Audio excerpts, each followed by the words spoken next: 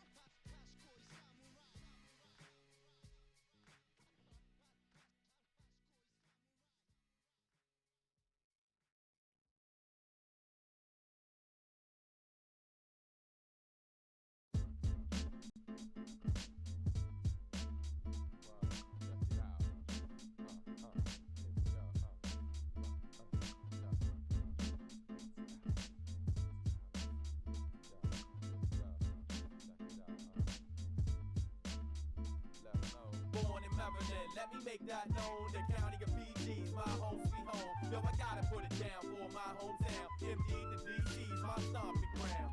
Home to some of the wildest brothers on the planet. From blue collar workers to thugs and bandits. Got our own slang that we use in our grammar. Corny individuals, we call them bammers. If a nigga trippin', then we say dude is nothing. Good looking women translate into youngins. Hoopty gets a bucket, so act like you know. We don't care what your name is, cause everybody's Joe. For real though, go goes the music we invented. Chuck Brown, the junkyard, etc. Don't forget it. Who you think had the world doing the butt? DC and PG, recognize nigga what? Born in Maryland, let me make that known. The county of PG's my home sweet home. Yo, I gotta put it down for my hometown. MD to DC's my stomping ground. Born in Maryland, let me make that known. The county of PG's my home sweet home. Yo, I gotta put it down for my hometown. MD to DC's my stomping ground.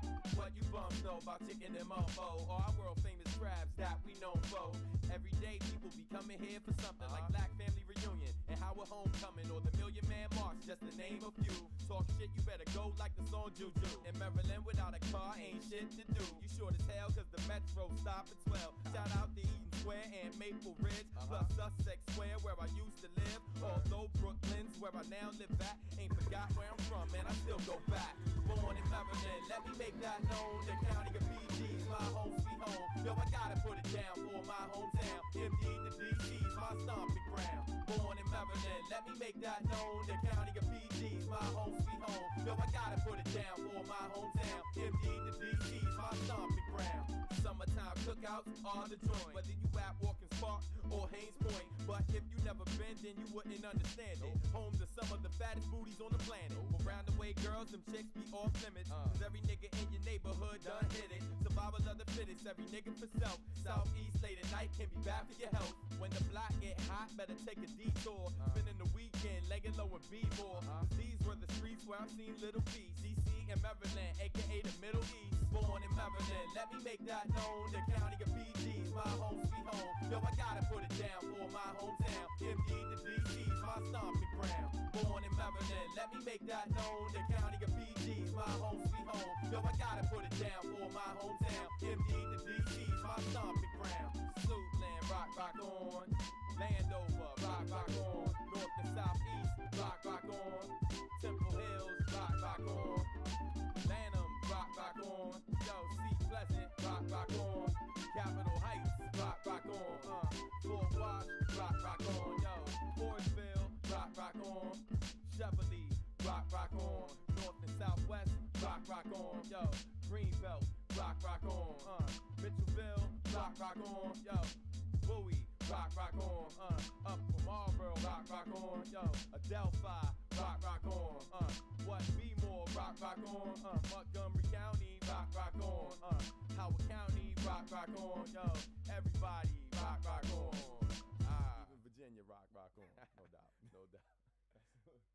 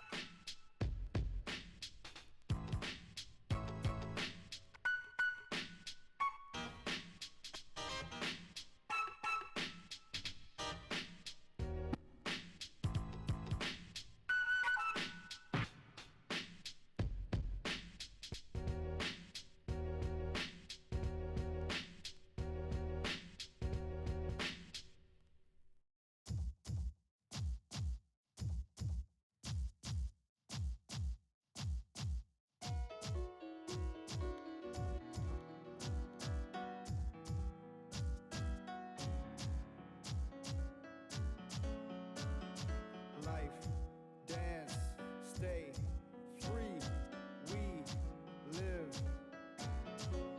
And the beat goes.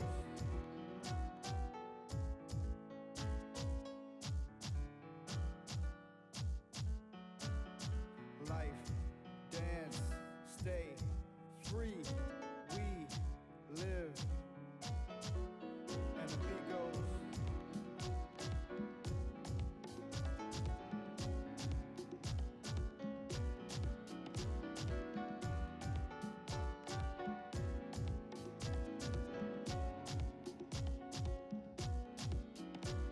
Make noise for the loved ones, bang on the drum, celebrate where you come from. Wake up in the morning, it's a blessing, and the day is a prayer, and you feel it right there, like yeah. But you want a little something, something. Carry on till the evening. Hey guys, how's everybody doing? It's good to see you. Lady Vane, Wolf, Uberuk, Ash,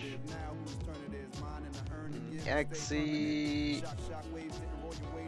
Satash, Storm, Regu, thank you for the host, Slade, Yaga, M Shadows. I believe that's everybody that's in here right now. Thank you for coming on by. We're going to be continuing our playthrough of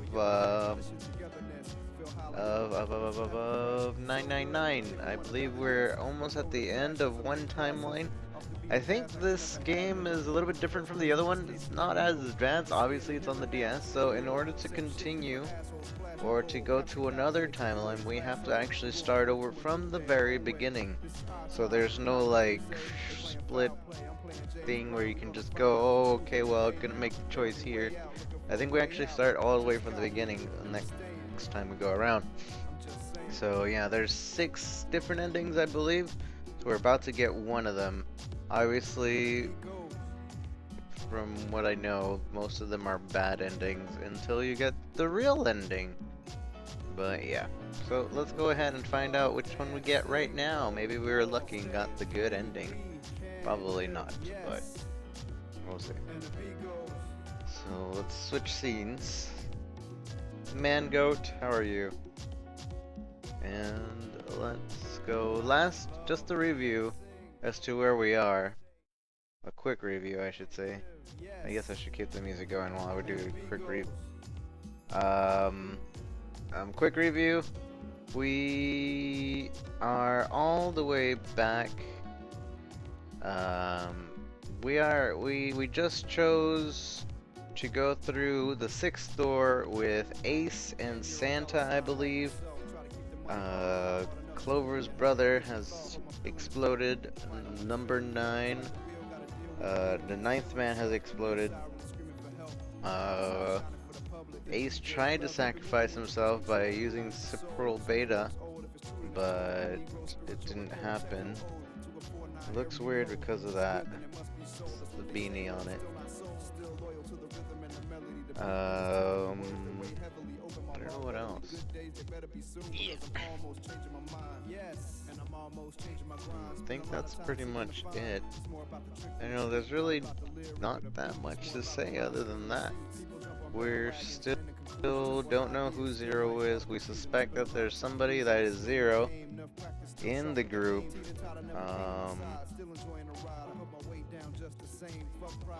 Yeah, there's really nothing else to say. If you have any questions, ask the people in chat. Hopefully they know. Anyways, let's go on and continue. So, we'll just use this scene. I assume this scene would work good.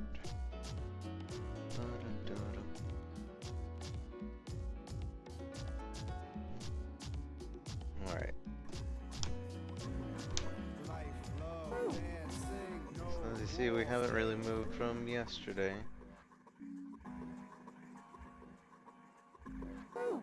Like to quit. No, we're in the investigation portion of the game. So we're looking around somewhere that's like a engine room, I guess. I still haven't figured out a good voice for this character. I'm gonna try like, I don't know, we'll see. Look, ice! Ice! Ice! Look! Look, ice! It's some kind of snowman's secret meaning. Those are just bags full of sand. You use them as a counterweight when you're lifting something with a pulley system. Man, you're too serious.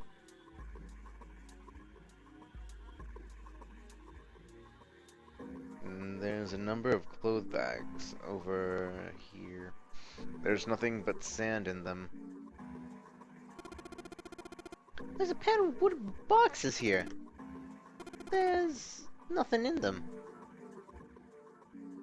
There's a pair of wooden boxes. Pair of wooden boxes.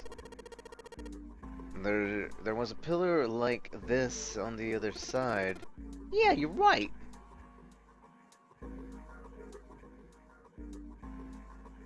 Let's see, what is this?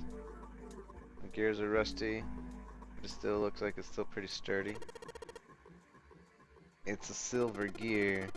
Do you think it's made of pure silver? No way.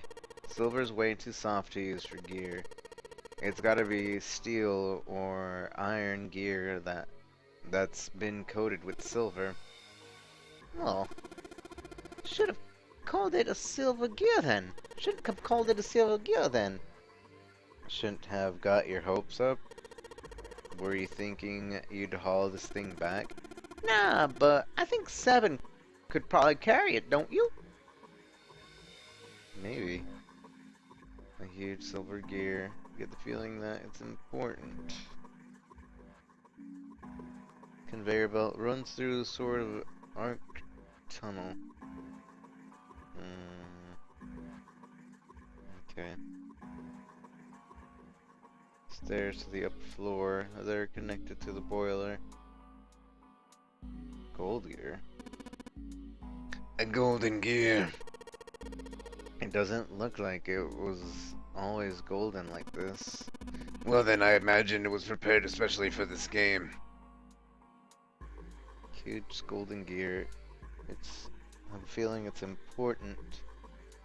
The gear is rusty and still looks like it's pretty sturdy. Looks like there's a door over here in this tunnel. The belt over there must deliver the coal, which is then picked up and thrown into this door. The door appears to be welded shut, however. Conveyor belt. Okay. So something's gonna happen with the gears. It's a huge oven with this boiler. There's 3 open areas to it. Each area is open gear. Okay.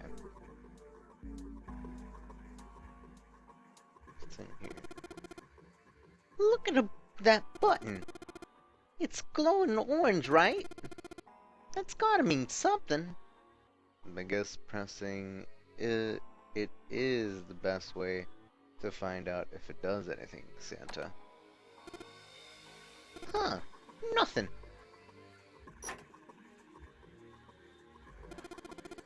It's a square hole. Nothing in here.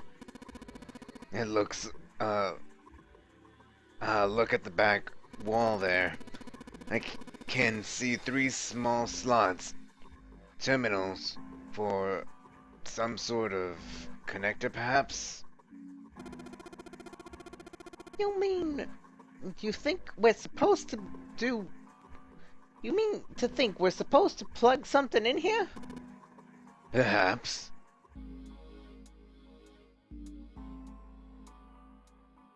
Okay, so we're supposed to plug something in there. There's the commercial terminal.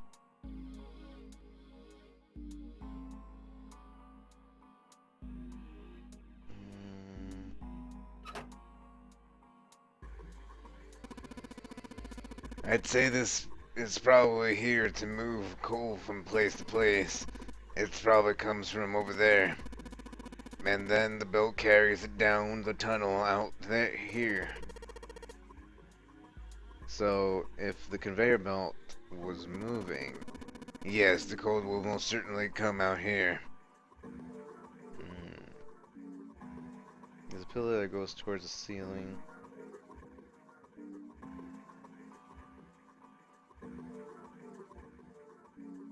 goes across the ship. Okay.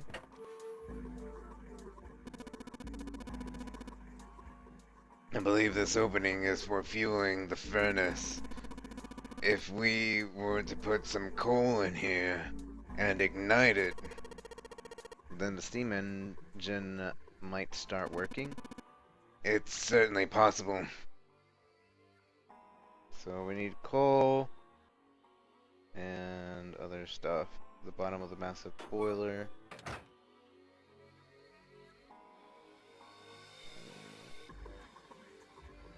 There's a bunch of gold cogs. A huge golden gear, I have a feeling is important. The huge bronze gear, it has to be important. This is huge, I guess the ship this big needs something like that to power it. True, but I doubt a single boiler of this size could actually move a ship at this at any reasonable speed. You'd need at least 3, no 4 of these. Huh? I guess you know a lot about boats, huh? Well, not really. It's just common sense, you know. Common sense. Search from forward, alright.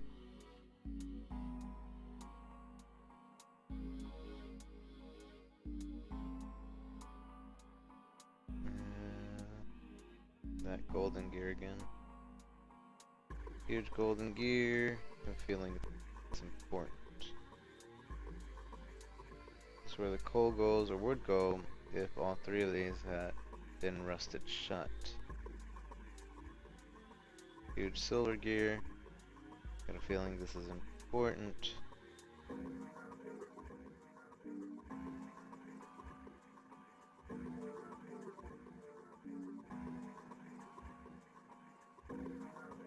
Why give me the option to go forward and then not let me go forward?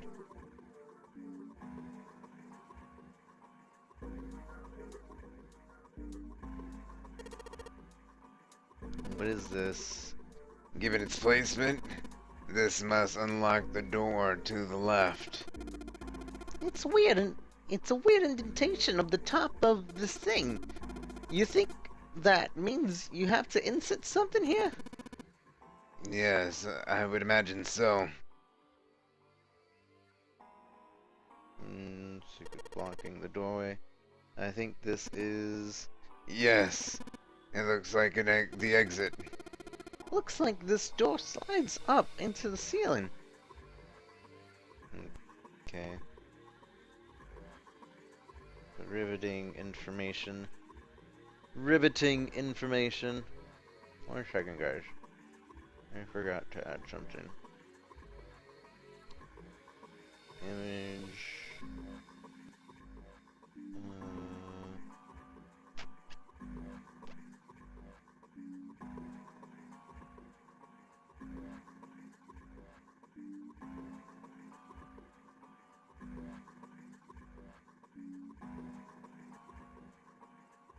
Where is it?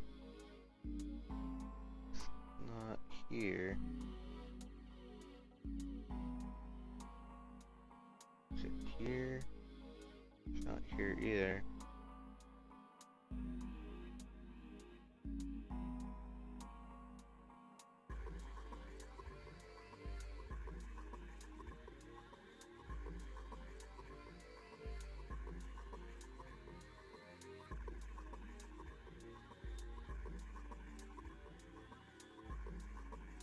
Hmm.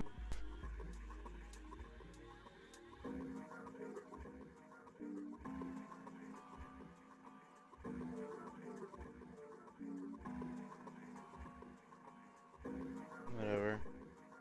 We'll put this as my temporary background.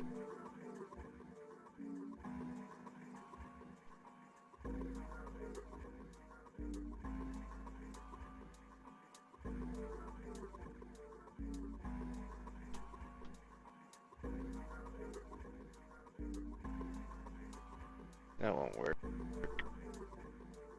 Yeah, well.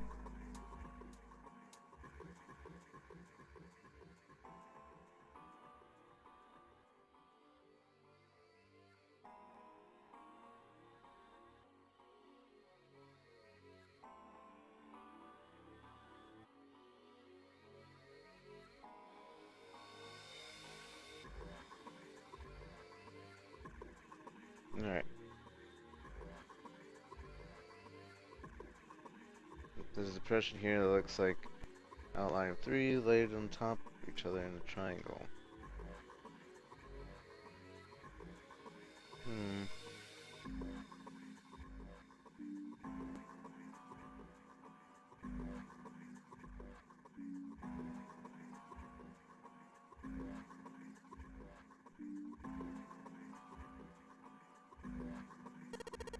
There's a bunch of wooden boxes over here on the wall.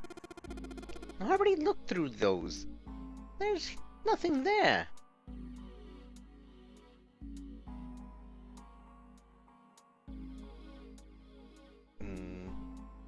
Let's slide it up, so I guess Ace feels like giving it a try.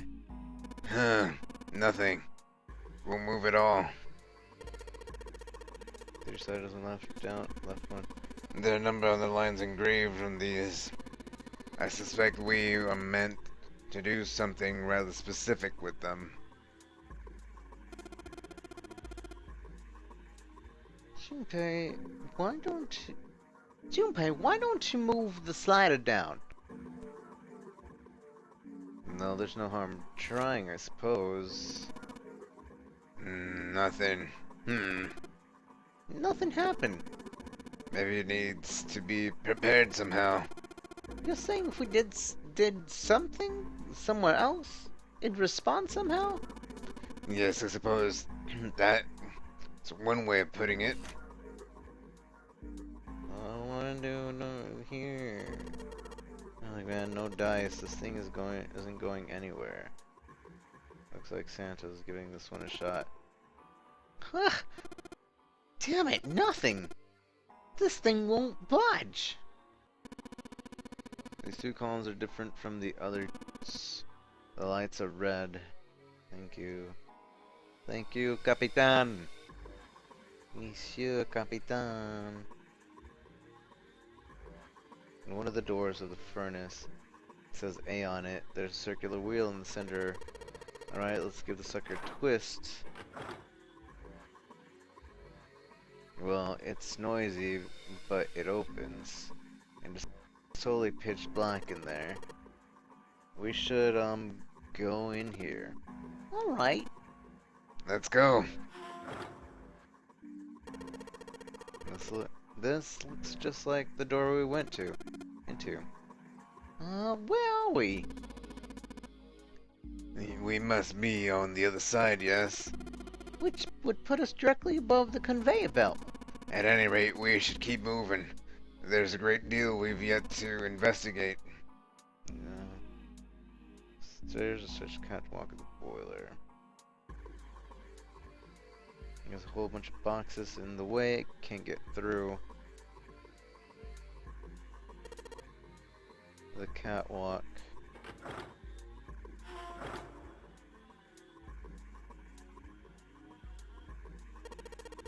Alright, let's give this wheel a spin. What? That's weird. I don't feel any resistance. Shit. It broke. It's a wheel that seems to be the part of the winch. There's some pegs on the back that look like they go into the hole on the winch. Okay. Winch. Good job, genius, you broke it! I didn't break it. It broke all by itself. The handles operate a winch. The wheel that was once had it in my hand. Let's see if we can put it back on. There are a couple of posts on the back of it that look like they fit into the hole of the winch. Damn, no good. These little shafts are too small for this big hole. It's like throwing a hot dog down a hallway, to be honest. What? If that's the case, then... The wheel wasn't originally part of this winch. Then that means... Operate a wheel. It's like throwing a hot dog down a hallway. Alright, let's move on. Move on then. you to see.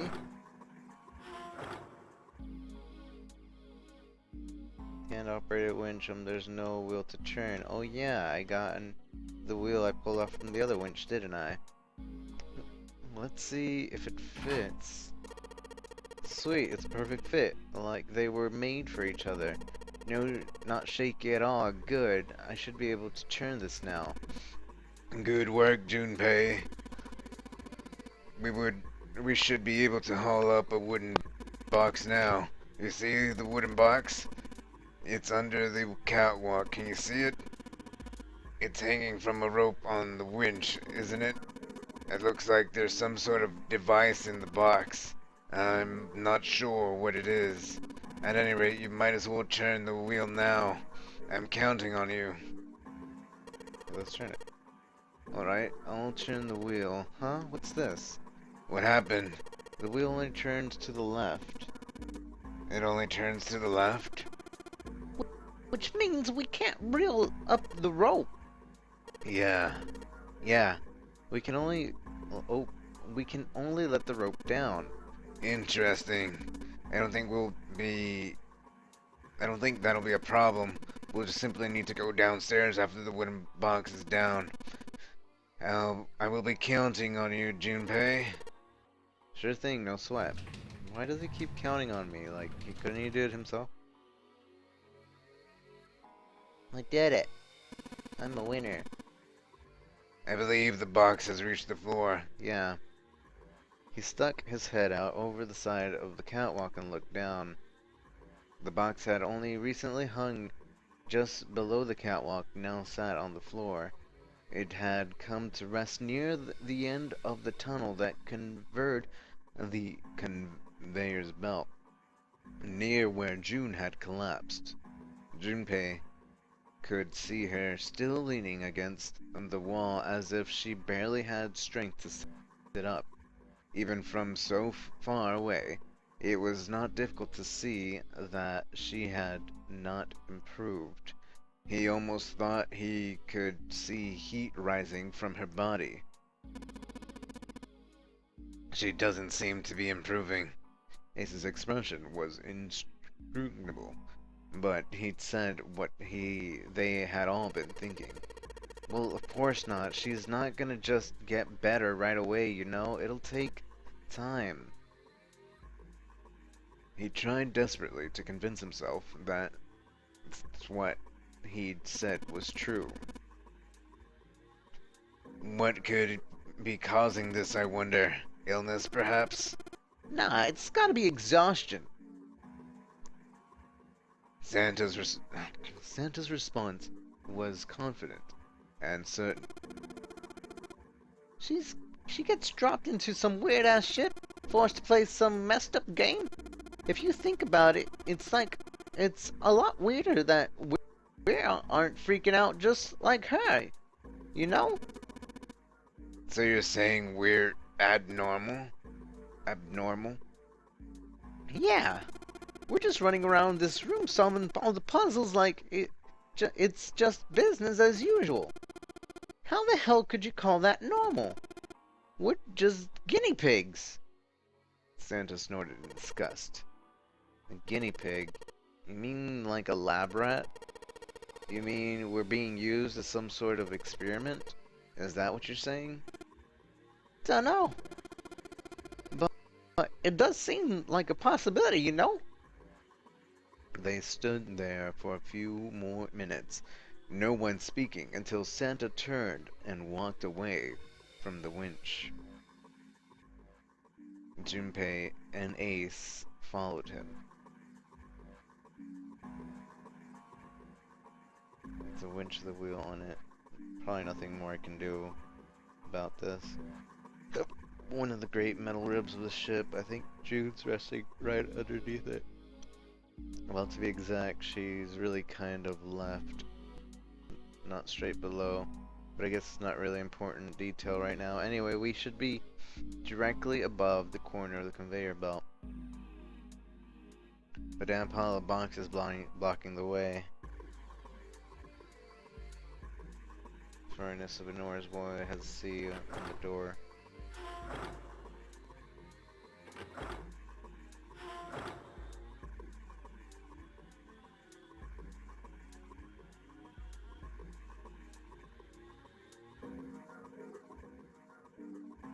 down. Pair of boxes here. Where did we put the thing? Oh, there it goes.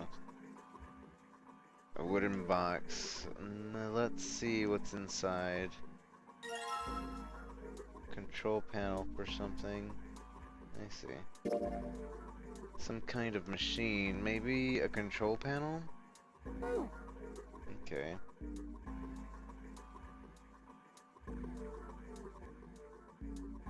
Hi Rico, I wasn't in the app when you showed up. Hi Wolf, how are you? Maybe this hole is where the control panel goes. There's only one way to find out. In you go. Dude, you did it! Everything looks all right. Okay, but what do we do now? Why don't you press the button next to it? The orange one? Yes. Alright, I'll do that. Pushing. Sweet, all sorts of lights are lighting up on this thing. And, oh, yes, I think I just heard something turn on. Oh? What's that? What happened? Junpei, look! The conveyor belt! It's moving! The conveyor belt? Well, I guess it's done moving now. There's a bunch of coal on the belt, though. It looks like a bunch of it got dumped off at the end of the belt into the wooden box where we found the control panel. Coal, huh?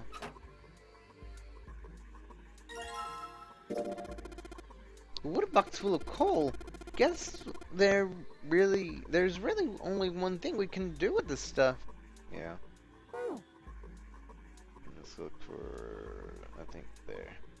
It's where coal goes, or it would be if it wasn't shut. Right there. There's a hole that let us put coal in the furnace. Maybe we can get some coal in there and set it on fire. Okay, let's do it. Alright. That's the last of it. No coal left in the wooden box. And nothing. Great. Well, I guess I should have expected that. Why would you just throw coal into a cold furnace? Into a cold furnace to do anything? Ah, well, a man can dream. Junpei, explain it to me again. You're planning to stoke the furnace with coal, which will heat the water stored up there and make steam, which will then drive something else. Am I correct? In other words, you can generate enough pressure with the steam to power the turbine and drive the steam engine, right? Yeah, I guess that's the gist of it. Huh. Well, in that case, this is enough coal. This furnace is enormous. We're gonna need a hell of a lot of coal more than this. Very well then. If the three of us work together, then we should manage to fill it much faster. I want to help too. Man, I totally didn't even see her walk up. Are you feeling up to that? Yes. Yeah, right. You look like you're one stiff breeze away. Yeah, right. You look like you're one stiff breeze away from falling over, June. I think you better rest some more. All right? But I... No arguing. You need to rest. So you just stay there. We'll handle this. Okay. I understand. Alright, time for some manly work. Let's get this coal into the furnace. I'm assuming they're doing that right now. That coal furnace action. Man, this is a lot of work. Alright, I think this should be sufficient. Well, alright, now we just gotta light it. Junpei, hand me your matches. What makes you think I have matches? I see. Then how are you gonna light it? Perhaps Perhaps there's a device nearby that will allow us to remotely ignite the coal. Let's take a look, shall we? some sort of ignition device, huh? Maybe the thing that was upstairs. It's coal, shiny black, coal-like. And does this do anything? The control panel for the conveyor belt starts to light up. Okay.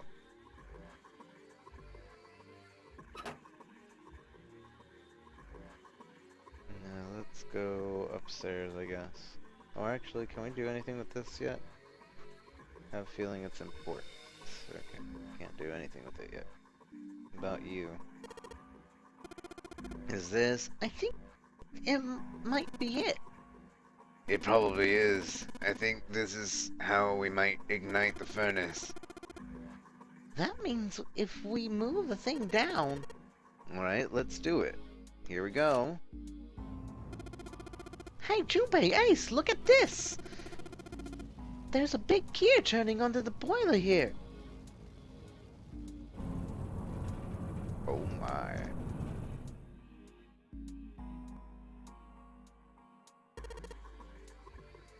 The gears.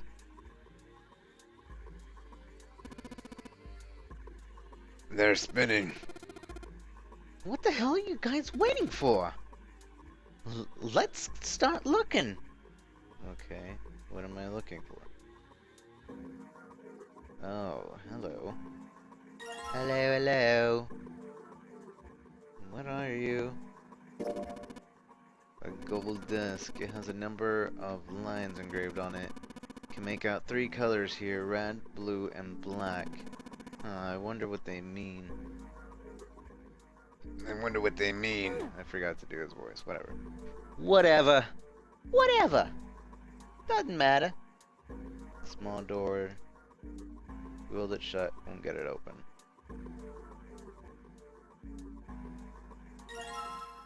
The bronze disc. It has a bunch of lines on it. 3 different colors. Red, blue, and black. Hey, Black. How are you doing, Black Knight? It's good to see you. Let's go to the end one. Grab that. The silver disc. It has a bunch of lines on it.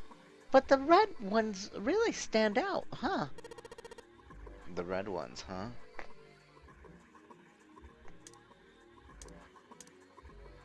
Yeah, the red ones kinda do. Oh. This one has the yellow one sticking out, huh? Hey, Junpei, you remember the silver disc? Do you remember where it was in when we found it? I think it was on the top. Why? Oh, nothing. Just thinking. Pretty sure we found a silver disc on the top slot on this indentation. Okay, maybe I can't just put it in. So top slot of this indentation. Silver top.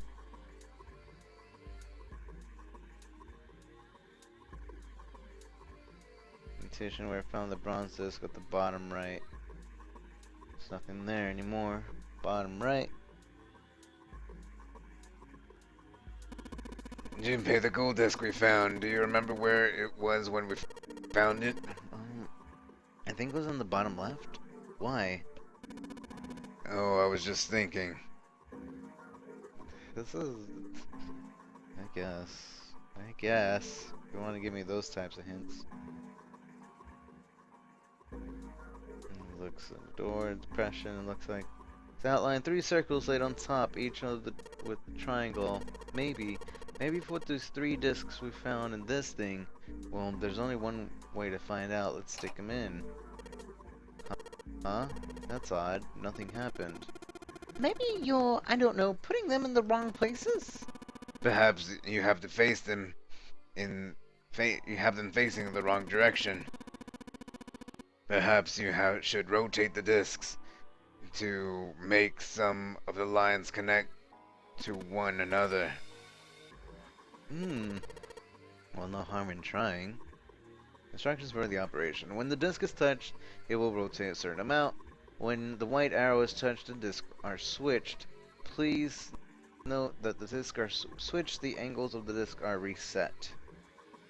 Okay, so silver one on top, gold one bottom left, and we want to connect the red ones, I assume. That was easy enough. The red lines on the discs, I think maybe I can make the star polygon with these.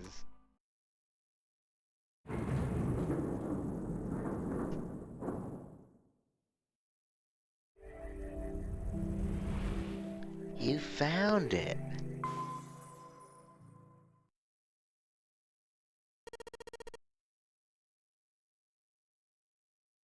Yes, the door's open. Given the circumstances, Junpei's happiness was certainly undesirable. Happiness was certainly understandable. Gosh, I can't read. Certainly understandable. Ace seemed to show his excitement. All right, Junpei. All right, Junpei. Why don't we get June now? Santa and I will keep an eye on this door. Santa snorted. Why do we need to do that? Even if it shuts, we know how to solve the puzzle now. We could just open it again. Well, I suppose that's true. Shall all three of us go and collect June then? Nah, I'm cool. I'll let Junpei handle it. He still seemed irritated by something, however, and sat on the stairs petulantly. So you are only interested in being contrary? Ace sighed with the air of a long-suffering parent. All right, I'll go get June. I'll be right back. He gave a quick nod to Ace and Santa and dashed off down the stairs. Hades. Before long, he was back in the first floor next to the conveyor belt, and June. Next to the conveyor belt on June. As he drew closer, she stood up slowly. Are you okay? He did his best to sound calm and nonchalant, but there was no hiding the genuine concern in his voice. Yes, I'm fine now. I'm sorry I made you worry. June blushed. He wasn't sure if she was embarrassed or still feverish. Just to make sure, he reached out and put his hand on her forehead. Good, you're feeling a lot better. She was feeling far less warm than she had earlier, but still wasn't down to what seemed normal to him. Are you sure you're alright?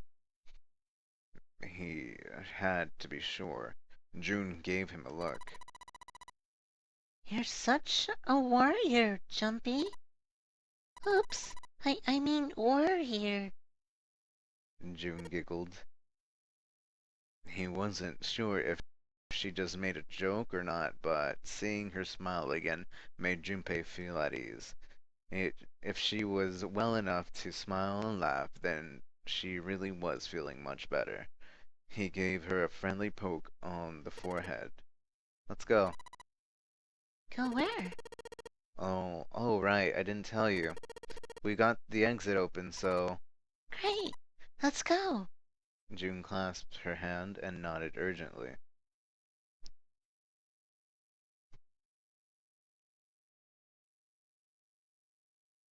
They walked back towards the exit. Junpei noticed Santa sitting on the stairs.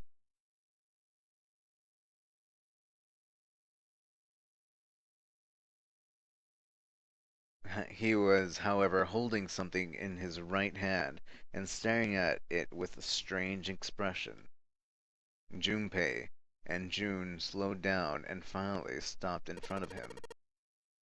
What are you looking at? Santa answered without looking up, his voice quiet. It's a photo.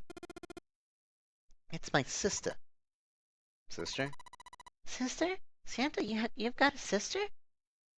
Santa simply nodded. Yeah. Kid was as cute as a button. June cocked her head, confused. She was only about an inch tall then? Santa glared at her. Uh, uh, sorry. I guess an inch is a little large for a button. Probably more like a half inch? Santa didn't smile or laugh. He simply turned back to his picture and spoke. I was her Santa Claus. This sudden revelation took Junpei by surprise. He had no idea what Santa meant. He glanced at June, who took her head. She didn't know either. Have you ever heard the story of the two Santa Clauses? It goes that a long time ago there were two Santas. One of them wore white and the other one wore black. The white Santa gave presents to good kids, and the black Santa gave tricks on bad kids. They went on like that for a while, but eventually the black Santa's tricks started to get worse and worse. Pretty soon, the white Santa couldn't stand it anymore, and he stabbed the black Santa to death. When he stabbed the other Santa, the white Santa got blood all over his clothes. And that's why these days his clothes are red. You could say that red is all that's left of the black Santa. Junpei was silent. He could think of nothing to say. And June was staring at Santa, sadness plain on her face. He continued. I wonder which Santa I am. The white Santa or the black Santa?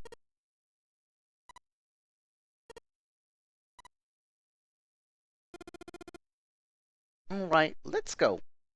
Santa stood up suddenly, his downcast demeanor gone. He shoved the picture back in his pocket and headed back to the stairs, taking to them two at a time. Junpei and June looked at one another. There was nothing they could think to say. Hey, what are you two doing? Let's get moving. Come on. Santa's voice echoed across the room from above them. They nodded and followed him quickly up the stairs. Ace was waiting for them at the top. He was leaning against the handrail. He looked very tired. The door had shut, but it wasn't cause for concern. Junpei quickly solved the disc puzzle and the second time, and the door opened once again.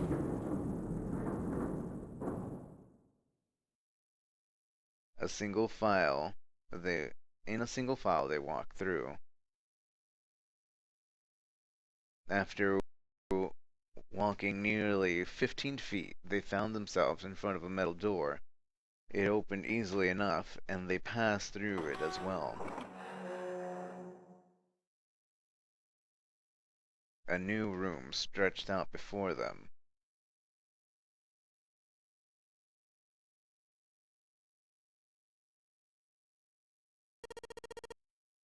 Is this a warehouse? No, I believe this is a cargo room. This must be where they store all of this vessel's freight. There's a wooden crate. There are wooden crates everywhere. I wonder how old they are. Junpei, Ace, and June had stopped unconsciously, pausing to take in their new surroundings. Santa's voice broke their momentary trance. Well, we'll probably ought to start with finding the exit, right? Let's get going.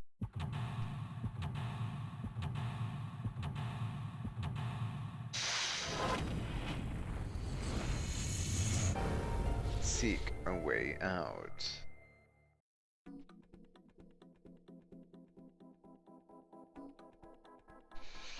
Okay, so let's see.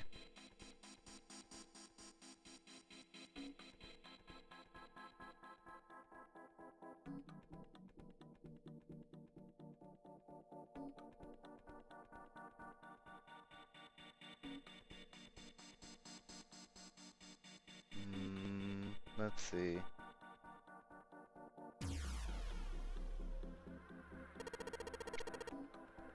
There are a bunch of bags here. I wonder what's in them.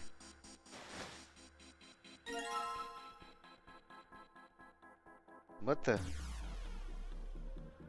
Card with the headshot. This is the number 9 guy. A card with the 9th man's face printed on it.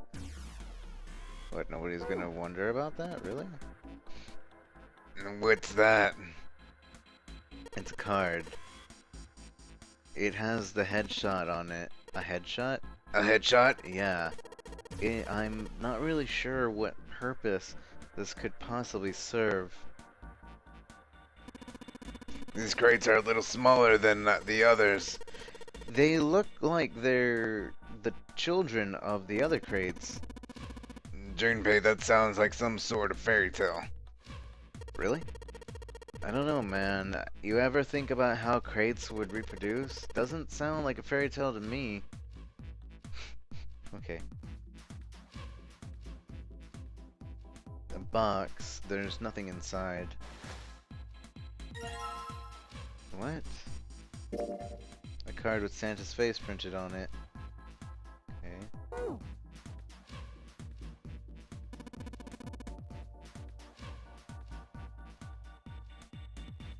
These crates are quite large. They seem to be tied to one another with sturdy straps.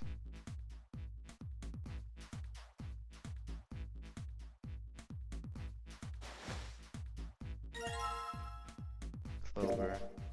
Card with Clover's face printed on it.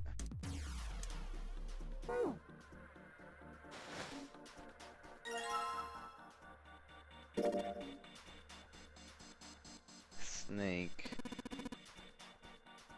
Is that Snake's card? Yeah, you want to see it? No. Oh, that's fine.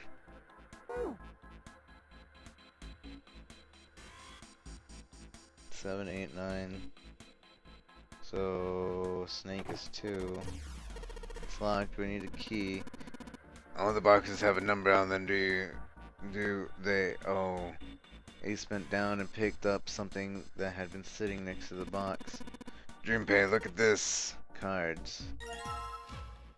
Lotus. Small number of boxes with pictures of all of us. Does that mean we need to collect the cards we don't have? Okay, fine. Let's collect the cards we don't have. 7. This is Seven's card. If this is supposed to be a trading card, it's not a very good one. It's not. Trading card. Lead steam engine room. We've searched all the boxes. There's nothing in them. Oh, hey, 2. Mine. Not cool, man. You took this picture without my permission. It looks pretty cool though. You look really handsome in this picture. Hey, knock it off. Knock it off, lovebirds. What? We're not a couple. Not at all. Not in any way. Aww. Aww. Must be. Oh no. Don't look at it. I'm not cute at all. And I'm not photogenic. And I don't look sexy either. Next to Clover, my skin looks gross. And I'm not sexy like Lotus. I know guys go for women who look like Lotus. But, but, but, I'm trying to. I'm doing the best I can. So please, don't please don't call me a broad, or a trash can, or a cutting board. Wait a minute. I haven't said anything like that, have I? Do we have everybody's picture? 1, 2, 3, 4, 5, 6, 7, 8. We're missing one. I think we're missing aces.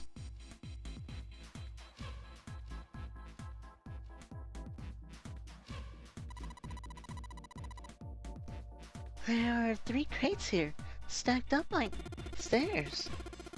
If we climb it, I think we can get over to the fence. Junpei, think you can take a look over that? Sorry, but no thanks. Why? I've, got a bad feeling about it. Pussy. Okay, fine. I'll go. Please be careful, Santa. Yeah, but just in case. Wait, what's he going to do with that screw? I don't see what throwing a screw at the fence is. Holy shit!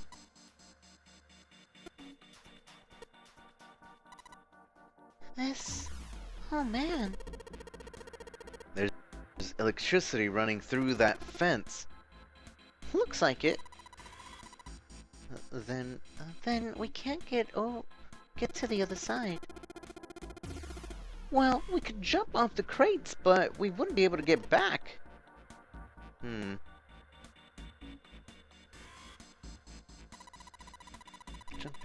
Jumpy, look at the crate over there. There's something on it, isn't it? Yeah, it looks like a coffin. A coffin? Yeah, it seems like kind of weird to find a coffin right here, right?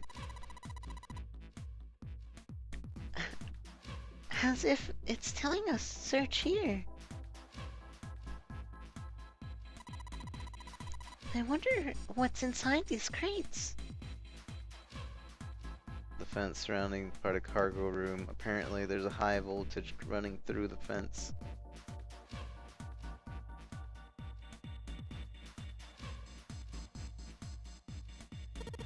I think we can get over the fence by jumping those crates. What are you saying, Jumpy? There's a huge electrical current flowing through the fence. If you do that, you won't be able to get back. Well, if I can move some of the crates over there... Are you sure you can move them? What if they weigh too much? Then what? What are you going to do? Oh, yeah, I hadn't thought of that.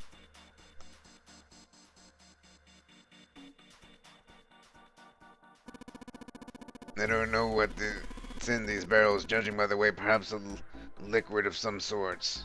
Really, good job. These stairs, they go up 3 stories. What are you waiting for, Junpei? Whatever, I'm going.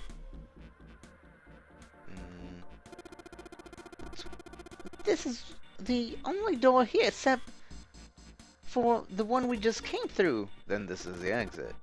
No shit, Sherlock. Of course it's locked. Is it an electronic lock? No, just a keyhole right under the doorknob. So to open the door, we gotta find the key that fits in the keyhole. Yeah.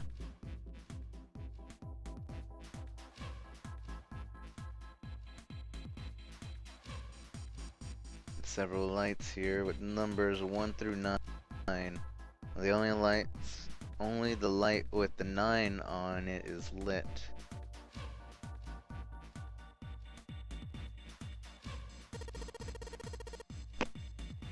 This looks like it's covering something. It looks like some sort of little shutter. Maybe it's open if we do something. What's gonna come out of it if it does open? Yeah, like I know that. Well, there's 6 holes here. They look like jacks For headphone cables. Jacks, huh? Then maybe you can put something in them. Yeah, something might happen. Do we have anything? I don't think these have... No, they don't. Okay. What about the top? The monitor's turned off. I've got a green switch here and a red one. And some kind of lever. None of them seem to do anything, though. Maybe the power's off? Yeah, maybe. There's a single green light on the bottom, though. That means... I don't know what it means. I can see a machine. The spinning light on top of the head looks kinda cute. Looking at the metal box, there are 4 crates lined up in equal intervals. And a whole bunch of identical crates piled here. There's something that looks like a coffin sitting on top of the pile of crates. Okay. There's a metal panel over the outside of the window.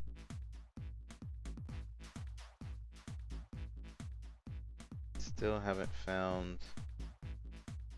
There are 3 crates piled up the set stairs, easy enough to climb on top of them, but you wouldn't be able to get back. Where's the last stupid thing? In order to the crates, I'm going to need all 9 key cards. Here we go. It's Ace's card. You look like some kind of European lord. Oh, my headshot. You wanna See it? It's actually pretty good. It's a pretty good picture. No, I don't need to see it. In fact, I really ought to get back to our search. We really ought to get back to our search. What a booty head. Okay, now that we got all 9 cards. They finally collected all 9 cards. All that remained was to insert the cards into the slots that at the front of each box. Junpei stared at each card in his hand. Ace peered over the shoulder at them. You know which card goes in which box, yes? Junpei gave him a look. Yeah, of course I do. It's really obvious.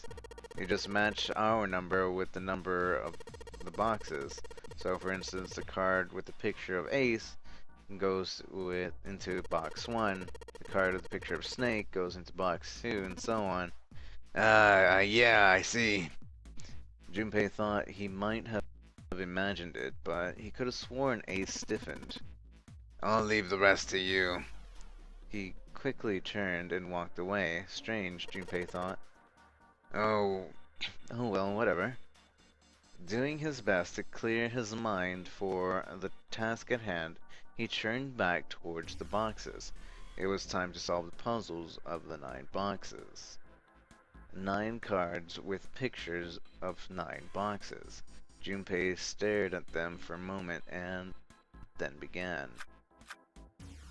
Ace cards went in the number 1 box, then Snake's went to the number 2.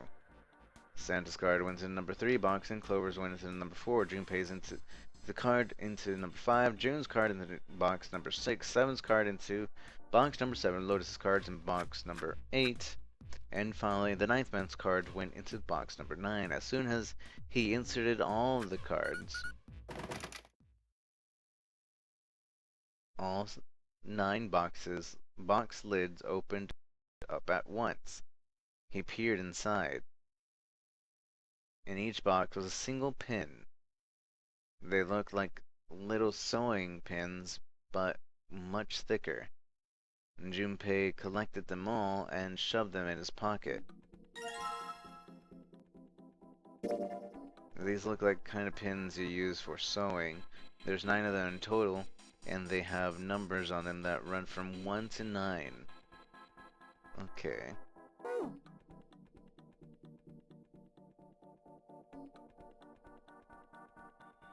Nothing at the boxes.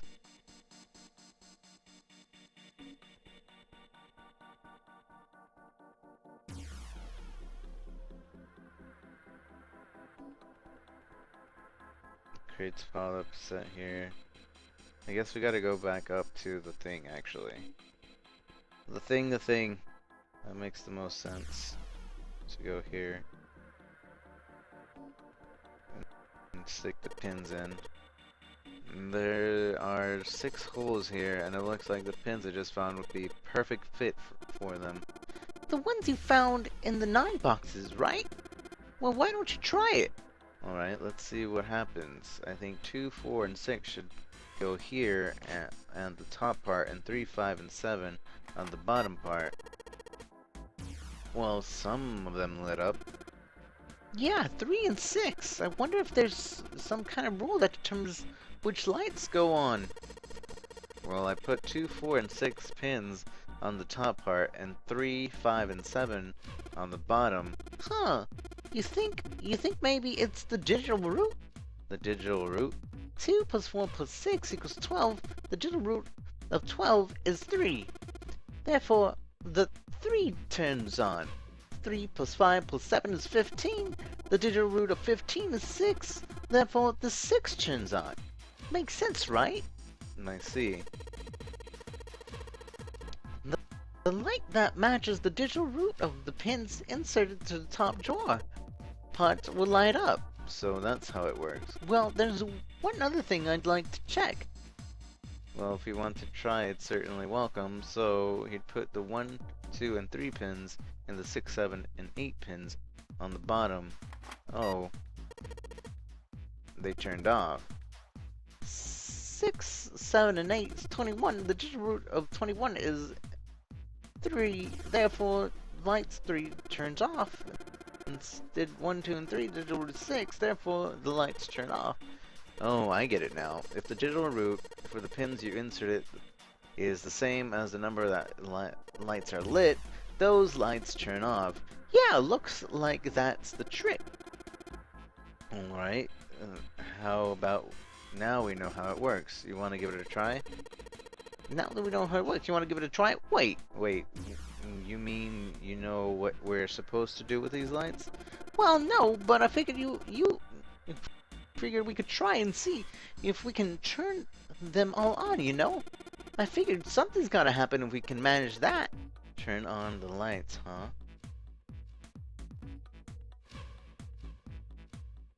Okay, let's make sure we know how it all works, alright? Pick one of the 6 holes, you pick one of the pins and insert it into the hole.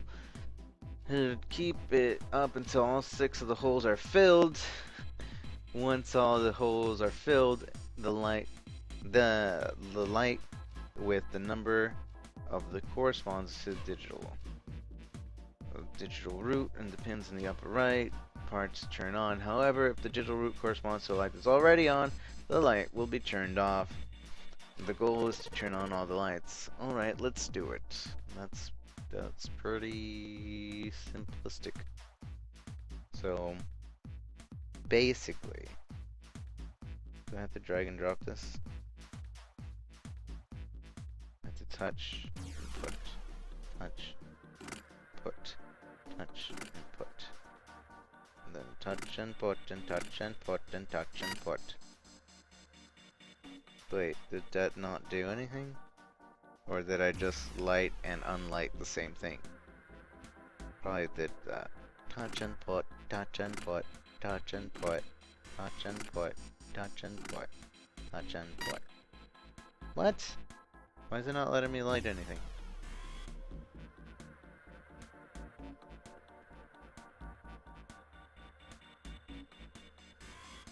Let's see, so let's get 1. 6. 6. Touch and put 6 plus 3 plus 1, and then let's get 6 on the bottom. So 4, 9, that'd be 18. Give me 8 on the bottom, I guess. I don't really want to think.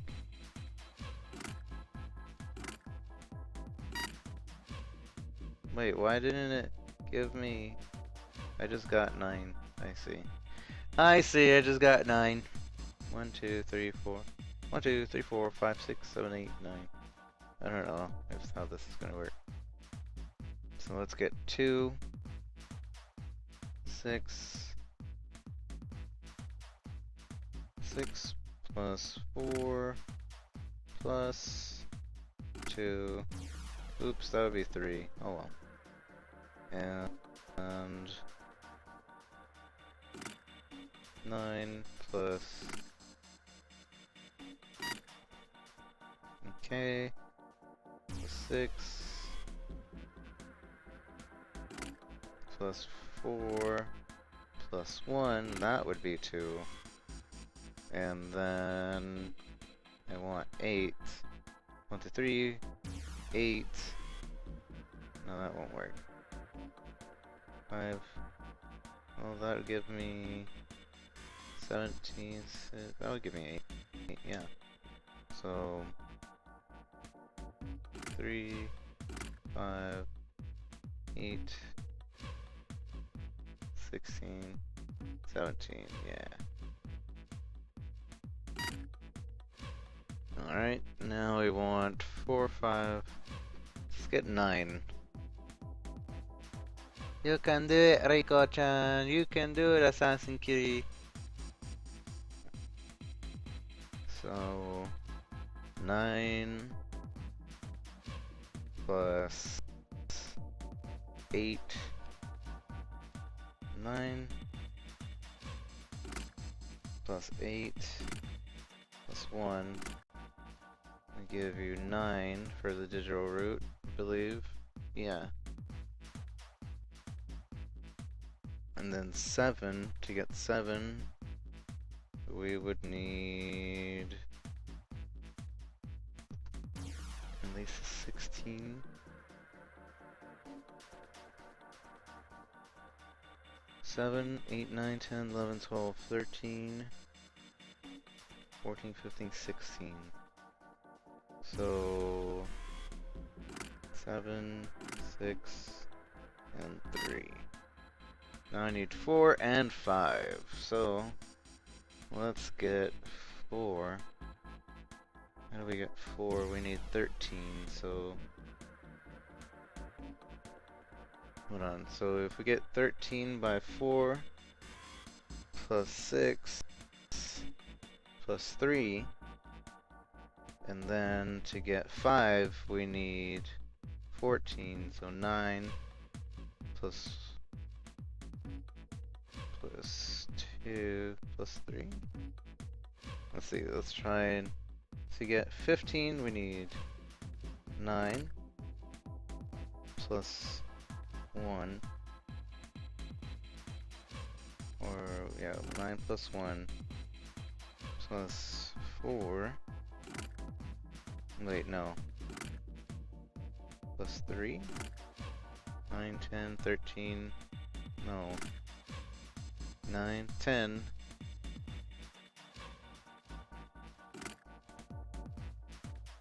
10, 15, that's 6. So it would be 4. It's 14, that's 5. And then, to get 4, 8.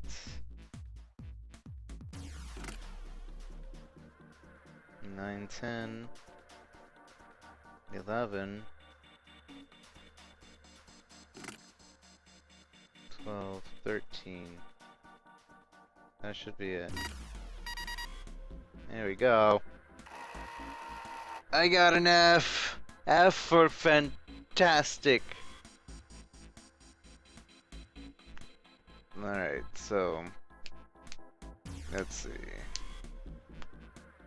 All the light ups are on, the shutter opened. Hey, that's this, I just realized F for fantastic, that's the grade I always got in school. Hey, does that mean... Yeah, we gotta do it again! Man, that's what I thought. I was doing it so well. Wait, what? Wait, what? Do we have to really do it again? Okay, so we got 9 holes, and there's an F up above. I don't see what the F means, but I do know one thing.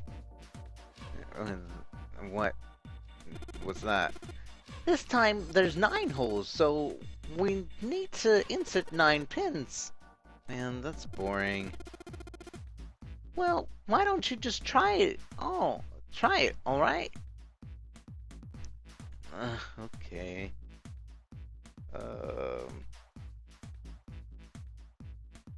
1, 2, 3, 4, 5, 6, 7, 8, 9. Am I playing some form of Sudoku game?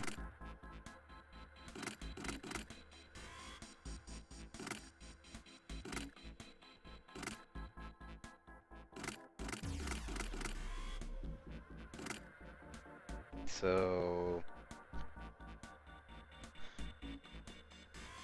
digital root of F?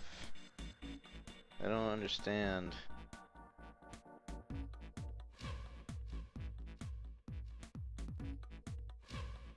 Let's see. If the middle is 1, and I don't get it. Probably don't really need to mess with that. Number of lights. You think maybe F stands for 15? 15. Yeah, 15. In base 10 is F in hex, right? You're right. Yeah, that's gotta be it. Alright, let's give it one more shot. No. Tell me something else. It seems like the letter F and up there means 15. Alright, let's give it one more shot. Alright, so it's 15. 15.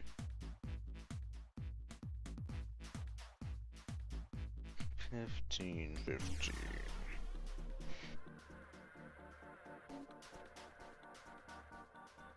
So, everything has to equal 15? I don't like to math. Alright, let's just start with one row. So,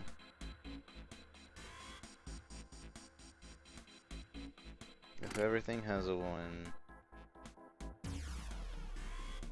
there has to be a row with 9, and then this would have to be 5, and then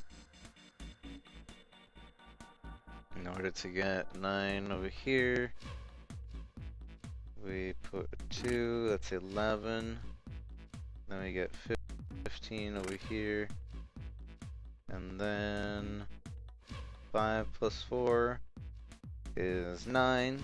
And we want 10, 11, 12, 13, 14, 15. We need a 6 there. And then 6 plus 1 is 7. 8, 9, 10, 11, 12, 13, 14, 15. Put an 8 there. Then 9 plus 8 is probably not what I want. 9 plus 8 is already over 15, so that this whole combination doesn't work.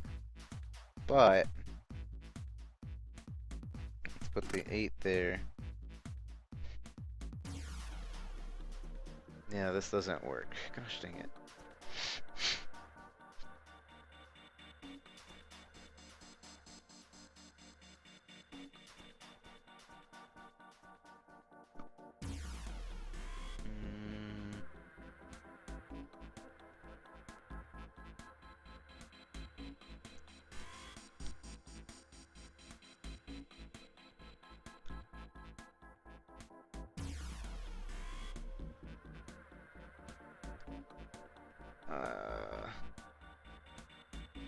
Come on, so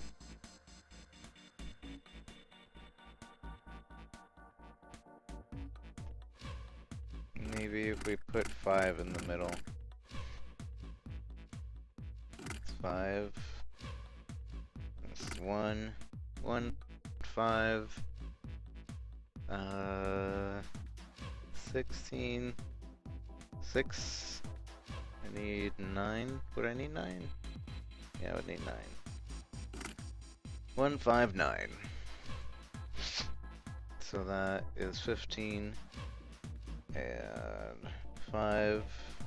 But this would mean we need a 555 at some point, so this wouldn't work. What if we put 9 in the middle? No, because that wouldn't. I don't think that would work, would it?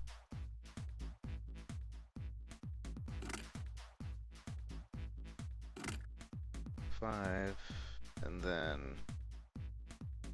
so if we put, say, a 3, a 4 there, 5, 4, that's 9, 10, 11, 12, 13, 14, 15, 16, no, 5, 9, 10, 11, 12, 13, 14, 15, put a 6 there.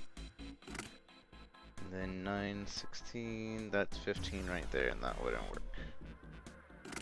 So let's make this a 6 instead. Alright, so let's start with 1, 1, 6, and that's 1, 6, 1, 6, 1, 6, 7, 8, 9, 10, 11, 12, 13, 14, 15, 8. And then we put, let's say, a 5 here. 1, 5, 6, 7, 8, 9, 10, 11, 12, 13, 14, 15. It's a 9. And then right there, that's 11. Put 4 over here. And then 8 plus 4, that's 12, 13, 14, 15. And then 9, 10, that's already too much. Gosh dang it. It's a Sudoku puzzle where everything has to equal 15, I imagine. That's what I've gotten from the hint of this, so. I imagine it's a Sudoku puzzle that everything has to equal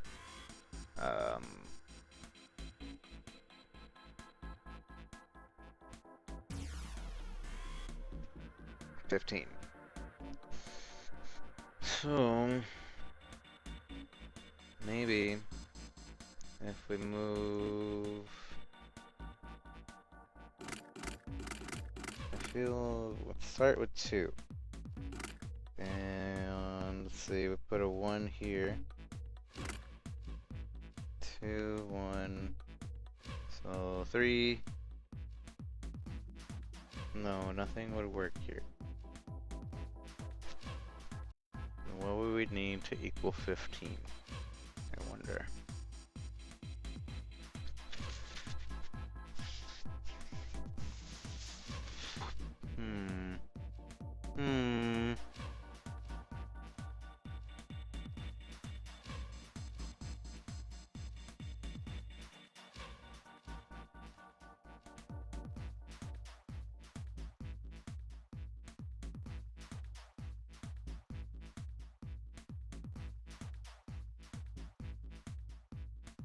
Great honorary citizen in Japan.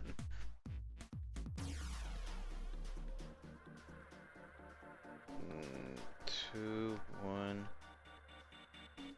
2, 1, so 3, 4, 5, 6, 7, 8, 9, 10, 11. Oh no, that wouldn't work. It would not work.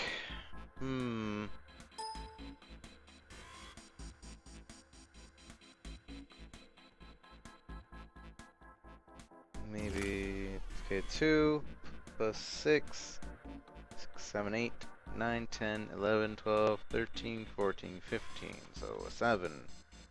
Go over here, and then we would just put a 1 here. 7, 8, 9, 10, 11, 12, 13, 14, 15. We wouldn't be able to put a 1 here. We would have to put maybe a 4 here. 7, 8, 9, 10, 11, 12, 13, 14, 15. We would need another 4, so that wouldn't work. What about a 5? 7, 8, 9, 10, 11, 12, 13, 14, 15. 3 would work. And then 3, 6, 9, 10, 11, 12, 13, 14, 15. I would need another 6, and that doesn't work. This is difficult.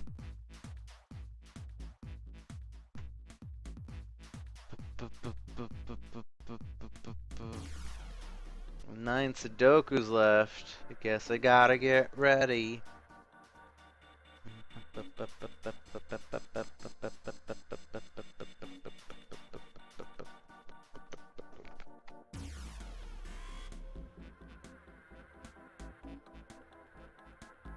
Okay.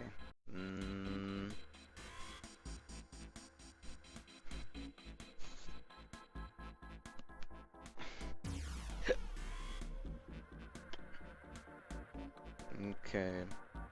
So. Alright.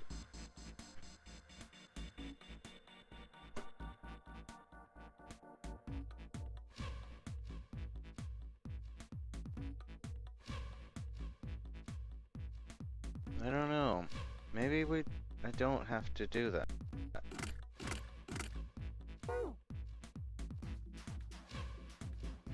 Seems like the F up there means 15. In other words, every line of 3 pins needs to add up to 15. Alright. Let's give it one more shot. That's what I figured.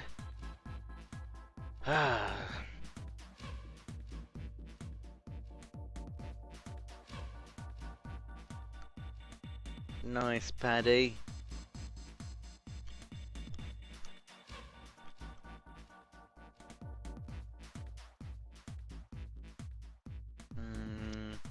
Let's see. Every line adds up to 15. So, what would be a good number to have in the middle? A 3? Would that be a good number? A 3 in the middle? Because that has to be with everything. So, if that is in the middle, then I'd imagine there'd be more leeway for everything. But I don't know.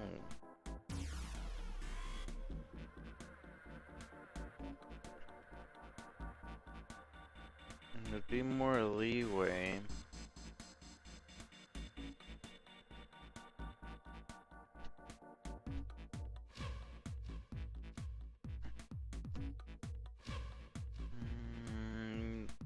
Or maybe 5. 5 I feel like would be equal to. It's 5. Alright, if we got 5, I mean that would be the most equal, because the other way be around. And let's just give it a highish number and a lowish number to start with. So 5. I can put 7 there, put 3 there. So now the next part, what do we put on the next part? So we're keeping this high-low thing going. We put a 9 here. And then 9, 10, 11, 12, 13, 14. So we want a 1 over here. So opposites, yeah. Yeah. And 7, 8, 9, 10, 11, 12, 13, 14. 14. 14, 14. 15. We need a 1. So actually, let's move the 1 over here then. Then 7. Wait, no, that wouldn't work, would it? Can't be 7. Maybe the 9 can go over here, though. So, 10, 15. Okay, that works. That's working so far. 7, 8. 8, 9, 10, 11, 12. 8, 9, 10, 11, 12, 13, 14, 15. 15. Dang it, that wouldn't work. How about we make this an 8 then? And make this a 2. 7, 8, 9, 10, 11, 12, 13, 14, 15. Make this a 6. Wait, 8, 9, 10. Yeah, that works. Then 6, that's 14. Well, I mean, that's 11. I need a 4. That goes over there. Does that work over here? 8, 9, 10, 11, 12, 13, 14, 15. That's working. We're almost there. Okay, and 4, 5, 6, 9, 10, 11, 12, 13, 14, 15. And this should work, hopefully. So, 8. Oh, let's just put it in. Yes! I get it. I'm smart.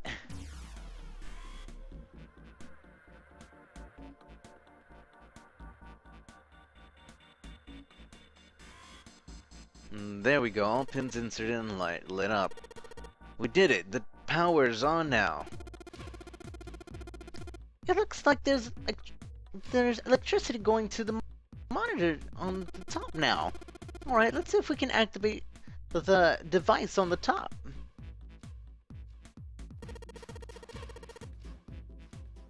The green button, a red button, and a lever. I wonder what these do. I think this might help. And what? What the hell is this? Where did he find this? What is that? Where'd you find it? I found it when you were messing around with the pinholes. It looks like instructions for this thing. According to what it says here, this thing is a remote for that. That? Yeah, that! What's he pointing? Oh, that machine over. That machine over there.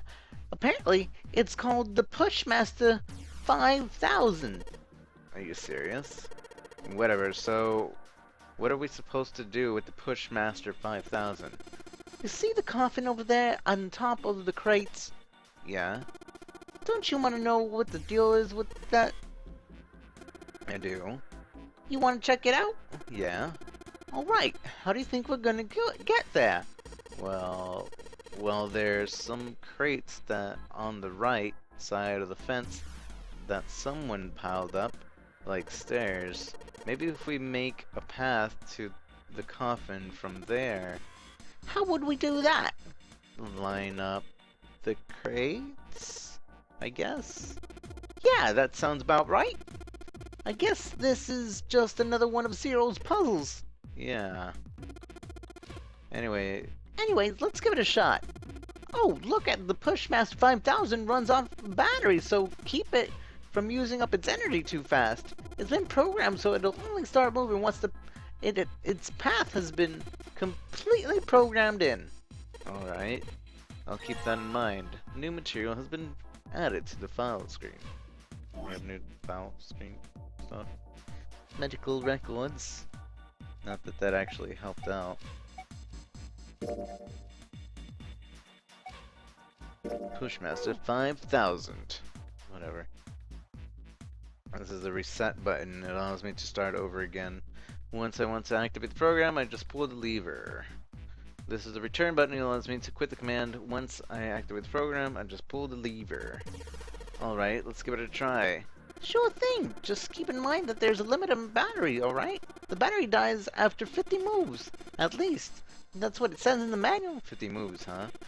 Also, keep in mind that the Pushmaster 5000 can't move the heavy metal crates, okay? Got it.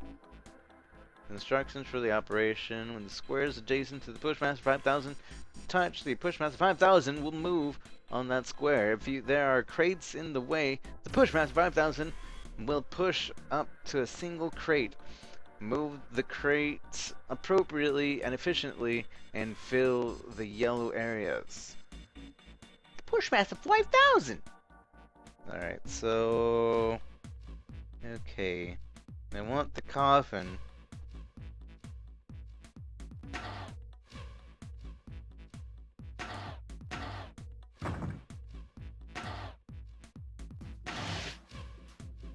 Can't I just, like, make stairs for myself?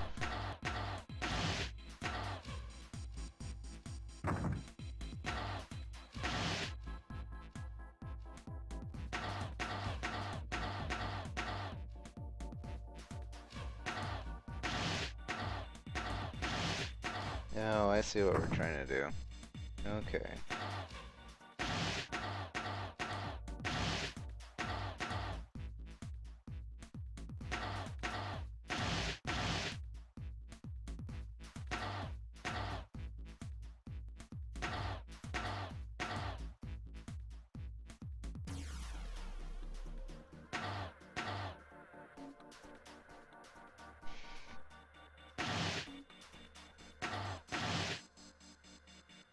Hmm.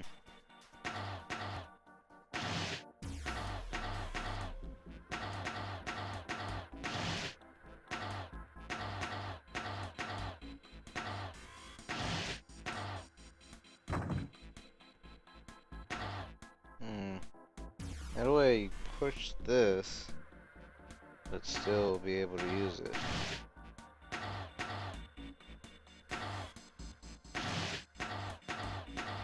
I see. That's simple enough.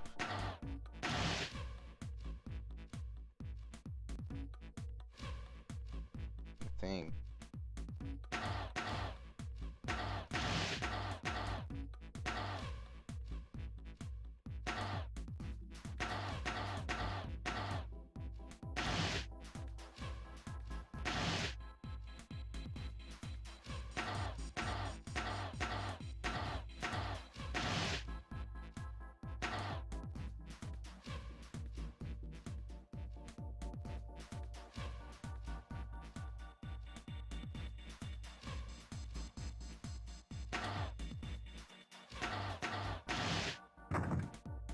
Close.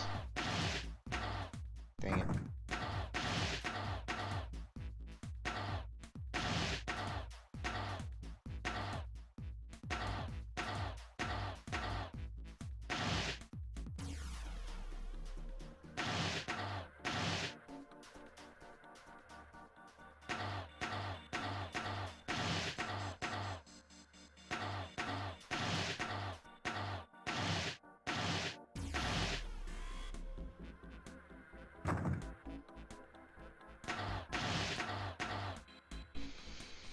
Hmm.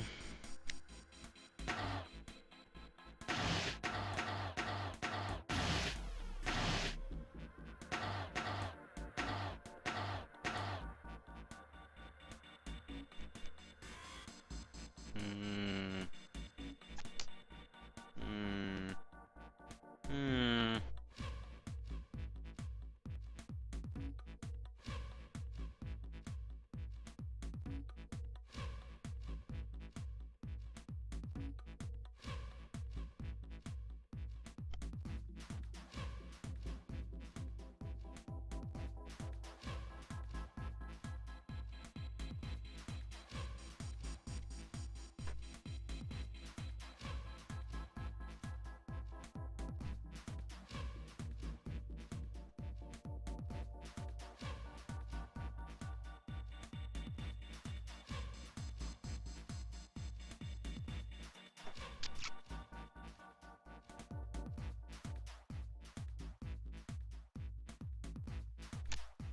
You're set. Okay.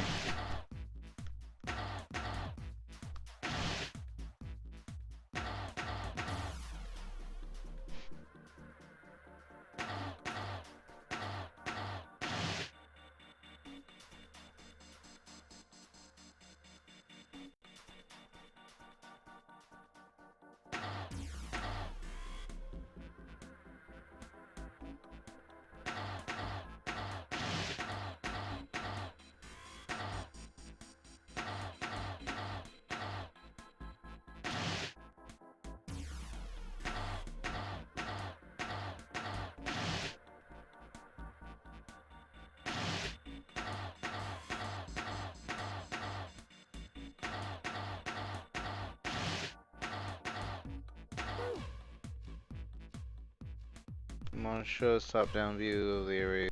You can move. Place in my orders. Blah blah blah blah blah. Bum bum bum bum bum.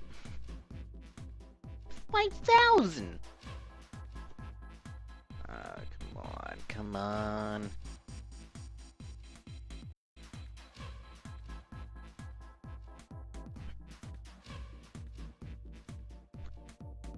All right.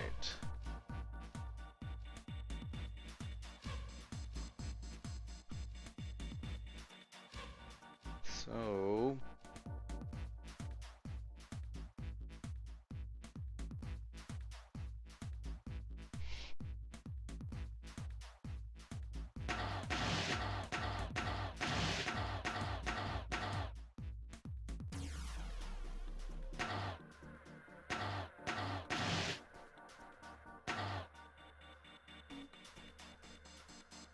Okay, then I need to push this out of the way.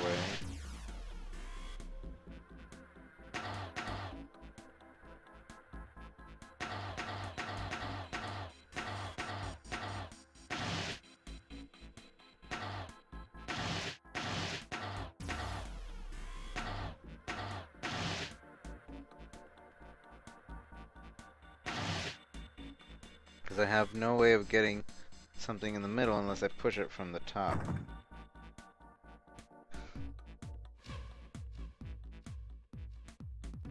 No, no, no, it's not over 9,000. It's only 50. Only 50 moves. Abby, how are you? You're not flowing me, Abby. Why?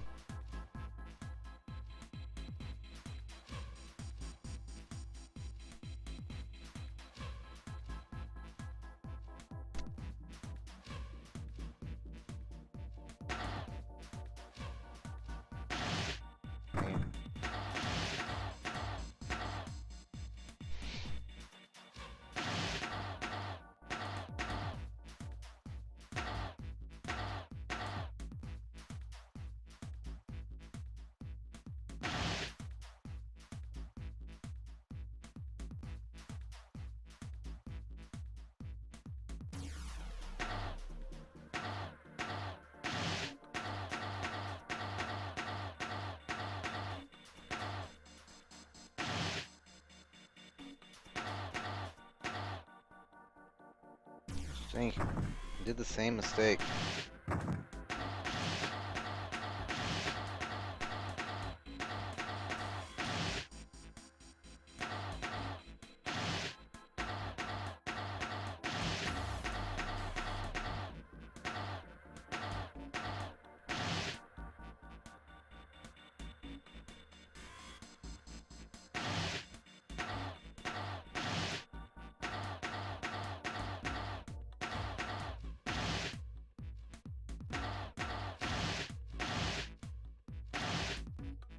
So close! And not enough.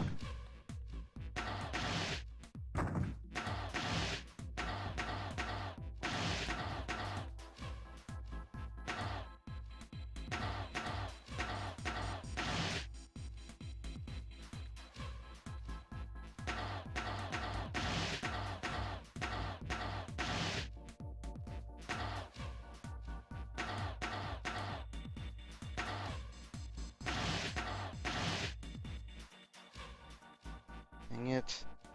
I messed that up.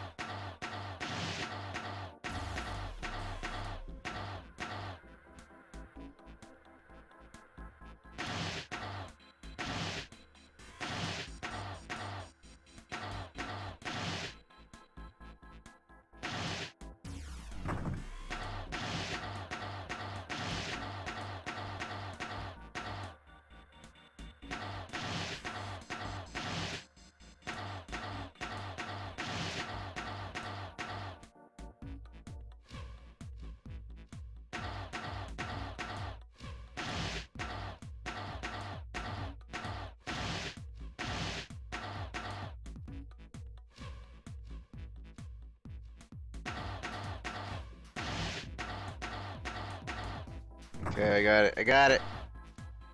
Got it.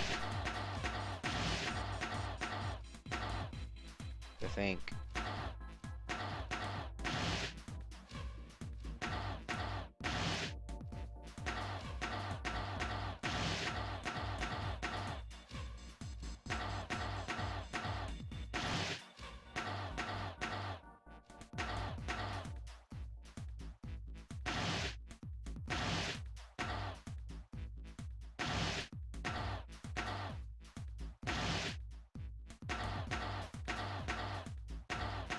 Gosh dang it.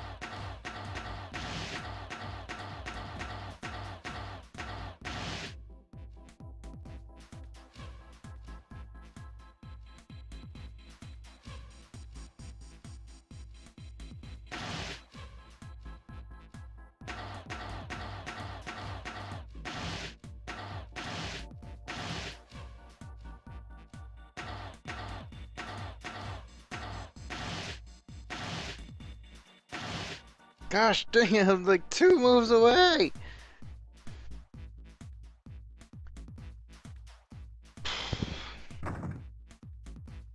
Alright.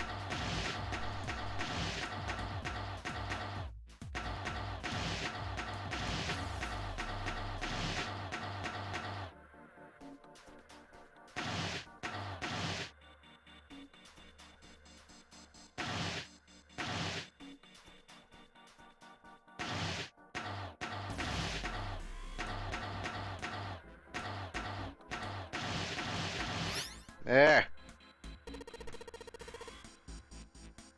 Okay, I'm done putting in the program. What do I do next? Just be quiet and watch. See, it's moving already.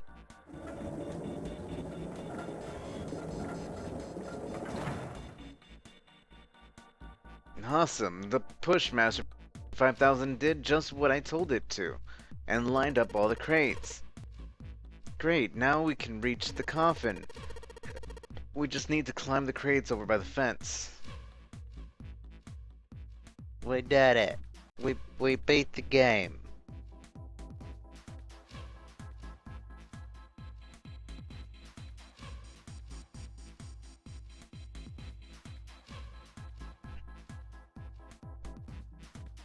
They walked slowly past the row of crates until they came to the coffin.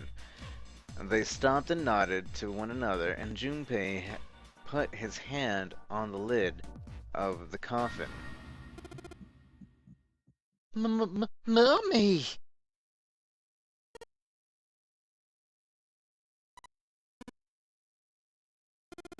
Just kidding. He smirked heartily at his own joke. Junpei grumbled and shook his head. Whatever, just open it. Junpei resisted the urge to remind Santa that he would have had it open a long time ago if Santa hadn't interrupted and quickly threw off the lid of the coffin. They peered inside. Contrary to what they'd expected, the inside of the coffin was quite large. It was mostly empty, but not completely so. Laying on the bottom was a rusty key, and next to the key... It's a gun. Yeah, a revolver. It looks pretty old. I wonder if this is a replica. Junpei reached down slowly and cautiously picked up the revolver. His hand felt heavy. He checked the cylinder. There were 6 bullets. He'd never seen a real gun or even real bullets before. He couldn't tell if these were real or not. The barrel was rifled and nothing seemed to be blocking it. As Ace had said, the gun was a very old one. However, it appeared to have been well maintained. If it was a real gun, Junpei thought it would most likely function perfectly. If it was real. Holding the gun made Junpei feel unpleasant. Carefully, he placed it back in the coffin. You're not gonna take it? Of course not. All something like this is going to do is cause more trouble. It's a powerful weapon that gives one person a huge advantage. Something like that would be way too dangerous to have around. We're in enough danger already. Yeah, I suppose you're right. Maybe Zero put the gun here hoping that something like that might happen. In other words, maybe he put it in here to make us fight each other. In that case, we should most certainly leave it here. I, for one, have no desire to let Zero control me. The others nodded. They had no desire to be under Zero's control either. Okay, we've got that figured out, but are you gonna leave the key in there? Are you? Yeah, of course I'm not. Junpei picked up the rusty key and slid the top of the coffin back into place, the gun back where they had found it.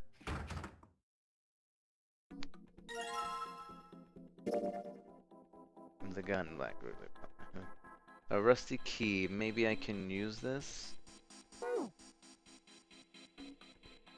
And there's a revolver in this coffin. What was the thing for? Jumpy! I know. I'll be there in just a minute. Why not, like, take the bullets out of the chambers of the revolver so you don't have to worry about, like, other people going back for the revolver? That would be a good idea. Coffin sitting on crates over there.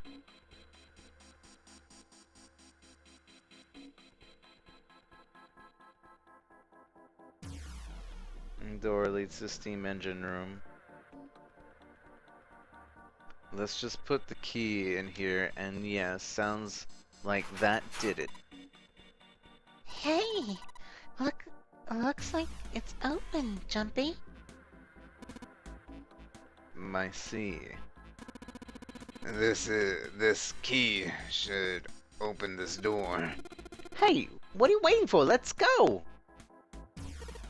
Yes, it's opening.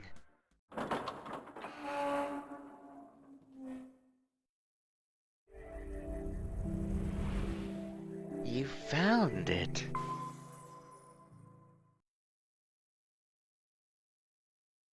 The hallway that left the cargo room headed straight towards the stern. Junpei and the other 3 proceeded down it silently. Some distance along it, a large room opened up on the left-hand side. It looked familiar.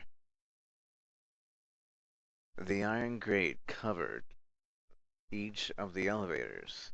Junpei and his companions drew to a stop and began to discuss what their next move should be. I've seen this elevator before. We got off the one on the left just a little while ago. Then we went through the number 6 door and it took us to the engine room. Yes, and after that we passed through the cargo room. And now we're back here. In other words, we made a loop. We're back where we started. Junpei approached the elevator. Gently, he pushed the triangular button on the wall next to it. A moment passed.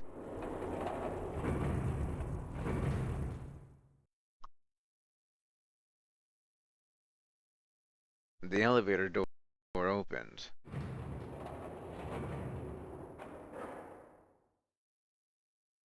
And shut. Pushing the button had apparently restored power to the elevator. The elevator was now functional. What do we do? What do we do? Should we return to C deck? No, this hallway keeps going. Even if we do end up going back, I think we should see what's down there first. I agree. Let's go.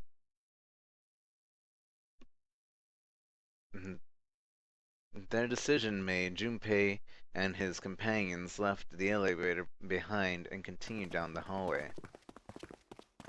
Sometime later, Santa, who had been walking several paces in front of the rest, suddenly stopped. Set in the wall in front of him was a door. So far as Junpei could see, there was no other way to proceed. It was the door, or nothing. Alright, let's open it. Junpei took a deep breath, readied himself to grab the doorknob, and pull the door open.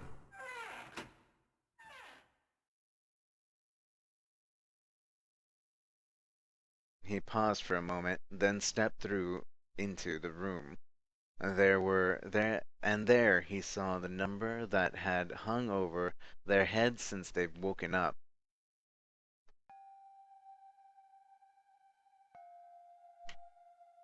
Nine. Like the numbers on every other door, this one too was a rough shape made of red paint. Its door was set into the back wall of the room. Junpei leapt towards it with a sudden burst of hopeful energy.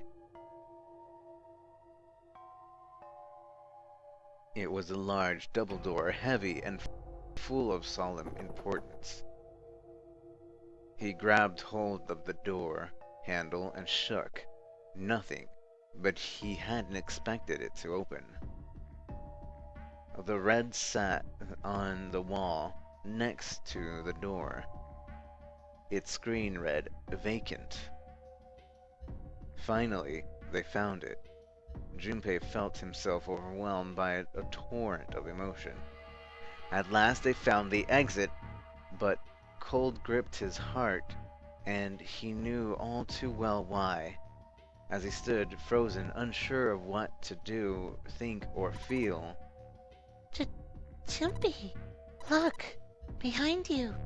He spun around and couldn't believe what he saw. It was a door with the number 9 written across it. There was a second door? Why? Junpei's voice was barely audible when, even to himself, he stumbled towards the second door, as if somehow compelled. It was a small single door. It sat in the starboard corner of the room, on the same wall as the door they'd enter from, but it was the opposite corner. 9. There was no mistaking it.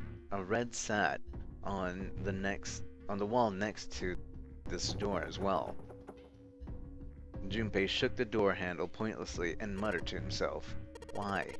Why the hell are there 2 doors?" It was Santa who answered. There were always 2 doors. Just think about it. Zero never said there is only 1 door with a 9 on it. It is hidden, but an exit can be found. Seek a way out. Seek a door that carries a 9. Of course, we just assumed that there was only 1. After all, why would there be more than 1? Oh man.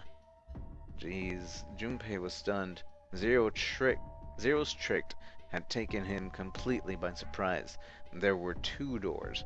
That meant that all 9 people who had met in the central staircase could escape, but no one, and leave no one behind. Now the reason for the bracelet numbers being 1, 2, 3, 4, 5, 6, 7, 8, 9 was clear.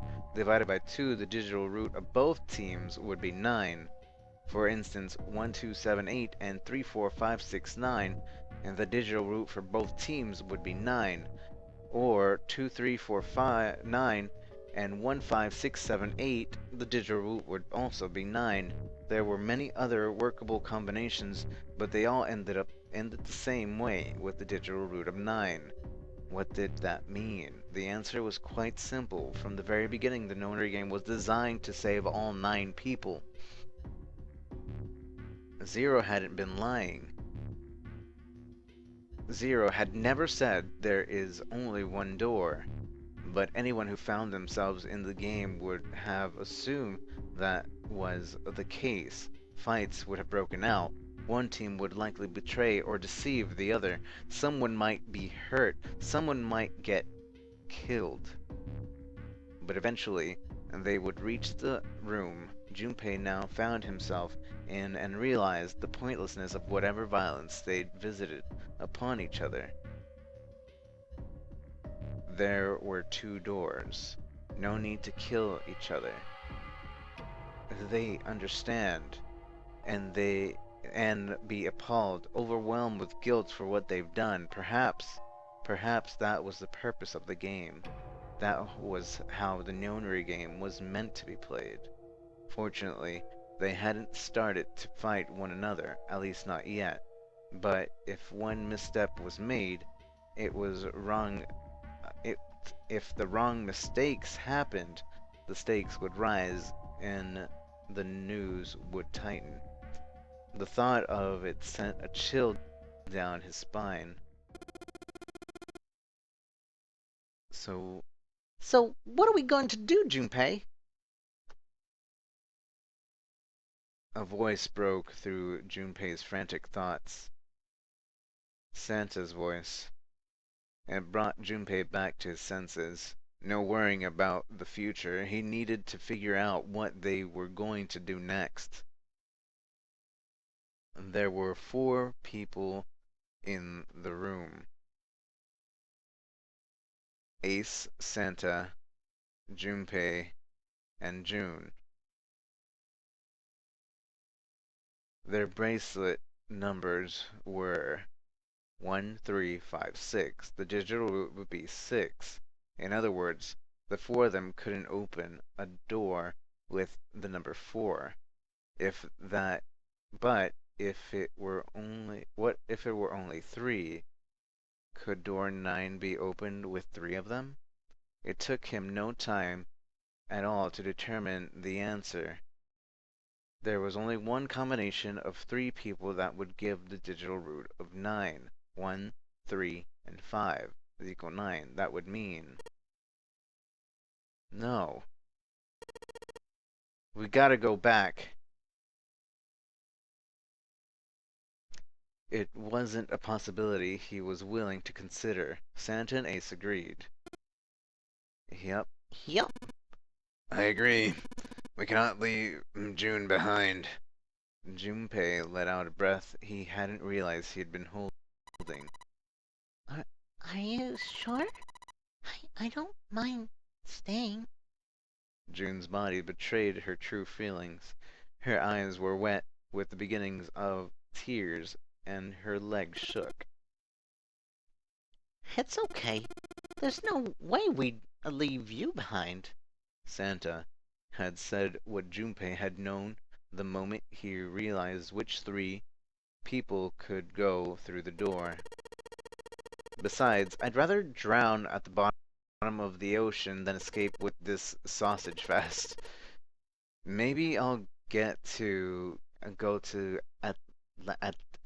Atlanta. Ah, are you sure you don't mean Atlantis? Oh, right. Perhaps It was a sudden reassurance that no one wanted to leave June behind, but Junpei laughed harder than he had in some time. Santa and Ace smiled. You guys. June blinked tears from her eyes and bit her lip. She didn't seem to know what else to say. Very well. Best we head back to C-Deck then. We should be able to take the elevator past earlier. Perhaps Clover 7 and Lotus will have returned from door 1. Even as Ace spoke, they knew finding the others wouldn't improve the situation. There was no way they could be split into teams that could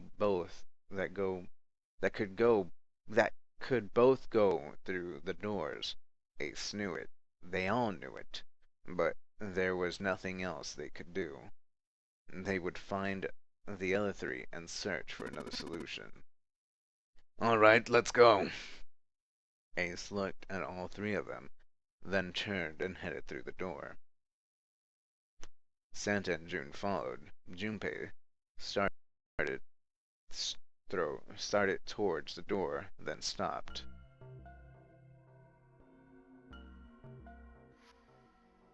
He'd been too busy with other concerns to notice the room itself. It didn't seem terribly important now, but what exactly was it? Junpei looked around the room for the first time, noticing the things that weren't doors with 9 on them.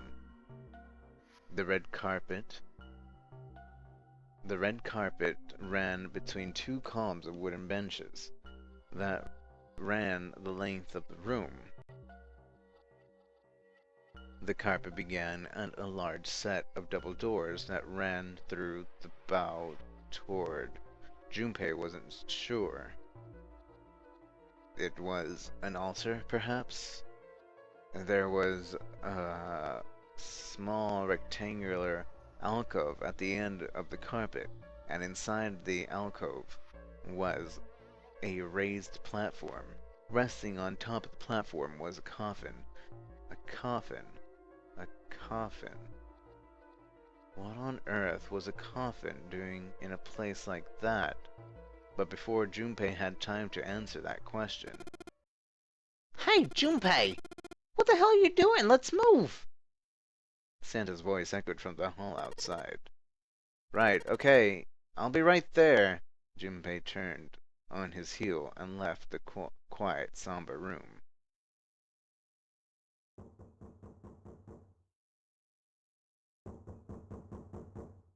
Wait, what?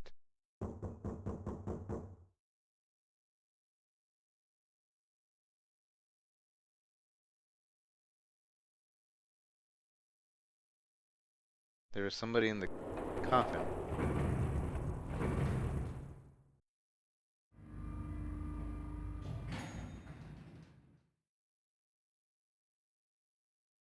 They took the elevator up to C-Deck. Once there, they headed back towards the main hall and the central staircase. It didn't take them long. Junpei found 7 and Lotus waiting for them. They didn't look happy. We've got a problem. Clover is gone. Junpei and his 3 companions looked at one another. He turned back to 7 and Lotus. What do you mean, gone? Ace, Santa, and June had their own questions to ask. When? Why? You 2 went to door 1 with Clover, didn't you? 7 and Lotus responded as best they could. Yeah, we went through the door together. But Clover barely spoke to us. She just did her own thing the whole time. There were 4 rooms on the other side of door 1. She wouldn't let us into the 4th room. She just said, I'll take care of this one. and shut the door. She must have blocked it with something on the other side. We waited for a while, but Clover didn't come out. We called for her, but she didn't answer. So I kicked down the door and we went into the room. But It was empty. Clover wasn't there. There was a door on the other wall. And it was open. We figured she opened the door and left by herself. We ran after her, of course, but Well, obviously we didn't find her. You figured out that much. Clover's gone. Junpei thought for a moment. When did this happen? We got here just before you. you certainly have excellent timing. So you haven't searched anywhere other than near the staircase? No, we haven't. Finally, Ace spoke. His voice was edged and resolved and concerned. Very well then. We'd best separate and look for Clover. We haven't much time left. Let's begin. There were quick nods all around, and the 6 remaining players spread out. Junpei and June ran to the central hospital room and looked around. She's not here. No, she isn't. They searched a little longer, but with no luck. They couldn't find Clover. Finally, they gave up and left to the central hospital room. Slowly, they made their way back to the hallway. At last, they reached the stairs, and Junpei spoke. Alright, I'm thinking we should probably split up. I'll head back to the stairs and take the elevator down to E deck. June, you take the stairs back to B deck. Alright, that sounds good. But, What? could you stop calling me by that code name when we're alone? Huh? Oh, sure, right. I'll do that. There was a reason Junpei persisted in calling her June, even when they were alone, although perhaps not the best reason. He was embarrassed to call her by the nickname he'd used when they were children, Canny. 9 years ago, it came naturally. After all, they were children, but now they were adults. It felt strange. Regardless of what he might hope for, to call a woman he wasn't dating by such a childish nickname felt odd to him. Of course, to call her Miss Kurashiki would be even more awkward, and simply Kurashiki would seem a little brusque. And although he couldn't put his finger on why he felt somewhat forward to call her Akane when they hadn't seen one another for so long, in short, it was simply easier for him to call her June and leave it at that. Alright, I'm going then. Yeah, be careful, Kenny. June, or perhaps more appropriately, Kenny, blushed and smiled. Aww. You be careful too, Jumpy.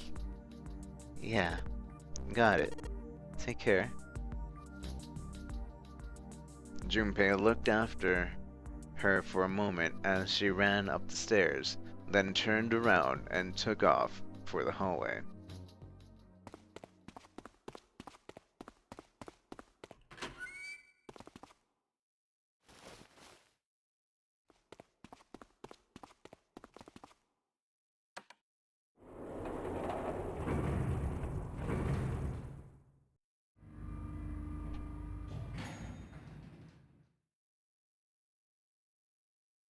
Tragedy always strikes when one least expects it. But it waits for a man to stand before striking him down seems almost crueler than dealing a fatal blow while He lies on the ground, a light in a dark place. June's smile had given him hope, both for escape and possibly for something else. It was that hope that raised his spirits just enough that they might soon be fully dashed. He opened the elevator door, and there she was. A woman sat slouched against the wall. Lotus. Junpei felt his blood turn to ice. Her body was limp, her skin smooth and pale as always.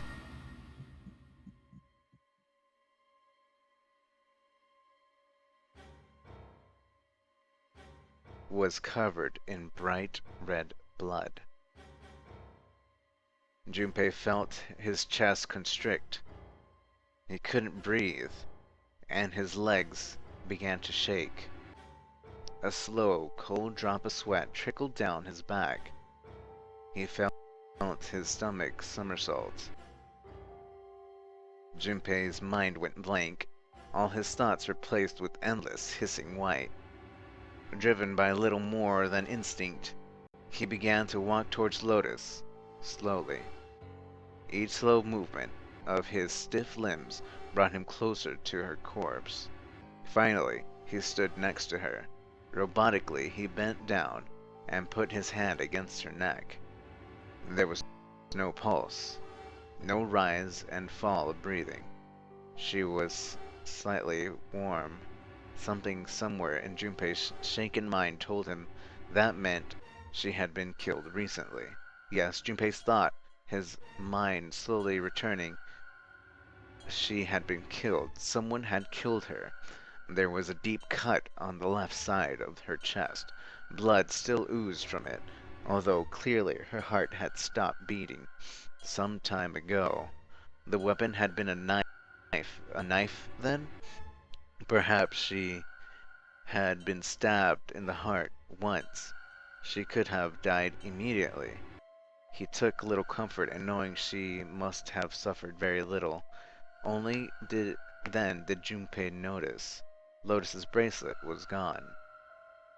Lastly, let's discuss how to remove the bracelet. There are only two ways to do so.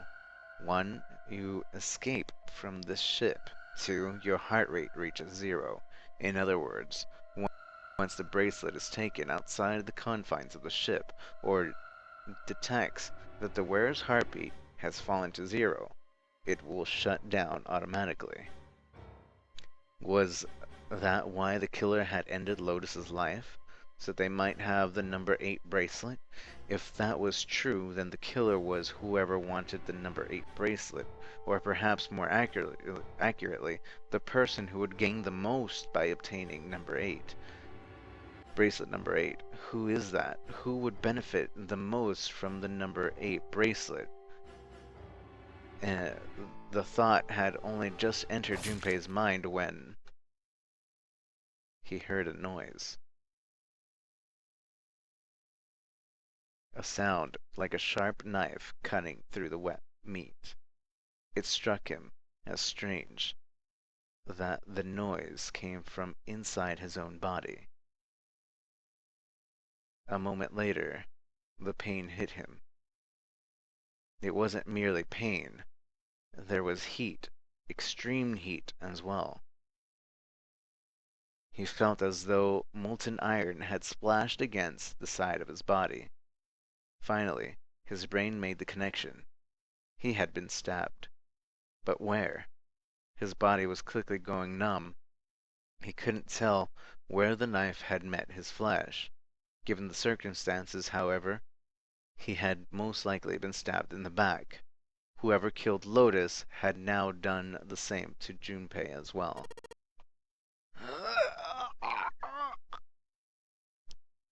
His voice was little more than a weak groan. With what little strength he had left, Junpei turned his body, trying to catch a glimpse of his attacker. But as he did, the knife dug itself in deeper, twisting viciously.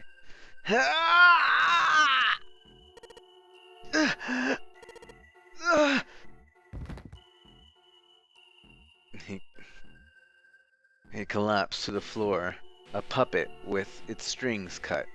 His arms and legs lay where they fell, oddly twisted and awkwardly positioned. Junpei's body was entirely numb. He could feel the blood leaking out of him, but nothing would move. Nothing save his eyes. As he lay on the floor, his life ebbing away, Junpei finally saw his attacker. Two tiny images of the killer reflected in his eyes. With that recognition came nothing. He felt no emotions, no anger, not sadness, not regret. The paralysis had claimed his body. The paralysis that claimed his body had reached his mind. His killer glanced down at his body.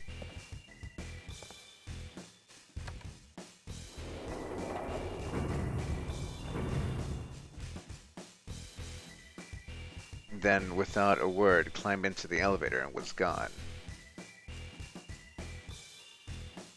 His eyesight began to fade. The world grew blurry and began to dissolve into a empty white fog. The fog crept into the edges of his mind and worked inexorably inward. Soon, it swallowed the last that remained of Junpei's mind, and his consciousness left him. There was nothing more. Into the utter emptiness he fell. Into zero. Whatever Junpei had been was gone.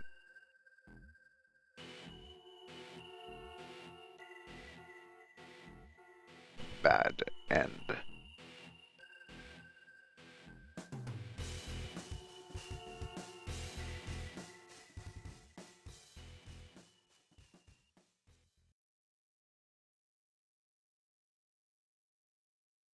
You have reached one ending. This game has multiple endings. In order to experience all the endings, you need to save now.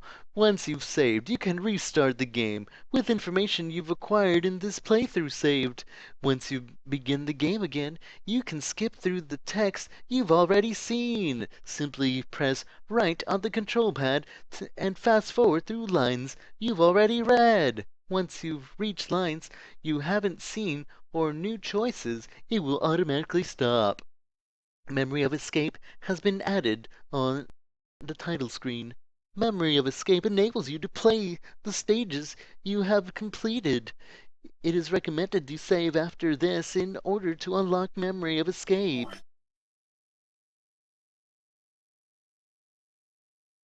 Alright. So would you like to keep the information? Yes. Saving.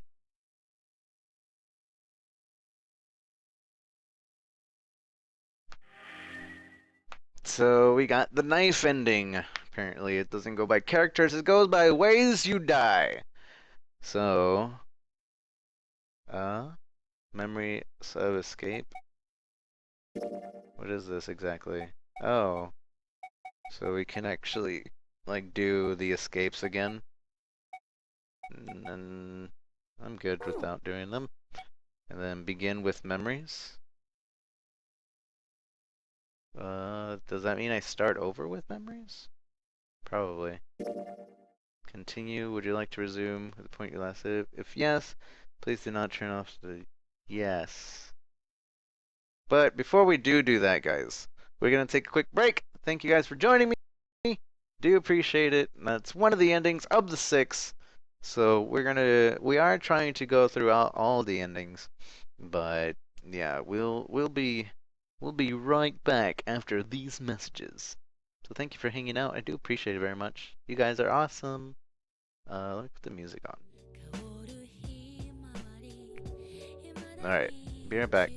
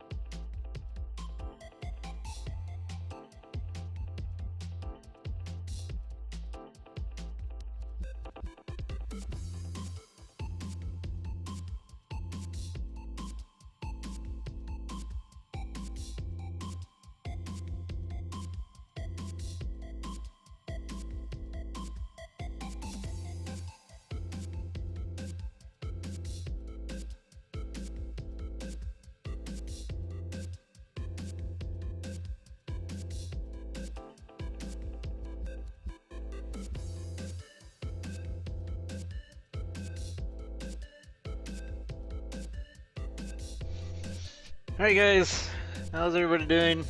We're gonna go on and continue the game, hopefully get another ending, and all that good stuff. So, for a reminder guys, there is absolutely no way that new people were gonna come into this channel without you guys sharing it. So if you guys could share the channel, share the channel with your friends, your buddies, your pals, on Twitter, on Facebook, or whatever social media thing you use where people actually view your posts.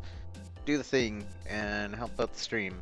But we're going to continue with the game, so let's go ahead and unmute. Well, we're not even muted in the game, which just there's nothing going on in the game. And we're going to continue then, shall we? So, alright, so we're going to continue and try to get another ending. Looting completed. Resuming game. This game is fiction. All names, characters, incidents portrayed in the function are fictitious. Thank you, game. So, we've already seen all of this. So, we're just gonna fast forward. Fast forward. Oh my goodness, the boat exploded. Oh my. And we're gonna go forward, forward, forward. Oh my goodness, it's an exploding boat. And it's rumbling, I don't know why. Why am I in this room? Why is there a 5 on the door? Open up! There's a 5 on my bracelet! Why is there a 5 on my bracelet? How do I get out of this room? I just remember this thing. Oh no, there's water in the room! Ah! What do I do? Okay, let's go, let's do this! And now we gotta open the doors and stuff. And so we go to the mirror, get the key here. And then it's like, oh hey, it's a key. Am I gonna pop out with memories? Hey, I'm popping out with memories. Look at me, I don't know who I am. Oh wait, what happened? Why is this window open? What the crap? What are you doing in my house? What is this smoke? I'm feeling sleepy. Why am I awake here? Oh, I gotta do some nonary game. Okay, so now we're looking for the other key. And I don't have the code memorized. I really should just have the code memorized. Well, let's go look inside the pot. No, actually, nah. Let's go look back inside the pot.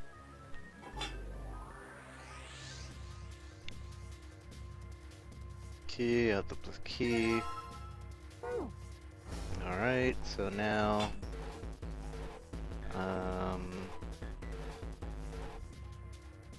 it was over here. Saracen's bunk. Damn, nothing here. Check that. Grab that. And get the thing over here as well. I don't remember where the other thing was. Screwdriver.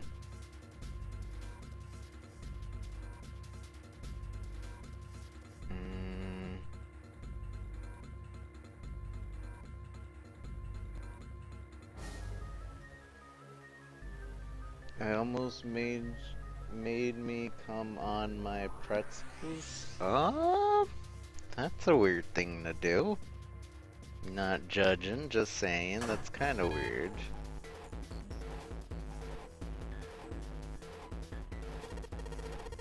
The hell isn't his opening?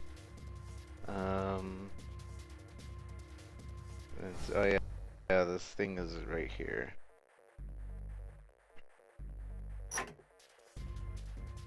And there it is.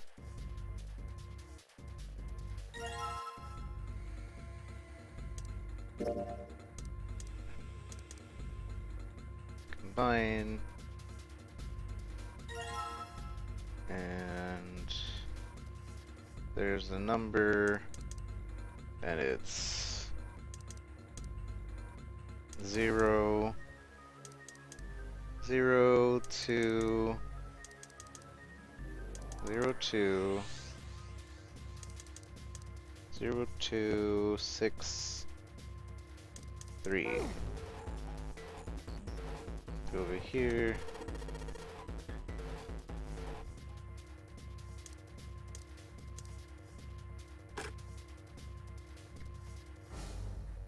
Zero, two.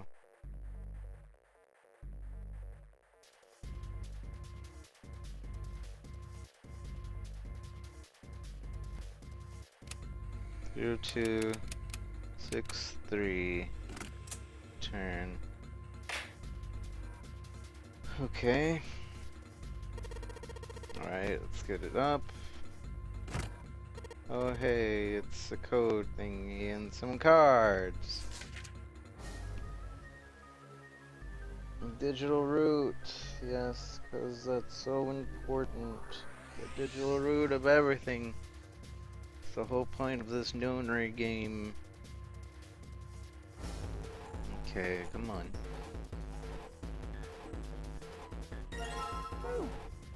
I keep forgetting I just need to hold right. And it skips everything. Speed run! Let's get the key. Oh wait, before we do that. Up. Right, okay. So... 7... 7... 4... 7, 4, 8... 7, 4, 8, 5.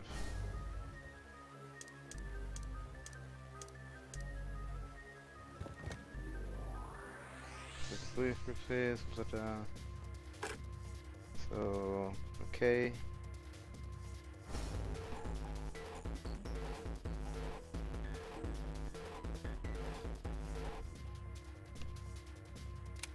Seven, 4, 8, 5.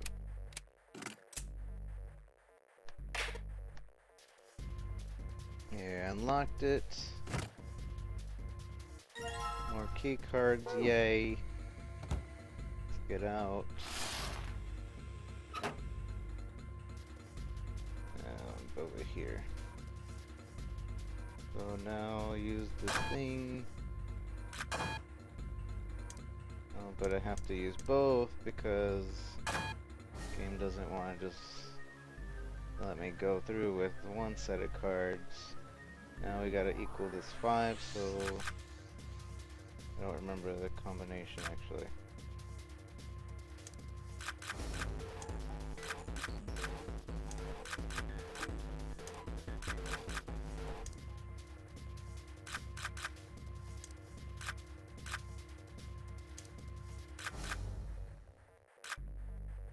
There we go. That'll work. 761. Alright, it's gonna do hot. Good. Let's get out of here. Yay, we did it. We're winners. We went through the door. Oh no, it's flooding. Oh, what the hell? There's the stairs. Oh no, there's more flooding. Close the door on C deck and B deck. Oh, look, there's people. And I don't know who they are. Oh, hey, there's dance-related boobies and it's the guy with silver hair and a Galion and the pink-haired girl and a prince and a mountain and the guy with the bird nest head. And oh, there's a door 5 and 4 and we're talking to each other and doing the thing. What do we do? There's a 5, it won't open, and the mountain's like, oh, I'm gonna get it open, and then, oh my goodness, she's hot and kawaii. Oh my goodness, you're on top of me. Oh, I remember you from elementary school. That's not creepy at all. Oh, hey, it's Zero, the guy who kidnapped us, telling us we're in a Nonary game and we gotta do things or else we're gonna die. And so we gotta go to 4 to 5, but we gotta equal the same way to did things and stuff.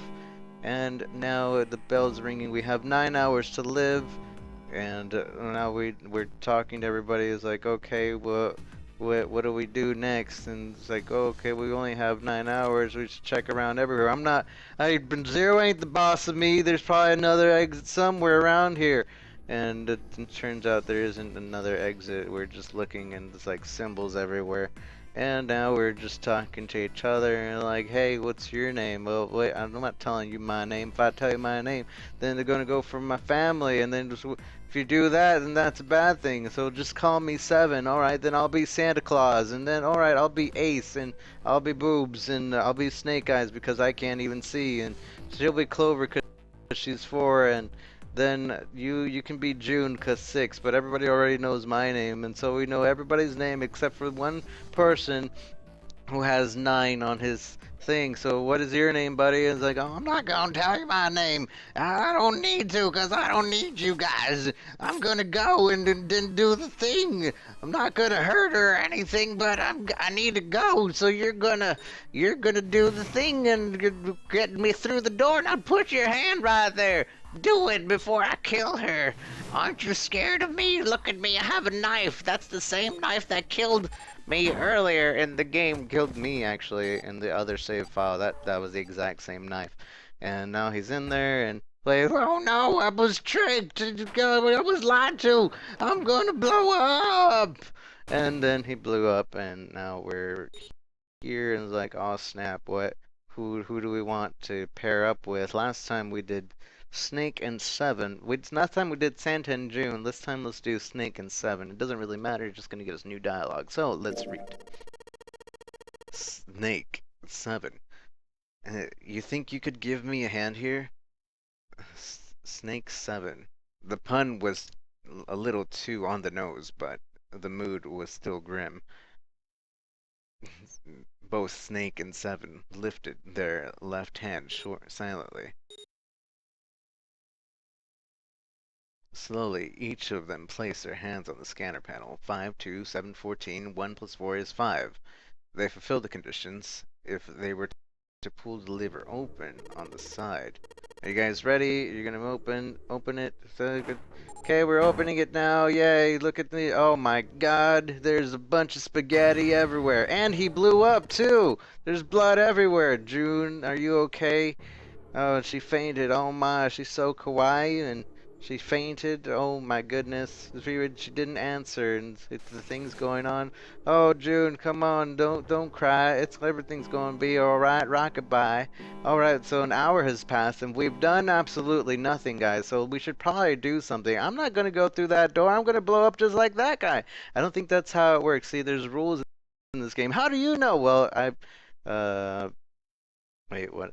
Zero said, don't you remember what Zero said? And now, what last time we said everybody has to be verified.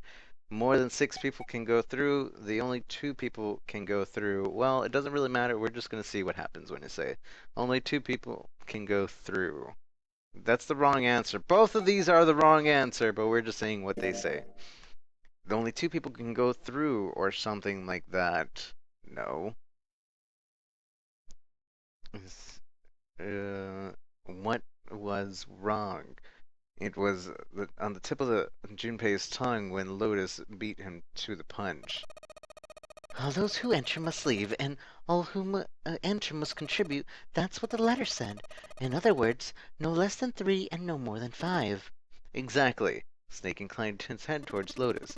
The 9th man, however, broke that rule. So he broke the rule, so that means that he blew up because everybody here has eaten the thing inside of their body. Oh, but here's the thing written in Braille. It's basically meant for me because I'm blind. None of y'all can read this because you guys aren't blind. So I'm reading it to you, but this is really long, convoluted. Basically, it just says follow the rules or you're gonna die because you have a bomb inside your stomach, past your intestines, so you can't throw it up. And so now we're going through the thing, and I'm dropping slight frames, but we're back, I think. Twitch servers. Hold on, the Twitch servers are messing up. What are you doing, Twitch servers? Yep, all the Twitch servers are messing up, other than Central Dallas. Central, oh, are we back? Are we back? We back, boys? No? No? No. Twitch wants to disconnect me. Twitch, please.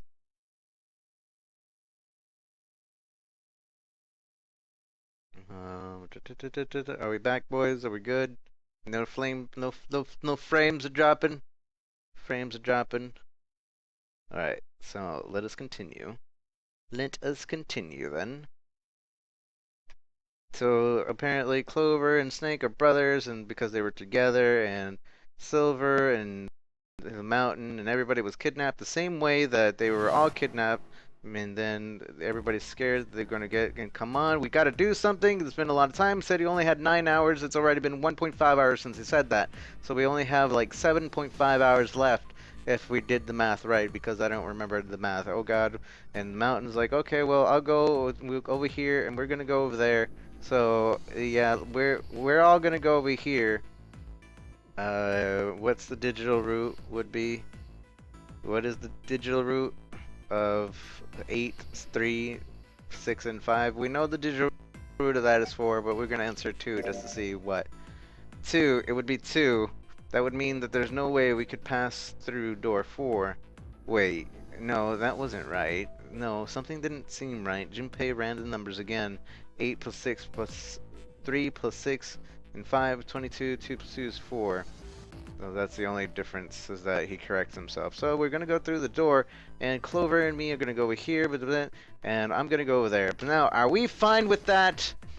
Do we want to go through door number 5 again? Or do we want to go to door number 4, which we haven't this time around? So we're gonna vote!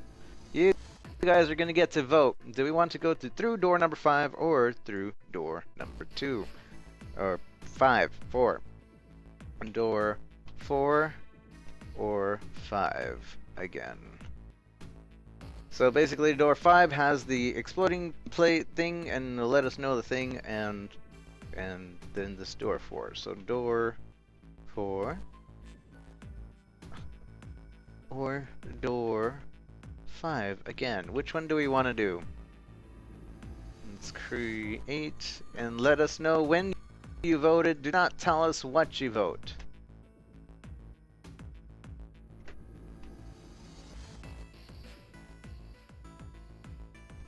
Just go, go, go.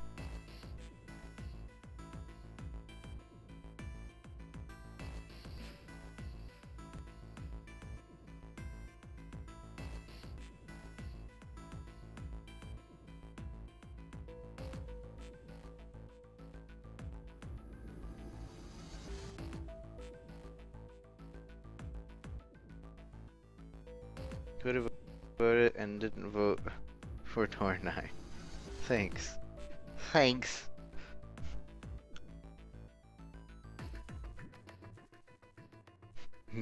Do we want to go through door number 9? Or do you want to go through door number 9? Which will it be? Voted ally.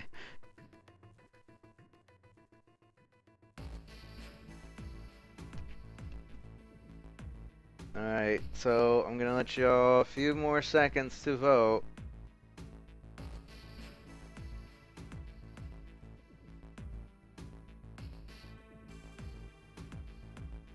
Alright, I want to say I'm gonna go through door 4 this time, just because it's something different. So, and it seems that those of you that are voting have voted door 4 as well. So, let's go ahead and go forward with door 4. And now from this point onwards, I won't be doing this abridged version of the beginning because we haven't gone through door 4 at all, so we don't know anything about door 4. So now we're actually going to get back into normal storytelling mode. Decided that door 4 was fine. He would go through door 4 with Lotus, Santa, and June. Why had Junpei even considered doing otherwise? He would be there for June, for Akane Kurashiki. That seemed good. He felt it was the right choice to make. He made no shows of affection, but Junpei saw her as something more than just a friend from his childhood. He watched the other 4 walk towards their door. Ace, Snake, Clover, and 7. Junpei said nothing as they left. Before long, they had reached door 5. They talked to one another after a few seconds saying things Junpei couldn't hear, and then laid their hands one by one on the scanner of the red panel.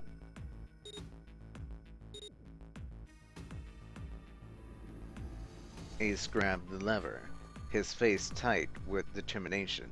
He turned over his shoulder to look at Junpei and his companions. Goodbye.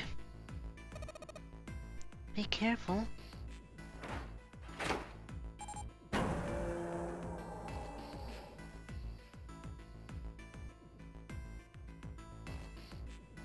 As Ace pulled the lever, the door snung open, the mouth of a great hungry beast. Beyond the door, Junpei knew, lay the sad remains of the ninth man. It did not surprise him that Ace, Clover, and Seven hesitated. The body was not a pleasant thing. Snake had no such problems, as his blindness made him immune to the horror. He stepped through the door, his feet making a white splack in the pool of blood. Do you intend to kill me? I assume you haven't forgotten the door only remains open for 9 seconds, have you? Snake had not even bothered to turn around, but the other three steeled themselves and stepped through the door.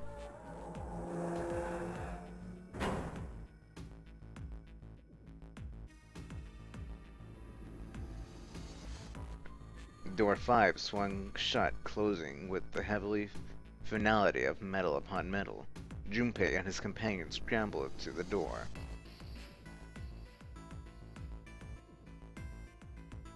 They pressed their ears to it in an attempt to hear what might be taking place on the other side.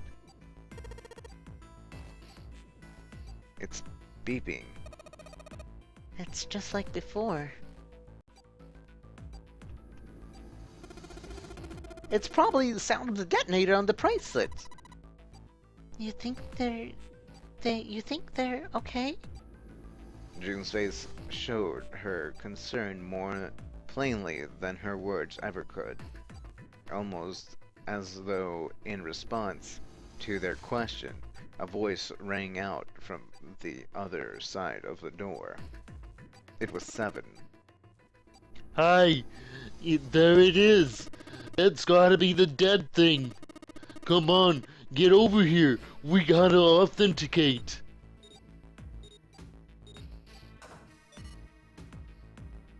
The beeping stopped. The sigh of relief was audible even through the heavy doors. Looks like it stopped. Junpei and his companions leaned away from the door and breathed a collective sigh of relief of their own. Hey guys, are you doing alright over there? They heard Seven's voice, but it wouldn't hurt to be sure. Yep, we're fine.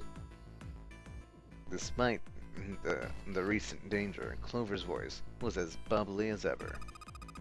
Oh, hey, I'm gonna tell you about this whole dead thing, okay? The dead is just like the red, but the color's different.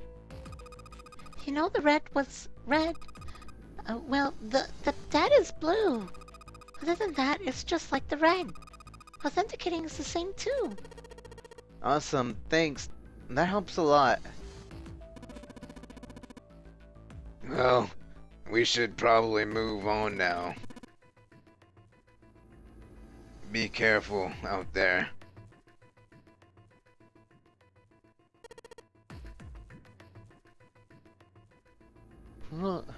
Roger that. Junpei and the others left door 5 and headed towards door 4.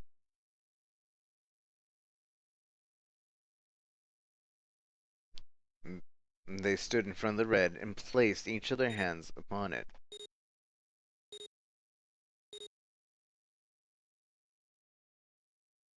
4 asterisks appeared on the screen. Junpei grabbed the lever and turned around. Guys, you ready? Yeah. Sure. Let's go. None of them looked particularly optimistic, but their faces were set. Junpei nodded to them and turned back towards Red. Alright, let's go. With strength and determination, he pulled the lever.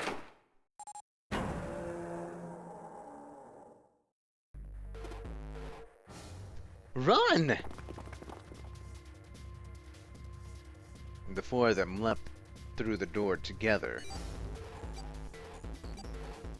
The moment they had passed through it, each heard a cold electronic sound coming from their left wrist. In the center of each bracelet, a red skull appeared and began to flash. The detonator countdown had begun. In the long moment of each of them spent staring at their wrists,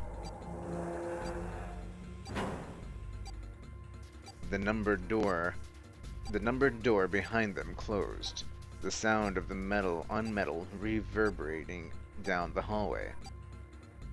There was no way back now. They were committed. If they could not find the device to deactivate their detonators. Hey, where the hell is the dead? How would I know? Don't give me that crap.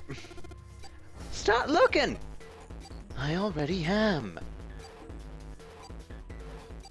They began to run, eyes looking frantically for the device that was the key to their salvation. The hallway they found themselves running down was a long, easily 300 feet in length. On the right side of it stood a series of wooden doors, all nearly identical. If they had taken time to think, they would likely have discerned that the door led to cabins. Don't tell me the dead is in one of those rooms. Oh no. How many rooms do you think there are? Junpei was too frightened to count properly, but his best guess was 7 to 8 of them. Ah, fuck! There wasn't time to count them to be sure. Junpei ran to the nearest door, grabbed the knob and shook it hard. It wouldn't open. It didn't feel locked, more like someone had hammered the iron plate over the other side of the door. Junpei turned around to find another door and saw his companions already run to the door of their own. They did not seem to be having any more success than he had. Their own words confirmed his fear. Shit, this one's no good. Same here. It's not moving. June was the last to speak. As Junpei looked at her direction, his eyes caught something he hadn't noticed before. A small, red light. It flashed at him, dimly, from the end of the hallway. That's it! Over there! Even as he yelled, he ran.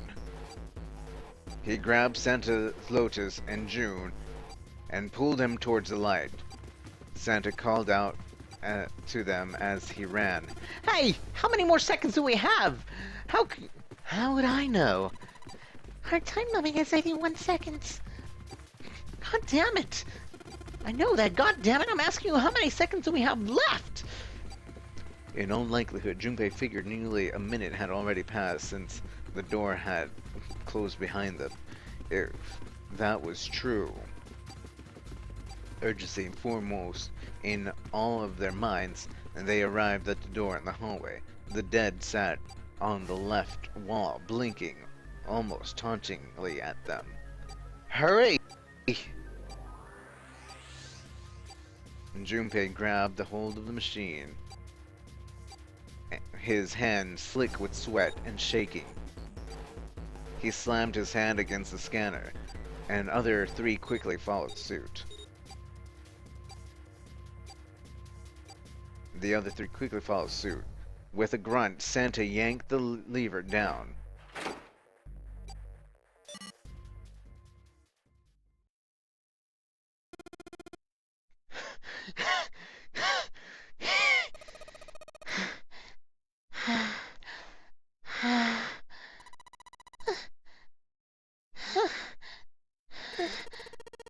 Ugh. Looks like it stopped. His hand began to steadily. His hand beginning to steady, Junpei wiped some of the sweat from that had beaded on his forehead. As they caught their breath, the four companions began to look around. At the end of the hallway lay a heavy-looking set of double doors.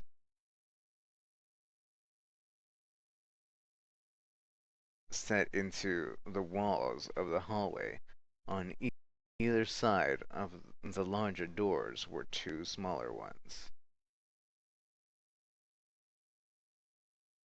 They all needed inspecting, but Junpei began with the largest of the three, the double doors. How many times had he come across similar doors with similar results, he wondered. Or perhaps he corrected himself more. A lack of results. Whatever the reason, the door remained firm and unyielding and refused to allow Junpei or anyone else passage. Near the handle was a small keyhole. Above the keyhole was a small symbol engraved in the brass. Mail? He wasn't quite sure what to make of it, and stared at it for a moment in confusion. It was June that corrected him. No, that's not the symbol for mail. That's probably a symbol for Mars. Well, technically, they're the same symbol, but I saw a number of symbols near on the main stairway. The symbols of the solar system. The sun, Saturn, the Earth. At least that's what I'm assuming. So this isn't the man symbol, just a symbol for Mars. I think so, yes. While Junpei and June thought Santa had disappeared, they turned to find him some distance down the hallway. He had gone to check the other doors. Eventually, he reached the last of them and jogged back. It took him only a moment to catch his breath again. Here's the deal. None of the other doors open. So that must mean We only have 2 more doors. Lotus examined the doors on either side of the larger double door. Each one had a metal plate attached to it. Junpei figured they were probably room numbers. The door on the left read B92. The door on the right proclaimed that it led to B93. Alright, let's open them. Yeah.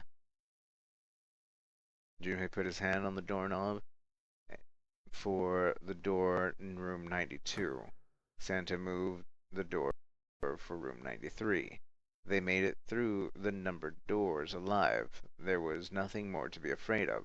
Junpei and Santa looked at each other and nodded. 1, 2, 3! In unison, they pushed against their respective doors and promptly found themselves in a new room. June followed Junpei as he threw open his door. They turned around and saw the door on the other side was open as well. Through the door was another person. His mouth gaped. It was Santa. Hey, it opened. Yeah, it did. Junpei and Junes looked at each other. They had not expected the door to yield so easily. Lotus' calm voice broke their thoughts.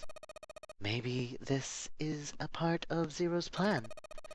I can't say I enjoy being treated like someone's puppet. As she headed for room 93, Lotus continued. Well, now we have these 2 rooms.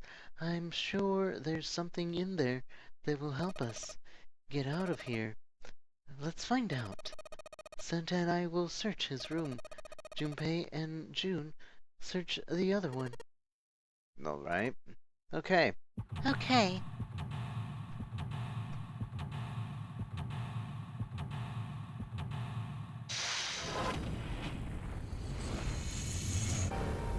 Seek a way out.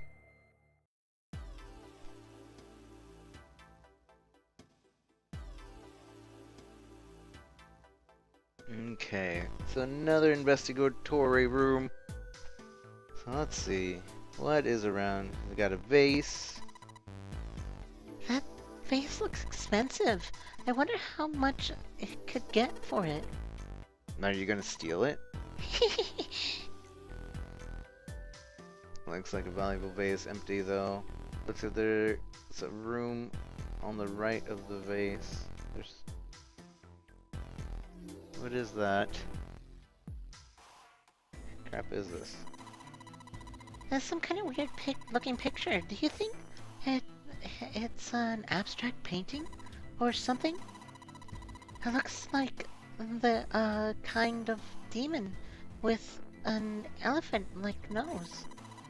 Sucking on a human being's brain? Where the hell did that come from? What's her... Sucking on the human being's brain. What the hell? What's her brain made of? Can't say I mind finding out a little more about what's going on in there. It's kind of weird looking picture. It's some sort of black and white design. Looks like there's a room on the right side of this picture. Well, okay.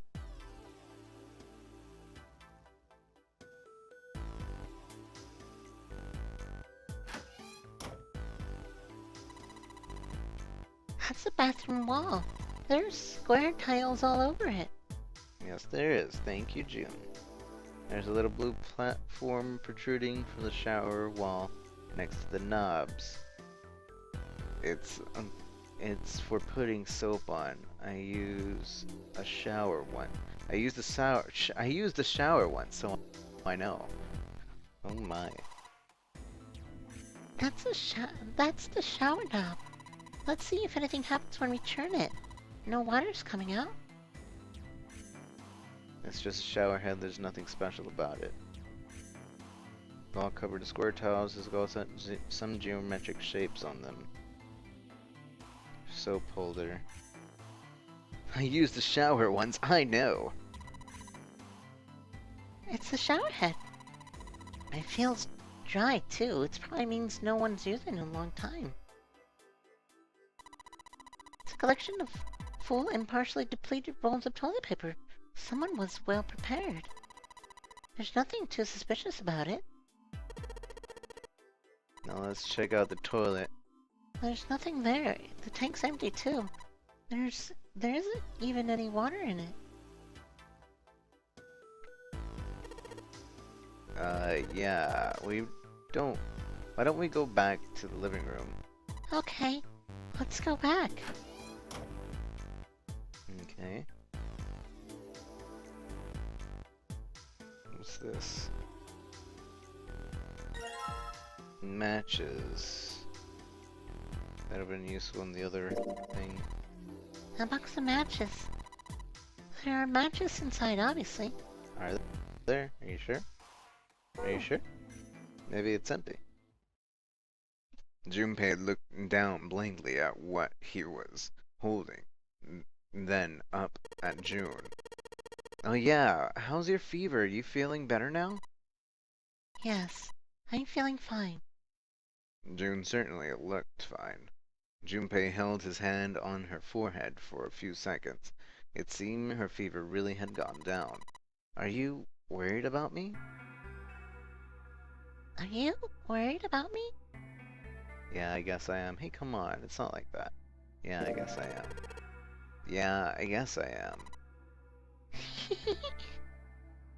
June blushed and giggled. By, by the way, Jumpy, Hmm? how did you end up here? What do you mean? I told you earlier, didn't I? There was a man with a gas mask when you... There was a man in a gas mask when you got home?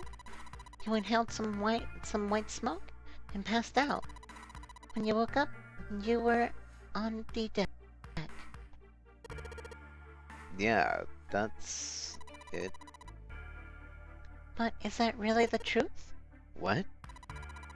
Jumpy, are you hiding something from me? No. Why would I? Well, if you think about it, this is awfully suspicious. I mean, why would two childhood friends bump into each other in a place like this?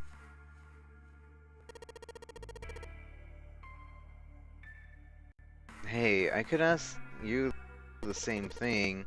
Are you hiding something? What would I hide? Well, I don't know. Anything. I mean, you're hiding it. How would I know?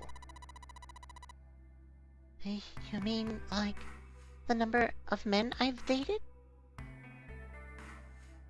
Junpei's heart stumbled over itself. Do you want to know? He had to admit he was a little curious. Don't worry. She smiled at him. Only 18. Times 0. Yeah, I guess I just haven't met Mr. Right yet. June looked a little embarrassed and scratched the back of her head in a nonchalant, desperate attempt to seem nonchalant. Junpei coughed quietly in much the same way. Anyways, I'm not hiding anything. Just like you, Jumpy. When I woke up, I was on D-Deck. Well, you do have a point. I mean, why did Zero pick us? Why haven't we haven't seen each other since elementary school? June nodded for a moment. She had the faraway look of someone in deep thought. Look for what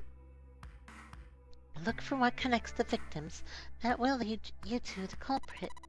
Do you remember Seven saying something like that? Yeah, I do, so? Well, that's what I'm saying.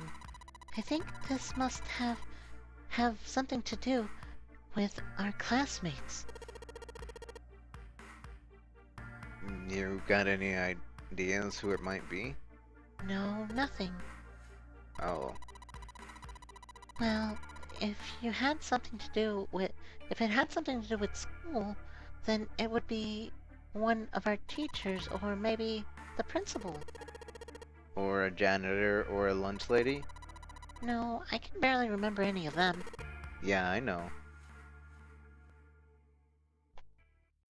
Junpei went back to searching, feeling unpleasant and confused. Elementary school. Elementary school. Was there anything strange that had happened in elementary school? As he searched the room, he continued to rack his brain. Okay. So... Alright. Oh, I didn't want to go through that door yet. Let me go back. It's a display case, but there's nothing being displayed. That's sad. It looks like the drawers are empty too. Ah. Jumpy, what are you doing? We don't have time to be relaxing on the sofa. Why is everybody so against relaxing? Maybe I should sit on it. June will get mad again.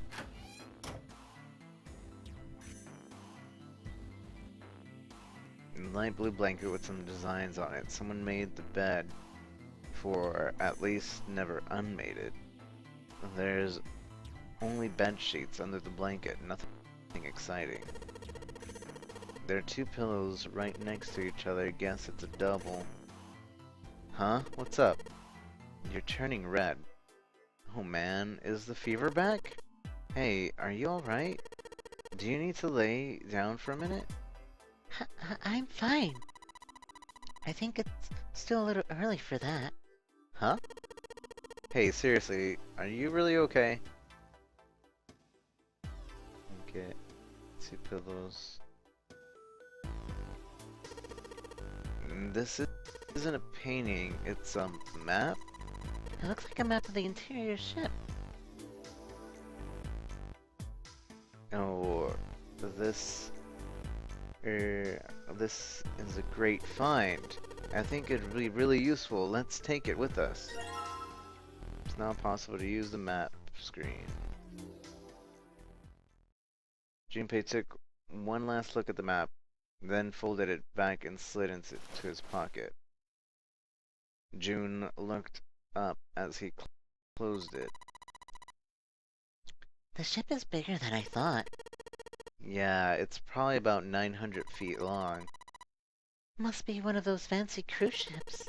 Of course, it doesn't really look like a cruise ship. Everything in here is really retro. Even if it's some sort of styled choice, there's just too much. Do you remember what Zero said?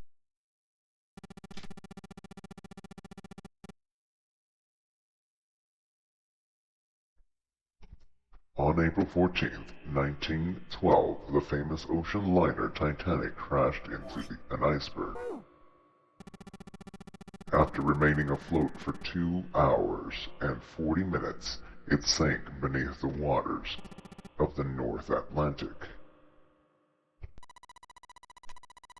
Do you think maybe this boat and the Titanic have something to do with each other? Huh. That's a good point. I doubt it would have mentioned it if there wasn't a reason. Junpei took a moment to look around the room. Do you think this boat is a replica of the Titanic? The actual Titanic? A replica. Because we know the Titanic sank. A replica of the Titanic? A replica? Yeah. You know, like a copy of the actual boat? Who on earth would make something like that? Fans? Crazy Titanic fans? No way! Do you even know how much money that would take? No idea, but all they've got to do is break even, you know? Break even? Yeah, they could use it as a cruise ship, climb aboard a piece of history, sail around the world in the resurrected Titanic. Really, would people really want to do that? Considering the Titanic sank? Hell, with marketing like that, they'd probably have more customers than they'd know what to do with. Do you really think people would want to ride on a ship with such an ominous past? It's the site of the worst accident in history. Over 1,500 people died. I would be surprised if you'd get cursed just for going. A curse, huh? Jumpy, do you believe in that sort of thing? You know, curses and stuff? I do? No, they're a load of crap. Me, myself, they're a load of crap. Sorry, but I can't really say I believe in that kind of stuff. Tact was not one of Junpei's many better qualities. What about you? Nah, I guess it's kind of a dumb question. Yes, I do believe in curses. In fact, I think it was a curse that sunk the Titanic. What? The curse sank the Titanic. The curse of the Egyptian mummy. Junpei couldn't understand how Jane had maintained a straight face saying that. Supposedly the Titanic carried the mummy of a priest, Amon-Ra, which was stolen from the pyramids. They say that the mummy had a history. Everyone involved with it died mysterious deaths. Come on. I'm sure you've heard of it before. Those who open the coffin will be forever cursed. Haven't you ever heard that one? So you're saying the Titanic sank because of that curse? That's right. June's eyes had lit up with excitement. Even a child with a child with a new toy. Huh, that's stupid. I don't buy it. It's true.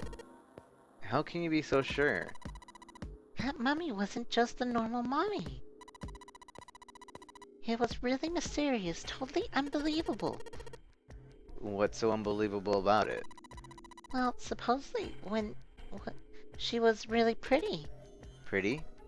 Yes, But she was a mummy. that's right. She wasn't all shriveled up or rotten or anything. She looked just like she was alive. Oh, I get it. It's that thing, I don't remember the name, where your body turns into some kind of wax? If a dead body is put in the right sort of environment, the fat in it turns into something like candle wax, right? Yes, saponification. But that's not what it was. Huh? That's not it. She wasn't wax. Then what was it? They say she was frozen. What? Frozen. That's right. The whole body was frozen solid. You know how human body, more than 60% water? Well, all that was water was frozen. The story says that from the time its discovery all the way through to when got put on the Titanic, and even though it was carried through the desert, her body never melted. June and Junpei talked a little more and then went back to their investigation. But even as they did, his mind went back to what she told him. Ice that wouldn't melt even in the desert? Could such a thing really exist? No, even if it did, it wouldn't really be ice anymore, would it? The more he thought about it, the more his head hurt. Like he'd eaten his ice cream too fast.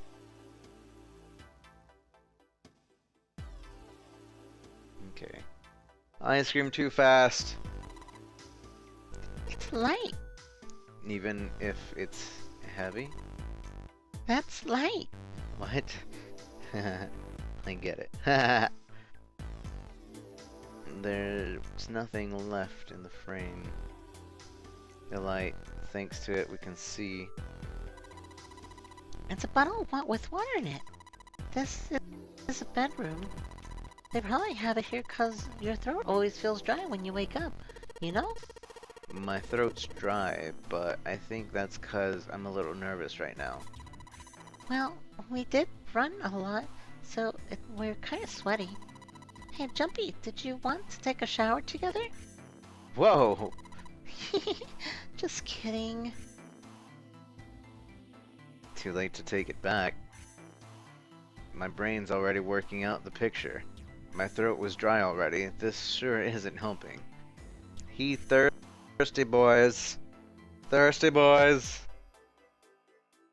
It's a bottle with some water in it. It could be useful. A wooden cupboard. There are cups inside. Surprising no one. Okay, well. There's a chair that goes with the dresser. There's nothing in particular interesting about it.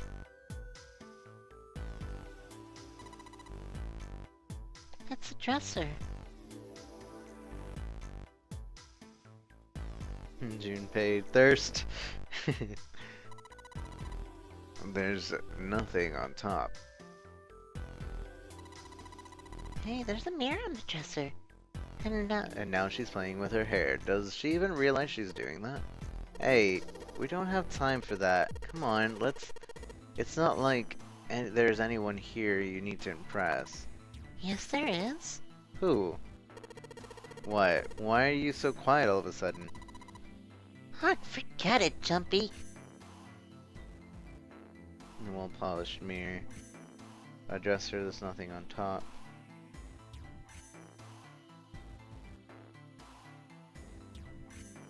The light thinks that we can see. Chairs, going to the dresser. Interesting about it. Okay.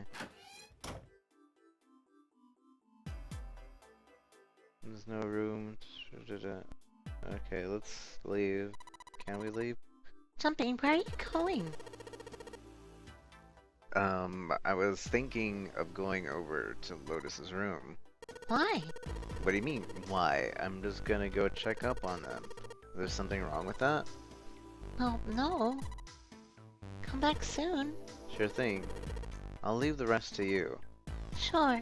Leave it to me. Alright. Off to the other room. Why would you leave her behind? I would not. Looks like a valuable vase. Empty though. There seems to be room on the left side of the vase. This is a square tile in this frame. It looks like there is quite well. I don't think you can take it out. Okay.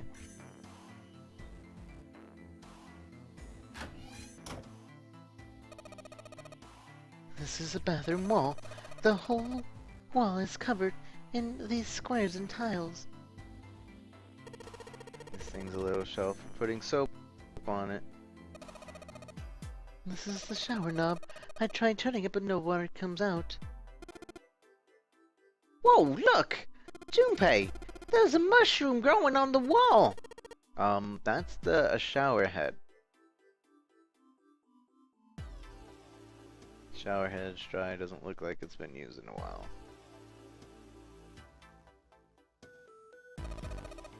Some toilet paper. We've got 2 rolls, I guess. Is there anything in the toilet? Guess not. The tank's empty too. There's a curtain rod on the ceiling. It's probably for shower curtains. Where are the curtains then? That means if someone's taking a shower, nobody else can use the bathroom. So, I don't see a problem with that. Junpei, you pervert.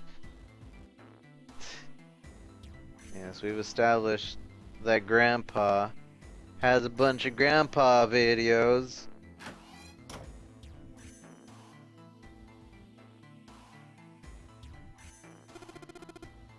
Hey, check this out. This is a pretty nice sofa. I know. It's a shame I can't take it back with me.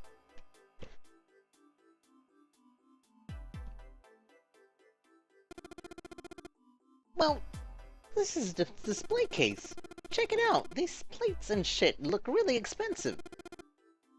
You want to take a look? Oh, hey. This tile. I think I've seen it somewhere.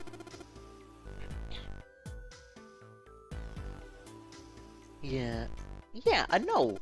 Kinda looks like the one we saw in the other room. Can we take it?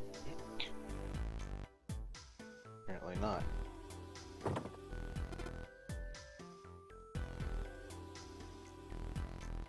Shit!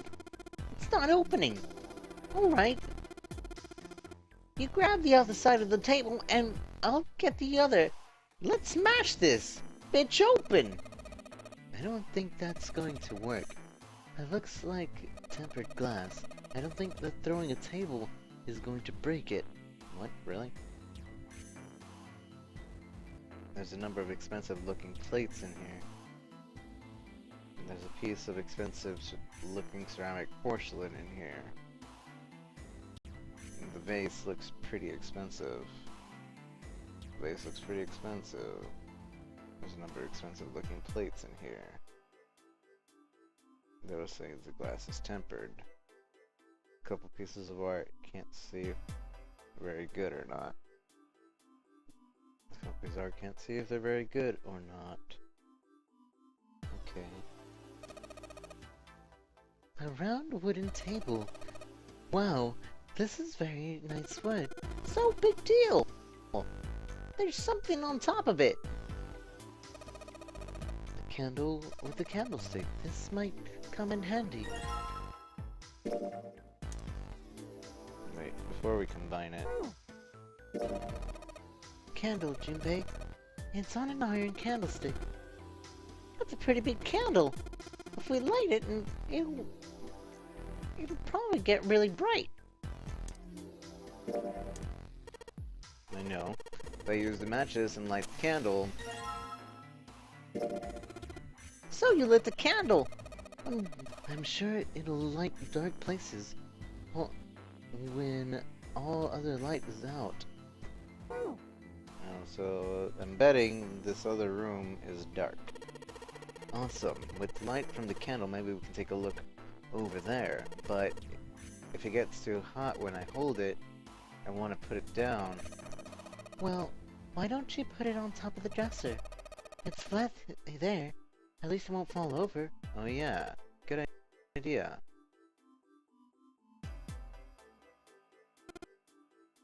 Hey! It's got pretty bright. Well, now we can look around a little. The candle is burning fast. Its beauty melts my heart, but this isn't the time to be enjoying the soft glow of a candle, I suppose.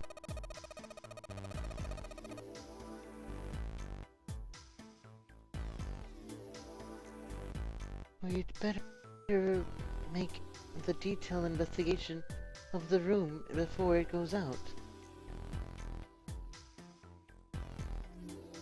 And there's a lit candle sitting on the dresser. This is a mirror for the dresser. Damn straight. Nothing weird about it, though. Okay. This is a chair for the dresser. It's a light, man. Can't you figure it out? That out on your own?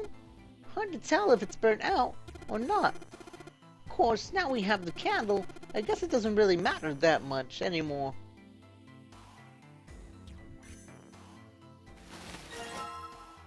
Curtains. A curtain, huh? Well, it's got all these metal rings, probably so you can hang on it from something, you know? Yes, but it doesn't look like a normal curtain. The way it feels, I think it's probably waterproof, which would make it a shower curtain.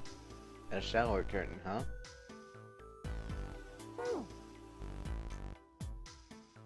Anything under the blankets? No, nothing suspicious there. 2 pillows in a pile. Oh. A pile of pillows. Is that supposed to be some kind of joke? Hey, calm down. I don't get it. I don't get it. Huh? Hey, what the hell? Just got dark all of a sudden. Maybe the candle got blown out. We should go see. Yep. Candlestick, the cover's mounted to the top of the dresser. Hey! What's this? The top of the candle looks kind of weird. You're right. It's all bumpy. Candlestick? It's a key! Oh my goodness, it's a key! What a twist! The candle of the candlestick sort of goes something like a key. A key, huh? I think I ran into a lock I couldn't open before earlier. Yeah, that's the display case, probably. Can I not look around here anymore? It's too dark to see anything. Can barely make out what's on sleep. Would be nice, but it's probably cost my life. too dark to search for anything. It's too dark to see anything inside. Okay, just double checking. Go. It's high with the black and white sitting top. There's a glass door to the display case. It's locked tight. I can't get it to open. A key, huh? Oh yeah.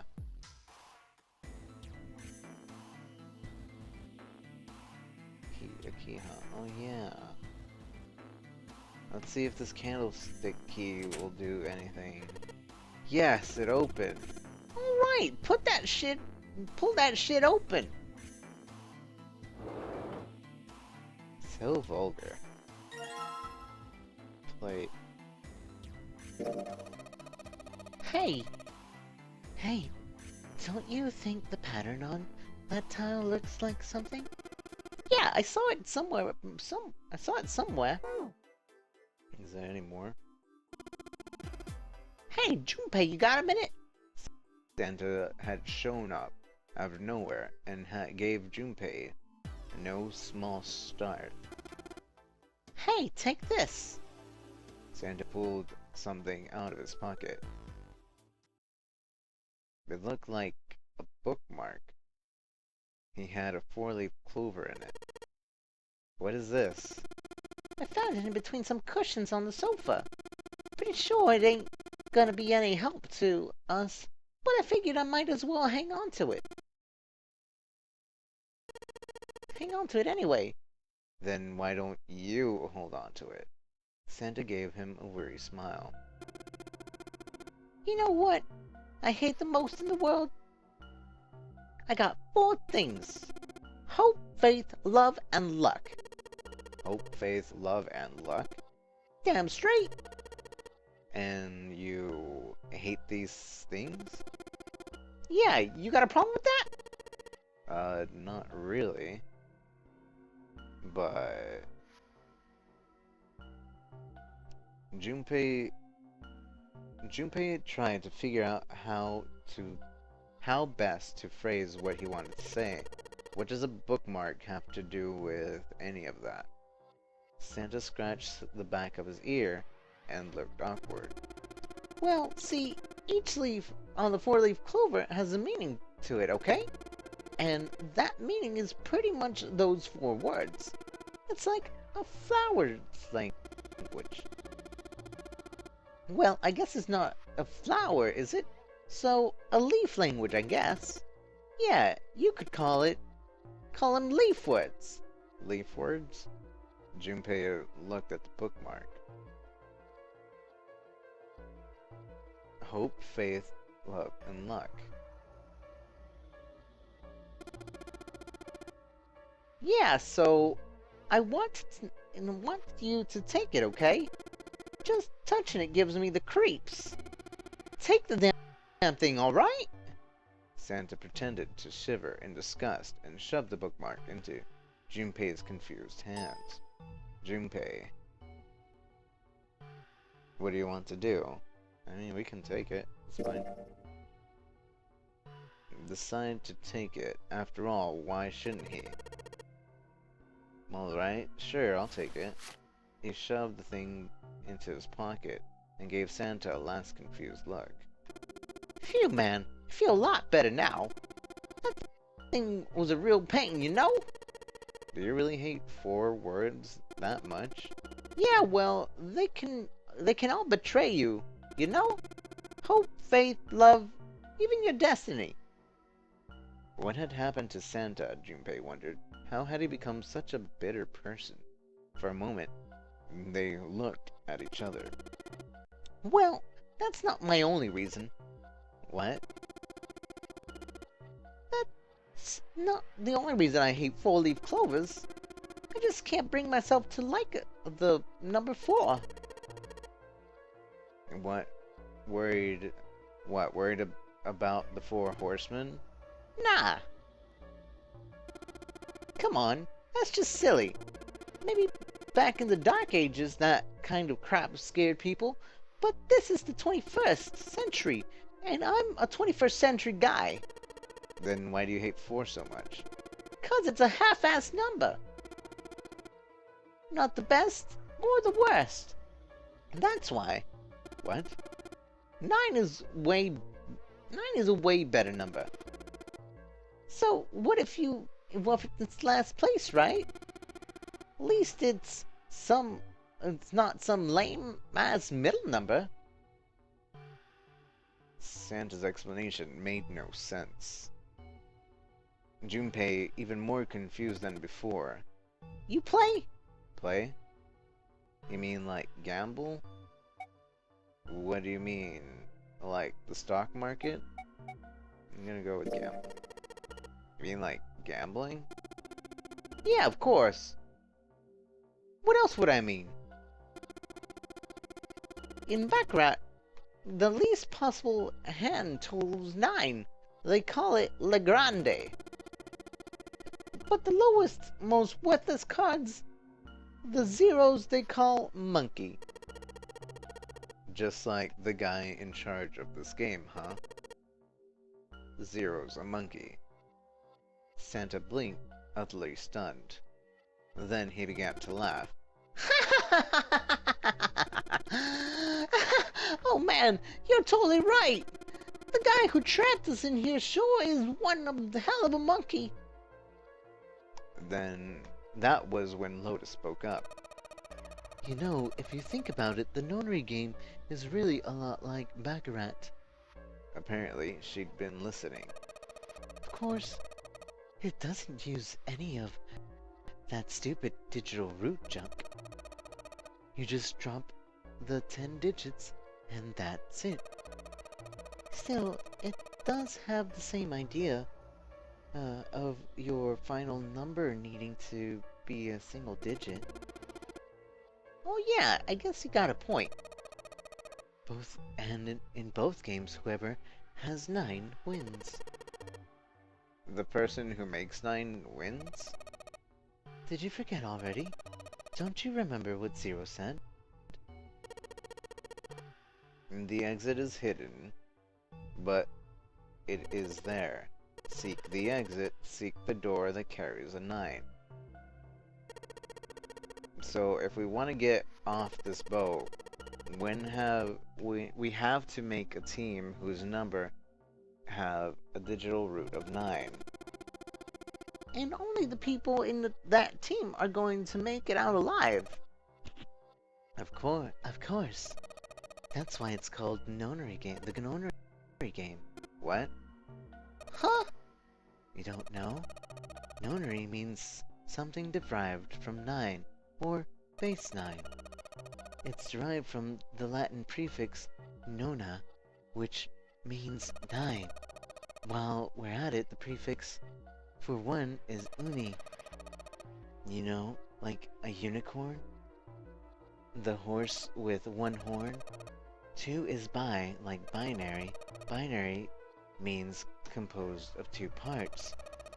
3 is tri. I'm sure you've heard of that one plenty. Like trio, triple, triangle. You get the idea. After that, you have quart, quintet, sext, septim, and so on. And of course the prefix for 8 is octo, like octopus. It's called that because of its 8 legs. Get it? I see. So nona means 9. Lotus nodded. How many of us are trapped in this ship? That'd be 9! And what are the bracelet's numbers we have? They go from 1 to 9. They go from 1 to 9. And our time limit? How many hours did we have? Zero gave us 9 hours! And finally, to get out of this ship, we need to find the door with a 9 that's hidden somewhere in the ship. By making a team with a digital root of 9. Lotus nodded again. There you have it. The number 9 is everywhere in this game. You've got a real theme of 9 for this whole thing. No wonder it's called a nonary game.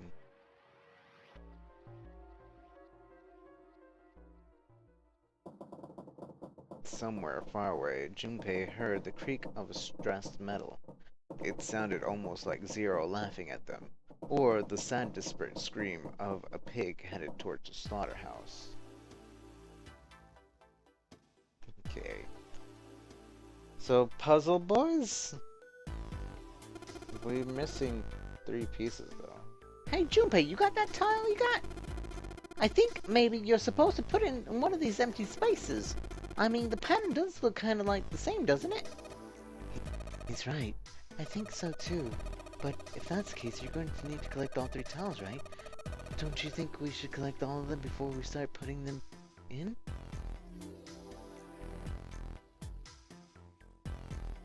Black hair. Can't forget the black hair, Sammy. I don't know what y'all are talking about. There is no Sudoku. We reached 100. Y'all killed Sudoku. There's a wall covered in squares and tiles, geometric shapes on them. The curtains running on the ceiling. Let's put the shower curtains in those hooks. Let's try spreading the curtains.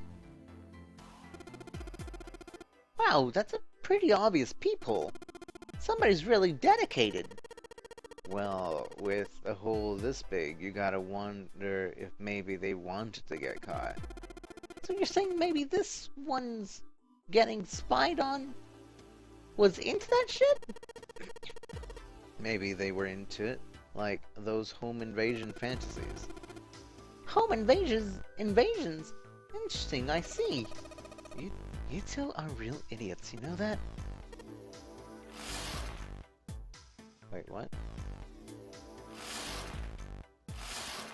Why aren't you letting me look through the hole? CK Skills, thank you for the host, appreciate it. Let's see. 2 rolls of toilet paper, one's for business and one's for fun.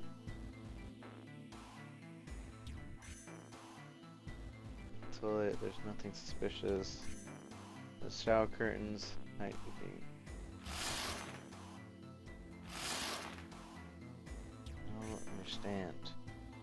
Don't understand. Let's try spreading the curtains. There we go. There's a hole in the curtains. It looks like there's a... It looks... If I look at it from a ways back, I could see a single tile. Alright, from here, I can see what tile it is. Looks like it's 5th from the top and 3rd from the right. 5th from the top and 3rd from the right. Might as well put it back. 5th from the top. 1, 2, 3, 4, 5. 3. Looks like in the hole I can see the white tile 5th from the top and 3rd from the right. Let's have a closer look, shall we? Nothing strange here. Nope. Things not budging. Huh, well, then that means probably on the other room, I'm guessing.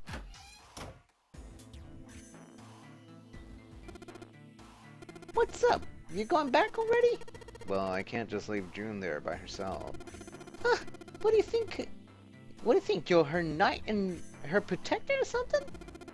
You're creeping me out. Whatever, man. I'm going.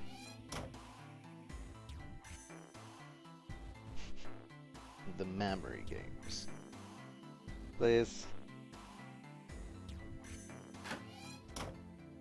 So, in this bathroom is in Lotus's room. I saw a particular tile that when looked through the hole in the certain curtain. Maybe if we look at the same place over here, alright. Now, where was it? 5th from the 3rd. What are you mumbling about, Jumpy? Oh, nothing. Could you be quiet for a minute? I don't want to forget this. Here it is. Yes, this one's lures. I think I can get under with my nails. And yes! Hey, it's one of those tile thingamajiggers. Who would have thought this would be hidden in the bathroom, huh? You did a good job finding it. So, one side has a design like the rest of the bathroom tiles. And the other side has the black and white design. I think that's the pattern too. I've seen that pattern somewhere before. Yes, you have. Oh, it's covered tiles, it's all good sound, torn off. Jumpy, do you think there might be something in the shower curtain? Huh? Well, maybe. You want to try closing it? Doesn't seem to be anything here. Yeah, doesn't seem to be anything here. Yeah, you're right. Let's put it back.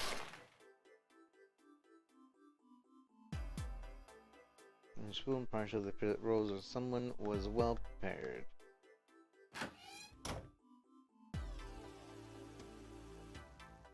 Boom, boom, ba-da-da-dum.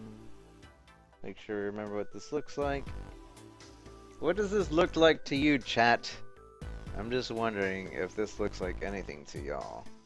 It kind of looks weird, but I don't see anything really. Nothing really. I kind of see a sword. Kind of see a weird unicorn thingy. I don't know. I don't know. What do you see, chat? See a puppy?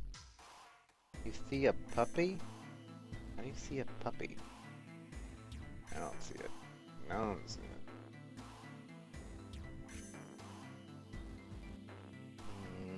Still looking for that one piece. The display case that, like the ones in the other rooms. Looks like a man impaling another on the ground before a grave. That, I could see that. The other room? You mean the one where Santa is? Yeah, the whole bunch of plates and stuff in the display case there, but this one, nothing. It doesn't look like there's anything hidden here. I don't think we really need to worry about it. Sofa. Look at anything like display case.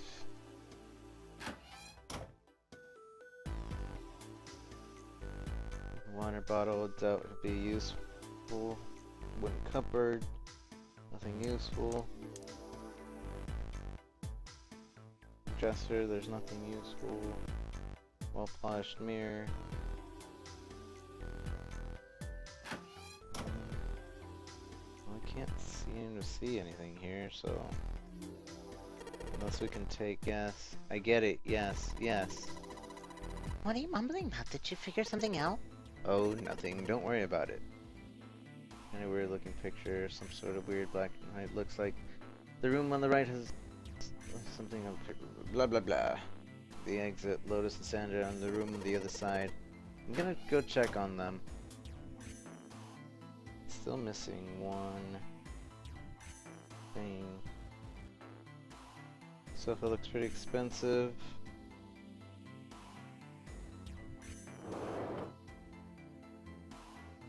Some pieces of expensive looking things in here. The vase looks pretty expensive. There are a couple pieces of art. Can't say if they're good or not. There's a couple pieces of art. I just want another square tile.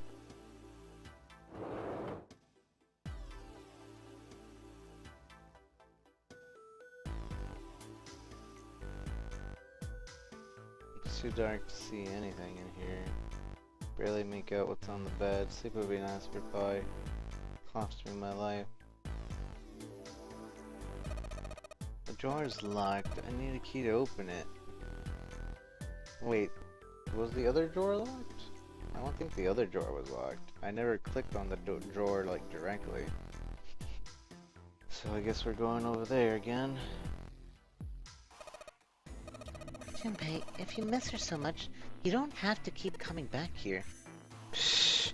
No, that's not what this is. I'm just being like a bridge between two rooms.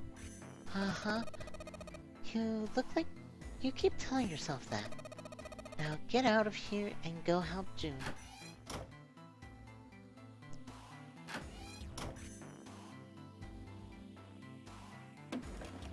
There we go.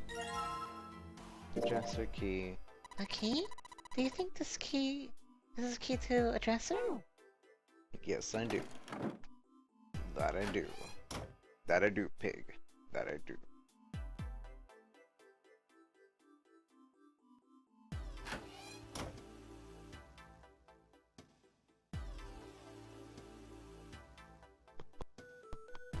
Oh. That'll do, pig. That'll do.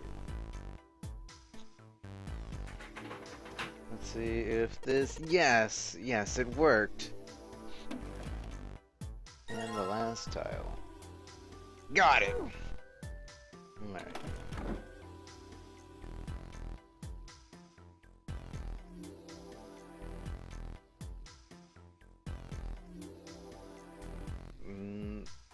There was a tile in the frame, so I guess it's supposed to put tiles in the empty space.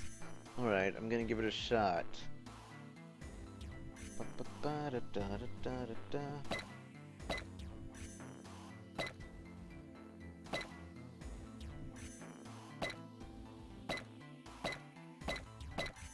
I don't remember.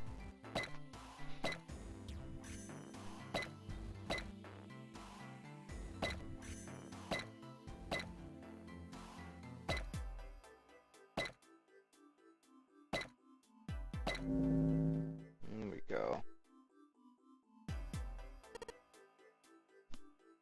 I see like a horse with like, not a mohawk, I don't know what it's called, but it has like the thing, and for some reason it's, I don't know, stuff.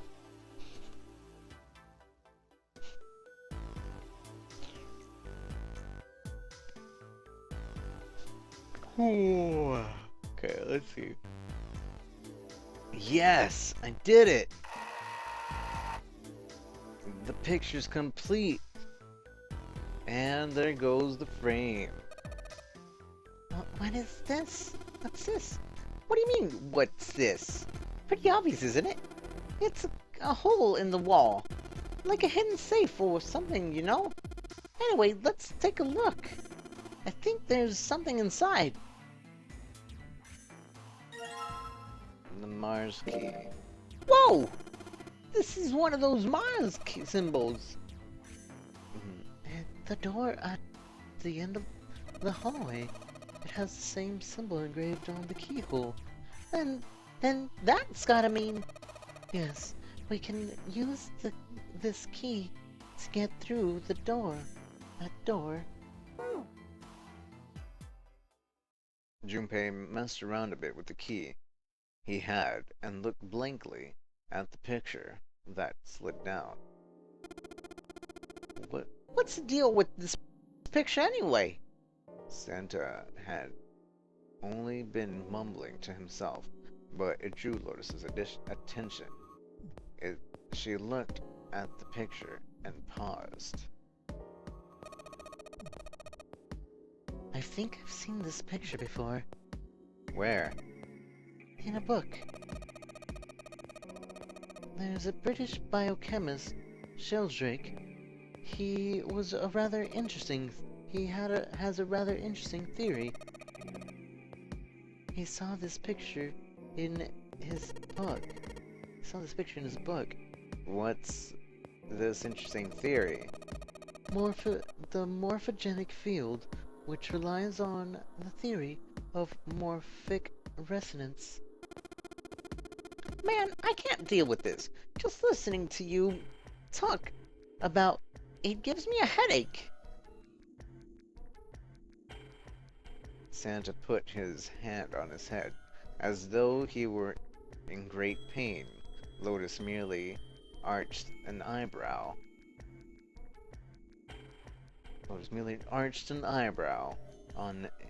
In his direction. It's not a difficult concept to grasp. In essence, He states the shape of a living organism, and that's the shape of a living organism lives a living organism, and the behavioral patterns are transmitted through a field not visible to the eye. So what part of that isn't difficult exactly? Lotus did not look pleased. Alright, how about this? Theory of telepathic mechanism, telepathic mechanism. Telepathy? Yes, telepathy. Well, perhaps not exactly telepathy, but it is close enough for a simple approximation. Santa suddenly burst into laughter. Are you serious? Telepathy? Who do you think we are? Kids from the 70s?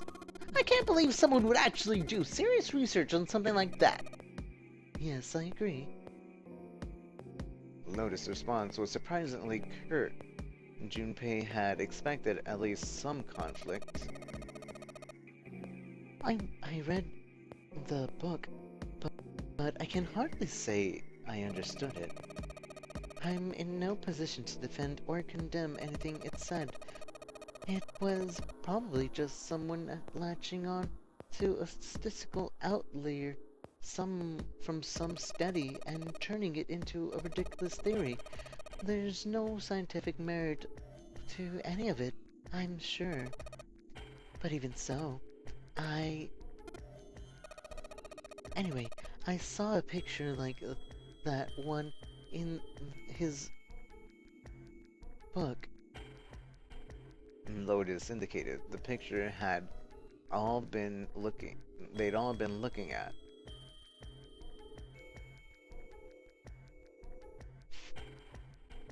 And Lotus, after a moment, she walked up to the strange picture and examined it, and then spoke.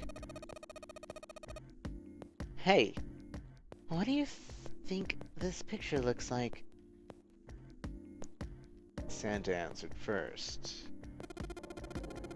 What do you mean? Isn't it just like abstract or something like that? It's just like black and white scribbles. There's no meaning there. That's it. What about you, Junpei? Does it look like anything to you? I guess it looks like a man's face. I mean, it could be a man's face, I guess. Like, you kinda see that. A butterfly? No, I don't see a butterfly. A koi? Doesn't look like a fish to me. A dog? Where would the dog be at? A small boat floating in a lake. I don't see that either. Funyarinpa. What the crap is a Funyarinpa? Funyarinpa. What the crap is a Funyarinpa? Anybody?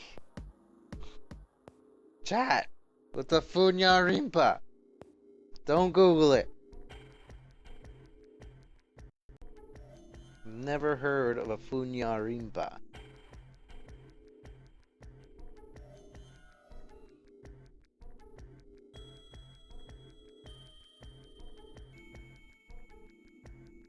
I don't know what it is. I'm gonna go with a man's face. That's the closest thing to whatever. A dog? I don't see a dog. Man's face, a dog. I don't see the dog. I see a horse. I don't see a dog. Wait! Oh, I thought it made me... It's just doing... Alright, a man's face. A man's face?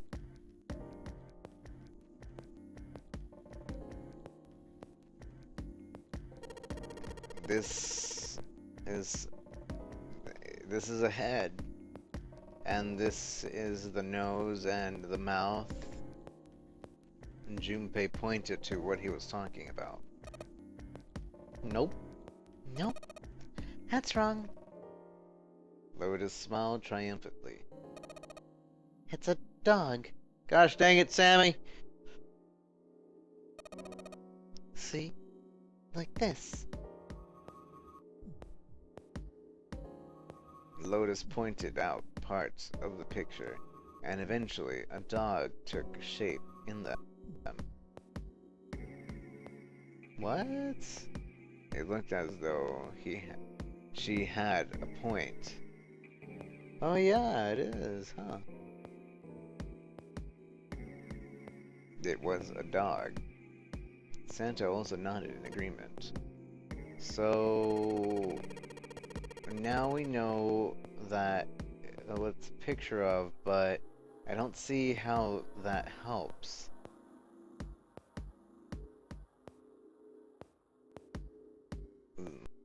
Lotus nodded and began to speak. A TV show from Great Britain did an experiment once. They took two similar pictures.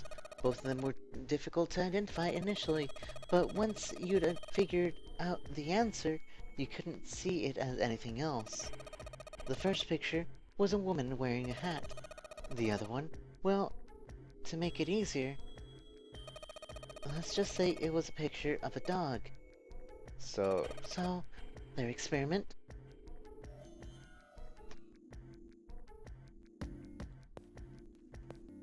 First, they sent the picture to other parts of the world where British radio and television didn't reach.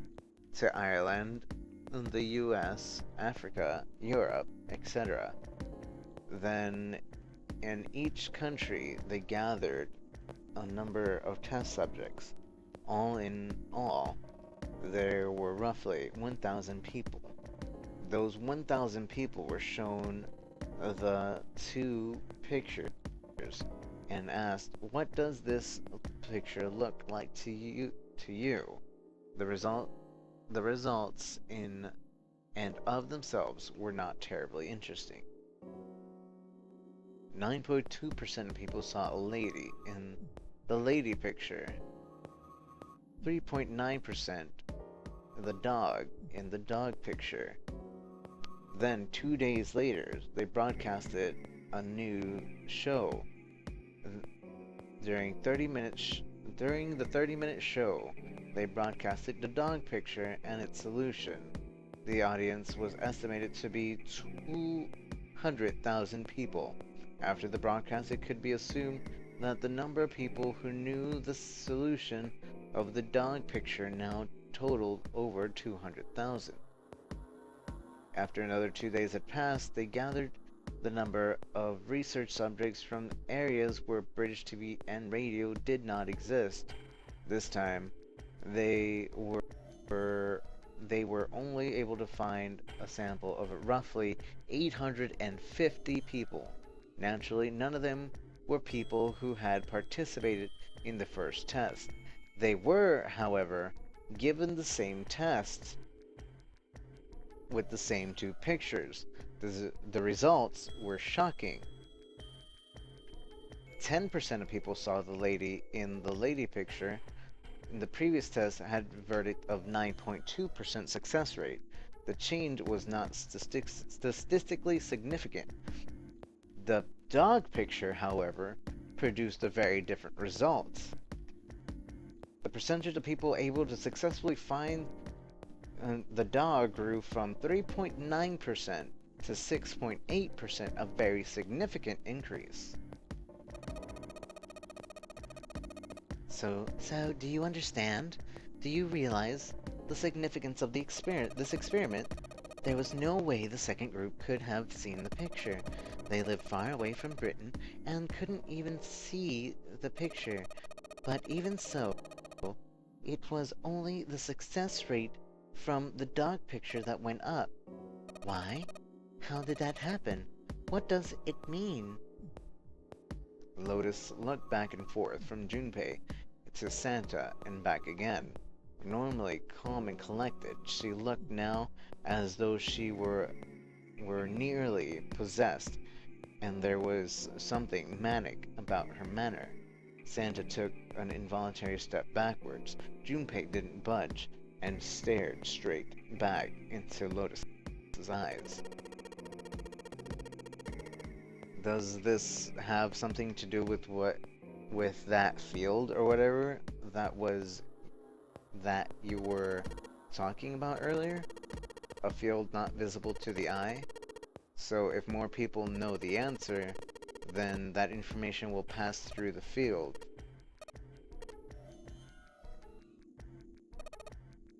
Psych! Her manner suddenly shifted, and Lotus smiled broadly at Junpei and Santa. She waved her hands dismissively, doing the best to laugh the whole confrontation off. Oh, I was just kidding. You really shouldn't take me seriously. Well, I mean, the thing is, I just told you about it. The things I just told you about is true. They really did happen. But the results of the experiment really aren't anything to go by. They could have easily falsified them. In the end, I'm sure they were just in it for the ratings. They were our TV station, after all. At last, it seemed like Santa had gained control of his composure. Right. Man, I gotta admit, you had me there for a minute. I really thought you were serious. Of course not.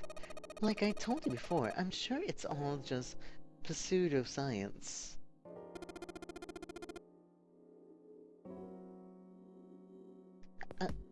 Oh, yeah, right. Santa and Lotus laughed and gave one another jovial claps on the shoulder. Junpei, however, didn't feel so much like laughing. Something felt wrong, unclear. Alright, enough nonsense. We've got a key, let's get out of here. What? Lotus and Santa walked away from the picture, but Junpei stayed, staring at the picture of the dog.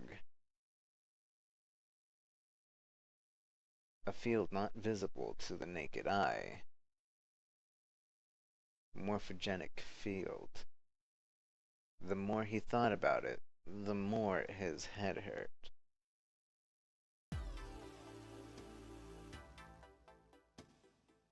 Okay. So let's leave. Alright. Let's go to the hallway. Let's go get June. You guys head to the door. Okay. Okay. Roger that.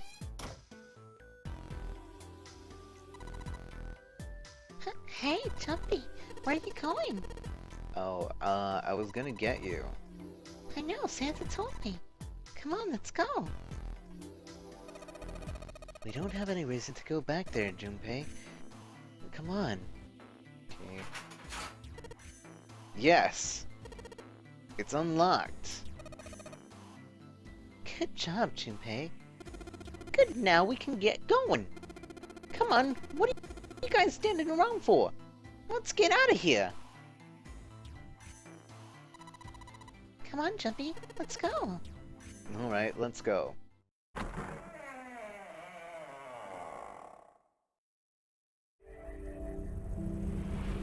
You found it.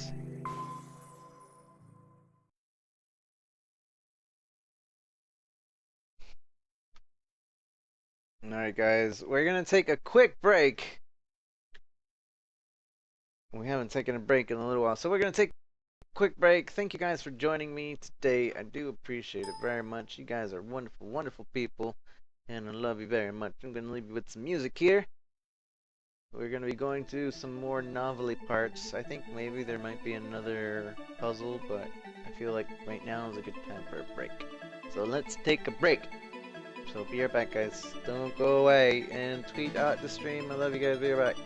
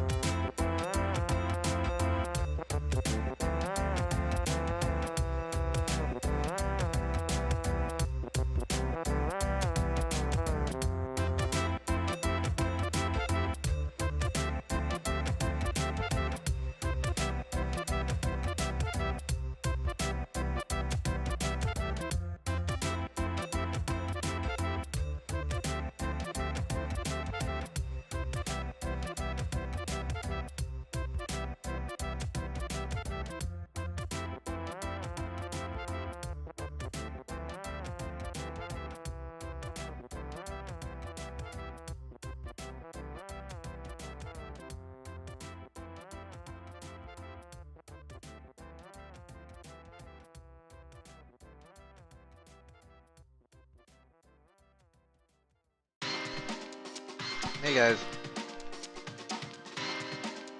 So I'm just finishing up eating the sandwich I made.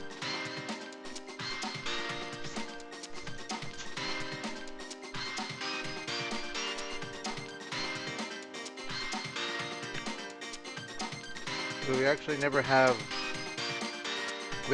have anything to make sandwiches in the house because my mother really does not like anything that has to do with byproducts of meat and things that you can just grab on the fly.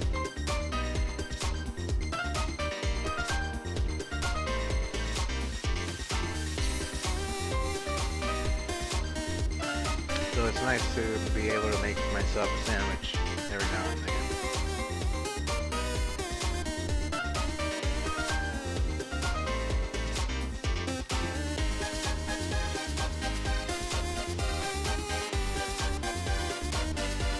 Hey Reese.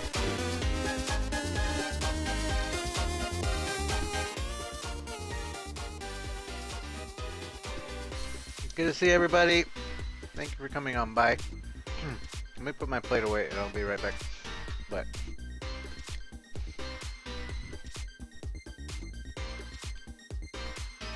I hope everybody's doing well. I hope everybody's enjoying the story. There's a few more of you here today than yesterday. So that's nice.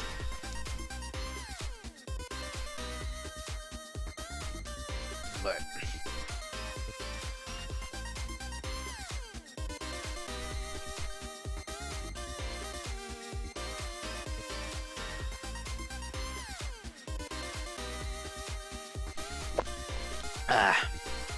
that was good. We're gonna continue. Hopefully you guys have tweeted out the stream. If you tweeted it out already, feel free to tweet it out again. And I'm going to retweet anybody's custom tweets.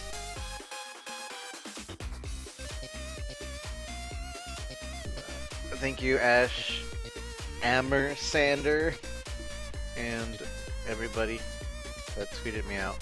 I do appreciate it very much. It helps out a ton, and it's greatly appreciated.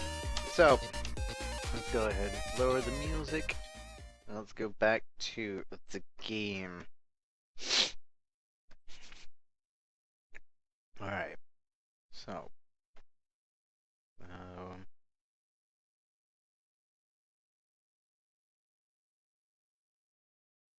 they step through the door to find themselves in the wide hallway. Junpei and June, Lotus, and Santa stopped for a moment and looked at their surroundings. A short distance away, a metal grate extended across the width of the hallway. They took hold and shook, but it refused to move. Nearby was a pair of elevators. It only took a few button presses to determine that the elevators would not respond to their efforts. They could only assume the elevators were not powered. There was only one door left. Well, looks like we don't have any choice. Yeah. Sure does. Well, then let's open it. Junpei grabbed hold of the knob and quietly pushed the door open.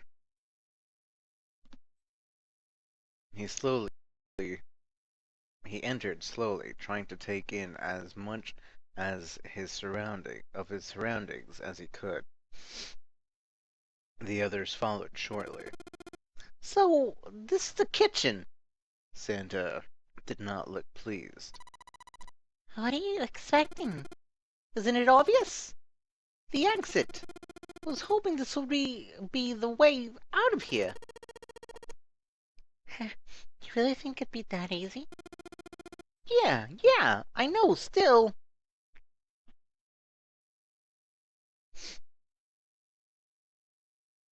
As they talked, Lotus headed deeper into the room. Until, at last, she stood in front of a door.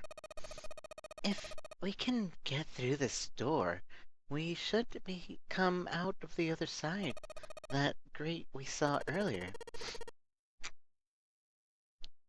Don't we need a key for that? Sorry, I guess that wasn't very constructive. Neither Junpei nor Lotus looked terribly happy. Junpei dug the ship map from his pocket and spread it out in front of him. As he did, Hey! What's that? huh? Oh yeah, I guess I forgot to tell you. I found this a little while ago. It's a map of B-Deck. Before Junpei could finish, Lotus snatched the map away from him. She ran her finger across it, muttering to herself. I knew it. Look. Junpei did as he was told. Santa and June moved over to look at the map as well. See? We came in here. If we go out there, then we'll be on the other side of the grate. With her finger, Lotus traced a path on the map. She was right. Satisfied that she had been correct, Lotus folded the map and handed it back to Junpei. He took it and slid the valuable piece of paper back into his pocket. There's a card reader on the right side of the door. Then that means the key card is somewhere in here, right? That seems to the most likely. Alright, we know what we need to do then. Let's get moving. First off, I say we split up and look for clues. Okay.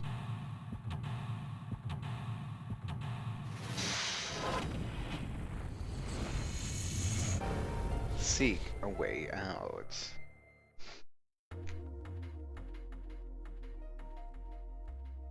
Okay, so we've got to look for clues, clues. Alright, let's see what's here. A voucher, it says appetizer 9, meat dish 10, soup A, seafood F. I don't want to memorize that. Those 9 plates look pretty expensive. They're plates for appetizers. Remember, appetizers usually come on square plates. Okay, well, excuse me, princess. Excuse me, princess. It's a reference, I think. Appetizer plates, there's 9 of them in total. 1, 2, 3, and there are 10 of them. If you flip these over, they look like hats. The middle is super deep of the plate. They're soup plates. They're made that way so the soup doesn't spill. If we ever get out of here, you should treat yourself to a nice dinner out. What makes you think a poor college student has the money to do something like that? I think there are 15 of these plates. I'm assuming they're for seafood.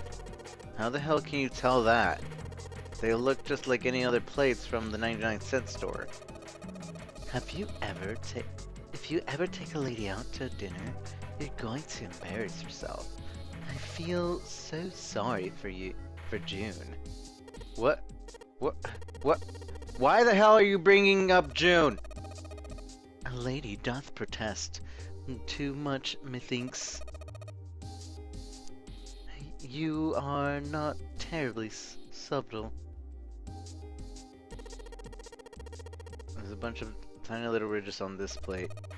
Those plates are for serving meat. You really are ignorant, aren't you? Come on, it's not like I need to know this crap. Jeez. It's the tank with the pipes coming out of it, nothing really special about it. A countertop! You've got rolling pins and a coolander. Nothing useful, in other words. That's the exit. There's a big iron plate over the door. I don't think we can open it.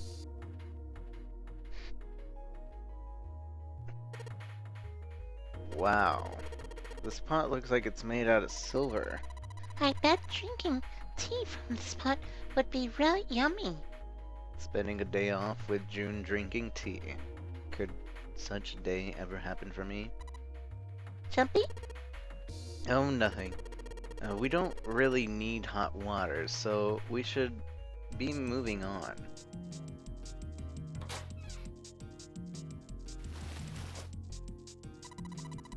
There's so much stuff here.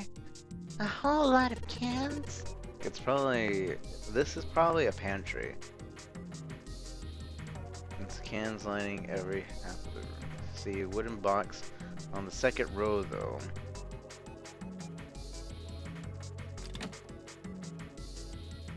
Hey, it's that knife. A rusty knife. I don't think we'll be able to use it while it's like this. The knife seems important. Junpei thought, but it wasn't going to be of much use the way it was. It's futile. Futile? You know, a waste, useless, pointless. Oh, any particular reason you wanted to bring that up? Oh, no reason, really. I just think about futility. Was thinking about futility. She wasn't making much sense. Junpei tried rephrasing the question. Why are you thinking about futility? At last she answered. Well, it has something to do with the Titanic. The Titanic? Yep. Have you ever heard of a story that the sinking of the Titanic was predicted? No, I haven't. No, I haven't. What is it? In 1892, 14 years before the Titanic sank, a novel was published. It was called Futility. It was written by an American novelist named Morgan Robertson. The story was about a big cruise ship colliding with the iceberg and sinking. Of course, if that was the only similarity, there wouldn't be any reason to mention it. It wasn't, though.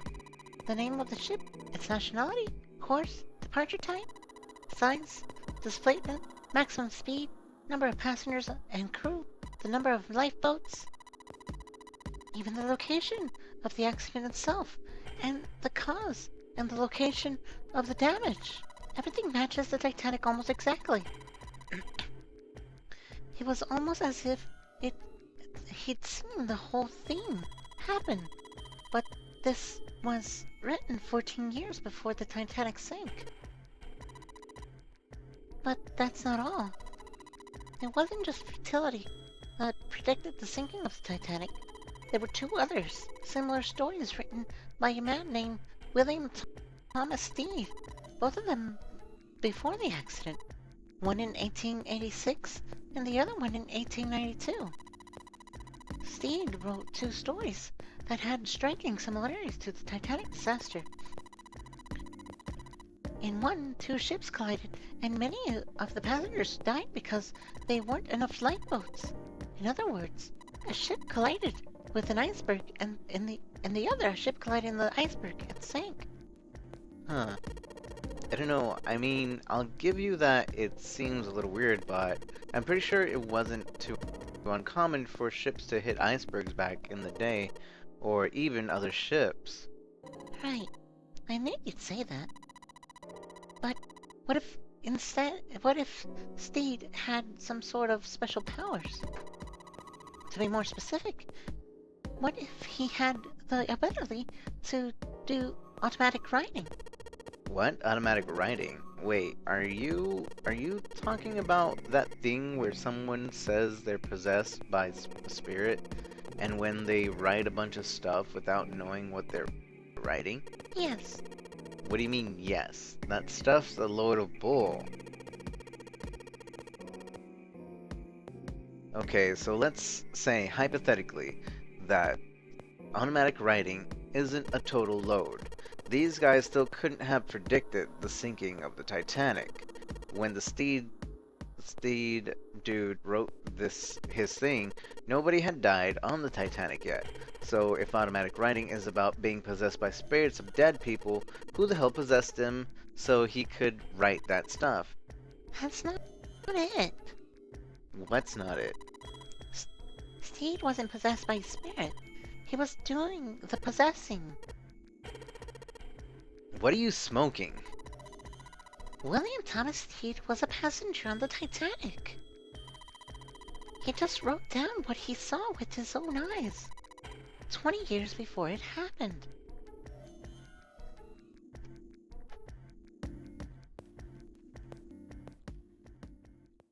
He decided it was probably best to say nothing. What June was saying was insane and utterly absurd. If he tried to take what she was taking seriously, he'd go mad. Junpei smiled uncomfortably. Why don't we talk about this some other time, okay? Huh? But... Her voice trailed off, and she glanced at the floor, troubled. Tap, tap. Junpei tapped June gently on the shoulder and awkwardly reached around her to pick up the knife from the box.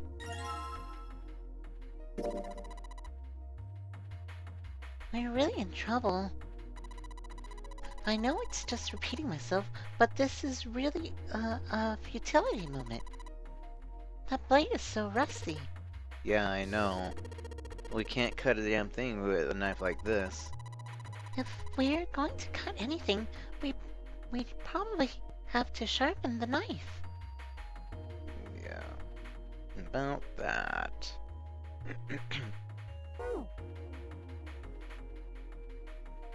There's nothing inside. Okay. Cheese! Hey, there's something behind the cheese. You're right. Why don't we move some of the cheese? Alright, guys, time to move it. June and I need to look behind you. There's a green bottle back there. Bottle oil. Look, cooking oil. You could probably use it to make something slippery. Can we combine the two? Nope. JK.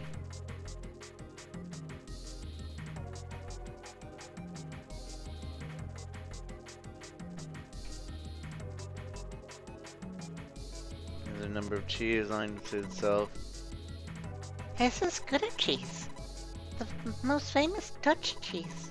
If you don't cut open the casing, it usually won't go bad. So you can store it in room temperature for quite a while. So we can eat this? Most likely. I'm not hungry at all. I guess it's hard to get hungry in a situation like this. It's true. Your body goes into survival mode and, like, doesn't require nourishment or as much nourishment for a long while. But then at some point it's just like, I need a lot of nourishment now. There's milk in here. Milk in an iron barrel? Judging by the rust, it's probably really old. Maybe we shouldn't open it. I don't think it'd be a pretty sight. Yeah, probably not. Looks like some kind of large tin container. Well, it's empty. Cans lining the shelf, wooden box. It's a note. It's got a bunch of stuff written on it, but it doesn't look like a code or anything like that.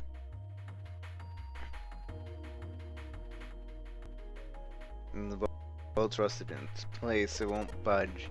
Of course, maybe if we put some oil on it. Hey! Just a little bit of oil, and come on! Come on, you little son of a bitch! Whoa. Hi. Ah, yes! You got you, little bastard! You did it, Jumpy. Wait, was I saying it or was that? Gosh dang it, confusing me. God, you little bastard. You did it, Jumpy. You're so smart.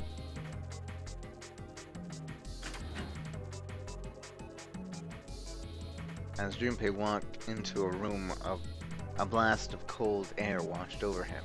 Almost instinctively, he folded his arms tight across his chest, doing what he could to conserve body heat.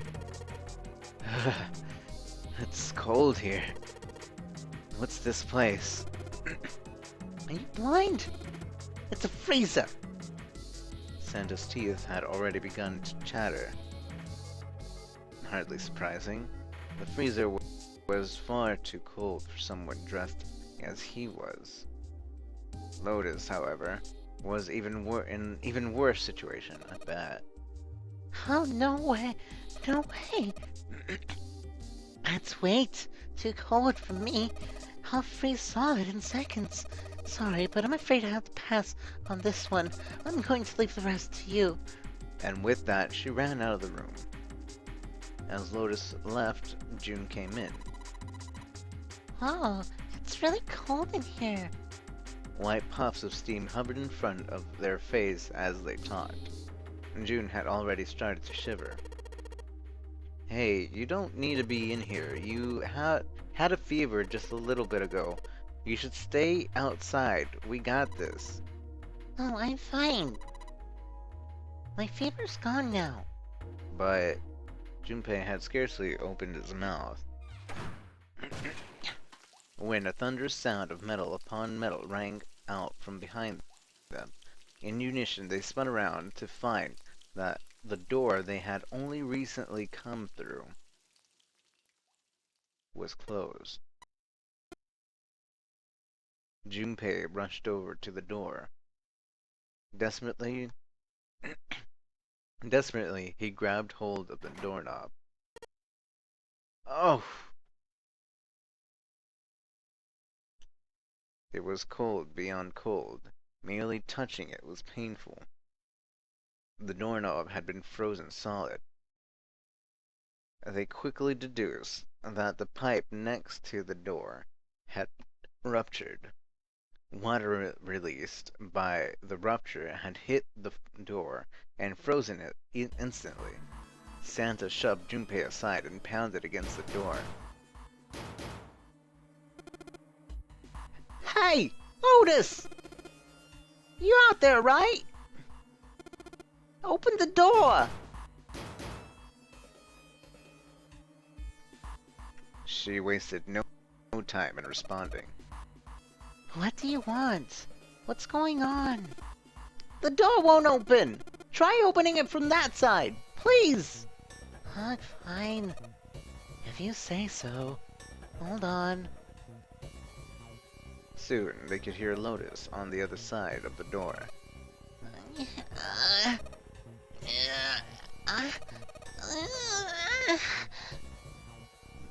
Then the grunting ceased and they could hear light panting as if from exertion. It's no use. It won't budge. You've got more people in there. You try figure it out.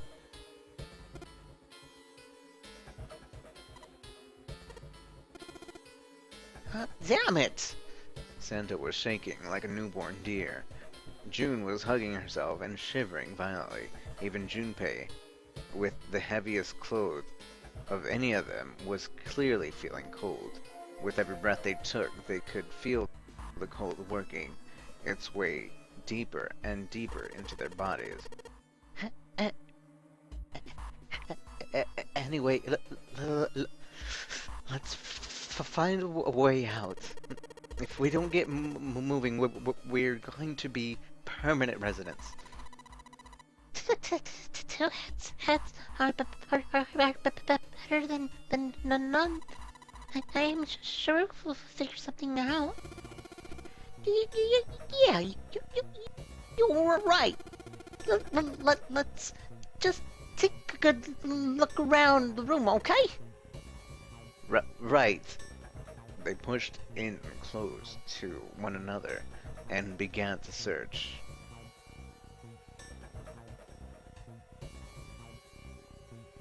Okay, what's here? What is this? Got some rope. It's a rope. Well, we could use it to attach to something else, I suppose. Yes, you could do that. There's so much stuff in here. Why don't we take some of it out, Jumpy? Water bottle. Water bottle. Yes, it is. Thanks. Thanks. There isn't anything else here that looks useful.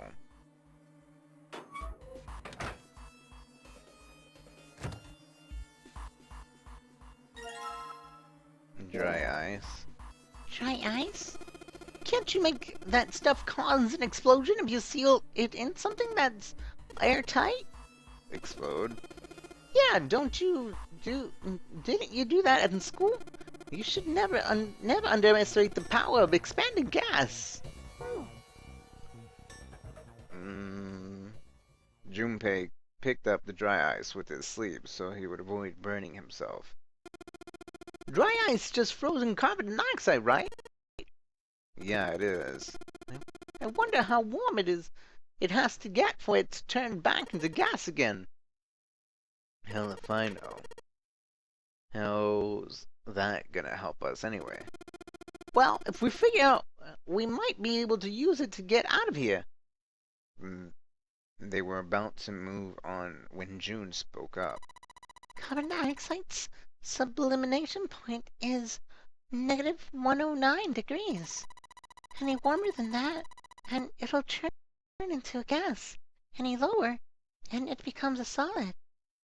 Junpei looked at her, dumbfounded. How do you know that? Despite my looks, I'm the clean. The queen of random knowledge. Looks bad to mess up when you're showing off. Angle mouth. No, you're so cold, your mouth being numb, going numb. Yes. What's wit? Wait. You're just doing it on purpose, aren't you? June giggled and did her best to hide her guilt. At least she was still feeling good enough to joke around, Junpei told himself. Come on, guys. Don't you think that's kind of weird? I wonder why it doesn't turn into a liquid first. Santa was now shivering at an astounding rate, but his curiosity seemed unaffected. Junpei, however, was not in the mood to discuss science. He wanted out of the freezer now. It did strike Junpei rather odd. It did seem rather odd to Junpei, and he couldn't help but think about it. June answered. But it can turn into a liquid. Carbon dioxide turns into a liquid if you put it in under high enough pressure. But at 1 atmosphere, normal air pressure, it won't turn into a liquid, right? That's right. Instead of melting, it'll do what it's called sublimating, and change immediately from a solid to a gas. A gaseous one. See, that is weird.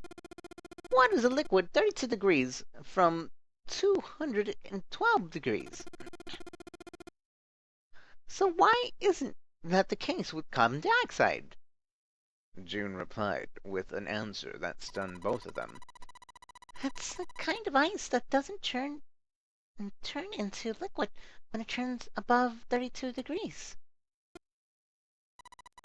I heard about it. Its melting point is 96 degrees. Ice with a melting point of 96 degrees? You mean there's water that freezes at 96 degrees? Yeah. Well, you could think You could also look at it as ice that won't melt until it's 96 degrees. Water that freezes at 96 degrees? Ice that won't melt until it's 96 degrees? Junpei was cold as hell, but this was too interesting to ignore. He did his best to warm up his by rubbing his arms and stamping his feet, then putting the question to June. So, what's this ice with a melting point of 96 degrees called? I heard it's called Ice 9. Ice 9? Originally, ice was made up of substances invented.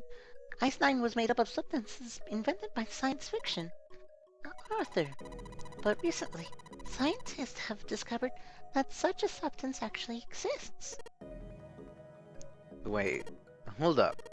So, this thing called Ice 9, or is it water?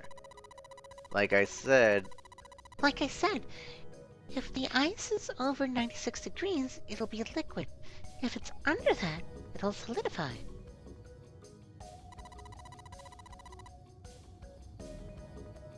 So you could think of it as a polymorph of H2O. Here, think of it like diamonds and graphite. They're both made of carbon, right? But depending on the structure of the crystallization and the hardness of the structure are completely different. so you're saying normal water is this, and this Ice 9 is like that? Yep.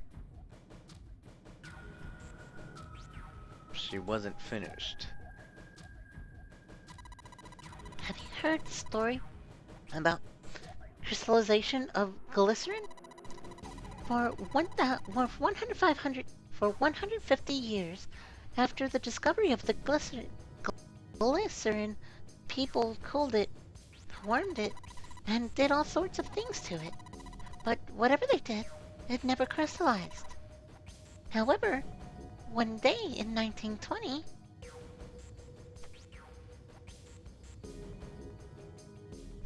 Some glycerin that was en route to England by ship was discovered and has crystallized during the trip. Naturally, scientists worldwide wanted to research this new crystallized form of glycerin and began asking for samples of the seed. A seed is, of course, a sample of the original crystallized substance. With the seeds crystallized, further crystallization of glycerin would be a simple matter. However, something very strange happened. Not only did the glycerin encouraged by crystals begin to crystallize, nearby samples did as well. It didn't end there. After that day, all glycerin in the world began to crystallize naturally when cooled to less than 64 degrees. Before that day, no matter how glycerin was cooled, it refused to crystallize. But once the crystallization had begun, it was almost like, how do I put it? It was almost like all the glycerin in the world was communicating in some way that we can't sense.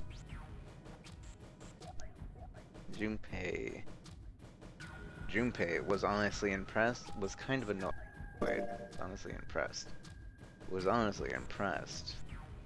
It was, in fact, a pretty interesting story. Wow, that's pretty interesting. But, what does that have to do with Ice 9? To his surprise, it was Santa and not June who answered. What she's saying is that it's a lot like Ice 9. What happened, I mean? A lot like? What would be... That would be bad. If water everywhere started freezing at 96 degrees, man... It'd be the end of the world. Junpei felt that Santa might not be treating the idea of the end of the world with a proper concern. At any rate, we're not gonna have to worry about the end of the world unless we get out of here pretty damn quick. He was right. Junpei shivered. Alright, guys. I think that's enough of that. I think we'd get quite... I didn't think we'd get quite this far off topic. I mean, I know I'm kinda at fault here, but we can't keep screwing around anymore. Seriously. I might go by the name of Santa right now, but I didn't grow up in Iceland. I freaking hate the cold. So let's get cracking, alright? We gotta find a way out of here. Santa stomped off, clearly doing his best to pretend the cold wasn't affecting him. Selfish, isn't he? Thought Junpei to himself. Still, Santa was right, and it was high time they got back to their search. The story of Ice Nine had him interested, but there'd be time to think about that once they'd gotten out of the freezer. Junpei looked at June, nodded, and resumed his search of the room. Okay. Does the story change each time you start over? Depending on the path you take, yes.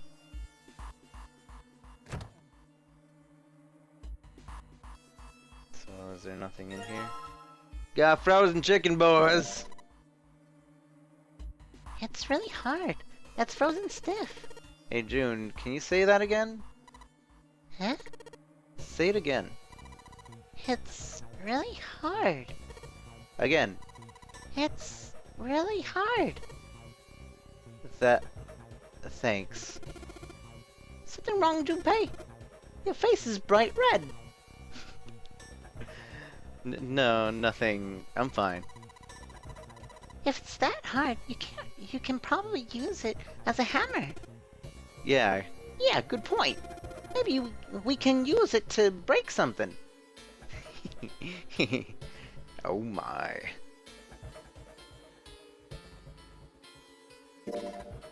Jumpy?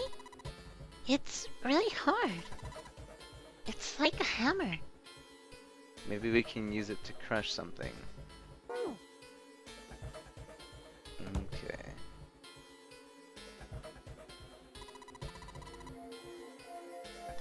There's frozen meat up there.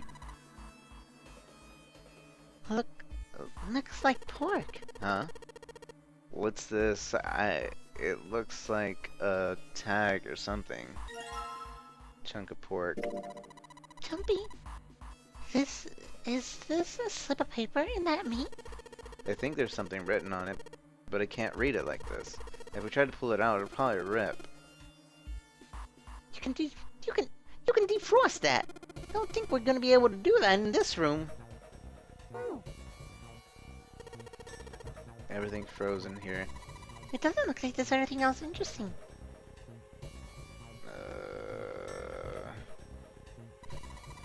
That thing is covering something.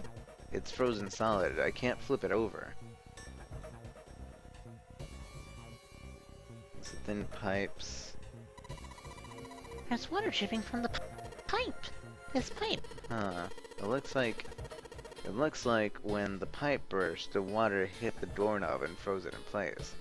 This water actually seems almost warm.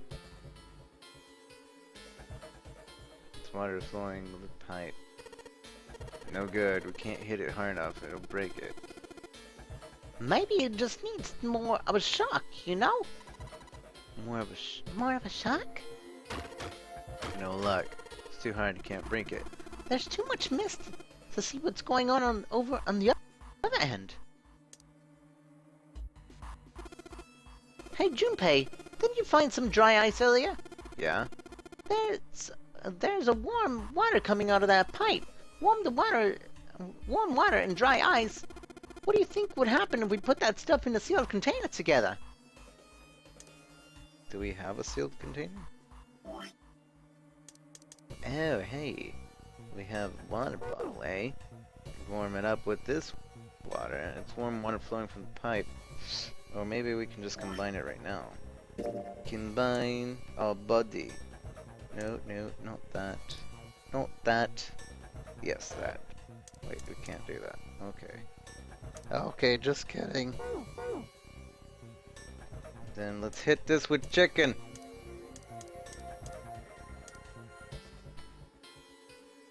The ice surrounding the doorknob. Thin pipe. I feel like we're missing something. I don't see anything.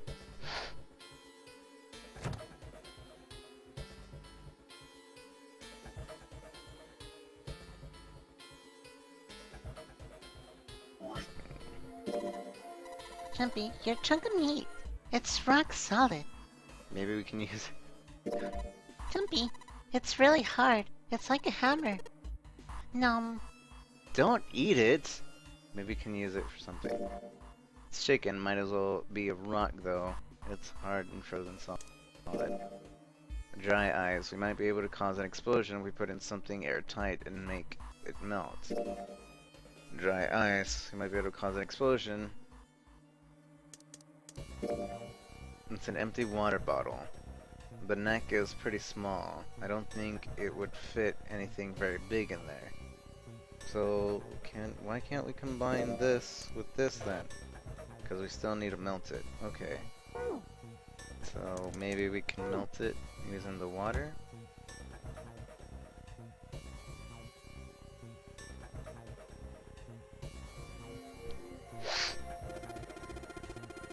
I started by putting the dry ice into the water bottle. But the dry ice is too big. Well, you gotta figure out a way to make it smaller than you, don't you, genius? Yeah. Oh. Yes, yes. Maybe we can cut it. Combine. No. No. No. No. No. Ooh, hey, yeah. Chicken. Chicken power.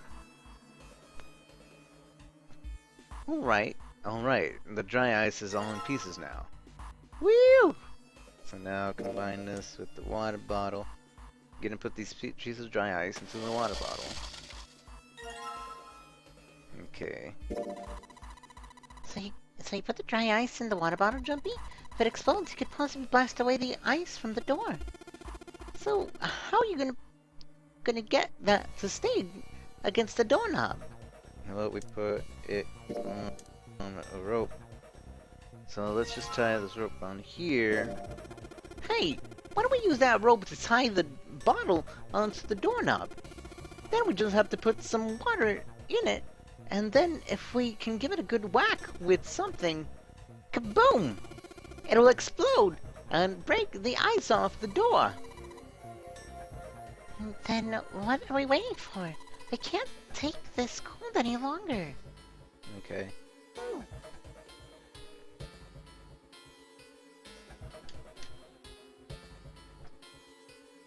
Warm water dripped from the ruptured pipe near the door. Junpei pulled out the water bottle and filled the dry ice, let a good amount of water fall in, and then quickly sealed it up tight. The makeshift bomb complete, he tied it to the doorknob as quickly as he could manage in the cold. Alright, that's set. So, what do we do now? We just need to give it a little, tap. The bottle's already about to pop. If we throw a rock at something at it, it'll go off all on its own. A small rock? A small rock. Junpei looked down at the floor.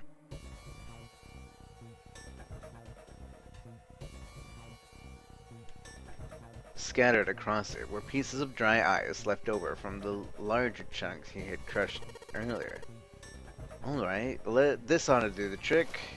He pulled his sleeves down over his hand and to keep it from getting burned, and grabbed the chunk of dry ice.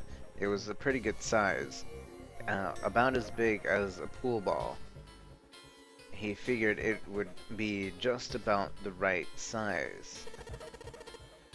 Alright guys, stand back. Actually, we should probably hide somewhere. Both Santa and June looked at him with new concern. Where exactly do you expect us to hide, genius? There really isn't anywhere big enough. Yeah, there is. Look, Right here. We can hide in there. Junpei pulled open the door to the small cellar. Come on. Get inside, quick. Santa and June nodded and jumped down into the hole. Junpei quickly followed. His hands could feel the chill of the frozen carbon dioxide, even through his sleeve.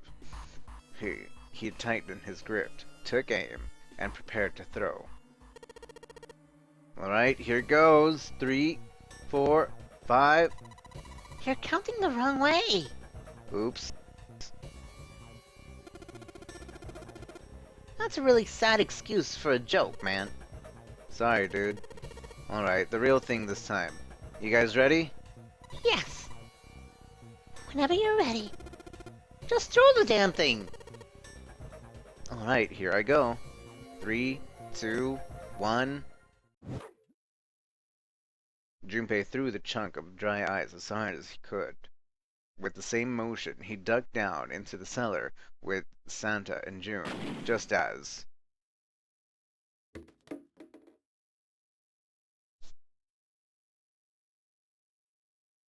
Junpei leapt out of the cellar and ran to the door. Jumpy. The ice on the door. Is it gone? Yeah, it's gone! The blast must have shattered it. Yes! Alright, let's see if it opens. Junpei grabbed the knob and pushed with all his might. The door gave way easily, and all three of them tumbled out of the freezer at once. Hooray! We're out. And June, relieved, collapsed onto the floor. Move! Santa shoved past Junpei and ran straight to the grill, which he immediately grabbed. Oh! God damn it! Hot! Fuck! He proceeded to kick the grill in a futile but amusing fit of rage. But where was Lotus? It took Junpei only a moment to find her. She was sitting on the counter idly scratching her chest. Welcome back. I was starting to get tired of waiting for you guys. With a great yawn, Lotus lowered herself off the counter. Junpei clenched his teeth and walked towards her. What were you doing? What do you mean, what was I doing? I was waiting. We were gonna die! Oh yeah? Well, you didn't, so everything worked out alright, didn't it? What the hell? Just kidding. It might not look like it, but I was really worried. Don't give me that crap. I'm telling the truth. I mean, if you died, then I'd be in trouble too. If you died, then I'd be stuck here, and I'd die too. See? I did all I could. I even looked around to see if there was anything I could use to pry open the door, but I couldn't find anything. So, all I could do was wait. I mean, what else do you want me to do? Call the cops? It was true that there wasn't much she could have done, but something about her tone. Junpei gritted his teeth. Fine. But there's one thing I have to ask you. What's that?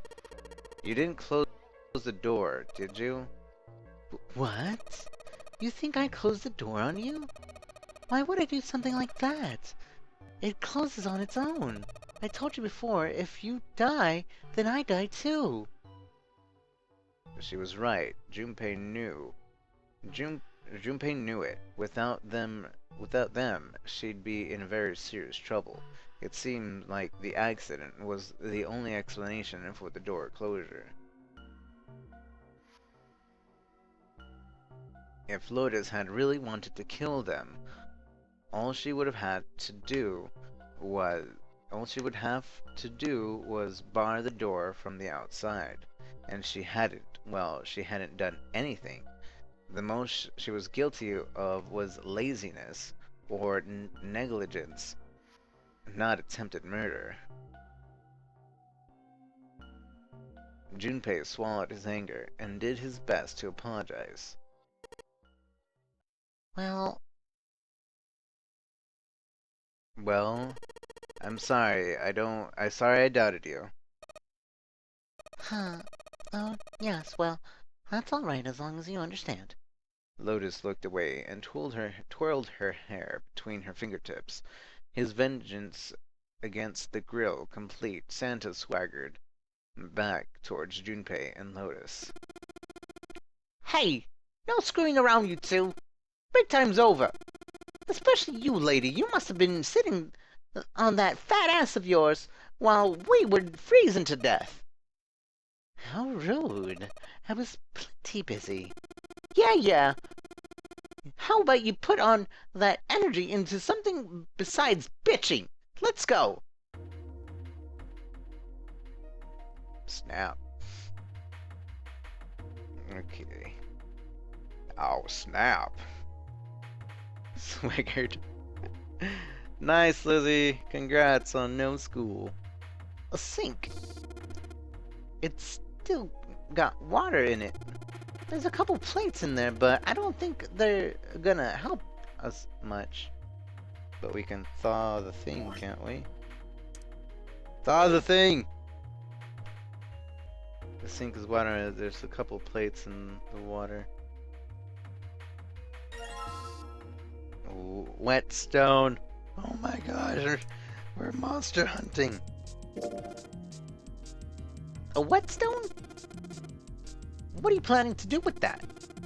Aw, shit. Don't tell me you're gonna try and smash open the card reader. Are you an idiot? If you do that, then we'll never get out of here.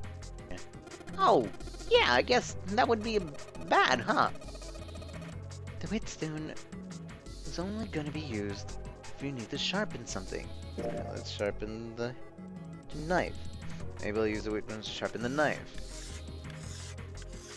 The blade of the knife is getting sharper by the second. I should be able to cut something pretty good with this. So, I guess you managed to sharpen the knife, Junpei. Who are you gonna stab with that? No one! You could probably cut something soft with that.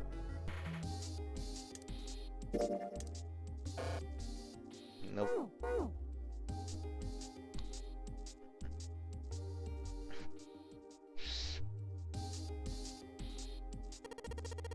Trash can, there's nothing inside of it.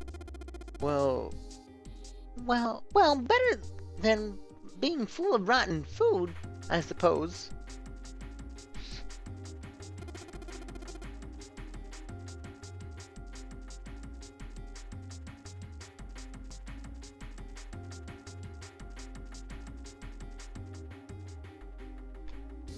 Damn it, there's nothing in here.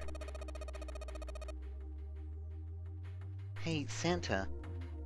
Digging through the trash really suits you. What the hell did you say? Listen, lady, I did you a favor. I knew you'd just piss and moan, so I did it for you. oh my. I don't recall asking you to do anything. What? I ought to throttle you. Excuse me. Does it feel colder in here? Motorboat. Bucket made of tin, there's nothing inside. The countertop. There's a rolling pin and a coollander here. Nothing useful.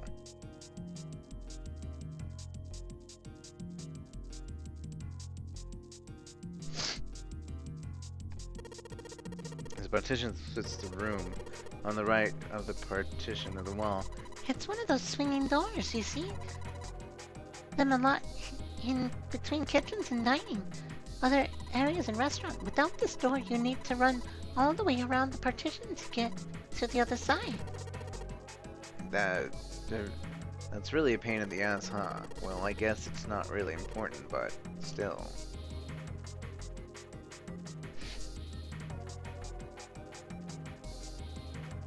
What is this?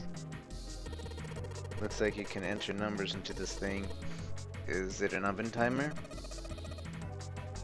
It's probably for entering passcodes. After all, the oven door is locked. My guess is that it'll open if we put in the correct code. We don't have the passcode. We'll look for some hints before we start messing with this thing. Display above the buttons. The iron oven! Looks pretty heavy duty. It's probably industrial quality. I bet you can cook anything with this. Anyways, let's have a look inside. Damn, I knew it. It's locked.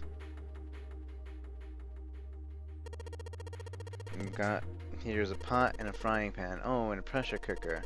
Well, I guess we could use some of those weapons as weapons. What kind of idiot are you? Are you gonna run around holding that thing while you're looking for the dead? Hey man, it was a joke. Why so serious? It's only a partition.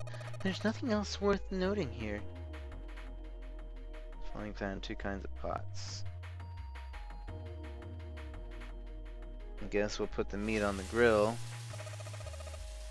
Hey, what are you doing? What are you going to do if that paper burns? Come on, it'll be fine. I mean, it's not like it's gonna burn right away, right? We gotta keep an eye on it and get the paper. It'll be fine. Well, they can argue all they want. I'm gonna keep an eye on this pork. Cool. Looks like it's about time. I'm gonna try taking the paper out. Jumpy, be careful.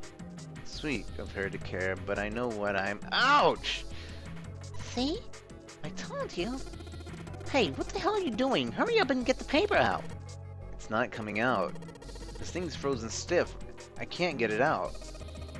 So are we going to have to cut the meat? Yeah, it looks that way. Looks like we're gonna have to cut the meat to get to the piece of paper. Hey, Junpei, I thought you had something that you could cut meat with, didn't you? I mean, I was gonna pick up the meat first, but sure, we can do it that way. Alright, now I've sharpened the knife. Yes, I cut the pork. Awesome, Junpei. Now we can cut out the paper. C10F. Pork note.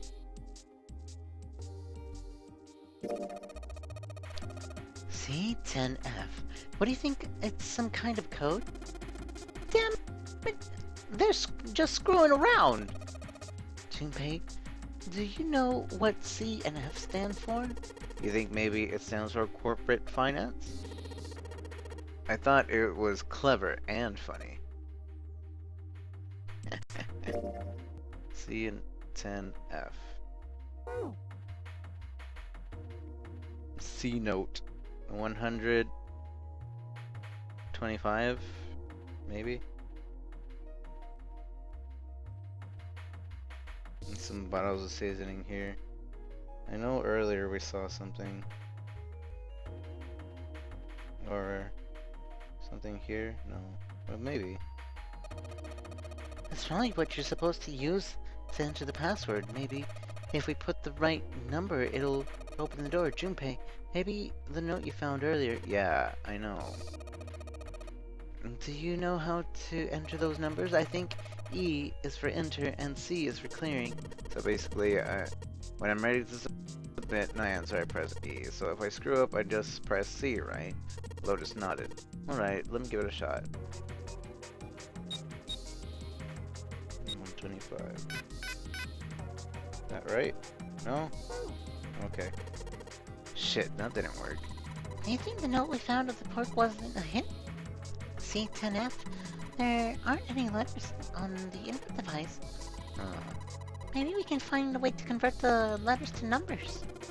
Oh yeah, the voucher we found next to the plate with some letters on it, didn't it? Maybe they've got something to do with it. The vouchers next to the plates? Yeah, I remember the vouchers next to the plates. Let's table. Where is it? Right there.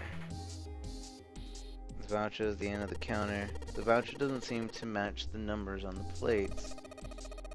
It says appetizer 9, meat dish 10, soup A, seafood dish F on the voucher.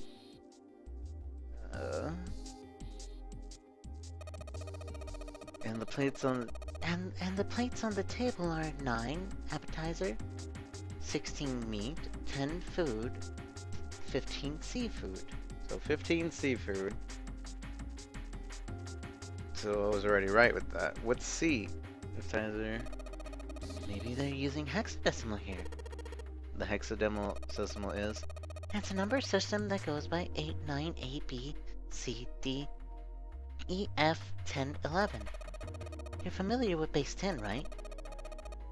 Well, the normal system of numbers, the base 10 equivalents are hexadecimal numbers would go like this. A10, B11, C12, D13, E14, F15. So C is 12. So 12, 10, and 15. And 10 equals 16. So 12, 16, something else. 12. Then 10 becomes 16 in a base 10. I know it sounds strange, but you can think of it as just 6 letters added on to the normal number system after 9. So A, B, C. So 16, 12, and 15. So 12, 14, 15. 12, 15, 14. I think I get it. Gosh dang it, I don't get it. Can I see the conversation, please?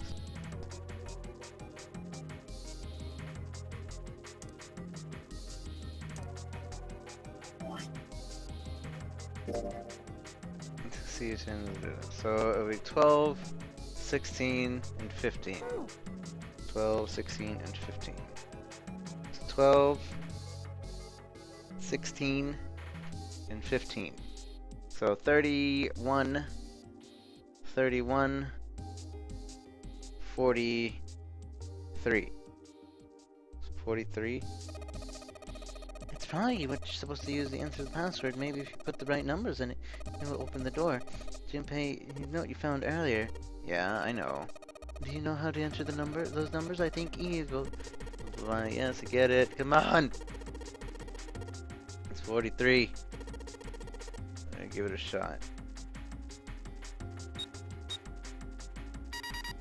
Open! Sounds like metal is falling. Well, I guess that went well.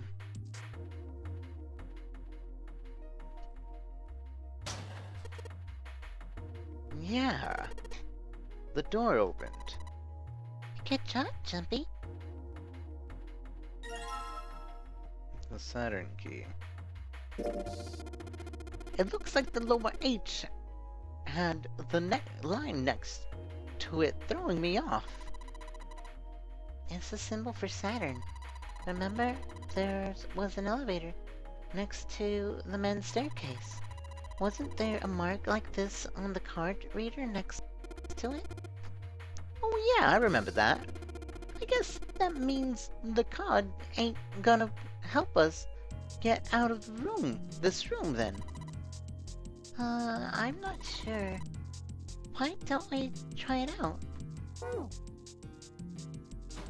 Okay, we're done with this room. I'm leaving. Yes, I think it's unlocked now. You did it, Jumpy. Let's get out of here. Yes, let's go.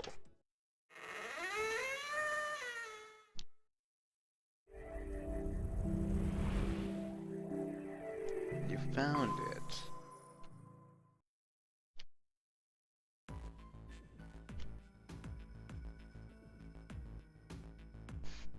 They stepped out of the kitchen and into the hallway that looked rather familiar.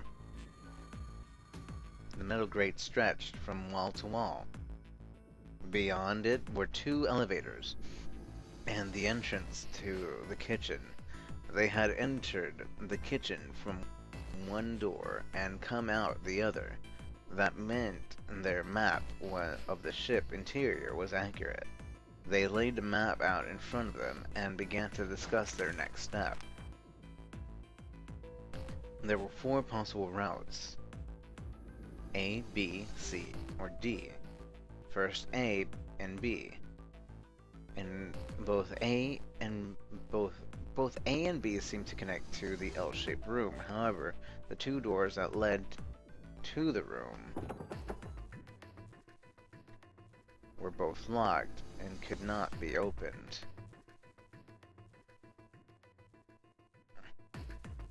The next route was C. This goes all the way to the main staircase. That means the door 5. One of the numbered doors. And do you think we could meet up with the other 4 after this hallway? No, No, I don't think we will.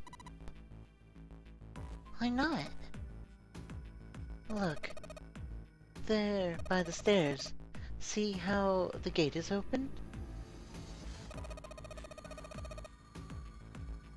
Then When we went to the kitchen, it was closed. But now it's open. What do you think? What do you think that means? they opened it. Most likely. Then if we take Route C, we're going backwards. That would be pointless. Then that means they looked at the map.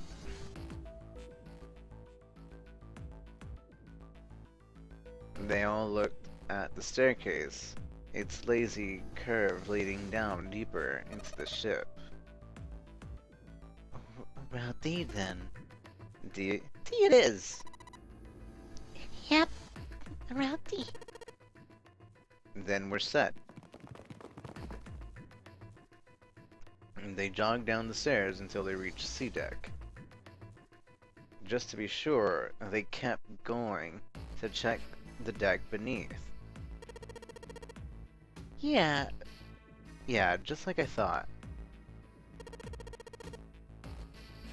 Deck D is totally underwater. Just like the bottom of the central staircase. The water glazed back at them, its smooth surface like a great mirror. As ominous as it was, Junpei took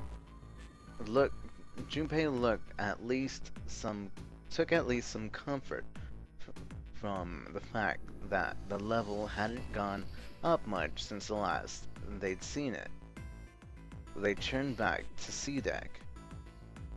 It didn't take them long to find the 2 elevators in front of the stairs. They looked identical to the elevators on the top floor, with one exception. These elevators had a card reader with a wall between them. The card reader was a strange mark. Hey, look at the symbol. Huh? See, that's the woman symbol. That's a thorn with a thorn on it. It seems like... Ouch! Ouch! Ouch! Ouch! Ouch! Ouch! Ouch! Ouch! Lotus had taken a hold of Junpei's hair.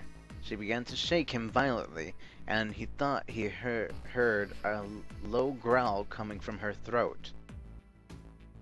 Such violence. Junpei began to wonder if she was not the devil itself. With an uncomfortable smile, June spoke up. It's the Mercury symbol. The thorn symbolized the wings of Hermes' staff. Hermes, whatever. If we can't get this thing to work, these elevators aren't going anywhere. In other words, We need a key card with the Mercury symbol on it. Probably. They gave up on the elevator and returned to the stairs. A hallway stretched out to the left.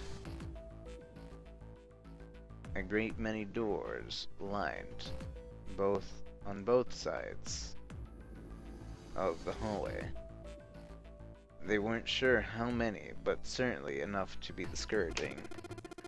Damn it! If they try to search all over all these, the sun's gonna... If we try to search all these, the sun's gonna go down before we've done half of them. I think the sun's already down. I have a feeling this ship is the only thing that's going to be going down anytime soon. That's even worse! Well, we can come back to this hallway later. Let's check the hallway on the other side, shall we?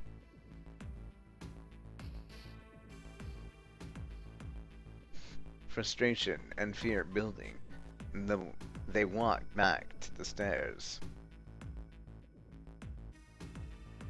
To their right was a small hallway. Quickly, they headed into it. Approximately the same size as the alcove in front of the stairs, the hallway led toward the stern, and at the end was a set of double doors. Let's open it.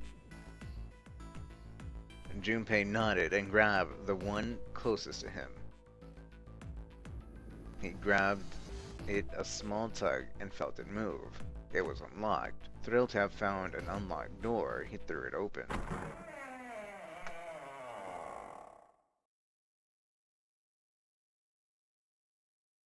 Junpei didn't know what to make of what he saw.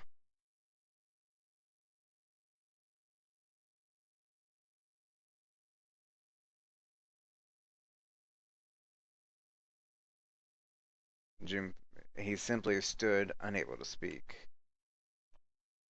The others simply stared, open-mouthed. After a few long moments, Santa managed to speak. What the hell is this? A massive room stretched out in front of them. More a cavern than a room. Its vastness was oppressive, and it bore down on the four companions. It was not empty, however. The entire room was filled with lines upon lines of beds. They were simple things, a little more than pipe and thin mattresses. Is this a hospital? He had at last been able to put a name to the harsh scent that pervaded the room. The room swam with the harsh, biting smell of antiseptic. It was the center of the room, where shelves stacking with medicine and a number of medical devices with functions of which Junpei did not know. More importantly, however, on the back wall of the room were 4 doors. 3 of them were emblazoned with large single-digit numbers with a thick red paint. The door on the left was labeled 3. The second door on the left had no number, but the third had been given a 7. And the rightmost door had an 8. There could be no doubt where they were numbered doors. It did strike Junpei as strange, however, that the door between 3 and 7 should be blank. What he wondered could it mean? Let's take a look at the doors. Yes, that sounds like a good plan. Junpei headed towards the doors, weaving his way between the beds. He started with door 3 on the left and moved to the right until he reached door 8.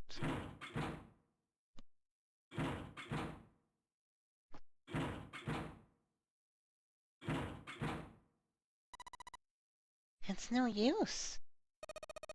Well, of course.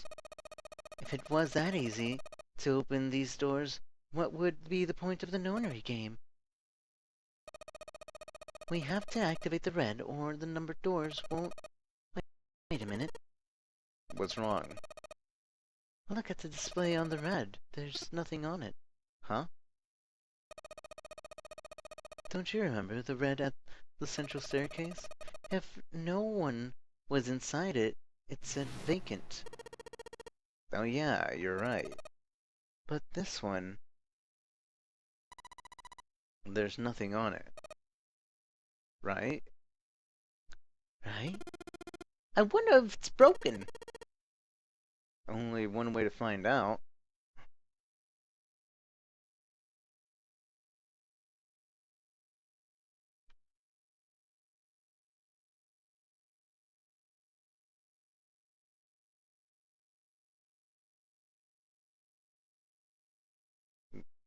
It didn't respond.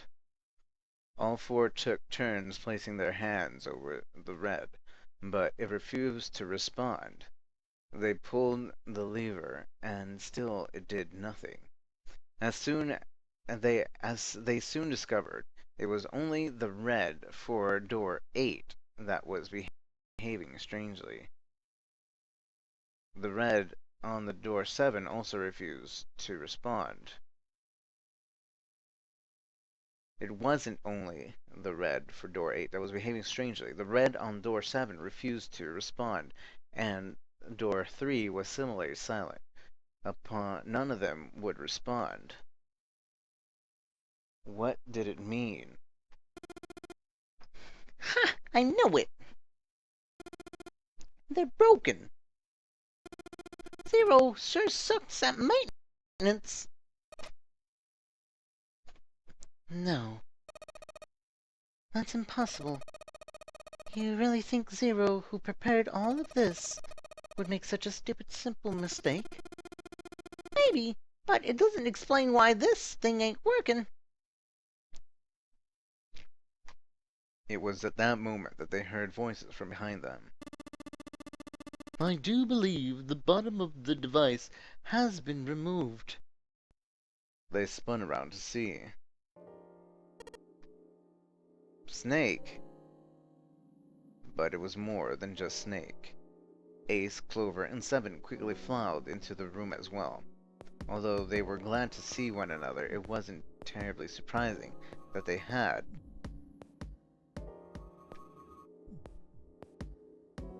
If it had been the other party who opened the gate in front of the kitchen, it wasn't unreasonable that they'd bump into one another eventually. The rest of Snake's team, however, did look rather surprised. How? How? How did you guys? How did you guys end up here?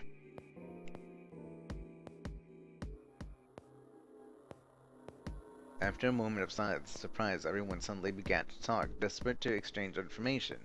They talked about the rooms they'd been through, and how they ended up in the same place. Of course, none of that was very useful information, but that hardly mattered, and they were happy to simply see one another again. Although the level of cheer varied greatly from person to person, each one of them was wearing some manner of smile, almost as though they had already forgotten about the death of the ninth man.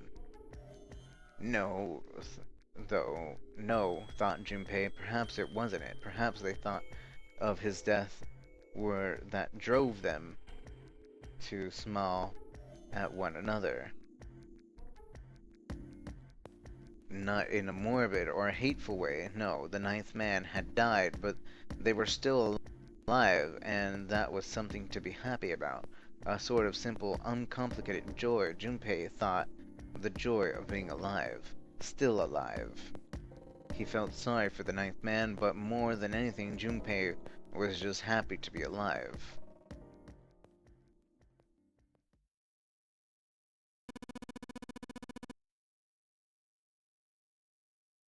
There you have it, our half of the story. For a moment, Junpei was silent, in thought, then he spoke. Okay. Let me see if I got this straight. When you guys got here, the bases for the Reds were already gone. And you looked all over this room, but you couldn't find anything?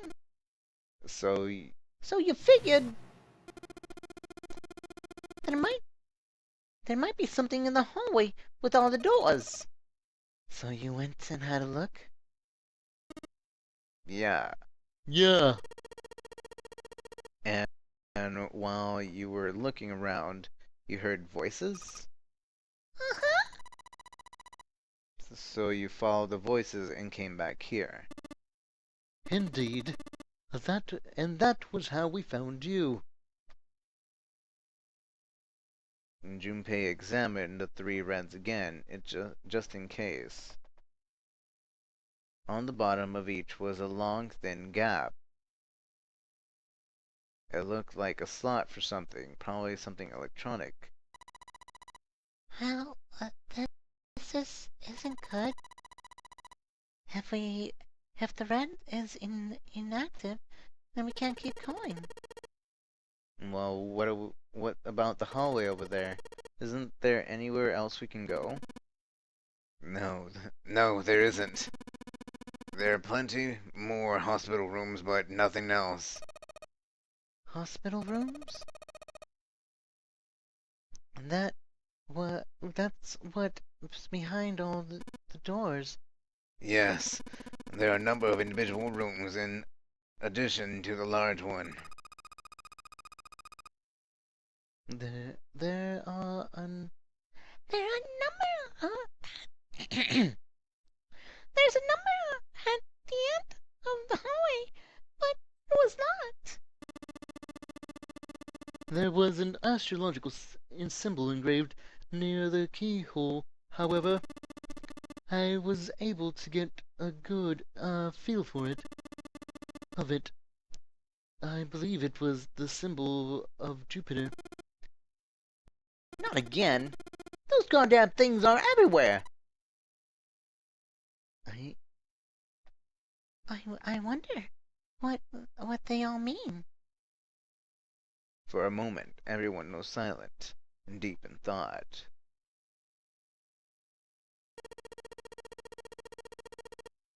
While we're asking that what things mean, what's the deal with this room? I mean, I thought this was a cruise ship, but I can't imagine a cruise ship would have a hospital like this. Of all people, it was Seven who answered with calm confidence. Well, I figured it was probably a ship. Chances are it's the Gigantic. The Gigantic? Junpei looked confused. Alright guys, we've gone through this before, so I'm just gonna see if I can skip ahead. No, I can't. Dang it. But I was hoping to skip ahead, but okay, we'll just keep reading it because some of you don't know about this. Junpei looked confused. So did everyone else. What's the Gigantic? Seb knit his brow for a moment, then began to explain. The Gigantic. He explained that she had been a sister ship to the Gigantic, built in the early 20th century. The Titanic had 2 sister ships, who were identical to one another in nearly every aspect. The Gigantic was said to be one of them. She was initially intended to be a passenger liner, like the Titanic, but soon after the ship was launched, the First World War began, and she was pressed into duty by the British Navy as a hospital ship. Sometime later, the Gigantic was damaged by a German mine in Aegean Sea. She managed to run around after the incident and consequently was not sunk. What then happened to the Gigantic after her fateful encounter with the Aegean Sea? One theory ran that a man named Lord Gordon purchased her. Lord Gordain, it seemed, had been one of the few survivors of the Titanic tragedy, and that trauma that had turned him into an obsessive collector of all things related to the Titanic. As his obsession deepened, he began to desire the Titanic itself. That, of course, was impossible. The Titanic lay at the bottom of the Atlantic Ocean. The Gigantic, however, had not suffered such a dire fate, and as she was identical to her sister ship, she caught Lord Gourdain's eye. So you're saying that Lord Gourdain bought this ship? Yeah, at least I think I am. That's impossible. No way. We're in some boat that's almost 100 years old. Pipe down. Just pay attention. What? That's it? Well, have you got any proof? Proof? Proof that this ship is really the Gigantic. Well, this ship's got stuff like the Titanic and a hospital ship, so I just figured... Oh, for goodness. Don't tell me that's your only reason. No. I got more. Like? Well, I mean... Seven looked around desperately, doing anything to avoid meeting Lotus's piercing stare. He scratched his head for a moment, and then gave up. Finally, he opened his mouth. I don't know. Lotus sighed and shook her head. I guess your memory isn't back yet, is it? Yes, sorry about that. Hey, wait, hey, wait a minute. Memory isn't back? Junpei was, he felt, legitimately shocked by what seemed to be new and very important information. Everyone else, however, seemed unimpressed. In fact, they all looked at Junpei as though he had said something very strange. He decided to revise his attitude for the next question. Wait, was I the only one that didn't know? Everyone nodded. Why? Oh, yeah, I guess I didn't tell you, huh? I told the rest of them before we ran into you in the stairs. I told them I couldn't remember a damn thing about before I woke up. What? Then, almost as to save Junpei from further embarrassment,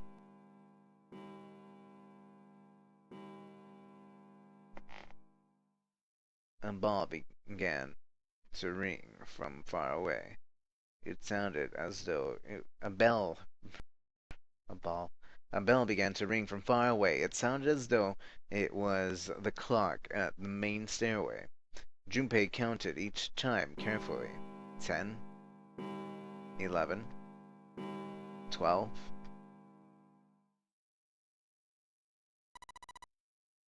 It's midnight. Then we still got 6 hours left, right? We don't have any time to screw around. Let's get going. We gotta find the missing part of the red. What do you mean find? How on earth are we supposed to do that? We looked everywhere in this room. And that only leaves one place to look. One? Well, I guess that's not really right.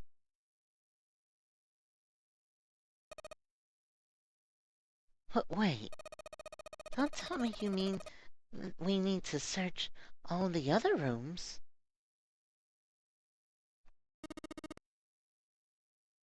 Don't freak out. We already searched 4 of them. 4 rooms?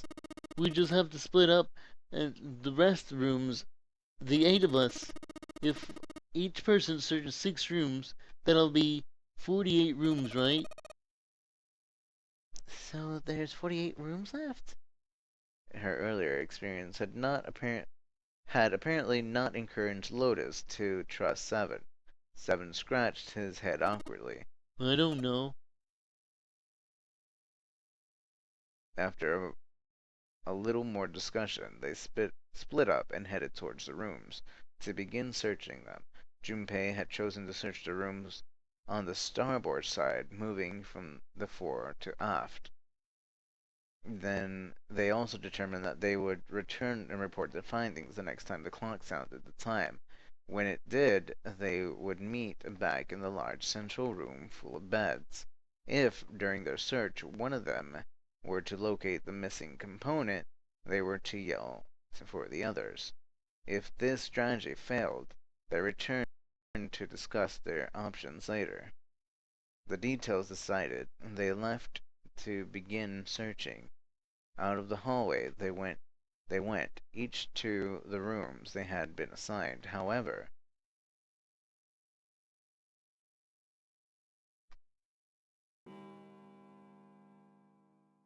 from far away, Junpei heard the bell ring. It did so only once. It was 1 a.m.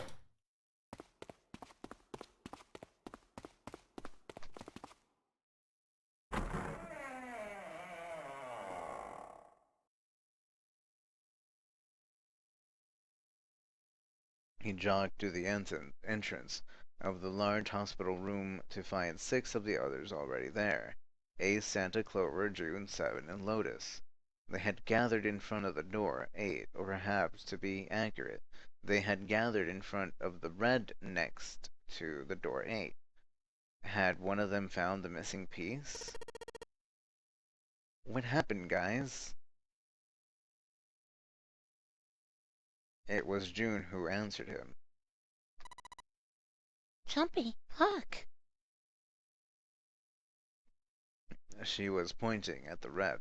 He pushed through the others until he stood in front of the red. Immediately he knew what she had meant. The display on the front of the red read vacant. Junpei sighed. Come on, guys, who was it? I thought we were supposed to yell if we found it. Well, Junpei wondered why she was hesitating. The others looked confused as June, but kept their mouths shut. What the hell? What is up with you guys? They all knew something, but didn't, and Junpei wasn't about to leave things at that. Finally, Lotus frowned and spoke. Well, the thing is, we don't know. You don't know? When I got back, it was already like this. There was no one else here. That means I was the first one back, but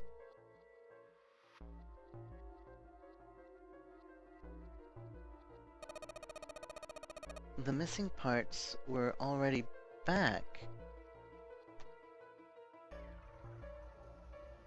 Junpei looked at the bottom of the red again, just to make sure.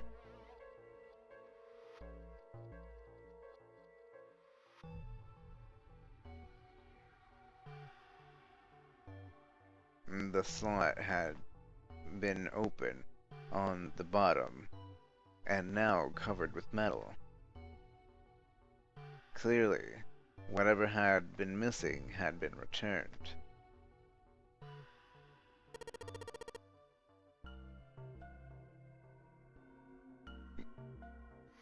The slot that had been covered open on the bottom was not covered with metal.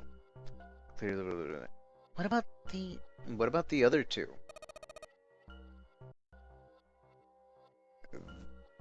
They are the same. Junpei quickly examined the other 2 boxes. 7, 3, 8. Satisfied that they were also repaired, but still very confused, he returned to the others. Alright, I just want to be sure here.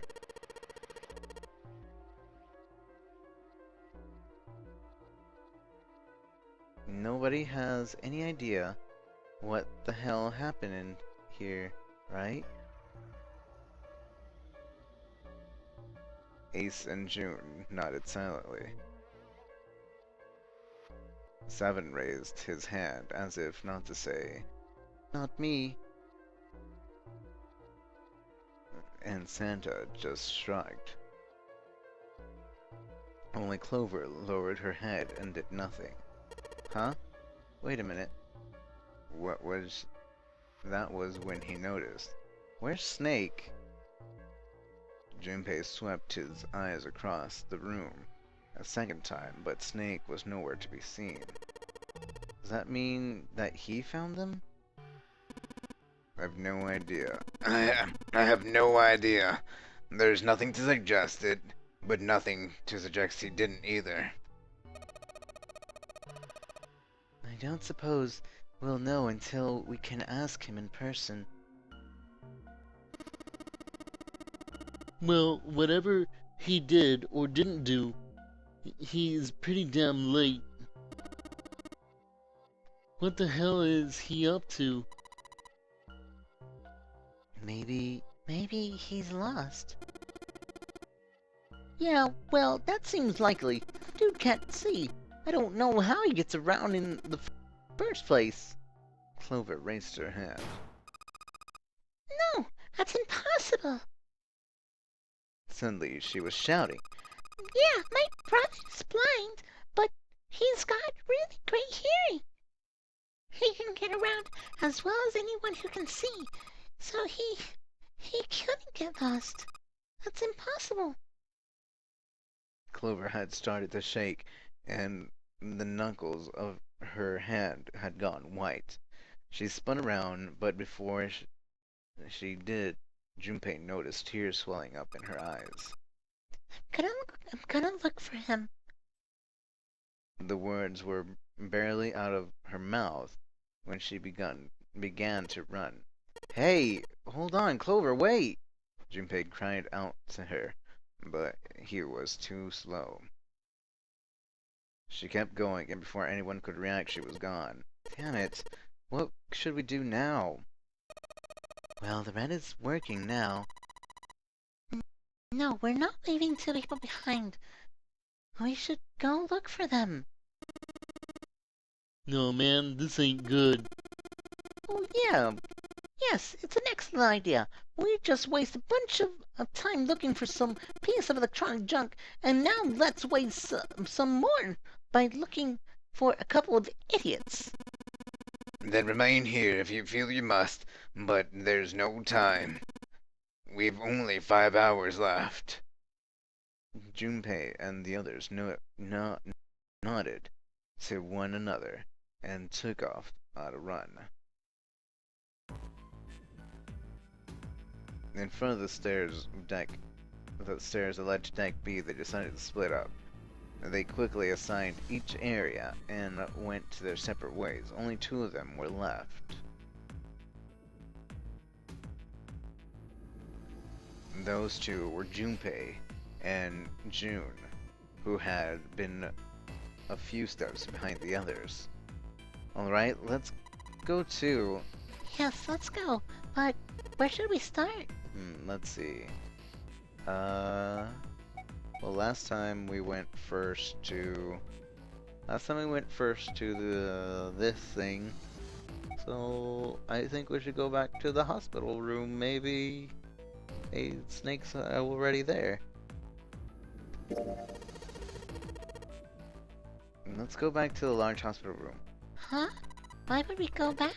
Well, I mean, we might have just missed him, you know? Maybe he was really just late. Oh, I hadn't thought of that. Okay, let's go. They turned and ran down the hallway to their right. On their way to the large hospital room, Junpei and June noticed Santa standing next to the number 3 door. Junpei paused. What should Junpei do? I don't really care to talk to him, but... I mean, let me see if he's not gonna say anything different, I don't think. Talk to him anyway, though. Junpei and June walked to Santa. What are you doing? What? You can't tell? I'm checking out the red. Why is there Is there something bothering you? It's not bothering you? Huh? This guts of the red. Why wouldn't you wonder who the hell put it back there? Yeah, that's true. Well, I'm curious too, but Who do you think did it? Santa's eyes narrowed as he looked at June. She shook her head. I don't know. Well, what about you, Junpei? Who do you think fixed the thing for us? Zero. I think it was probably Zero. Why? Isn't it obvious? He's the guy who set this whole thing up. You don't think that should mean the opposite? Seems like to me like he didn't do it. I mean, who do you think took the stuff out in the first place? Probably Zero. Yeah, exactly. Then why the hell would he put it back in after he'd taken them out himself? It doesn't make any sense. Why do all that work? Yeah, I guess that makes sense. So what happens then? Who put the stuff back in the reds? Junpei furrowed his brow. In other words, one of us is the person who fixed the red. Santa grinned. Bingo! We have a winner! But if that's true, then the person who did it doesn't want the rest of us to know. They fixed the red. Yeah. But why? No idea.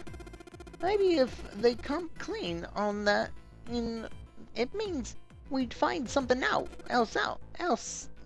Something bad. Something bad? Dunno. But whatever it is, it's gotta be something worth hiding. Of course, it could have been something to do with Snake's disappearance. I think maybe they did something to Snake. It's not out of the question. Junpei stared at Santa. There was something about him that made Junpei wary. At first, he'd assumed the other man was terribly clever, but Junpei was beginning to think he would need to re-evaluate that statement. When Santa spoke again, his voice was quiet. Look, if you trust anybody in this game, you're gonna lose. You gotta be careful. The person you trust the most could turn out to be the one who stabs you in the back. With that depressing suggestion, he turned and quietly walked away. Junpei and June looked at one another and smiled awkwardly. Where would they go next? Let's go to the casino, I guess. No, the first class cabin. Why don't we go check out the first class cabin? alright, let's go. They quickened their pace and headed for B deck.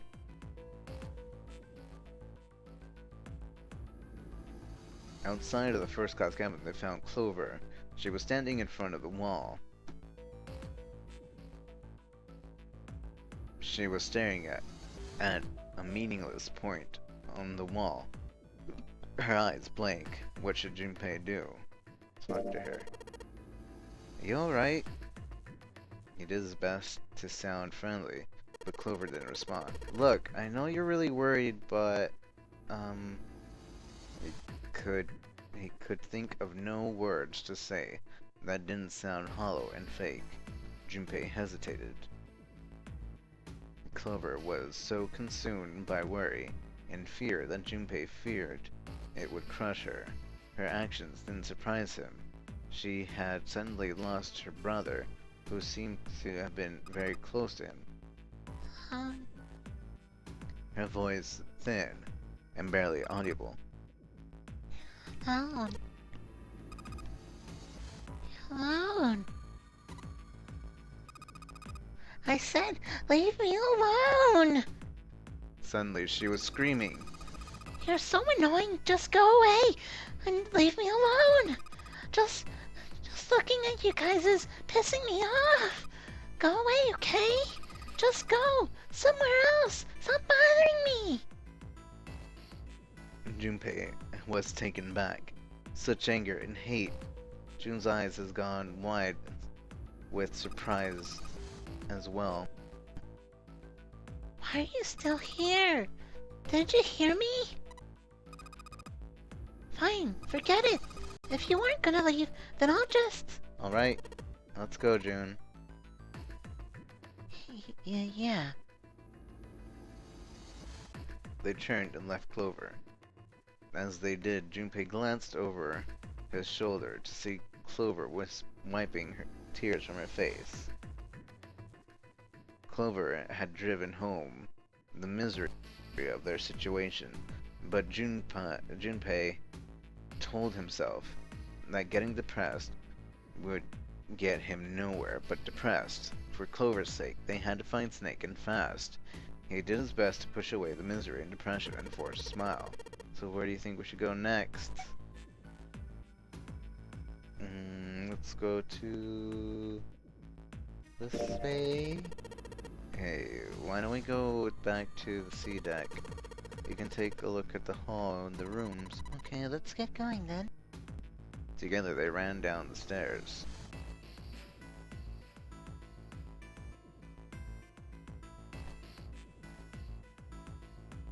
Ahead of them, further down the hallway, they spotted Ace.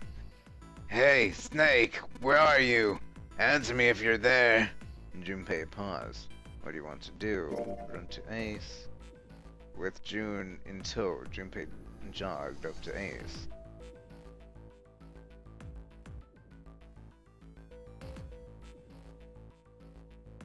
Hearing their footsteps, he turned to greet them. Hello there. Snake is, well, that's obvious, isn't it? I assume you haven't found him yet either. Junpei nodded. I really wonder where he could have gone.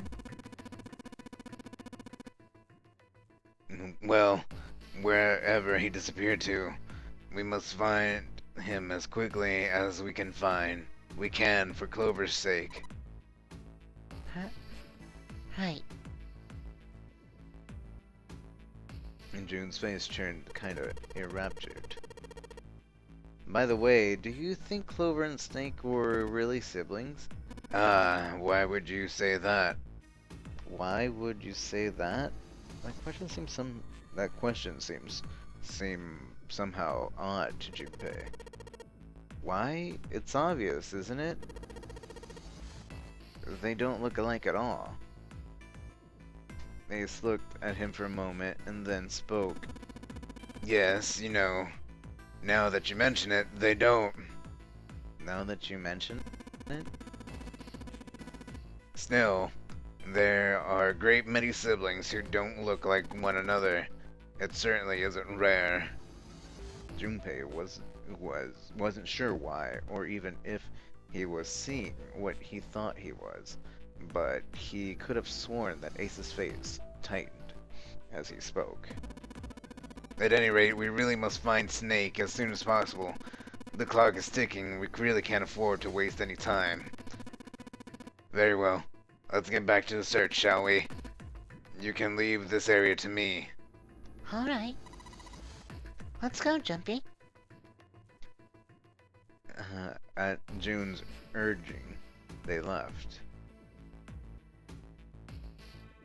They found themselves back at the stairs, but Junpei's mind was in turmoil.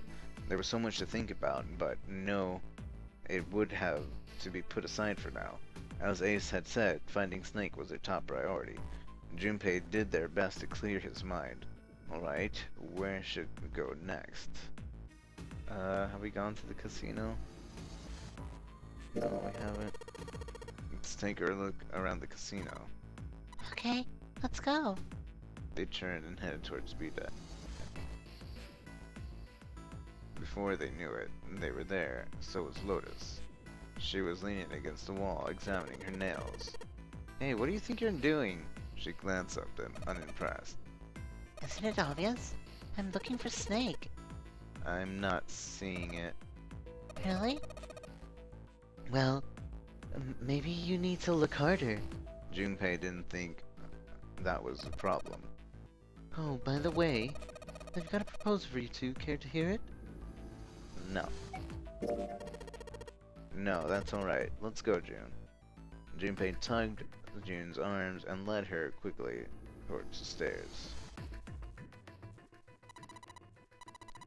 Was that okay? You don't think we should have listened to her? No, I have a pretty good idea what her proposal would have been. We should be looking for Snake. Well, where should we go next? Hallway with all the rooms? Let's go back to check out the hallway with all the rooms. They took off and run to the stairs. That's exactly where Ace was, wasn't it? There was no sign of anyone. Snake, of course, was nowhere to be found. They would have looked somewhere else, but where? Let's just go back to the hospital room. Why don't we go back to the big hospital? Okay, let's go then. They turned to the big hospital room. And there was no one to be seen. What's next? Let's finish searching. They looked everywhere they could think, but Snake was nowhere to be found.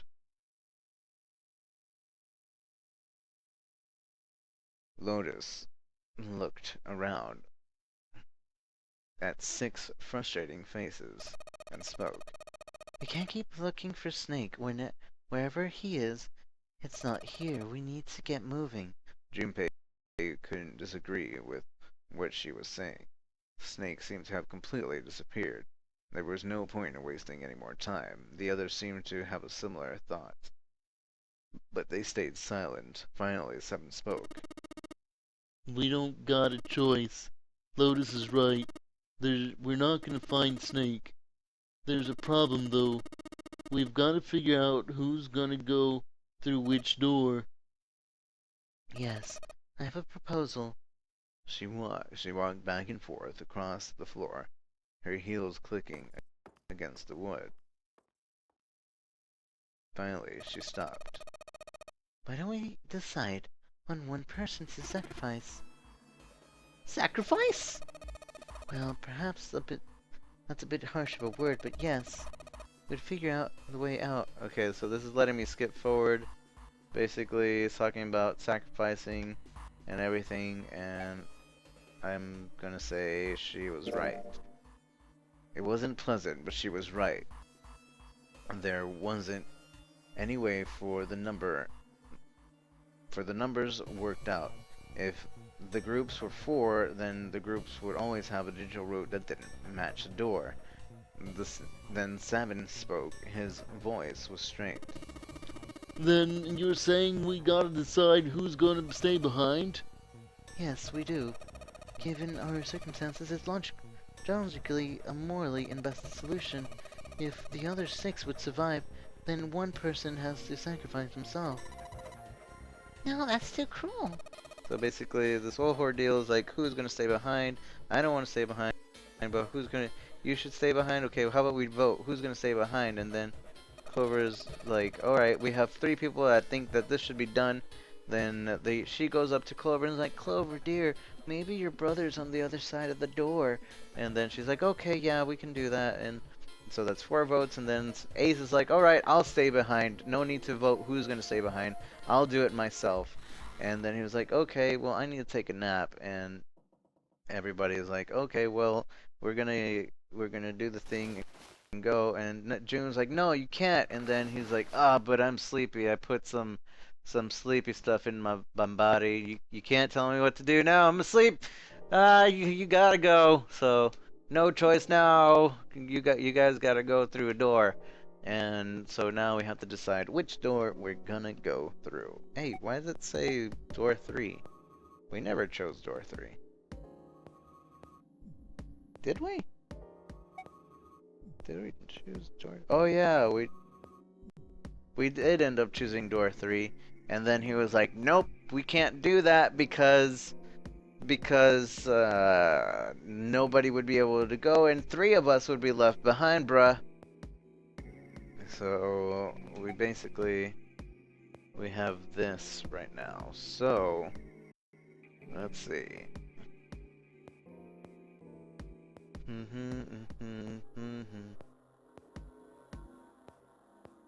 So, which door do you guys want to go through? We could go through door 8, or we could go through door...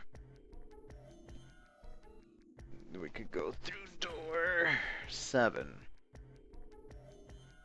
Let's see, I think last time we went through door 7, correct? Didn't we?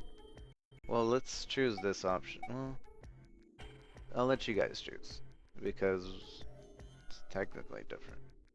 So let's see.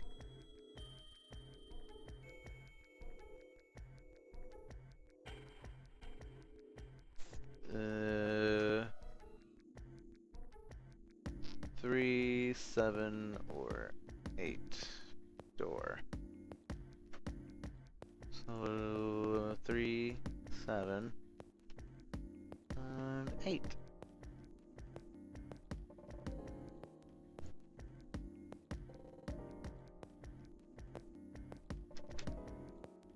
Now, I will hold the right to veto your votes. Maybe. Maybe. Actually, I'm gonna go ahead and choose 3.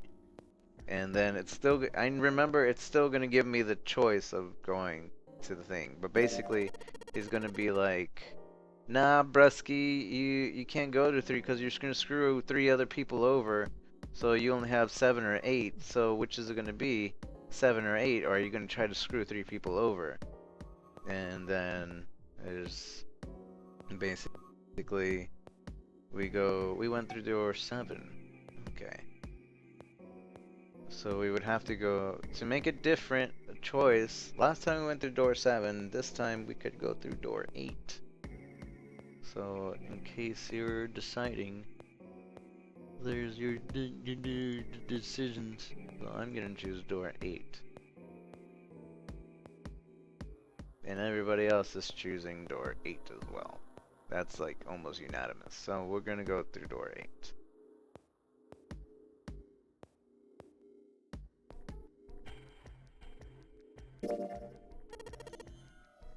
I understand. I guess I don't have a choice then. Alright, I choose door 8. Okay. Okay, 8 it is. What was his voice? Alright, 8 it is. Yeah. Alright then. That means June's gotta go through 7. Huh? Huh? Why? June's face was blank and confused. Santa muttered to himself and turned to Junpei. Junpei, you figure it out yet? Can you explain it to her? Junpei chose his words carefully. When Junpei finally finished, June looked as though she was about to cry. Oh no. You're saying we aren't going to see each other again for a long time? Junpei felt just as June did when he wanted to be at her side, though. Whatever trials they were prepared to face, but he knew if they were to survive, he had to swallow his feelings. In order for the 6 of them to move forward, he and June had to be separated. He looked at June. He was scared to lose her, but he steeled his resolve, and did his best to smile. Hey, come on, you're making it sound like we're never gonna see each other again. We gotta split up, but only for a while. This is just like when we went to 4 and 5 door, remember? We got split up then too, but we all met back up. I bet 7 and 8 are just like that. You mean they're connected somewhere? Yeah, probably. Probably? She didn't sound very hopeful. It was 7 that interjected. I'm sure they gotta connect somewhere. Why? What makes you think so? If they don't connect, neither team can go through door 9. In other words, the game would end right here. Zero's been on top of his shit so far. I don't think he'd blow it now. I'm damn sure that that son of a bitch wants to have his fun as long as possible. He's not gonna end the game until we get through the 9 door. June said nothing. The tears were gone, but her eyes were still sad as they looked at Junpei. He met them, and with what reassurance he could manage, laid his hand gently on her shoulder.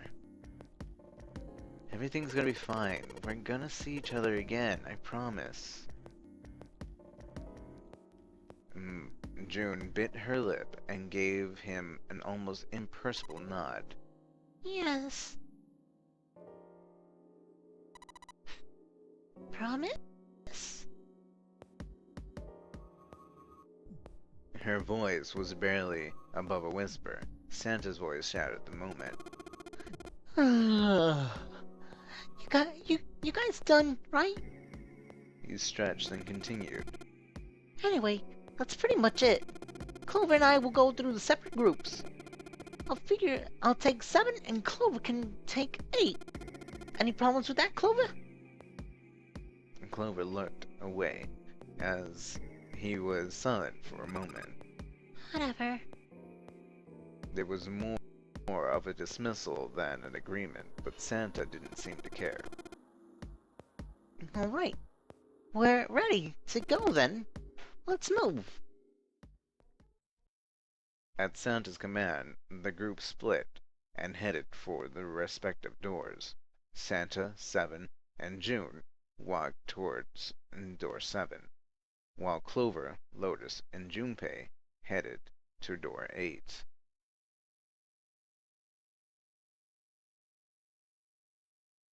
For a moment, they stood in front of the door. Then Lotus laid her hand against her chest and turned to Junpei and Clover. Are you ready? Yeah. Yes. Then shall we go?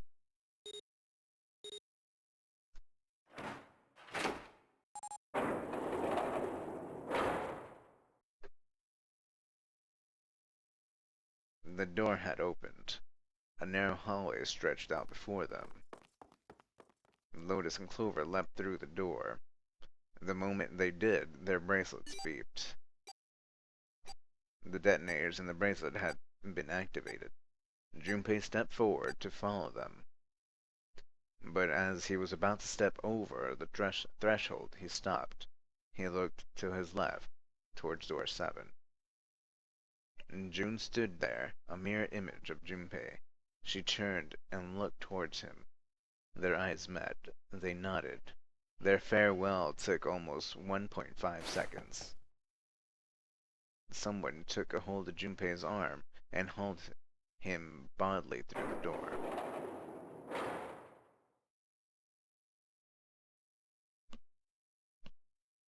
He heard the sound of the number door slam shut behind him.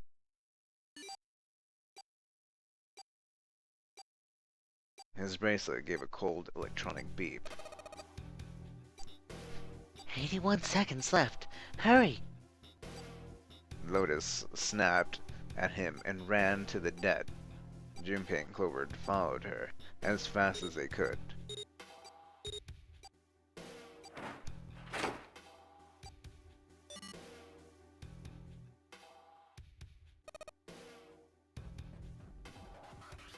Whew. It stopped.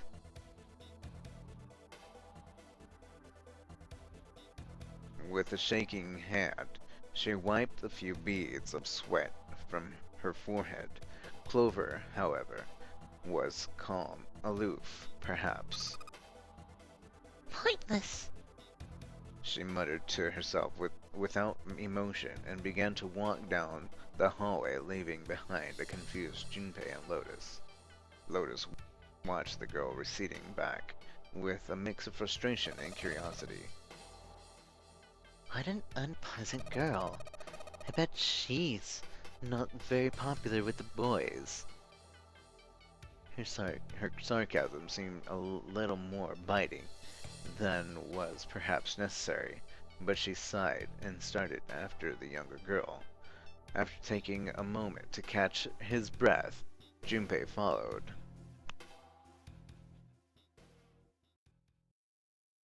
The hallway made of numbers turned before the last coming to the dead end.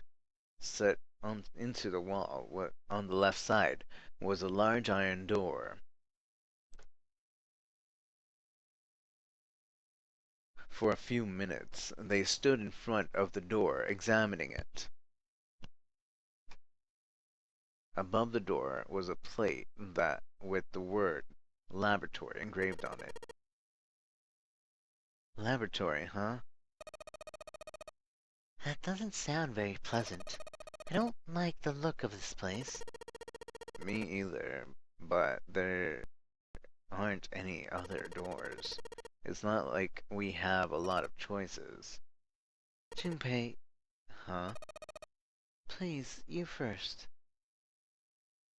Junpei suspected her politeness was motivated by something other than respect. Gah. Junpei muttered to himself and pushed open the iron door.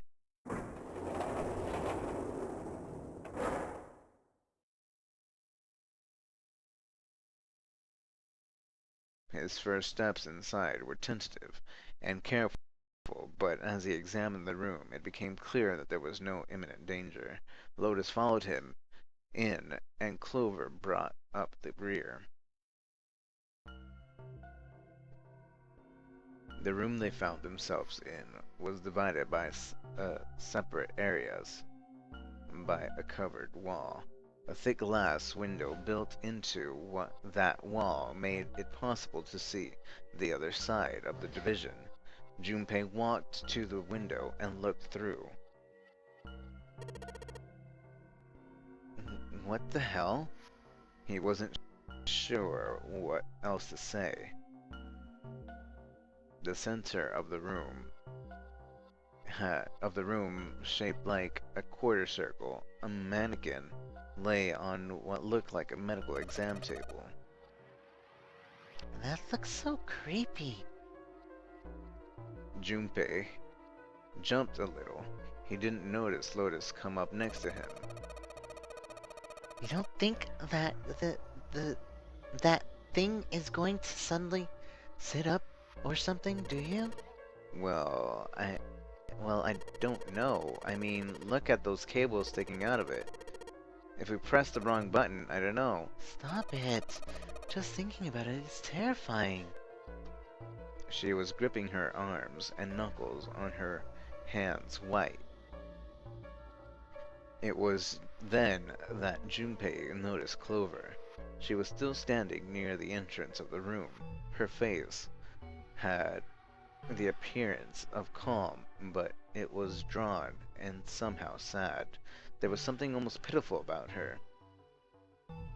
Junpei walked over to her and, as kindly as he could, spoke. Are you okay? Clover looked away. What are you talking about? What?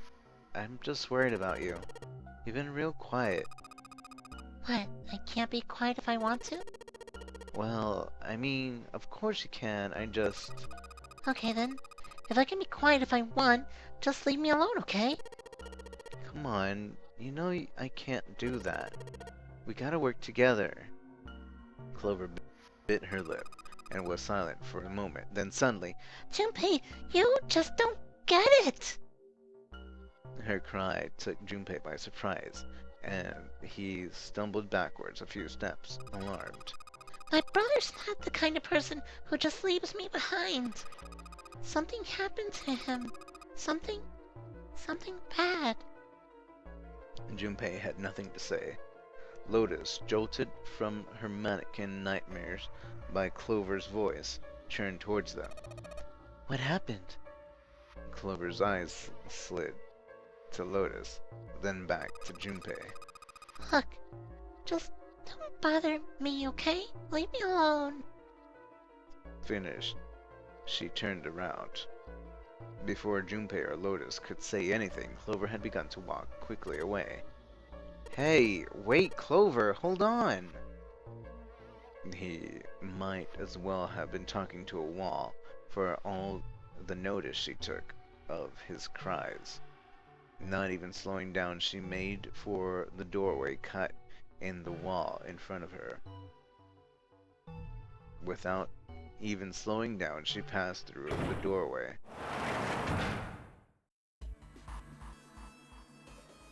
And without warning, an iron gate fell from the ceiling like a portcullis, sealing Clover in. What the heck? What's going on here? Clover grabbed a hold of the iron bars and shook them as hard as she could. Hang on, I'll get it open. Junpei grabbed the bars and pulled. In a moment, Lotus joined him, and three of them pulled as hard as they could, but...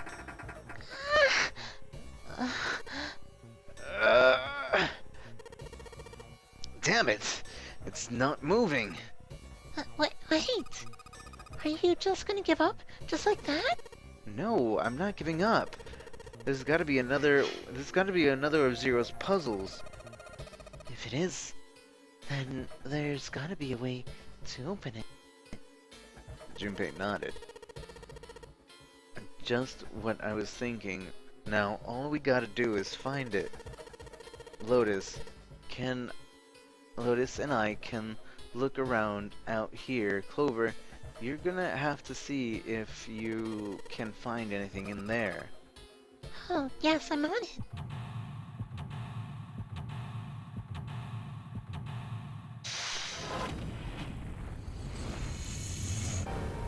Seek a way out.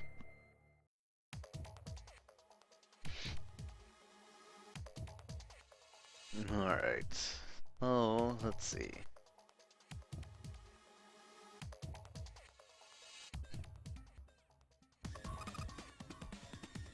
Junpei, do something, please.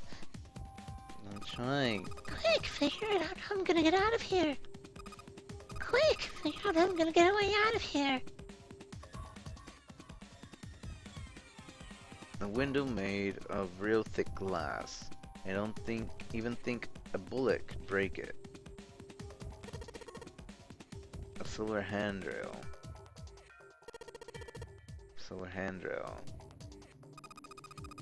I wonder what they washed here. There's all these weird colored stains all over the sink. I think this thing's a monitor for whatever the experiments are running here. There's a bunch of stuff here, like resistance value and voltage. The power's off, so there's nothing on it right now. I wonder what this is. This thing here looks like a voltmeter. And is this the control for that? Gosh, there's so many dials. Why don't you try turning one of them? Nope, nothing. There's no power here, guys. I turned the dial and a whole bunch of... But even if I turn all the switches on, nothing happens. Is this like an examination table? There's a creepy mannequin here, guys. I don't know what kind of table this is, but it's part of it. It's all black. There's a pen lying over here. I think there's probably used to make the table black. Well, if they only use the pen on one part of it, there's probably something underneath all that pen. Clover, do you think you can erase it? Yeah, sure. Oh, this is permanent marker. Junpei, do you know how to erase ink from permanent marker? Erase ink from a permanent marker, huh? Give me just a minute, Clover. I'll be right back. It looks like the controls for electronic door lock. The light seems to display, it means it's locked. If we can get the light to turn green, maybe we can get Clover back.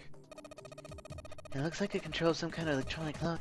The red light is on. Then it's gotta be locked. There's a green light just below it. Although that one isn't lit. I bet if it turns on, we can unlock it, right? Yes, but how are you going to unlock it? There's no keyhole and no keyboard for putting in a password. I have no idea. It looks like a door for the exit. The door on the right is just for the laboratory. No, this door isn't going anywhere. No dice. It won't open. I mean, what? That's about how much I expected. I don't think Zero's gonna let us out of this room quite that easily. Hey, Clover. There's a door over here too. Wait, I'll be right there. I can hear her over there. Is this door gonna... Damn it! I can't open it. Clover! What about your side? It won't work. I can't even move the knob. There's a lot of stuff here. I don't think we could use any of these. Well, I can say for sure that if I do know how to use at least one of these things. Which one? The one on top. I think it's the power cable. The power cable, huh? I'll take that. This is definitely a power cable. Do you remember if we ran into anything that didn't have power? We ran into a lot of things that didn't have power.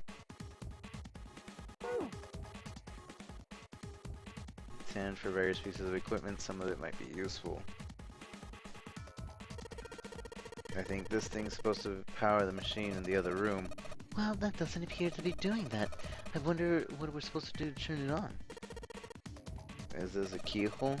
It looks like a keyhole for the activation key. This is a really old type of keyboard. There are two levers here. Do you think they activate something? Well, why don't you move one? Alright, let's give it a try. Nope, doesn't look like anything happened. It's barely... That clock is wrong. Because we already passed 1 o'clock, and that says it's 12... almost 12:30. The hand on the clocks have stopped moving. Oh hey, Lotus told me. The clock may have stopped, but time goes on. No time to screw around. We need to figure out a way to get out of here. I wonder what this cable's connected to. Okay, one side of this thing is in the room with us. The other extends to the laboratory with the Clover's in. In other words, the console in front of us is connected to the device in the laboratory. The only thing about the room that changes is the lever down.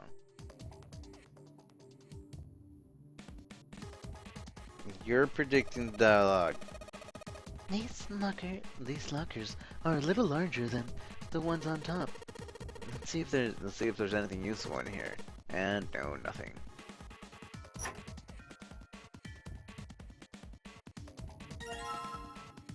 Ethanol. Ethanol. I wonder if this is an antisepsis. Oh, it says anhydrous ethanol. Anhydrous? Is that different from the regular ethanol? Come on, it's common knowledge that anhydrous ethanol is a powerful cleaner. It can even erase marks left by a permanent marker. Oh my. Do you know what ethanol is used in some alcoholic drinks? So does that mean that you can use as booze to clean up a marker graffiti? Well, I don't know about that. I'd rather drink it than use it to clean. Oh, don't drink that. I'm not gonna drink it. Apparently, can use marker as a permanent marker. What a twist! I guess that's all there is. Whole bunch of steel lockers, 9 of them have little red lights on them. Red lights, huh? Well, it can't hurt to give these babies a try. Yep, just as I thought. Locked tight, all 9 of them. I wonder if there's anything important in there. This cardboard box, there's some papers and stuff in it. That's in the box? It looks like it's quite full. As far as I can tell, it's a bunch of notes about some kind of experiment, but it's really all technical and stuff. I don't really get it. Clover, use this ethanol. It should be able to wipe off the permanent ink with that. What am I going to wipe it with? Oh, well, your clothes, of course.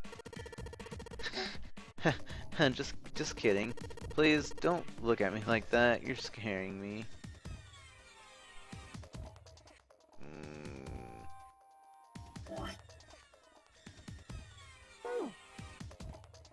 What are we gonna wipe it with? This is a computer. The power isn't on. Well, where's the power button? This is a waste of time. What? You don't see the power cable. Oh yeah, you're right. No power cable. This thing isn't even connected to the main computer though. It's got a monitor, keyboard, mouse, but that's it. Just sticking the power cable in it isn't going to do anything. Oh, well, don't know about that. Junpei, can we get back to what we were talking about, please? The computer doesn't have any power cable. No, it sure doesn't, and... Don't say and, it's rude. Have you already forgotten what you just picked up? What I just picked up? The power cable. This monitor doesn't have any power cable, so one end of the cable needs to be connected to the monitor, and the other needs to be plugged in the desk. Oh, alright. Let's just slip you in. Huh? Well shoot, I can't use this. What's wrong? The cable has 3 prongs and the socket has 2 holes. It's not gonna fit, that's what I'm saying. In other words, we're gonna need a plug to change the power cable with 2 prongs. That's right. Mouse, keyboard. A bunch of lockers. Well, I guess that's all that there is. A couple of vertical lockers. There isn't anything useful in them. Window made of really thick glass. Hit it, it might as well be made of steel. Clover, can you use the cloth on the table? Yes, huh? Soak the ethanol and then use it to wash off all the stuff from the permanent marker, okay? Right, okay. So I gotta soak the cloth with ethanol. Well, she's got the cloth, but it seems to be having a little trouble with the bottle of ethanol. When she's ready, I should ask her to get to work on the stuff on the table. Soak the cloth in ethanol and... Junpei, it's working! It's wiping the permanent ink off. Huh? There's some kind of drawing on all the permanent ink. What's the deal with the drawing Clover found? Maybe I should ask her to take another look at the table. I wonder what this is. There's a bunch of numbers of some kind on the grid. I can't see it from here. Clover? Clover, I can't see it from here. Clover, do you got a pen and a notebook to write? Could you write those numbers down and then hand it to me through the bars? Okay, Roger. Stuff on that seems kind of a hint. I guess this drain is for water, huh? Huh, well, there's nothing here.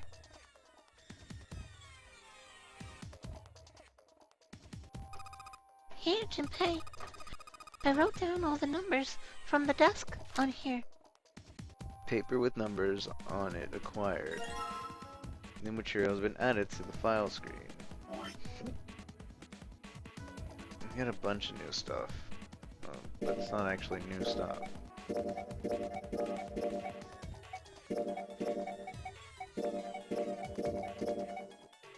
Right, Clover's notes. Oops. Clover's notes. The note Clover copied from the stand in the laboratory. It has 4 numbers written on it. 1, 2, 3, 4. Wait, gosh dang it. It has 4 numbers written in 9 separate cells.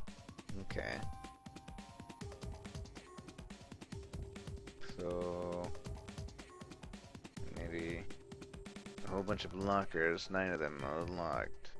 Well, I guess that's it that there is. We've got a power cable without the 2 prongs that can't connect it. Stands for various equipment, some of them might be useful. Another thing about the room's changed, his liver is down now, not very impressive. Power distribution. Keyhole, it might be able to activate this if we get the right key. The door of the laboratory is locked up. Clover can't open it from her side either. Alright, let's think about ways we could open the door. Like what? Everything suggests the door is the exit. The only problem is figuring out which one open it's. Good night, Saranio. Thanks for hanging out.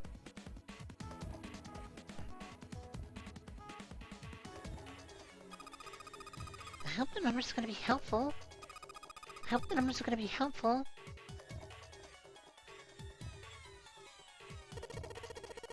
Clover, the door in the back, isn't there? Wait, right there. I'll take a look. Oh no, it's locked. I can't get to it to move.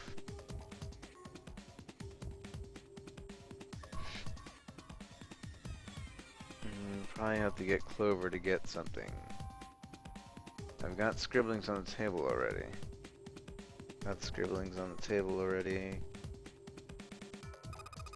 There's something sticking out of the mannequin's head, like wires or something. What the hell were they doing in there, huh? Why is she all quiet now? They were doing experiments on humans, probably. Oh man, now she looks sad. The mannequin lying on the exam table can't really see very well from the bunch of electrodes sticking out of its head.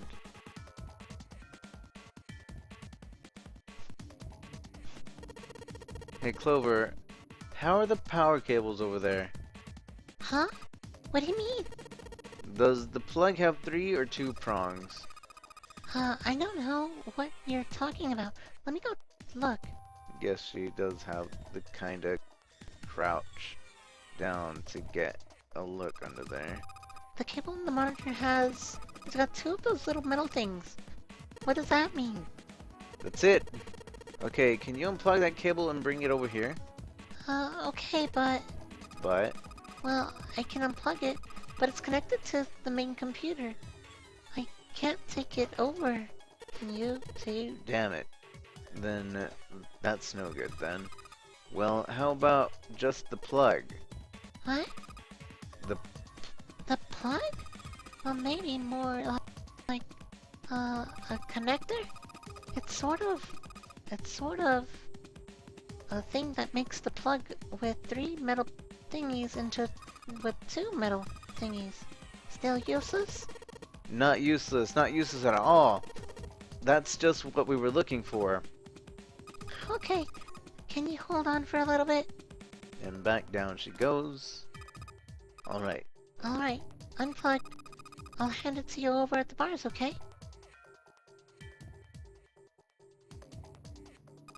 Here you go. The 2-prong plug. Thanks. It's a 2-prong plug, and we can use it to convert the power cable into a 3-prong cable in the 2-prong one. Alright, so Combine the body. Okay, put the two-prong in the head of the power cable. There you go. It fits perfectly. We should be able to do just what we need. Okay. So let's put this over here. Alright, I've got two-prong power cable in my hand. Pretty sure this will work. Under the desk I go. And let's just plug this thing into the monitor. Alright, that ought to do it. Alright, let's turn the power on. I don't think anything is going to happen. Why not? Well, it's not connected to the main computer. You never know until you try. Pretty optimistic. Junpei pushed the button in front of the monitor. With a soft hum, it turned on. Streaming the letters that made no sense to Junpei began to scroll across the screen. He had hoped it would turn on, but he hadn't expected this. Huh? It's actually working? So it would seem. Isn't that kind of weird? What? Well, it's not connected to the main computer, right? There's just this keyboard and monitor. The only cable connected to this thing is a power cable we just plugged in. So why is it working? Maybe it's a wireless display. Clearly this was a reasonable explanation to Lotus. A wireless display? Yes, it connects to your computer wirelessly, hence the name. Have you been living in a cave, Junpei? He most certainly had not, but is that normal? Yes, at least where I worked.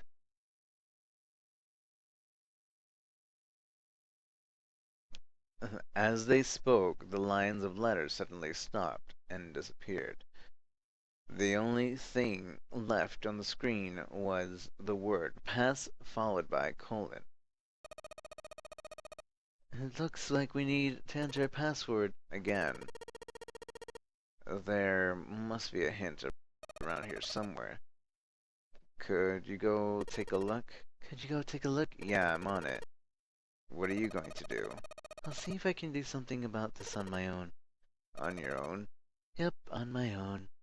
Lotus pulled over to the nearest chair and dropped herself down into it, in front of the keyboard. Whew.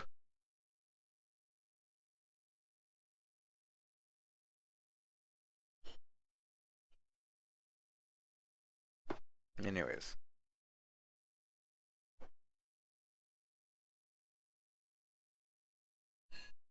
For a second, she stared at the screen.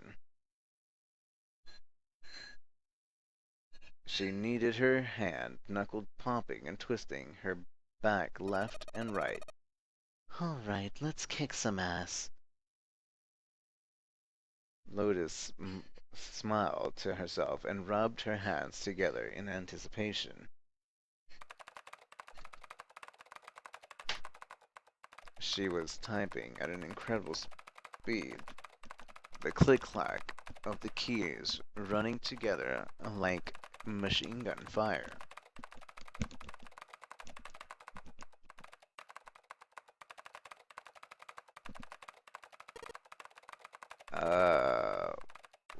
What? Junpei was, for once, at a loss for words.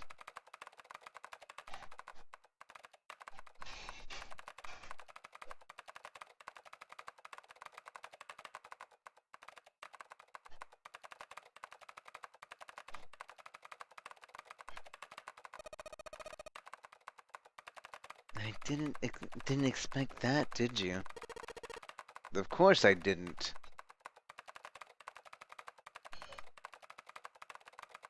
Lotus grinned, pleased with herself.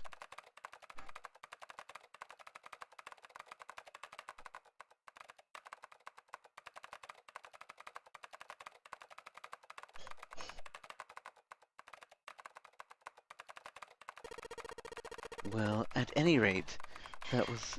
Well, at any rate, that was pretty amazing. Did you fall for me again? Whoa, whoa, whoa. What do you mean, again? I'm not into you. I know. Don't be so stubborn, shy boy. I'm not being stubborn, I'm not shy, and I'm not a boy. I'm a young, healthy, 21-year-old man. I'm not gonna fall for an old lady like you.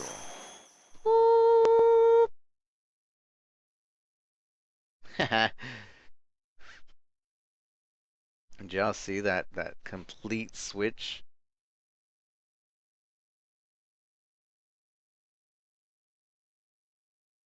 Suddenly, the guttural roar of a furious animal filled the room, or so Junpei thought, for just a moment.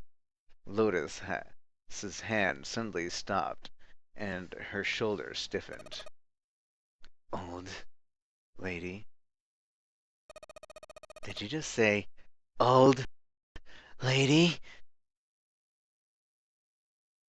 Oh crap, Junpei.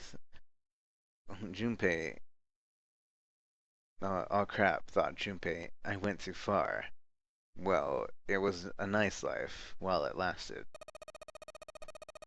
I've had enough of you. Go somewhere else. You're bothering me. What? Go see if you can find a password hint or something. I'll try to open this from here. You're distracting me. Go! Now! Lotus waved her hand in the universal gesture for dismissal. Junpei was clearly not wanted. Time to cut my losses, Junpei thought, and left as quietly and inoffensively as he could. And Junpei wandered around the room for a while they looked for anything that might help find the password for the computer. Unfortunately,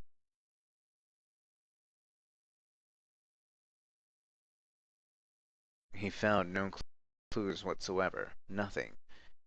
He asked Clover if there was anything useful in the laboratory, but her answer was no. Damn, he thought. Looks like we've hit a dead end this time. But just as he was about to tell Lotus that his search has returned nothing. All right. Bullseye. Junpei, I did it. Excited cheering erupted from near the monitor. He hurried back to find Lotus looking rather smug. She gestured for him to look at the screen, and he did. The strange text from before was gone. In its place was something entirely different. 9 squares arranged by a 3 by 3 square. What is that? I don't have any idea. It just showed up on the screen after I cracked the password. You think it's a puzzle? It certainly looks like one. As she spoke, Lotus stood up. Huh? Aren't you gonna, I don't know, do more computer stuff? I can't do anymore. It won't let me do any more programming. See, the keyboard... Nothing. So there's nothing more I can do. Well... Well, I guess I'll leave this to you then, Junpei. What? Let me take a break, alright? I did my part. He wasn't sure what to say exactly. She certainly had done her part. In fact, without Lotus, they probably would have run completely aground. I shouldn't rely on other people so much, Junpei thought to himself. From here on out, he told himself, he would rely on no one else. Junpei crossed his arms and stared at the puzzle shown on the screen. Okay, so let's see. Obviously this has to do with that one puzzle, and I believe it went 1, 2, 3, 4. Yep. Alright, I solved it. Did you hear a noise just now? Yeah, I did. It sounded like something unlocking. Where did it come from? From the things behind you. Look, Junpei. It looks, the lights on the locker are green. Then we must have unlocked it with the computer puzzle. Why do they only check one box? Annoys me. What's in here? Keys? It's more than one key in here. This one is small, and looks like it goes to some sort of machine. And this one has the Earth symbol on it. I think the Earth symbol matches the keyhole on the A deck. Well, if that's the case, we probably don't need the Earth key right now. Right. Alright. Then, Earth key. I'll just tuck you away deep in my pocket. Now, as for the other key... What's that say? Calm. What's this? What is this? From the shape of it, I'd say it's not for a door. Probably for some sort of device. Oh. Oh! What is it? I wonder, do you think maybe this is the activation key for that thing? The activation key? Yes, it has to be. I feel good about this. Yes, it is. It is indeed.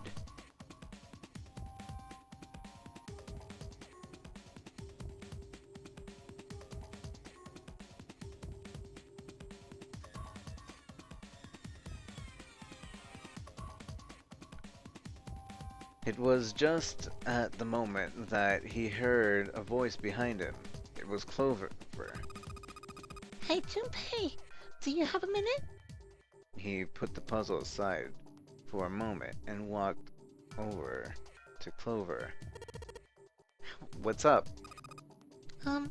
Well, never mind. Hey, hold on a minute. What does... Sorry, just forget about it. It's nothing. Before he could say anything else, she spun around and ran back down the stairs. What the hell was that? After waiting a few minutes to see if she would return, Junpei's side shook his head and went back to searching. Junpei, thank you so much for everything. Whoa, what's this all about? And also, I'm sorry I messed up. Hey, we can talk about this when we get you out, okay? Just hang in there, Clover. I'm gonna get you out of there, alright? Yay! Aw, she looks cute. She looks cute. Look at her.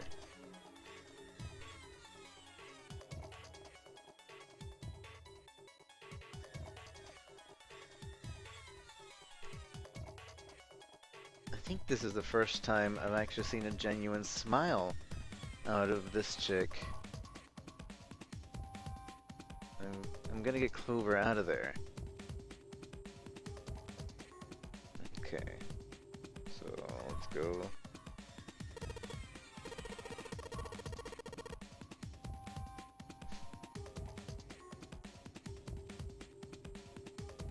And this key, the shape sure makes it seem like it's going to this machine. Alright, I'm turning it on. Okay, the monitor is on now, and it's full of letters. Okay. It's showing some kind of warning. Power restoration to experimental with device. Emergency system will activate in the event of abnormal subject behavior. Okay. It says power restored to experimental device. The only thing in this room that has changed the liver down, not very impressive.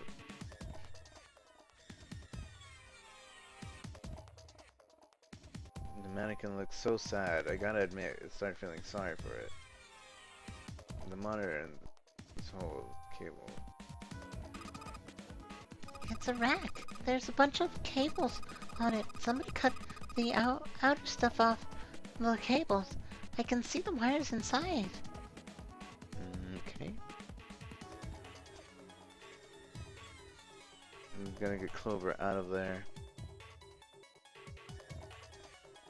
I don't need the computer anymore. Do I even have any items? No, I don't. It says power source to experimental device. Tapping on the keyboard isn't doing squat. Stands for various pieces of equipment. And controls the device with electronic doors locked with red. Door laboratory. Everything suggests the door exits. Problem figuring out what it opens. The control to the device locked. There's no way to open password though. If we want to open this door, I bet we need to do something else. Well, obviously, but what? Experimental device. Junpei, this thing here is on now. Yeah, that's because we activated the power over on this side. Could you, like, play with it a little? Okay, yeah. I'll turn this dial here. Turn. I don't think it's working. Nothing's happened. Well, maybe she missed something. I should ask her to look around the room again. It's a monitor that's a whole lot of cables underneath. It's getting attached to this thing. Maybe I should give it a name. How about the Science Boy? Science Boy is lying on the table. His poor head is full of electrodes. Science Boy is lying on the table. His head is full of electrodes. The drain for water hasn't been used in a long time. It's completely dried up. This is why it's a wash basin, more commonly known as a sink. We've got scribblings, like cables, the copper. Those are the stairs I came down. The bars and the gates are just above me. Okay, well I can't see what I need from here. The double door in the back, it seems like a lock, unsurprisingly it won't open.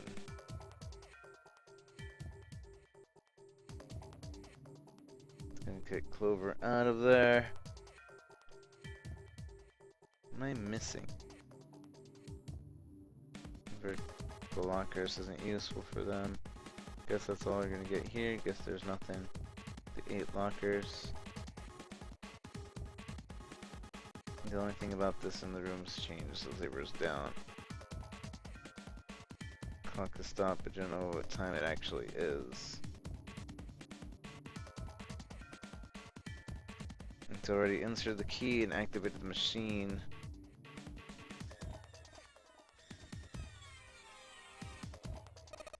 Maybe if you increase the voltage? Roger, will do. Okay, I'm gonna go all the way max voltage. Max voltage? Hey, wait, Clover. Oh shit.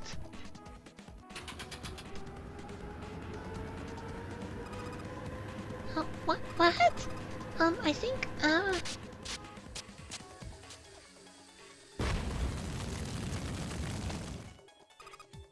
my god! The mannequin's head! Oh man, that sounds like a fire alarm. Yeah, what the hell? Fire detected. Fire detected. The emergency system will be activated. Evacuate the room immediately.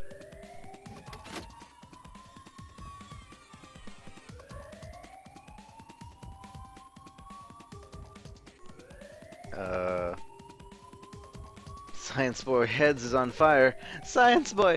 No! Oh, the humanity! What the hell is Science Boy? Are you talking about the mannequin? Yes. Forget about the mannequin. Pumpkin. You need to help Clover now. Junpei, it's so hot in here. Help me. Junpei, it's so hot in here. Help me. Okay, it's so hot in here. Help me. Okay, I get it. The monitor looks like it's almost melted from the heat of the fire. Maybe we have to turn this off.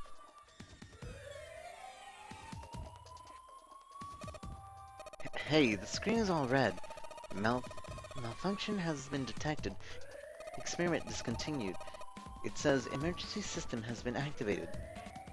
Does that mean... Yes, it does. Junpei, look at the light. Yes, it's green. The emergency system has activated and disabled the locks. Now we can save Clover. Junpei. Come on, kid. Jump. She's safe.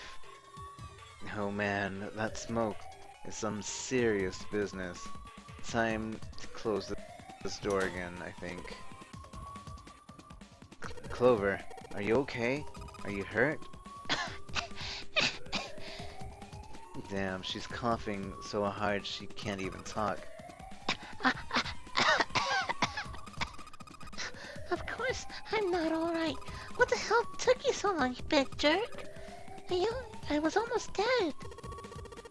Sorry, I was going as fast as I could. You two can do this later. Right now we need to get the hell out of here.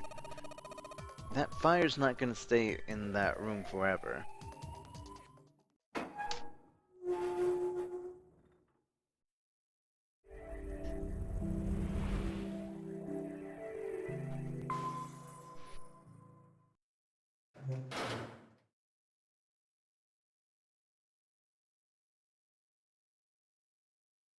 Junpei, Clover, and Lotus leapt out of the laboratory, slamming the door shut behind them.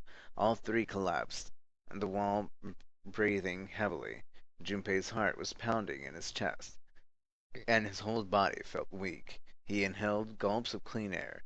With each one, he could feel his body begin to calm down. Alright, let's go. They nodded to each other and started off in the hallway. Before long, they found a few new doors, but all of them were locked. Soon, they had tried all of the doors but one. The final door that sat in a corner of the hallway. Junpei grabbed the door handle and was about to pull it open when a voice cried out behind him. It was Clover. It was neither Clover nor Lotus. But he recognized it. There was no doubt the voice belonged to... Jumpy! Jumpy! He spun around. There was no... There, at the other end of the hall, Junpei saw human figures running towards him. 3 of them. June, Santa, and Seven. They stopped in front of Junpei and his companions, gasping for air. Hey! What are you guys doing here? What? But we didn't... Before he could finish, Clover spoke. Guys, could you come over here? She was standing near the end of a small hallway that branched off to the right. The rest of them ran over her, curious as to what she found. There was something on the wall at the end of the hallway. A map of the ship's interior. It said Sea Deck in the upper left corner. Most likely, they assumed it was a map for the floor they were on. Door 7. Door 8. The map confirmed that they were on what they already knew. Both doors eventually led to a hall where they found themselves. In fact... Yeah, isn't that what I said? Till we find that 9 door, 0 ain't gonna split us up. We might be separated for a little while, but we we'll still see each other again. Otherwise, we can't open door 9. That's how the Nonary game works. Junpei looked at the map on the ship's interior again. As he looked more closely, his surprise and excitement gave way to weariness. One by one, the others saw what he'd seen. As one, they all moved back towards the door Junpei had only moments ago been ready to open. He pulled the map of the ship interior off the wall, put it in his pocket, and followed the others. The 6 of them stood in front of the door array in a semicircle. Santa stepped forward. He took a hold of the door and spoke without looking back at the other 5. Ready? I'm gonna open it. They nodded their silent assent. With a deep breath, Santa threw open the door.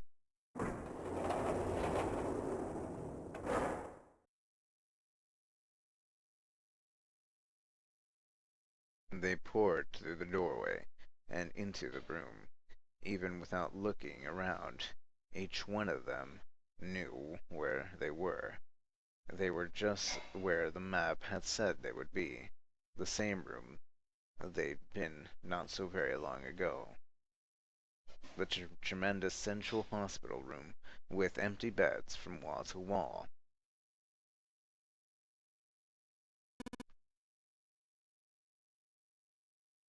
Nice. I see. I believe I understand what you're saying. The 6 of you split into 2 teams and went through 7 and 8 and solved the puzzles in the operating room and the laboratory, and then met one another in the hallway after opening your respective locked doors.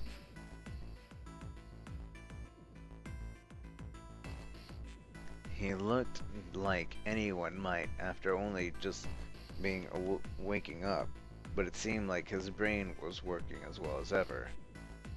He had managed to grasp, summarize, and understand each team's report. Right, it's letting me skip ahead, so he's basically just saying how he was like waiting there and he was like kind of scared, but he was trusting them. And Junpei says, "A key? Ain't that what I just said? I'm talking about the Jupiter key. We found it in the operating room. Here." 7 tossed something small and metallic towards Junpei. He caught it and found that the object was a key.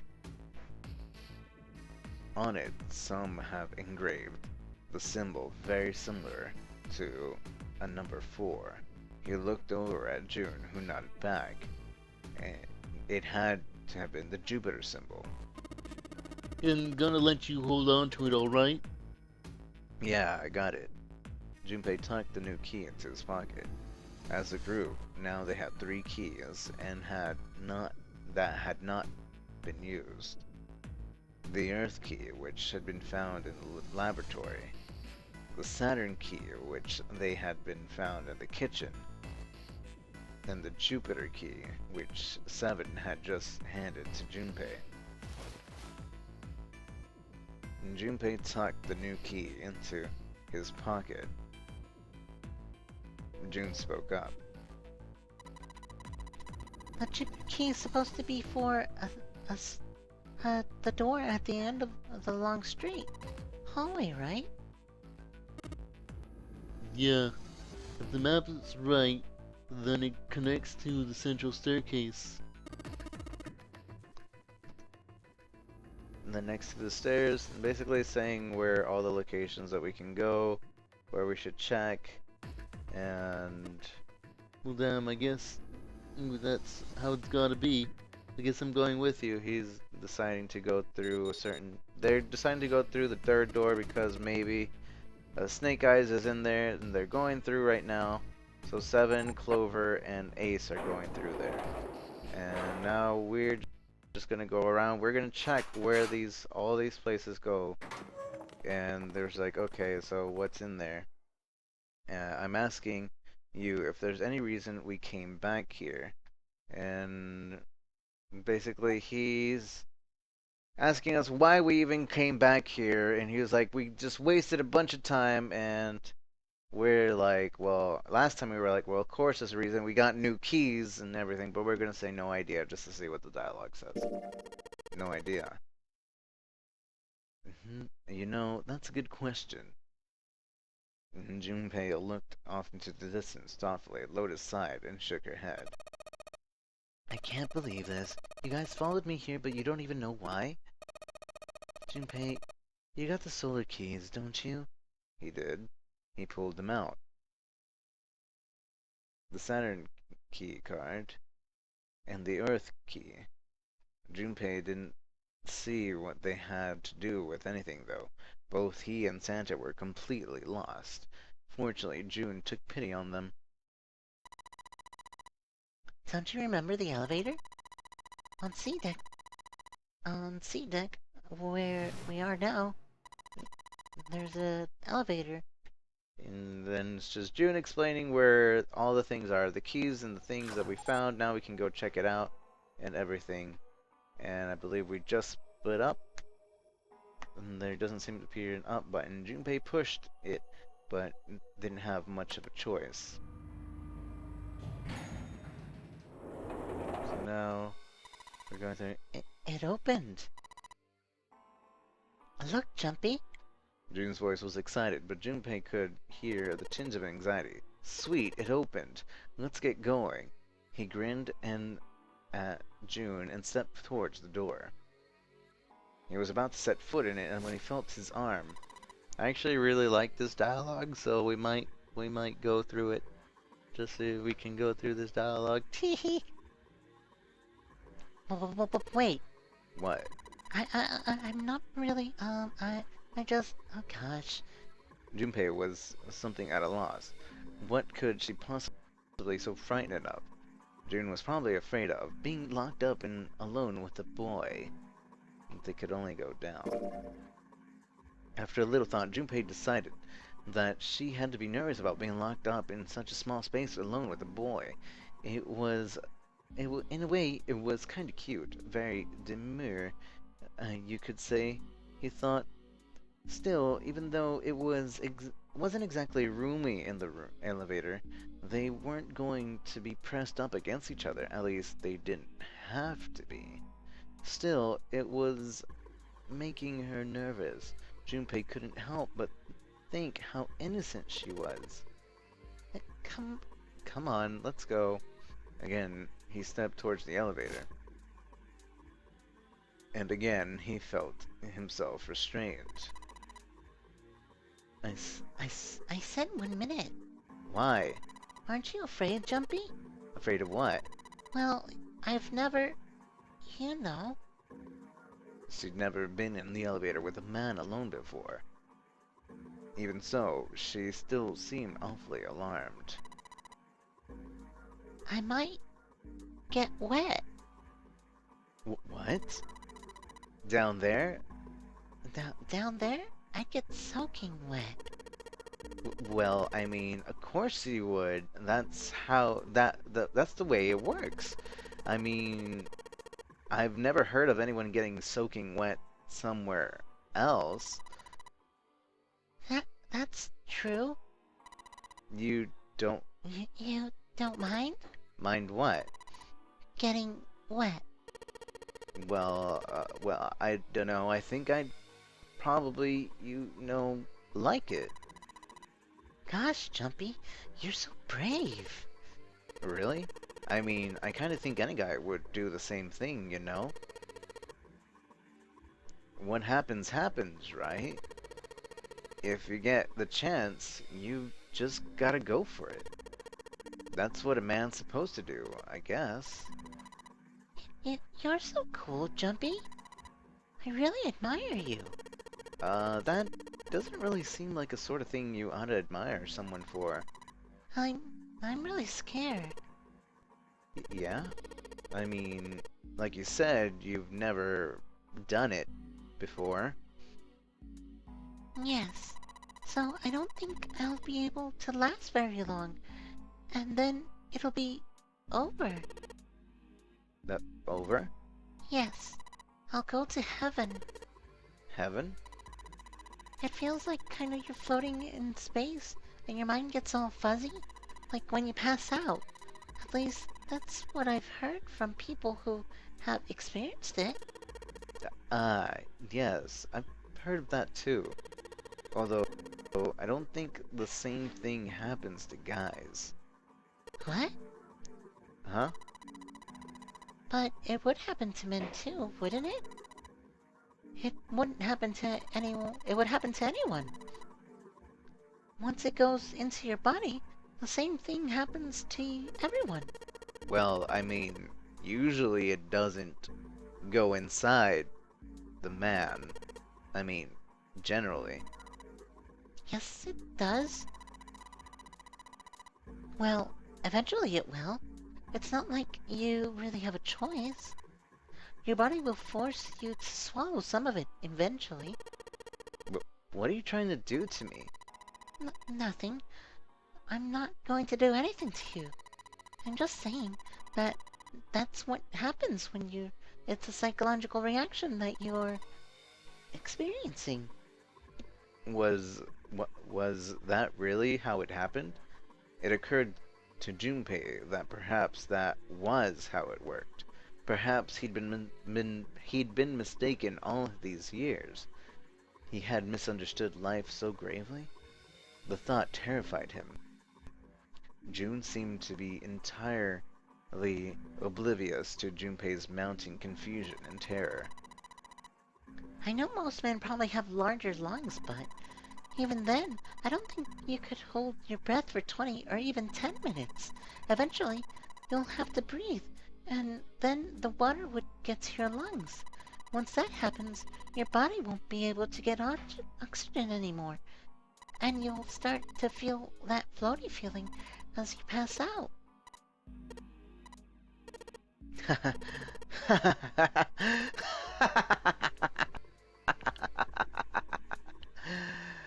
Finally, Junpei understood.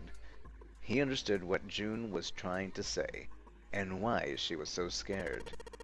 Yeah, you're right. You wouldn't last very long. See? She was afraid that the only elevator button pointed down. That meant, of course, that the elevator couldn't go any higher than the floor they were on.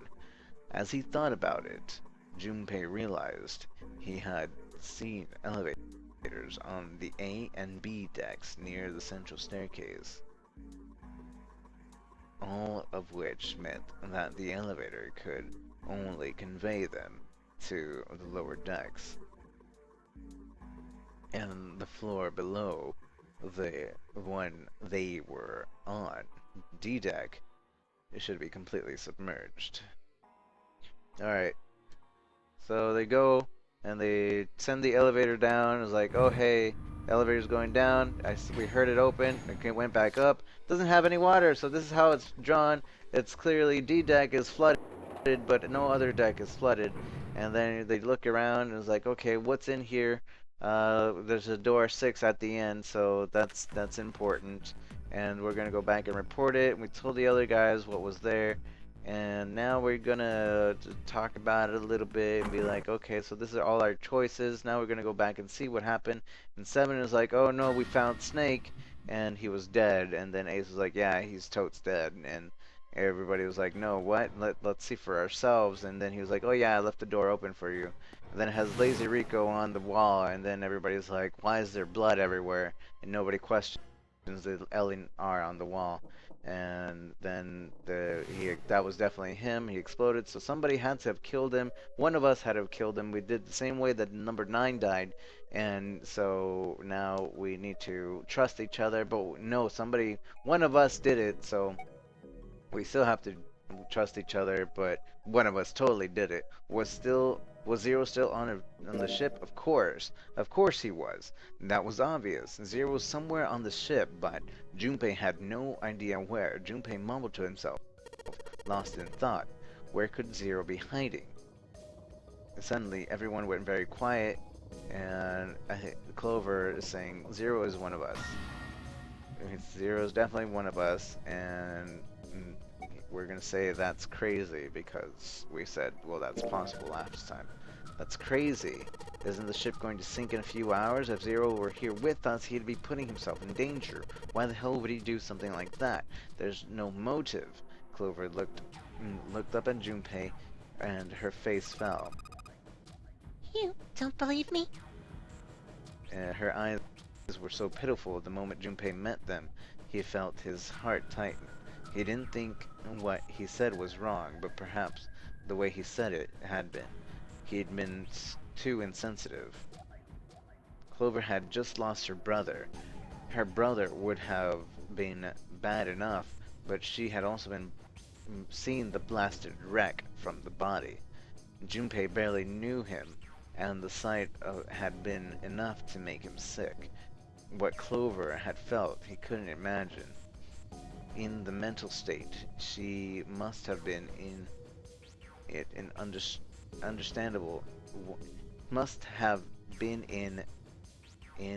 was understandable that she would look at those around her with suspicion.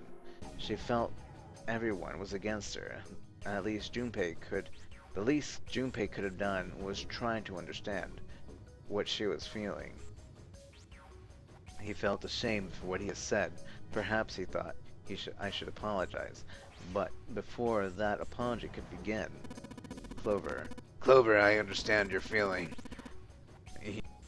You don't feel you can trust any of us. Ace had beaten Junpei to the punch. As he spoke to Clover, his face was calm and friendly. But you have to understand, the more we distrust another, the further we fall into our foolish trap.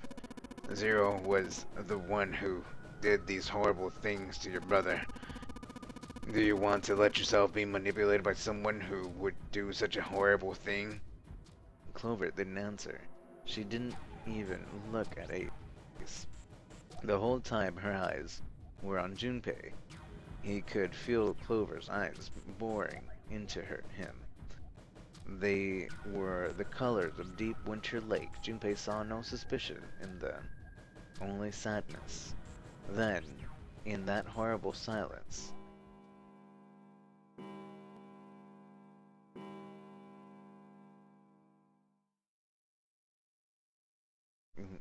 they heard the bell begin to ring.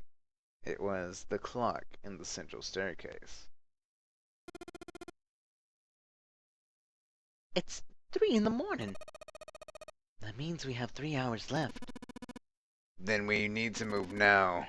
7, Clover, I know how you feel, but you have to understand that right now it is important to trust one another, don't you? 7 and Clover remained silent. Their eyes were looking for something somewhere else, very far away. And so now we're just saying, alright, we need to get to the doors. Let's go see where we can go. Alright, so let's see what is in the Mercury room. Since we got this key here, oh, that's door number 2. And so there's these doors that we have to go to. So we're going to throw a ballot and see where we want to go. And everybody's voting, and they're not going to change their votes because of who's voting where to go. And now, chat, is the time where you get to choose what we did in the past. Did we vote for door 6? Did we go to door 2 or vote to door 1? I believe the choices, Ace wants to go through door 1. Door 6, I believe Lotus and what's her face wants to go. And number 2, I believe June wants to go through there. I think. No, she wants to go through 1. Ace wants to go through 1. Why did I say Lotus? I meant June. June wants to go through 1, so I believe we want to go through door 1. I believe.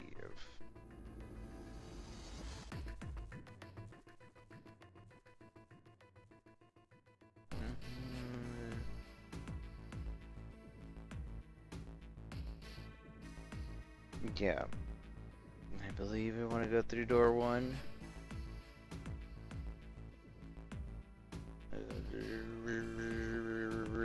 I know we don't want to go through door 6. Yeah, we want to go through door 1, chat. But it's up to y'all if you want to agree with me or not. I believe to progress more into the stories that we don't already have, I believe we need to go through door 1. So, door 1, or 2, or 6. But honestly, I do think I'm gonna choose door 1. I know that is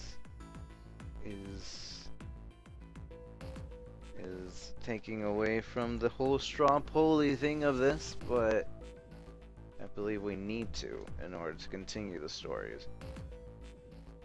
But let's see if you guys agree with me.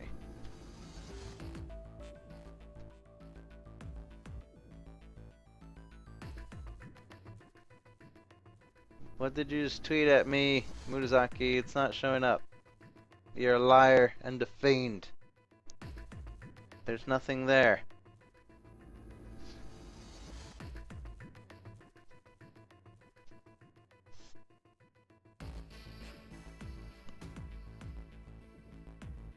And like I said, we need to go through door 1 to progress with the story. And seems a few of you just want to contradict me, and the other 2 were like, nah, brusky, go door number 2. But it seems like we're in tie. I'm gonna give you a few more seconds, and then I'm going to use my powers of vetoage and just go to the one I chose. But most of you seem to agree with me, so thank you. So let's go through door number 1. My choice is door 1. Santa was unconvinced. Hey, wait a minute there. Hey, wait a minute there. You cheating? Cheating? I'm asking you if you changed your number after you heard what doors we wanted. How could I do that? I wrote it down on a paper earlier. Let me see that. Junpei shrugged and handed it to him. Santa examined it furiously. The others peered at it as well. As they did, Junpei quickly slipped the piece of paper he'd been hiding into his pocket. Although he'd never know it now, Santa had been justified in his suspicion. Junpei had switched papers. He had prepared 3 pieces of paper, the door 1, 2, and 6, and put the paper with door 6 into the pot. He put a small mark on it so that he would know which one was his. He put the paper that said door 1 in his left hand and the paper that said door 2 in his right. When the drawing began, he saw to it that he drew last. The rest was easy. If he wanted to go to door 1, he used his left hand. If he wanted to go to door 2, of course, if he wanted his right hand, if he wanted to go to door 2. Of course, if he wanted to door 6, that would be simple. All he needed to do was switch nothing and say 6 had been what he wanted all along. Well, what does it say? He fought the urge to smirk. Huh. You got lucky. Santa snorted and tossed the paper aside, frustrated. Very well. Very well. We've decided who will go through door 1. It will be Clover, Junpei, and myself. 1 plus 4 plus 5 is is 10. 1 plus 0 is 1. My only problem is the 2 remaining teams. June and I want door 6. Lotus and I want door 2. That's not good. We can only... Oh, we can't open either of those doors with only 2 people. Fine. 7. We'll go through door 6. 3 plus 6 plus 7 plus 8 equals 24. 2 plus 4 equals 6. Sure thing. I didn't really want to go through door 2 anyway. Besides, if I've got a younger girl with us, it'll lower the average age. Right, June? Well, June was at a loss for words. Lotus was not. that pig. You just wait and see. Her eyes were all were the eyes of a woman prepared to kill. A shiver ran down Junpei's spine. Even after they separated into the staircase, Lotus was still muttering angrily to herself. Circumstances detected that Junpei and June would have to part ways again, but this time it didn't sting quite so much. After all, he knew he would see her again. Till we find that 9 door, 0 ain't gonna split us up. We gotta get separated for a little while, but we'll see each other again.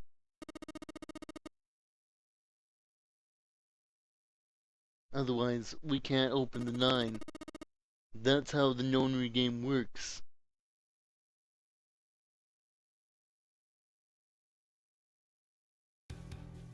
Junpei, Ace, and Clover headed towards A deck. They took out the earth key and opened the door to the left. It opened, and they walked through.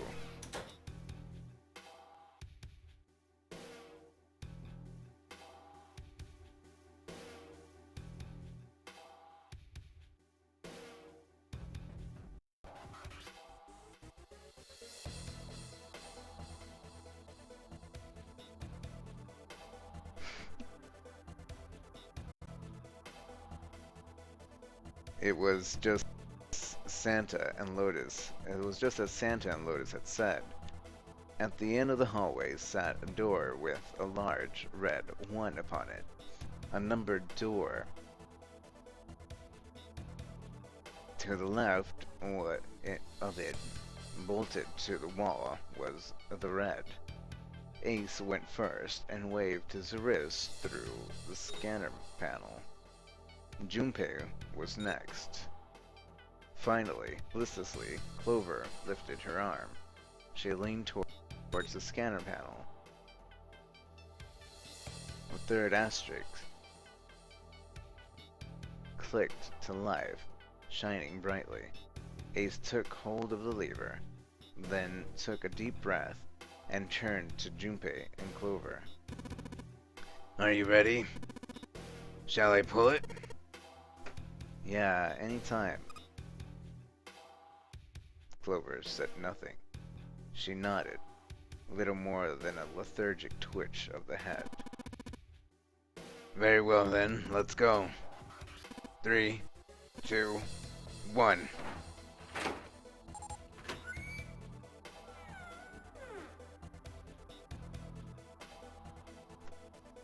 The door opened. They stumbled into the room.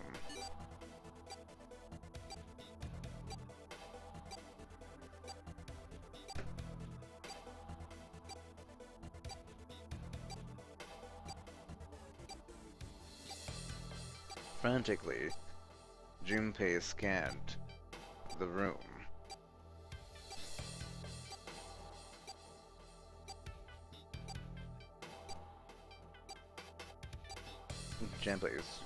His eyes stopped on the device that would determine whether they lived or died. There it is! Over there! Next to the door they'd come through was the dead.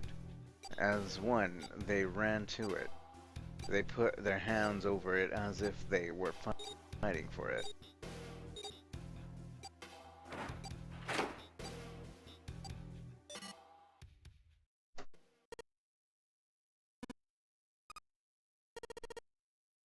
It stopped. Yes, it did. Junpei could feel his heart pounding against the inside of his ribs. Ace and Clover were breathing hard and fast. It was the third time they'd been through the process, but they had yet to grow accustomed to it. Not that Junpei wanted to. He planned to finish the game before he had a chance to let imminent death become a commonplace. Junpei looked around again, this time more slowly.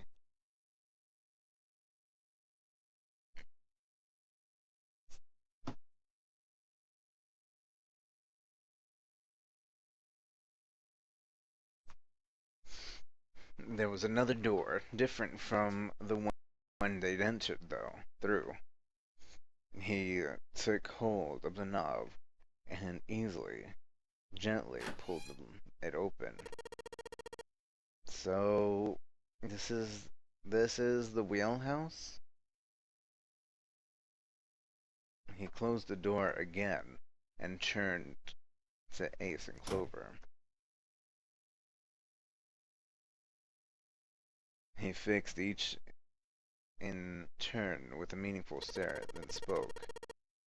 Ace, you investigate the wheelhouse next door. Very well. Clover, you're in charge of this room. Say something. Okay. I will. Alright then. Let's get started.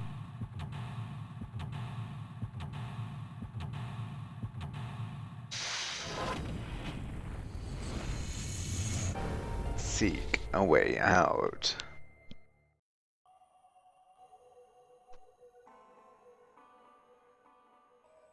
Alright guys, I'm gonna take a quick break. Thank you guys for hanging out. I do appreciate it very much. So I'll be right back.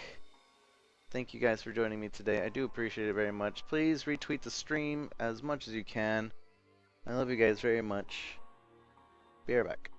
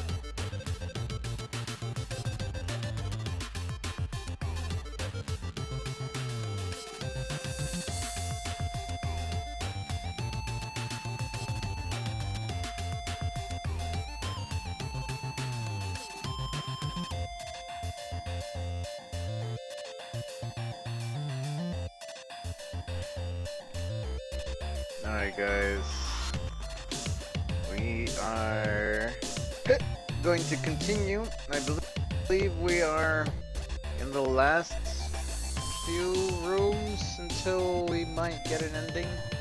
Because usually I think the way it works is we get an ending before the number 9 door. Or after. It's either before or not after, from what I've seen. So, let's go ahead and try to do that. So thank you guys for sticking around. I do appreciate it very much. I hope you guys are enjoying the playthrough. Let's go ahead and go back to the game.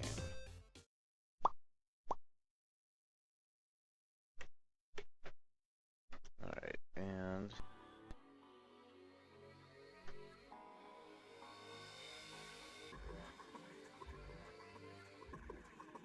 alright.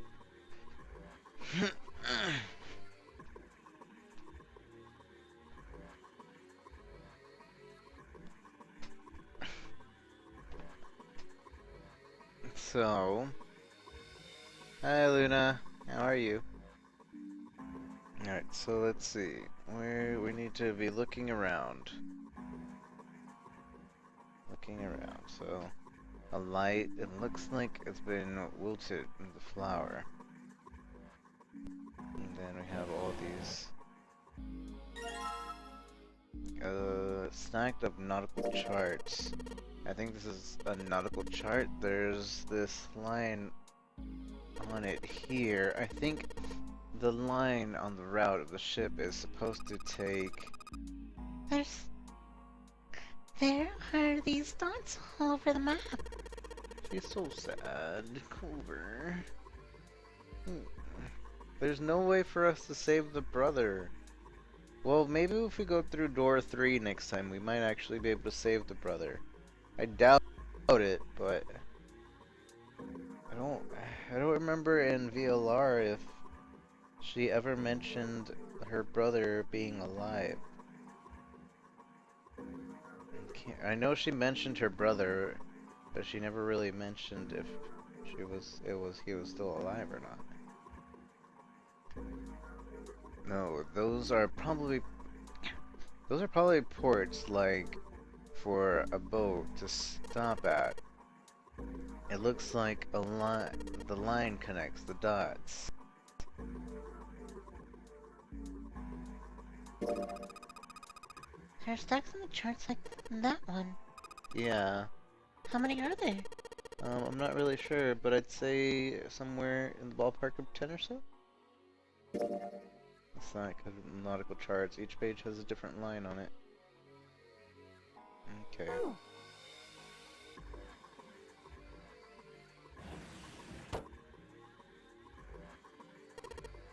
A chair. A chair.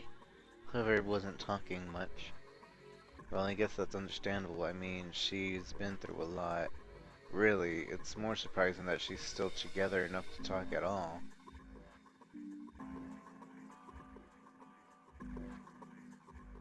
And that is bolted on the wall here.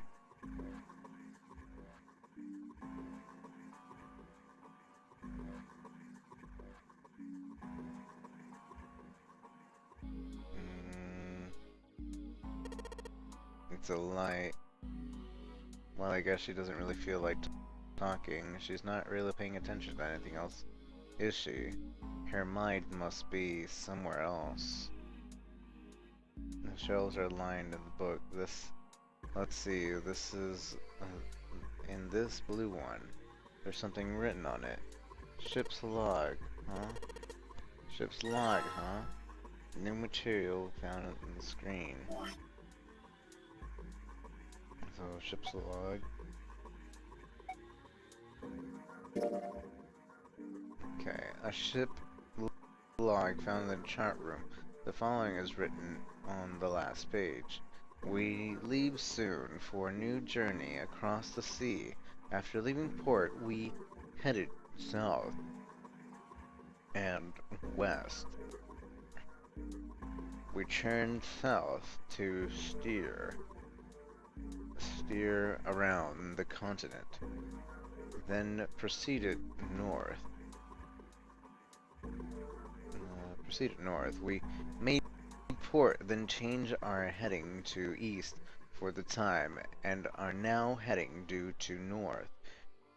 Soon, we will dock in the United Kingdom, the homeland of this vessel. So we leave for New Jersey across the sea. After leaving the port, we headed south. So one of the cards is probably going to have something going south, west. Let me tell me where. So southwest, and then it's going to turn the steer, the cabinet, proceed to northwest. Then changed our heading to east for a time, and are now heading north. Soon we will dock into the United Kingdoms. Okay, so whenever we look at the nautical maps, or maybe a world map of the Atlantic Ocean, center on it.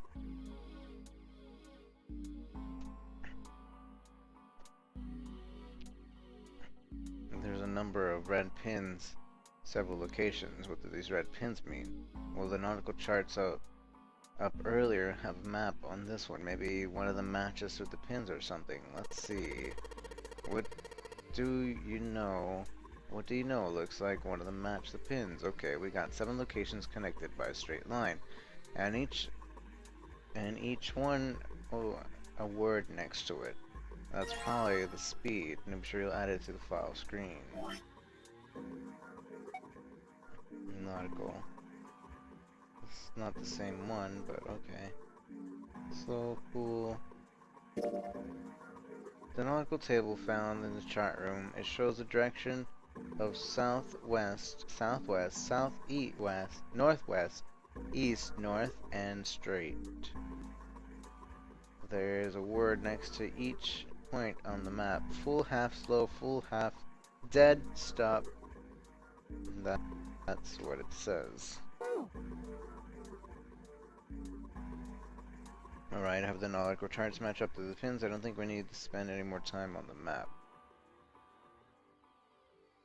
It's a wooden box, maybe the case for letters. Hey Clover, you ever write letters? Nothing.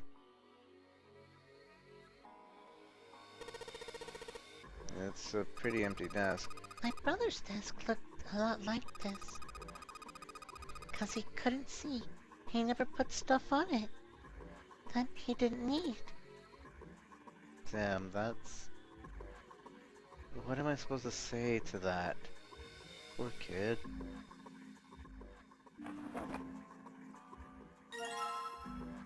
Pocket watch. That's a pocket watch. She sure hasn't been saying much. And she just keeps looking at the floor. She seems kind of sad. Really? You think she's a little sad? Just a little bit? Maybe? An old one at the time. You have to wind. The kind you have to wind. The hands have stopped 5 minutes, 39 seconds past 10. I wonder if it's broken. Yeah, it doesn't. I don't feel anything moving when I fiddle with the dial here. Looks like I could move the handles manually though. I can move the hands manually. The knob doesn't work. A voice he hadn't expected startled Junpei from the examination of the pocket watch. Oh, a pocket watch. Might I have a look at it? He spun around to find Ace standing in the doorway. Junpei shrugged and handed him the pocket watch. Hey man, what are you doing in this room? Oh, I thought I'd come check up on the two of you. Is there a problem? Yeah, there is. Well, it's not a problem, but... Well, it's not a problem, but... Junpei looked desperately around the room, anywhere but at Ace, trying to find a convincing reason to dismiss him. Ace opened his mouth and took another look at Junpei and shut it again. A small smirk appeared on his face. Oh, I see. Of course. He looked Junpei over. He glanced at Clover. I apologize for the intrusion. Well, best of luck. Wait. Ace gave Junpei a knowing pat on the shoulder and left. For no reason he could fathom, Junpei's head began to hurt. A sharp, piercing pain. A sharp pain in his head.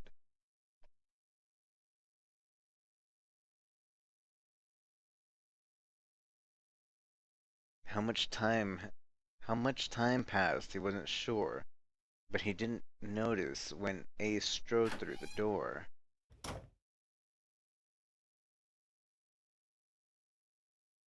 His smile was more of a smirk and he had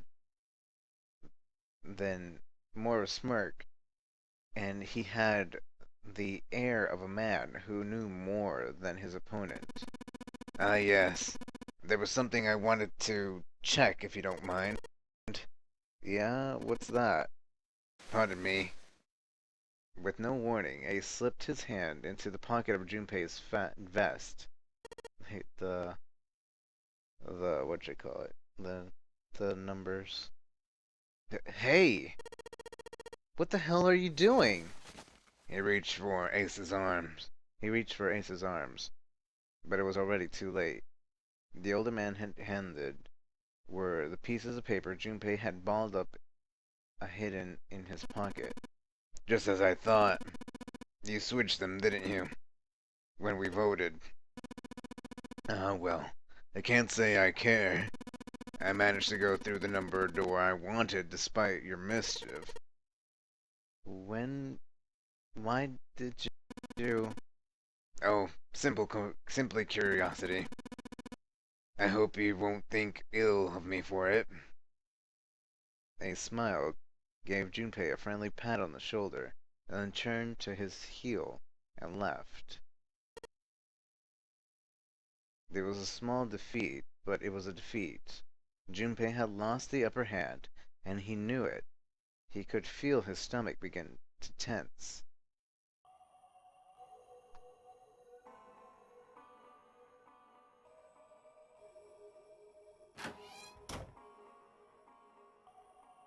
Wait, what?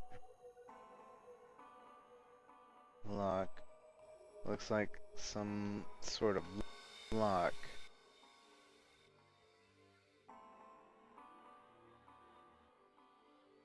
It's got a weird shape and indentation on it, huh? Its shape, maybe it does look like a pocket watch would fit in there. Nothing. I imagine the pocket watch is intended to go in there. However, you may need to do something with the watch first.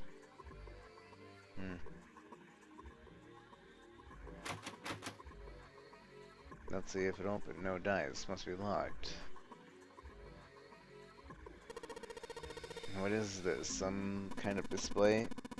It looks like a little like electronic scoreboard. I imagine it was added recently.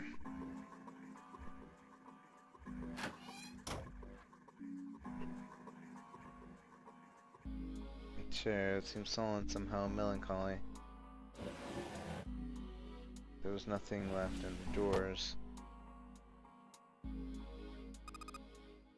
Junpei,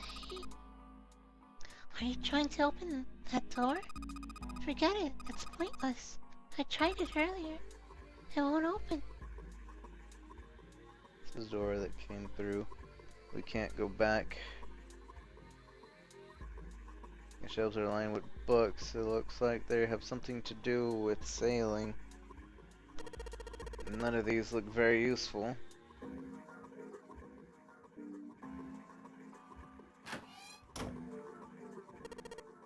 the helm. Well, steering wheel might be more appropriate term.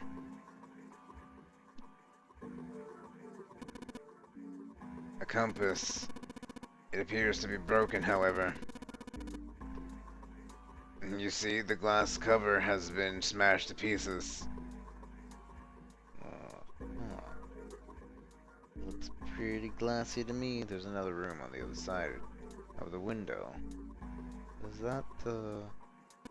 I don't even know. This isn't good. So many drawers and nothing inside them.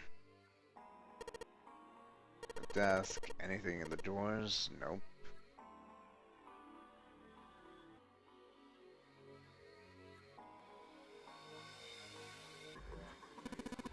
Yes, I suppose you could call it a helm. Steering wheel might be more accurate, however.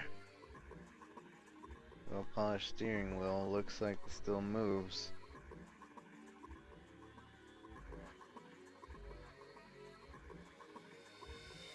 The metal plate bolted over the window. There's a circular cut in the board on this board.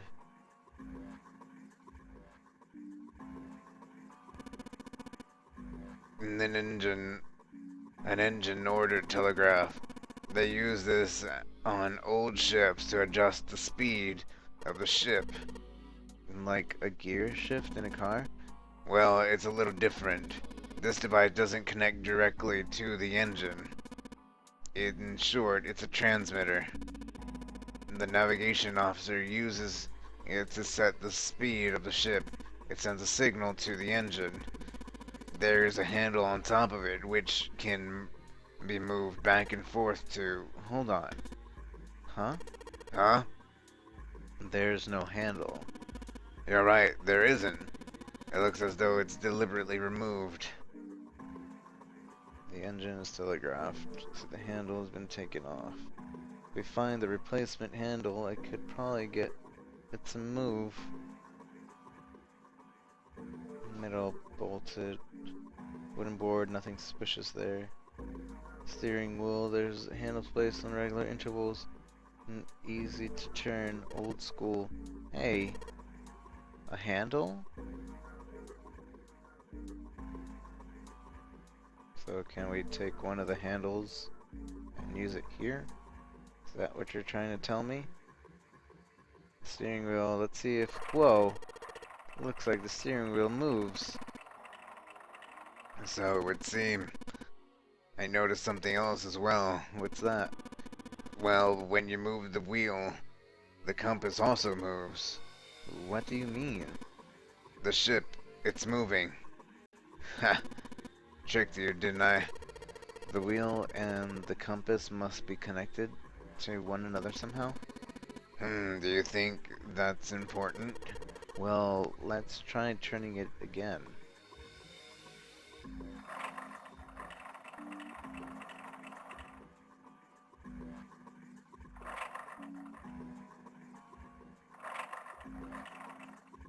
Okay.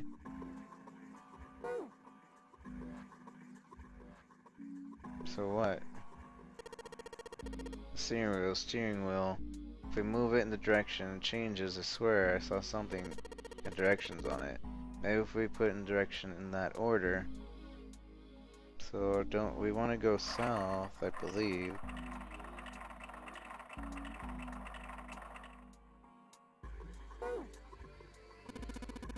Nothing is happening. Junpei, this is almost certainly one of Zero's puzzles. There must be a clue here somewhere that can help us solve it. Have you found anything? Perhaps something that points to the points of the compass on it? Yeah. First, human hammer. They're often used to subdue large men, like Seven. what? It was a joke, of course. Thank you, Captain Obvious. Ace, you really kind of suck at making jokes. Oh, you look so disappointed. That was rather cruel. Oh, Ace. It's It's just like the one on the left is broken, can't really use it if it's that broken. The compass looks like it's connected to the helm.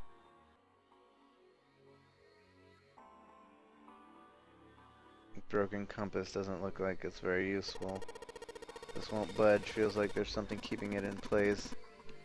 What would be the point of moving it? The ship is stopped.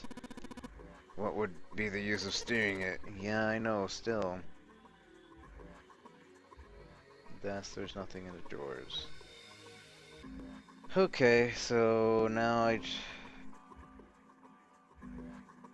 the engine and telegraph, the handle's been taken off. We can find the replacement handle, we could probably get it to move. Let me find a replacement handle. And I imagine that means that it's behind the thing. Mechanical pocket watch with springs. It doesn't appear to be working. The hand stopped at 5:39 with past 10 seconds. Turning the knob does nothing. Yeah, it's probably broken. It looks like you can move the hands, however. Yeah, how? How do I move the hands?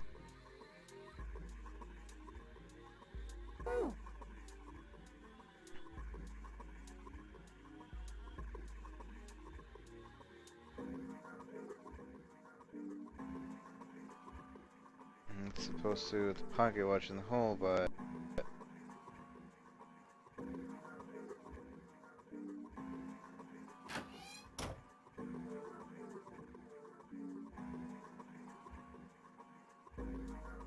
the right drawer, let's have a look, nothing.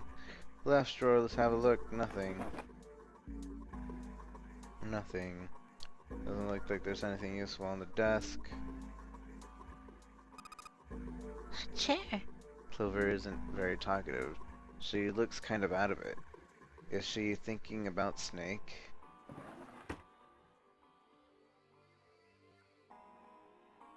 So there's nothing special about it. It's a wooden box on the desk, doesn't look very suspicious. The map of the world, the Atlantic Ocean is in the middle.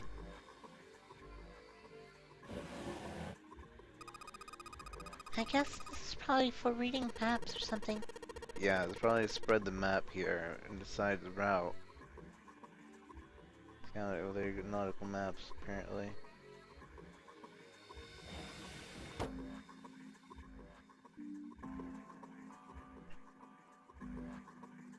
The light makes it look like a wilted flower that is bolted to the wall here.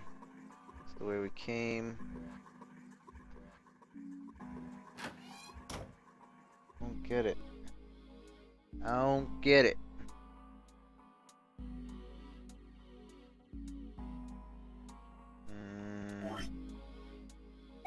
Let's see. So we're trying to go south at full speed, but we can't change anything. I think it's trying to do it. After leaving the port, we headed south and west. We turned southwest to steer around the continent.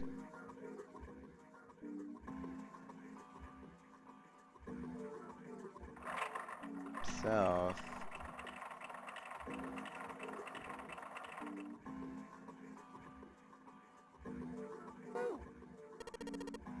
That's weird. Why isn't anything happening? Junpei, you aren't hiding anything, are you? Have you already found something with directions on it?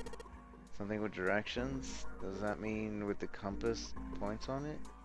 If that is what it means, then maybe we should show the order I'm supposed to enter the stuff in. South, then west, then southwest.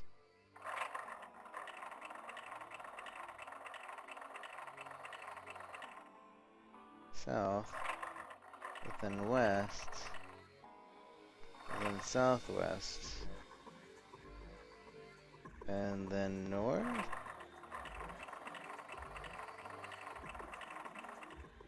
Then east. Still no response. Well, I've got a paper with some directions written on it. I think I'm supposed to move the wheel in the same order. That's what I've been doing. Okay, so go south, then west, southwest, northwest. Alright, let me just write this down right quick. Write this down right quick. South, and west, then southwest, and then northwest. Head to the port, change the heading for east, and heading to north, and we're stuck. Okay.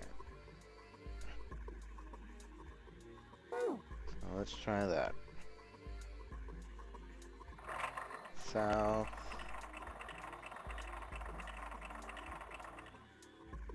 And then west. Then southwest. And then northwest.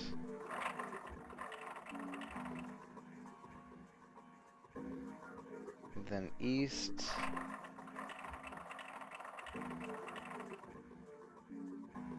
And then north. So I'm hoping this works like a save. Yeah, okay. So magically that works. What the? The handle came off.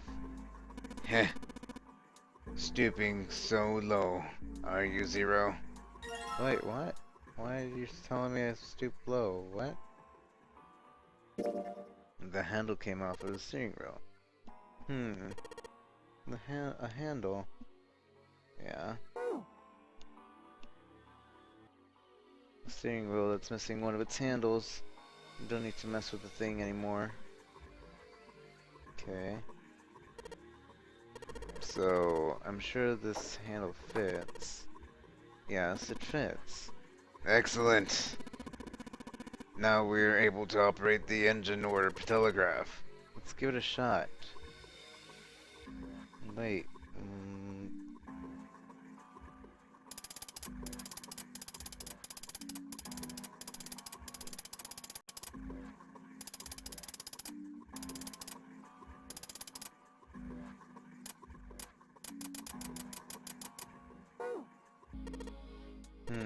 Nothing's happening. No, I don't think so. Take a look over there at the door in chat room.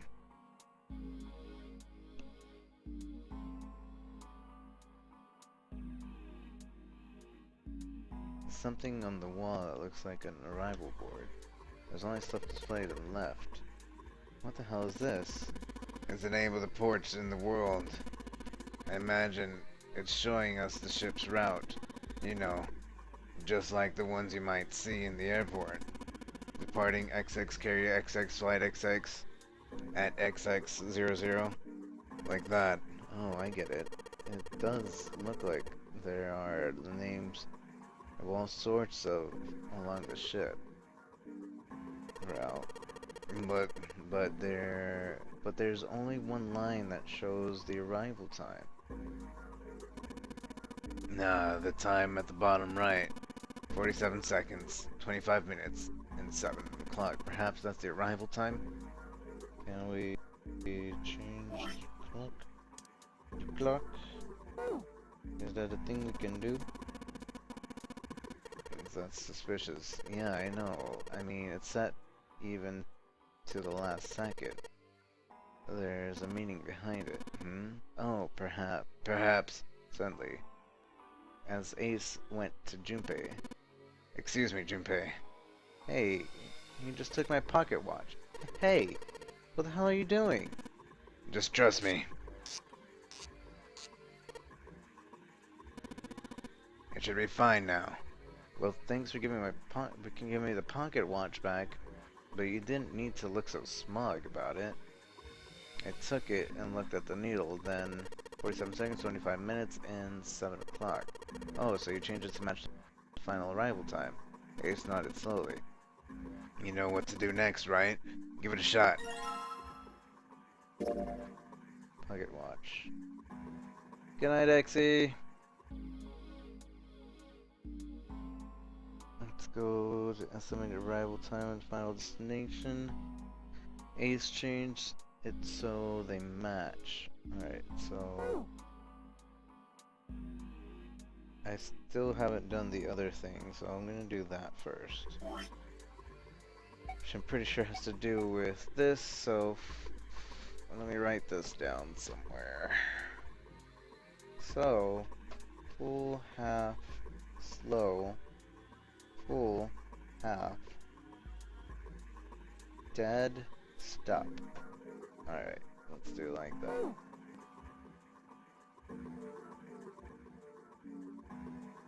So, alright, let's give this another shot. So full, half, slow, full, half, dead, stop.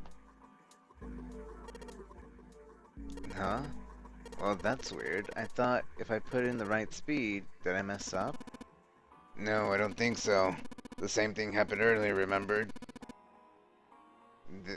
There's been a change in the arrival board. Yeah, you're right. Let's go check it out. Wait, does that mean I have the wrong code here? Looks like it's some sort of lock. It's weird indentation. Actually, Pocketbot would fit in there. Huh? That's strange. Nothing happened. Perhaps we set it to the wrong time. Well, the arrival board had the time of the final destination. And we set it to the hands of the watch, so... Are you saying that the arrival board has the wrong time? Yeah, I think that might... We need to figure out how to get to show the right one. Okay, so yeah, now that makes all sense. It all makes sense. Junpei, take a look. The display panel looks different. Yeah, you're right. Only the left half is on, though. The last line, it says that the estimate arrival time in the final destination is 10 seconds past 3. Oh, then you mean...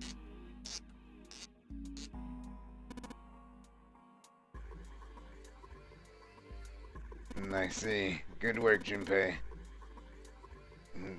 You're a sharp one. You matched up the hands on the watch like I did earlier, didn't you? Now you set it to 10 past 3 o'clock. Yup. Are you sure you know what needs to happen next? Let's give it a shot, shall we? Okay. Let's do it. It looks like there's some sort of lock. It's got weird indentations on it. Actually, it's shaped like this pocket watch I've got. Let's try putting it there. Woo! Yes. It says open now. Good work. It seems you were successful. Well done, Junpei. Hey, Clover. What? Look, we unlocked the door. Now we can go through this room. Oh. Well, let's go then. Clover.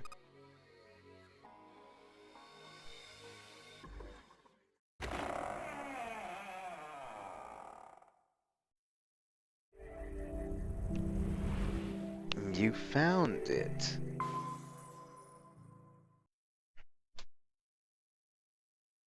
The space they found themselves in outside of the wheelhouse was far too narrow to be called a hallway.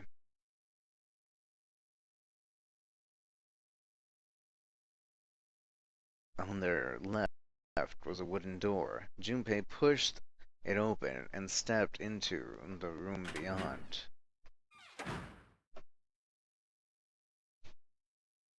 It was full of all manner of turn of the century electronic equipment. Most of them were things they'd never seen before. They had no idea what might have been for, let alone how to operate them. One smaller machine had a metal bar on the end and a circular handle. Ace seemed to recognize it. Ah, yes, a telegraph key. These were used to transmit Morse code a long time ago. It turned and slowly took it, and he turned and slowly took it in the room. This must be the communication office. Across the room was the door they'd entered through was another door. A metal plaque was nailed to it. It read, Captain's Quarters. The Captain's Quarters. That's what it says. Then, do you think...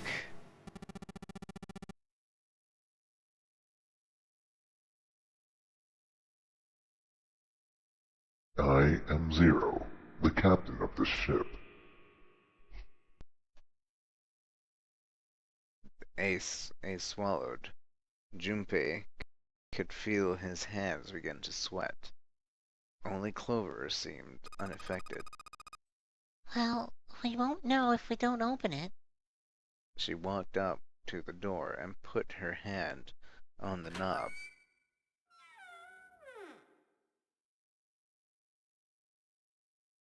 It opened easily, and without so much as a pause she walked in. Junpei and Ace followed. The first thing they saw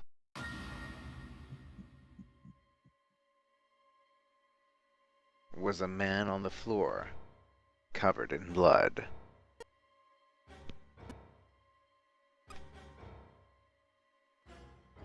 Junpei felt his body seize up. His mouth went dry, and it felt very, very cold. The blood in his veins slowed to a crawl, and his heart tightened like a fist. This was the third time he'd seen the horror of death laid out before him. He didn't think it was something he could stand to see much more of.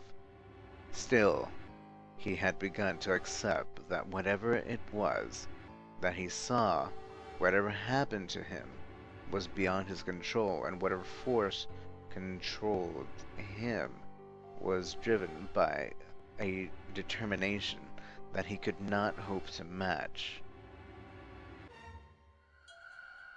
The sense of helplessness and desperation washed over him. It left behind a feeling of utter emptiness that wormed its way through his body like acid. Then he realized they had yet to check the man's pulse. Perhaps he was still alive.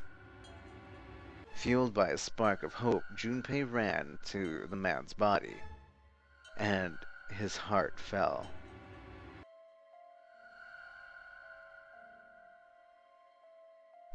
His fingers on the man's neck felt no pulse. His pupils had dilated, and he wasn't breathing. Junpei lifted the man's already stiff body. There was a deep, red wound on his chest. Junpei did not have to wonder long at what could have made such a wound. For lying next to the corpse was an axe. The entire blade was drenched in bright red blood. From the shape of the man's wound, there was no doubt that it had been made by the axe.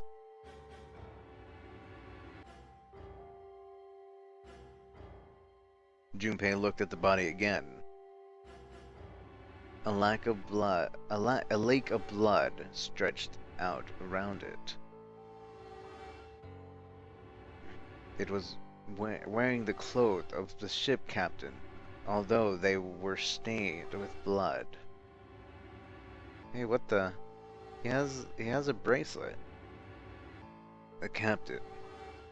Did that mean that this man was Zero? On his left hand was a bracelet. The number on the bracelet was 0. It was only then that Junpei noticed the stench of blood that filled the room. Heh. He couldn't help but laugh. There was nothing else for him to say. It was too simple, too obvious, too straightforward.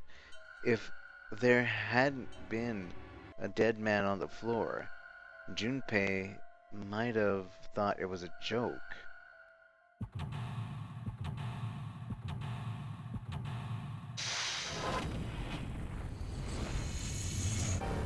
Seek a way out.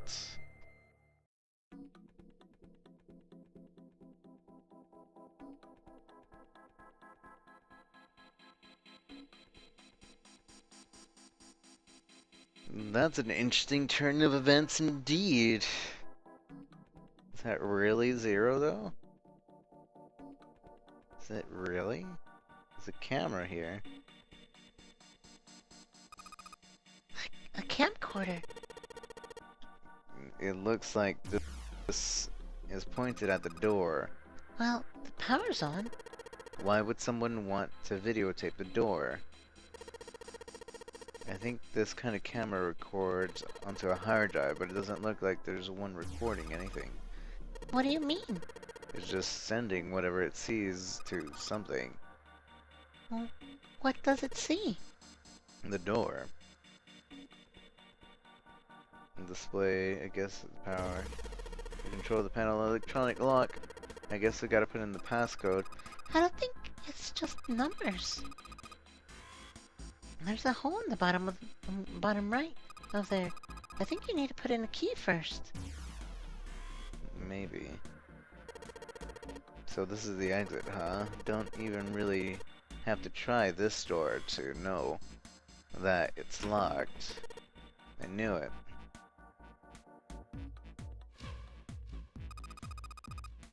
There's blood on the chair. Do you think this was the dead guys? Yeah, probably. The blood on the chair kind of creeping me out.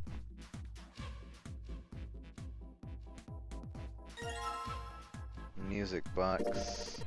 Oh, it's one of those old music boxes. How about we wind it up? It's a really bad music box. Why does it sound like that? Is it broken?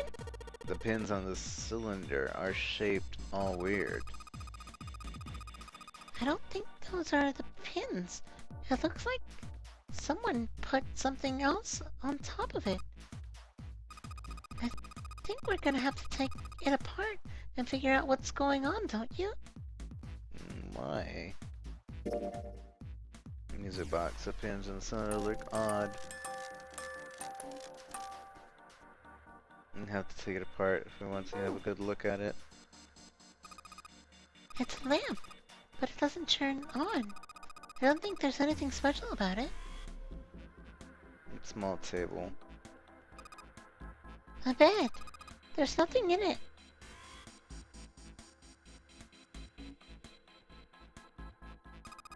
A chair.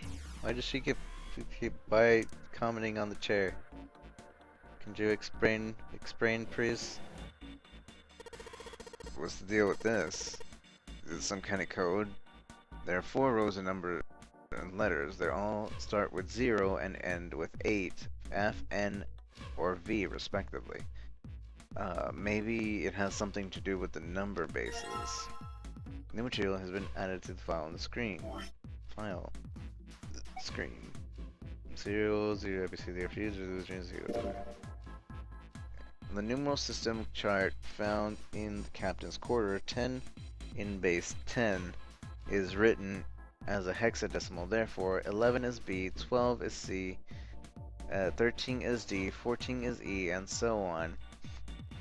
This chart shows the rules for each numeral system. I see.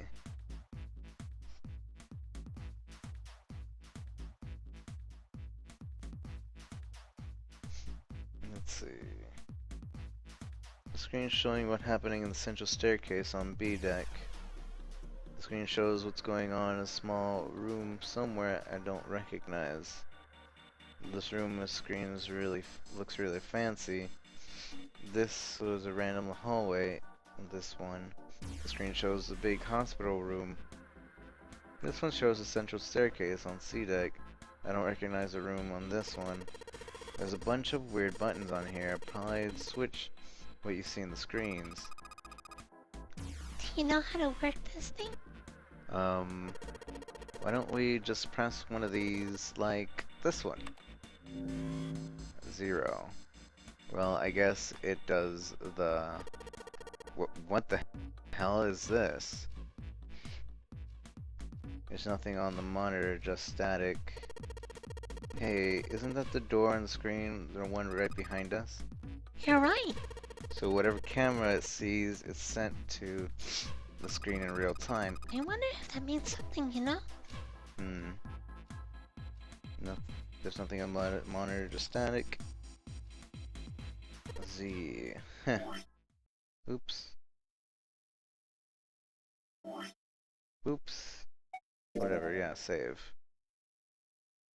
Haven't saved in a while. Saving? Please wait. Do not turn off your system. Would you like to quit? No. Heh. Junpei snorted with a grim humor of the second time since he'd come into the room. 4 screens along the bottom had a single letter, each spelling out 0. Junpei felt as though he was being mocked. The real villain was somewhere laughing at him. What do you think? He turned to Clover, who was standing next to him. Her voice was almost too low to hear. Nothing.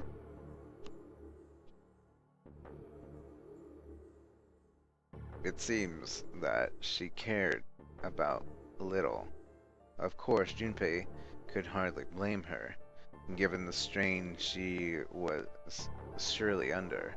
Junpei was somewhat surprised she had responded at all.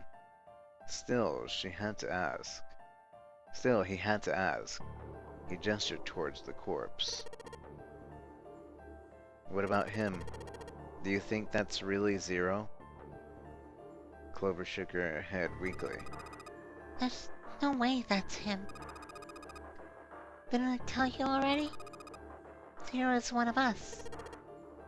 Yeah, right.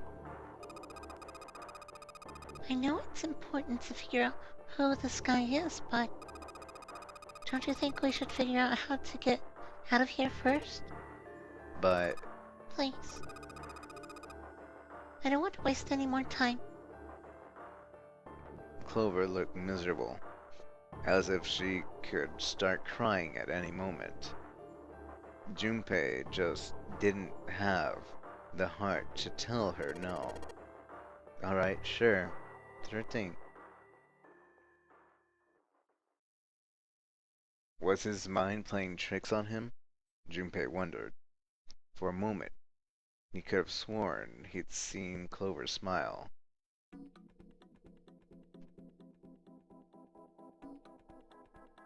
Alright, so... there's a Z on the screen. There's an E on the screen. There's an R on the screen. There's an O on the screen. I think this probably used to be a door nobody's going through as long as this metal plate is there, though. Well, even without the metal plate, the desk is in the way. Yeah, we could always move the desk, though.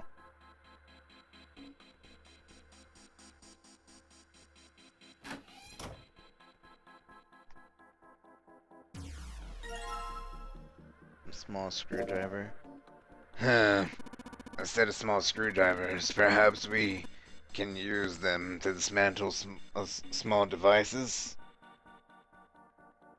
I guess. Oh, hey, yeah. Let's do that. Alright, the screwdriver ought to make short work of this music box. It looked to be a cylinder from the music box. There's a number of pins and some pieces of metal that look rather like a fan attached to it. What? I don't see it. Junpei, I was thinking, these fins and this metal thing, if you look at them in 2 dimensions, don't they remind you of something? You mean... What do you mean in 2 dimensions? What would you cross-section of one of these pins look like? A dot? What about the fans? They'd look like lines. Exactly. Now, do you know a code that makes use of dots and lines? A code with dots and lines. Oh. Oh. Well, but I still don't get how I'm supposed to do that. Dot, dot, line, line, dot, dot, dot, line, line. I get it, but I don't know Morse code. Ink. It's a bottle of ink. It's filled with ink. So let's combine this two. This is the same thing that was in VLR. I guess we put the ink in the cylinder. Yes, I see you put the ink on the cylinder. Yeah. If you roll it across a piece of paper, the pins and the fans will leave marks, right? The pins will make dots and the fans will leave lines. Alright, then show us. But where? There's nothing on the drawer. Everybody seems to carry a piece of paper. Where's my piece of paper? And there's a small telegraph machine. I'll be honest, I have no idea how it works. Old telegraph machine, there's nothing suspicious here. The clock mounted on the wall. The hands aren't moving. A little surprised that the time is wrong then, I suppose. And there's nothing on the back.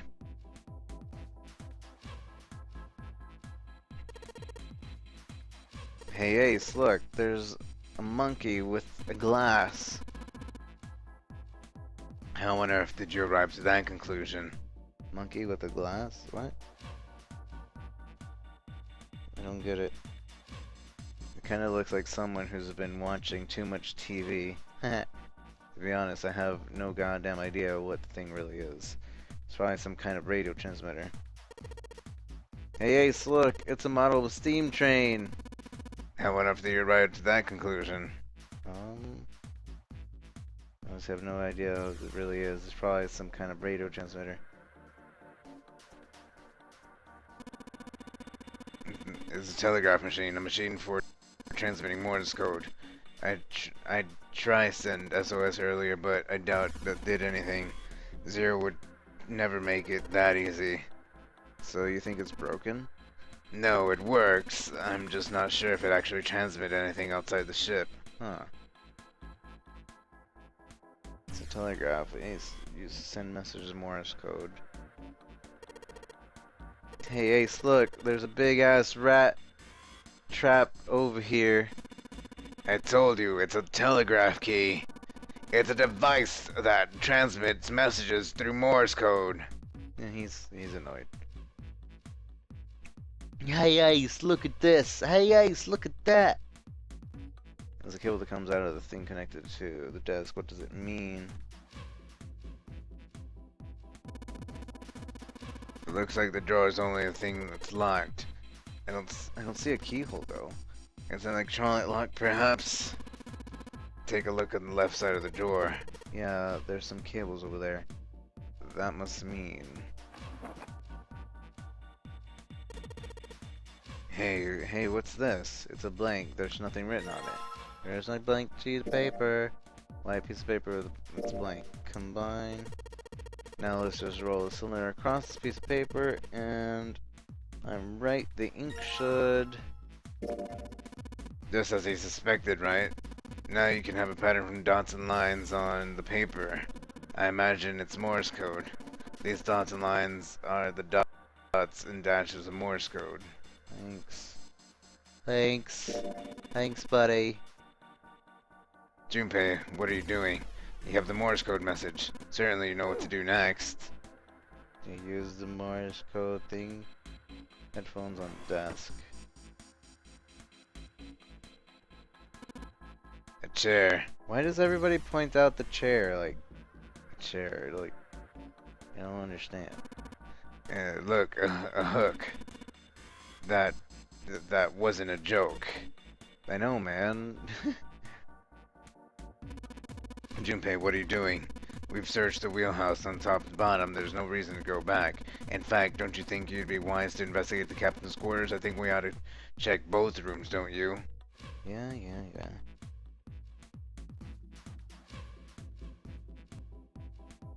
Alright, we've got the Morse code I'm supposed to enter. If I do this right, something will happen. Hopefully. Alright, let's give it a shot.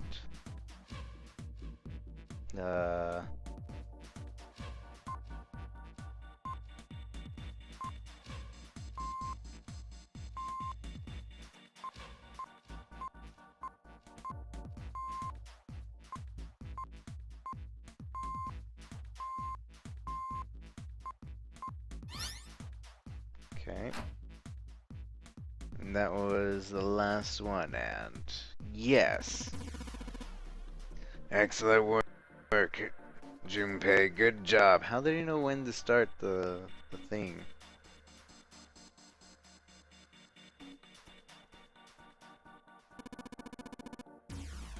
You seem to have figured it out. You unlocked the drawer.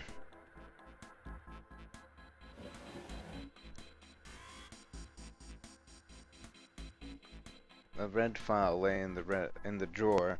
Junpei reached down and picked it up. The cover read, Alice, all ice.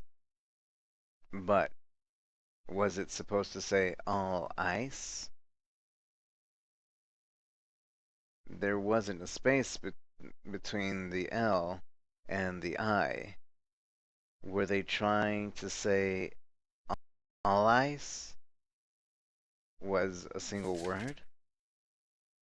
It was an interesting thought, but it left Junpei's mind quickly as he opened the file. What lay inside was far more interesting and far more confusing. Each page was covered with strange characters. They looked like tiny drawings of birds, snakes, insects, horns, animals, wings, and even kneeling humans. There were many pages in the file, and each was full of these strange symbols. What the hell is this? He didn't realize he'd spoken out loud until Ace looked over to him.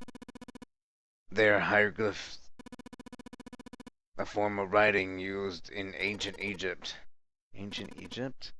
That's right. Can you read them? Of course. I can't.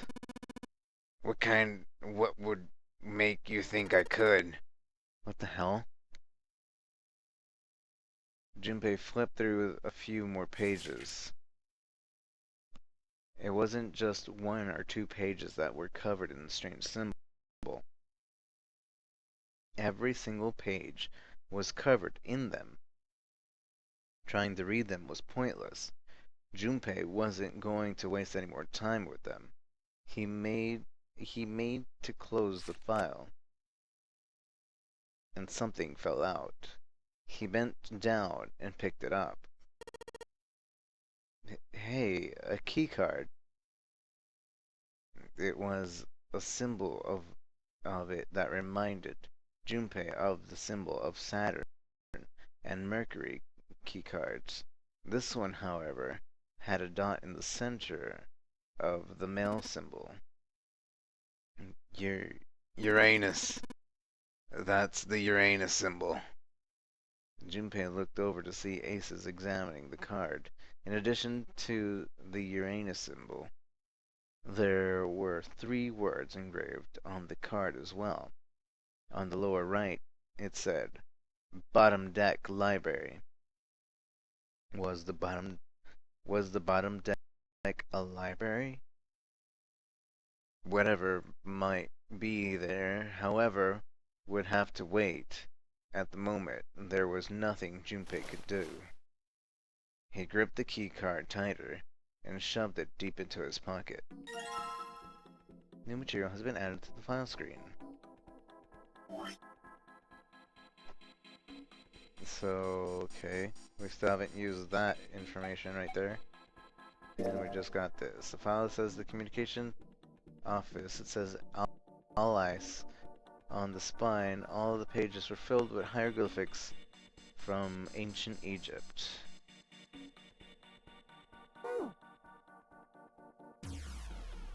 And this unique key. A key with a leather case. It isn't metal. My guess would be ceramic. Junpei, have you found a keyhole that might fit it? No, I haven't. Also, what is that file? Or what is this item here? Alright. Why do we still have the Morse code? Usually they get rid of the items if I don't need it. No need to mess around with it anymore. Okay.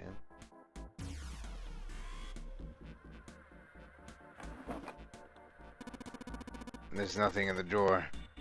Nuh-uh, there's air. How old are you? 9? Heh, I get it, 9, ha.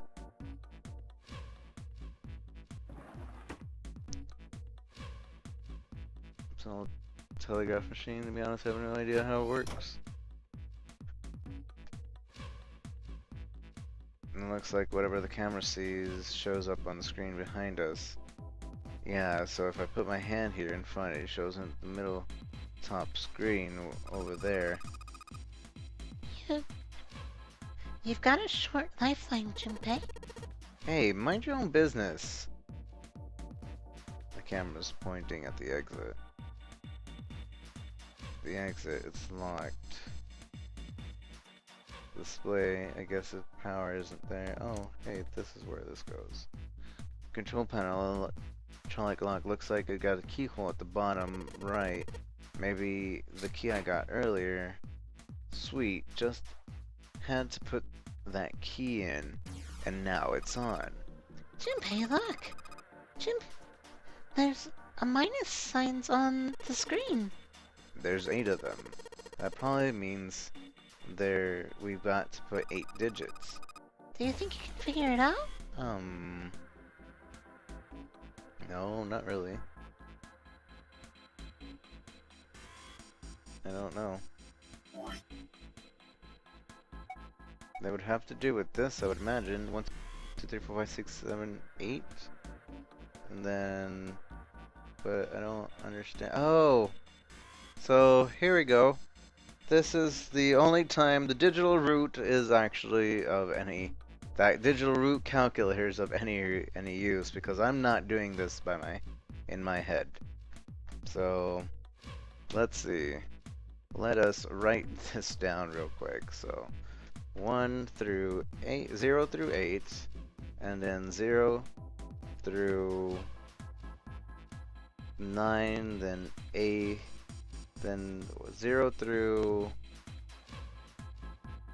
10, 11, 12, 13, 14, 15.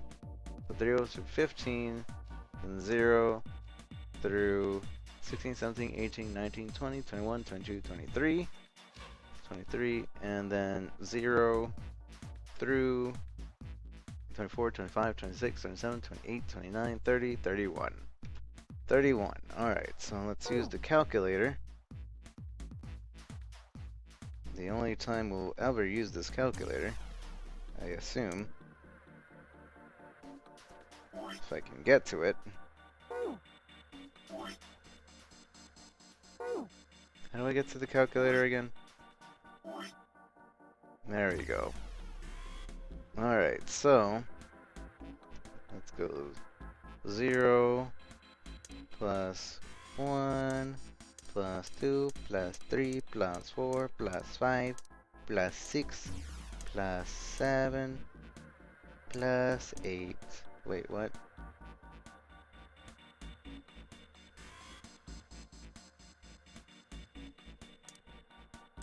1 plus 2 plus 3 plus 4 plus 5 plus 6 plus 7.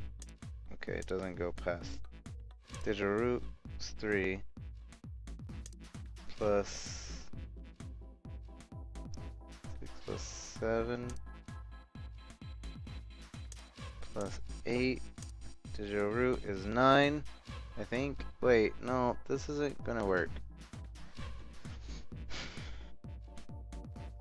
Because it's not putting all the numbers in. Unless, oh, okay, wait, I got this.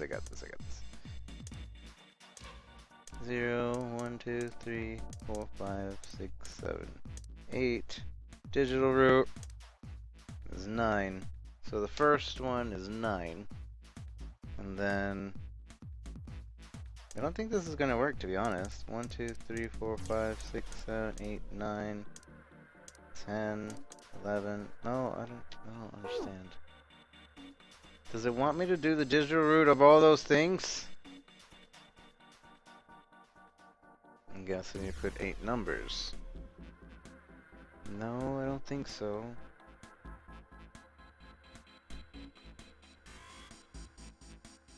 No, it wouldn't want me to do that. 8 digits, huh? Once I put the 8 digits in, I just push E to enter it, and if I mess up, I guess I just push clear. Alright, let's give it a shot.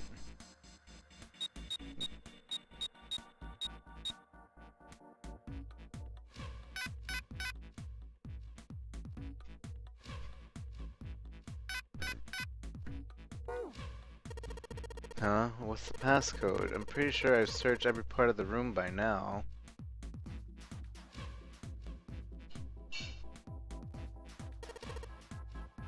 Okay, one more time. Huh? What's the passcode? I'm pretty sure I've searched every part of the room by now. Does it have to do with the Morse code? I don't think so. That's the only item I have. Piece of paper with some Morse code on it. Why do I still have the Morse code? There must be a reason. I wonder if this counter is pointed at the door. Well, the feed from it's being piped from the screen behind us. It's gotta mean something. I'm sure there's a recording of somebody putting in the passcode. I wonder if the screen just shows up the exit. I mean, it's just a door. I know, right? The 4 on the bottom just say 0. The exit and those 4 letters. Maybe Z? Oh, I get it. So, what's Z in hexadecimal or base 10? What's Z in base 10? So, if ABCD, I don't remember. What's base 10? Base 10, please. Where's base 10, please? Base 10, please. 10, please. I don't remember how to do base 10. 9. So A becomes a 10. 10, 11, 12, 13, 14, 15, 16, 17, 18, 19, 20, 21, 22, 23, 24, 25, 26, 27, 28, 29, 30, 31.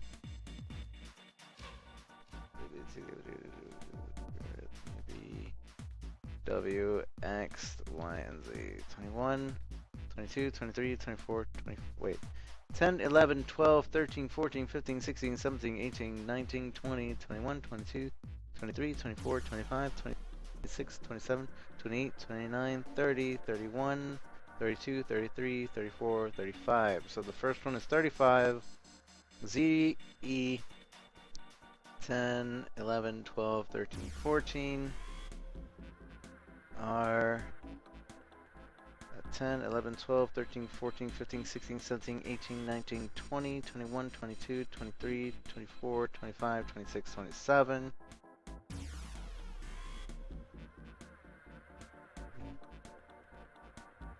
27, and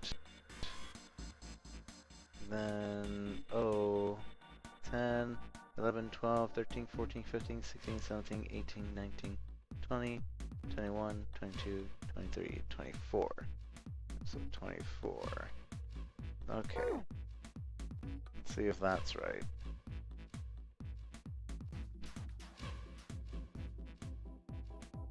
So 35. Once I put it in, I get it. I get it. One more time. One more time. 35. 14. 27. 24. Rocky, open!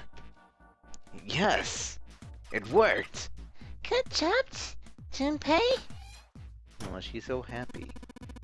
Excellent, you seem to have unlocked it. Good work, Junpei. Alright, let's go.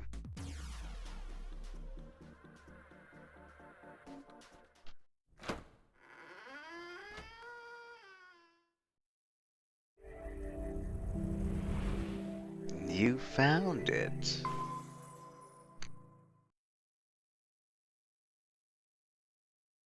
They stepped out of the captain's quarters and into another hallway.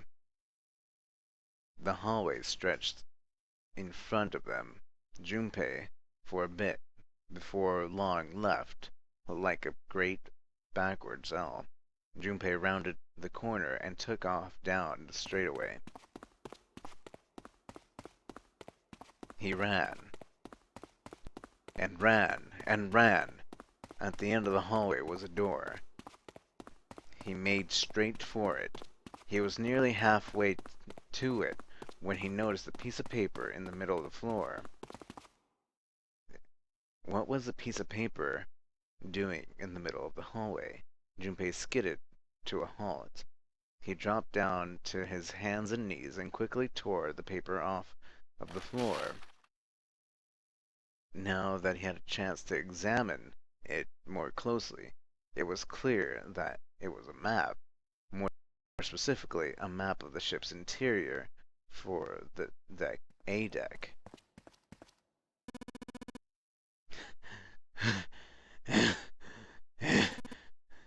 What's wrong? A slightly slower, by virtue of his advanced age, finally caught up to Junpei. Junpei said nothing, simply showed Ace what he had found. It seems at it. He looked at it long enough to determine what it was and nodded. I see. With that, he began running again, past Junpei. Junpei shoved the map into his pocket and got up to follow Ace, but something stopped him. Hey, where's Clover? He turned around. Clover was nowhere to be seen. Damn it, what the hell is she up to? Junpei muttered angrily under his breath and took off back to the way he came. As he stomped around the corner, he saw her. She was standing in front of the door to the captain's quarter, her hand on the doorknob. As Junpei watched, she closed it gently and quietly.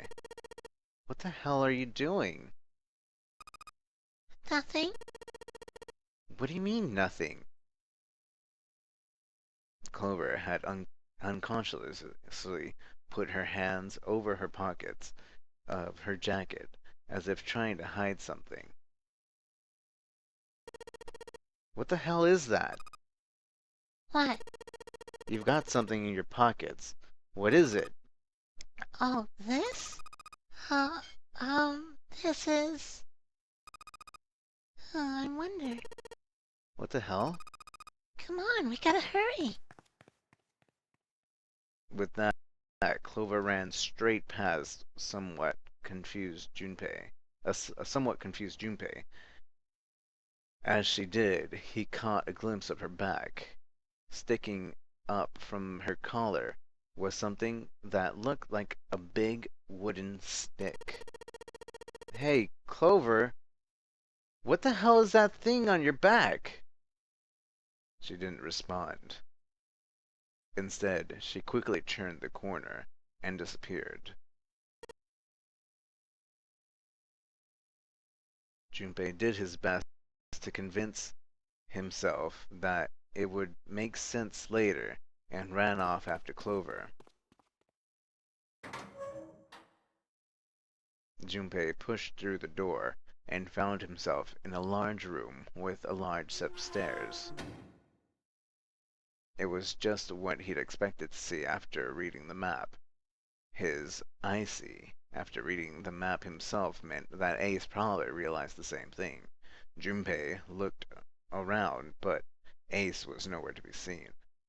He put his hand on the handrail and leaned over to look down. There he was. Not just Ace, Santa, June, Seven, and Lotus as well.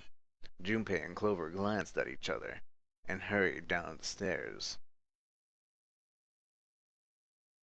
They reached B deck at the same time.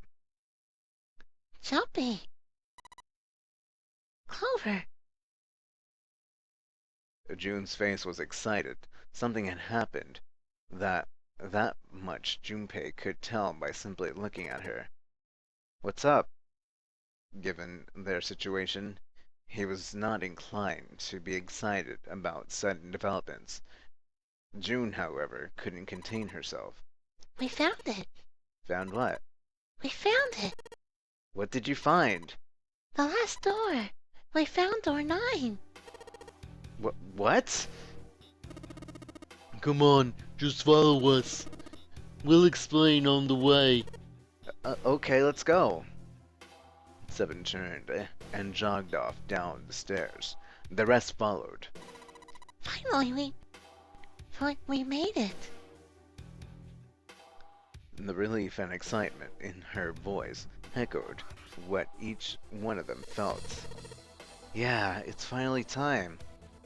Junpei wasn't quite ready to believe they'd really done it, at least not just yet. Still, if everyone said that it was door 9, then it probably was. He could feel his heart racing. A mixture of anticipation and fear ran through his veins, and he could feel his legs shaking.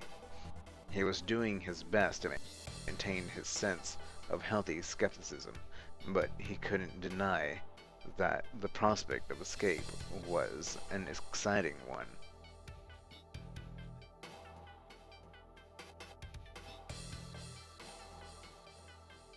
But there was one thing he couldn't get his mind off of. The numbered door could only accommodate between 3 to 5 people. There were 7 of them on their way to the door 9. The way to door 9. That meant that even in the best case scenario, there would be 2 of them who would have to stay behind. 2 people. He didn't have any solutions to that problem yet, but he was desperately hoping one would present itself. Junpei looked over the clock, and his hands indicated that it was 4:30. They had 90 minutes before their time was up. Hey! Junpei! June! What the hell are you two doing? Hurry it up! Santa's voice jolted Junpei out of his reverie. Let's go, Jumpy. June took off down the stairs, jogging as quickly as she could. Junpei followed. They were quiet for a while until they had reached C deck when Clover spoke. Hey, What about door 2?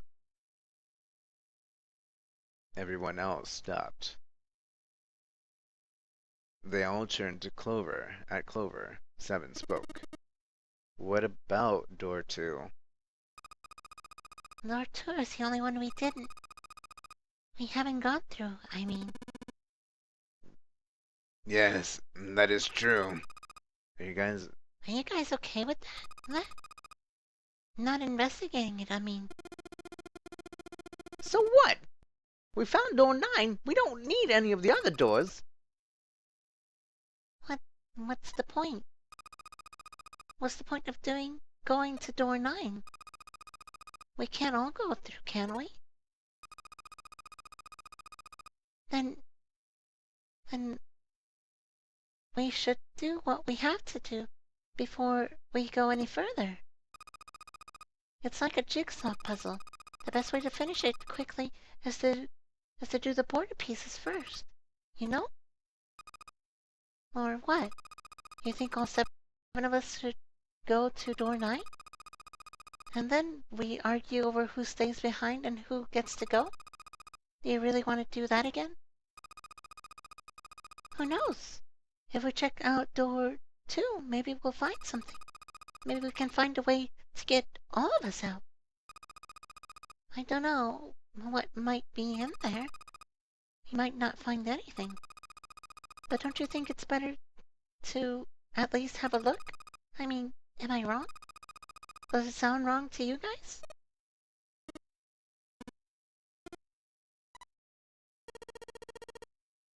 Yeah, you do have a point. The others nodded in agreement. Last time I checked the clock, it was 4:30.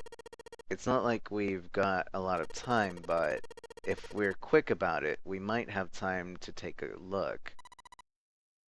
You're right. Let's go take a look at door 2.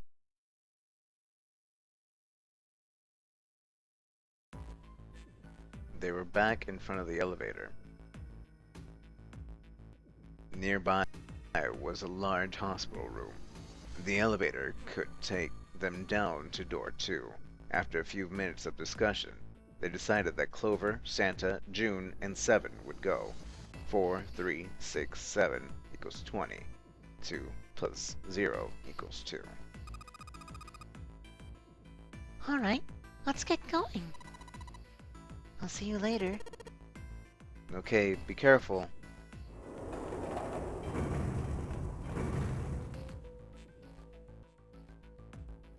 They climbed into the elevator, and Junpei listened to the creak and rattle its way to the bottom deck. Only Junpei, Ace, and Lotus were left. As the elevator rumbled out of sight, Ace spoke.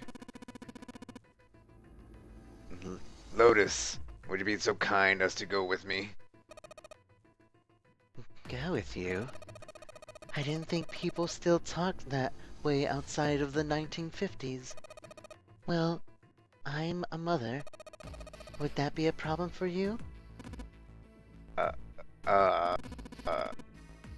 wasn't what I meant to. I was hoping you would come with me. Seriously though, I was kidding. So, where is it you want to take me? There's something I want to show you. Oh man, what the hell? I'm not important enough? Well, it's not like that. Once I've shown Lotus, I'll show you. Really? Of course. Ace's smile was friendly. Fine. Do whatever you want. Thank you. Are you coming, Lotus? Fine. It doesn't look like they're going to be back anytime soon. Might as well go see whatever it is you want. You think is so important. Thank you. Well then, shall we go? Ace turned and began to walk. Lotus followed. They disappeared into the hallway on the left.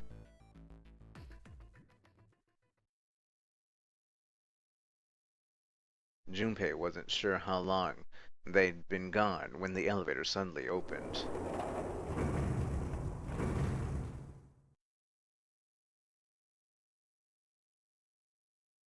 A single person stood there. Clover. She looked at Junpei and slowly, purposely, stepped out of the elevator. The door closed behind her. Where's everybody else? What happened? She didn't answer. Instead, her eyes swept the room and then settled on Junpei. Where are Ace and Lotus? Junpei explained what had happened.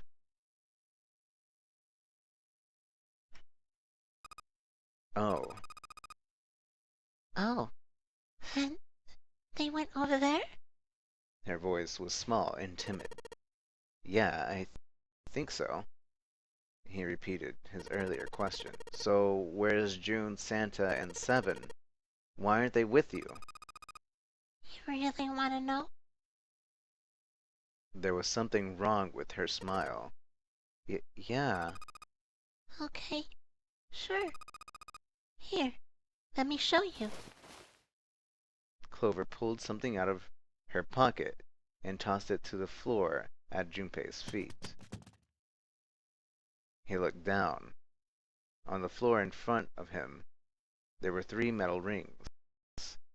Bracelets. Oh my god. Oh, holy shit. Junpei collapsed. No. No way. This has got to be some kind of joke. This can't be real. Junpei's body felt like rubber. His heart felt like a cold lump in his chest, and his hand shook uncontrollably. Sweat poured down his face. The 3 bracelets sat there on the floor before him. He could see the numbers on their face. 3, 7, and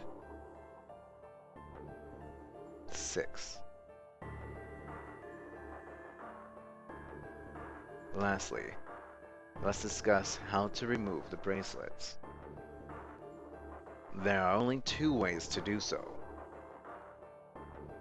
1, you escape from the ship. 2, your heart rate reaches 0. In other words, once your bracelet is taken outside of the confines of the ship, or detects that its wearer's heartbeat has fallen to 0, it will shut down automatically. But why? Junpei's voice was flat, broken. Clover's response was cold. Revenge. For my brother. He was forced into door 3. And murdered. You need at least 3 people to open the door.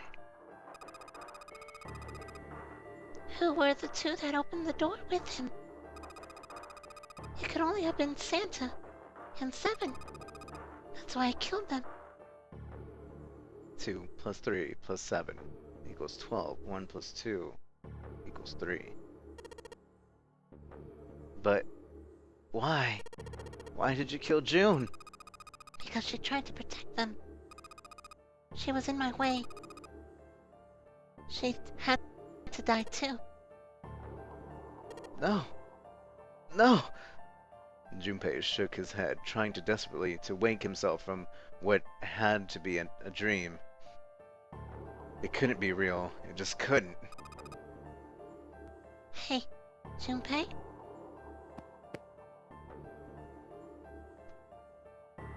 He felt Clover's hand on his shoulder. Her smile was wrong, horribly wrong. Her face looked like a mask made from stretched human skin. The smile that parted her lips did not extend to her eyes. They were dead.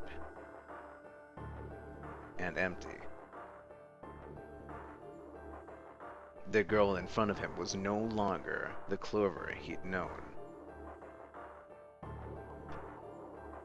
Perhaps she was not even human. Let's go. Her hand reached out towards him. Let's get out of here. Let's leave the ship. What the hell are you talking about? To open a numbered door... To open a numbered door... Yes, I know. You need at least 3 people. But as long as we have this... Once again, Clover reached into her pocket and pulled something out. It was another bracelet. Junpei could see the number on the face. 0. 0. Oh. You got something in your pockets. What is it? Oh. Oh, this? This is... See? You get it now? If we have the 0 bracelet, we can leave. You and I can open the door 9 with just the 2 of us. 3 plus 5 plus 0 equals 9. See? So let's go. Come on! Hurry up! She shoved out her hand again. Junpei looked up at Clover. She had the face of a demon, but there was something else. There was a holy light that surrounded her. She was both a fierce god and a benevolent goddess, filled with love. Junpei? Her voice was soft. Her eyes were empty, weren't empty anymore. They were deep, so deep, Junpei could feel himself falling into them. He felt dizzy. There was something oddly bewitching about her. Her mind was beginning to crack, and his heart began to melt. Junpei? The hand she was offering him. It looked so soft, so inviting. Junpei reached out with his own trembling hand and closed it over hers.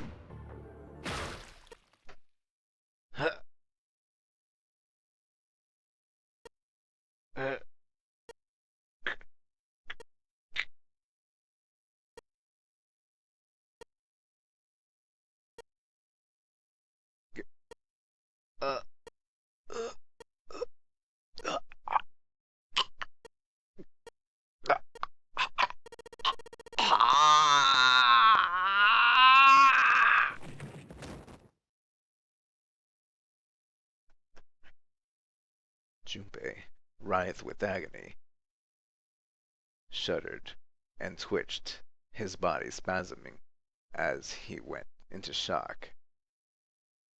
He screamed until his throat was torn and bloody, then screamed more. His cries echoed across the room. Eventually, his movement slowed, then faded. There was no more strength left in Junpei. He could feel his body begin to go numb. He no longer felt pain. He no longer felt anything. Whatever Junpei had been was gone. The last remnants of his mind began to fade. Even as his vision faded to nothingness, he saw Clover. Thanks, Junpei. I'm gonna borrow this, okay?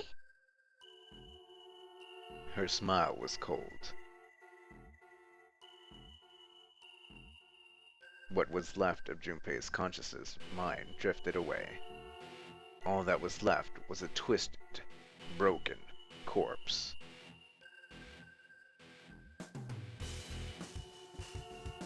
Bad end.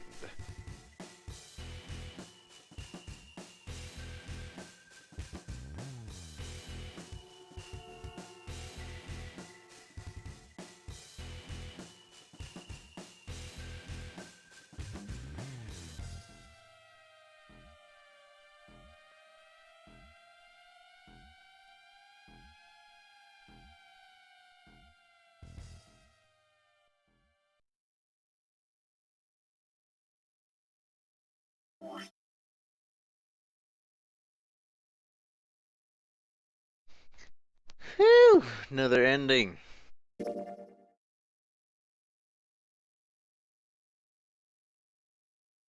Alright. Guys, with that, we're saving. And with that, we're done for the day. Thank you for joining me. That was intense. As creepy as those parts are, I actually really like voicing them. Just because it's something so different. Usually I have to like figure out, oh, dialogue here and there, but it's nice to like be able to like just do those things. But yeah, guys, it's time to go. I've been streaming for 10 hours again today. See, my uptime 2, for some reason my uptime 1 was incorrect. But yeah, 10 hours. Yeah, we're gonna continue tomorrow. Some more Zero Escape. But for now, it is time to go. So if you guys would please, if you haven't followed the channel yet, please click the channel follow button right there or wherever it may be. And if you want to know more of my social media, type !social. My Twitter is the best way to get in contact with me. I do have YouTube videos, mostly highlights right now. I do plan to do something later on. I don't know. Have Instagram if you want to look pictures of my cat and other things, and Steam group if you want to play Steam games with me, and also get different notifications when I do go live. Other than that, I think that's all the social media that's right there.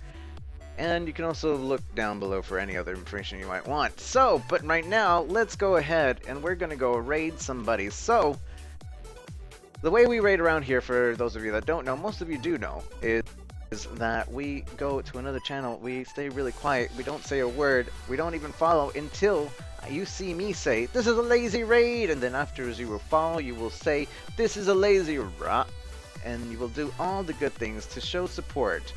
And so go ahead and copy paste that last line, this is lazy rah, and I'm gonna go look for to see if there is somebody to go raid at this very moment. So let's go see who is on the line.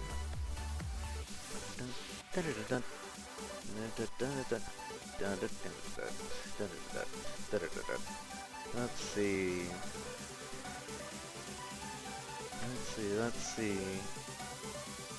Ba ba ba da.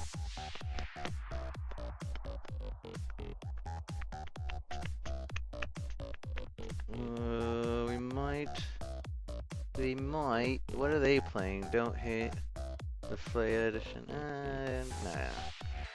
Maybe. Only because they're never on. Oh hey, we haven't raided her in forever. Then there's also her. But I think I'd much rather go raid her. Then we have him. Gosh dang it, you people always being on and making me have choices.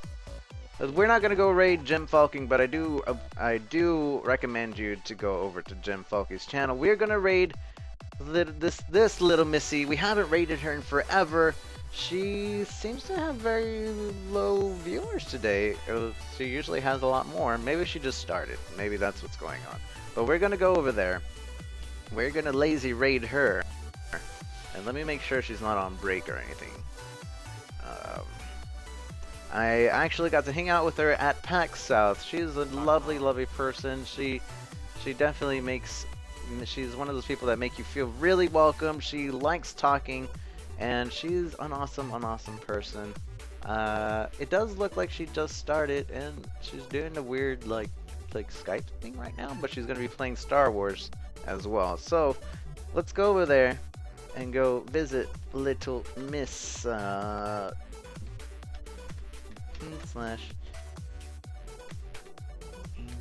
we're gonna go over here. So thank you guys for joining me today. I do appreciate it very much. Again, tomorrow we're gonna go start whenever I wake up, probably, with this. So in case you need to catch up now inside the VODs. I feel like I'm getting better at reading. I know I suck at reading, guys. Don't make fun of me for it, but I do try. So, but yeah, guys, thank you guys for joining me. I do love you very much, each and every one of you. You guys are all amazing. So let us go over here, guys. Let us go over here. Thank you again, guys, for joining me. I love you guys. Take care. Bye-bye.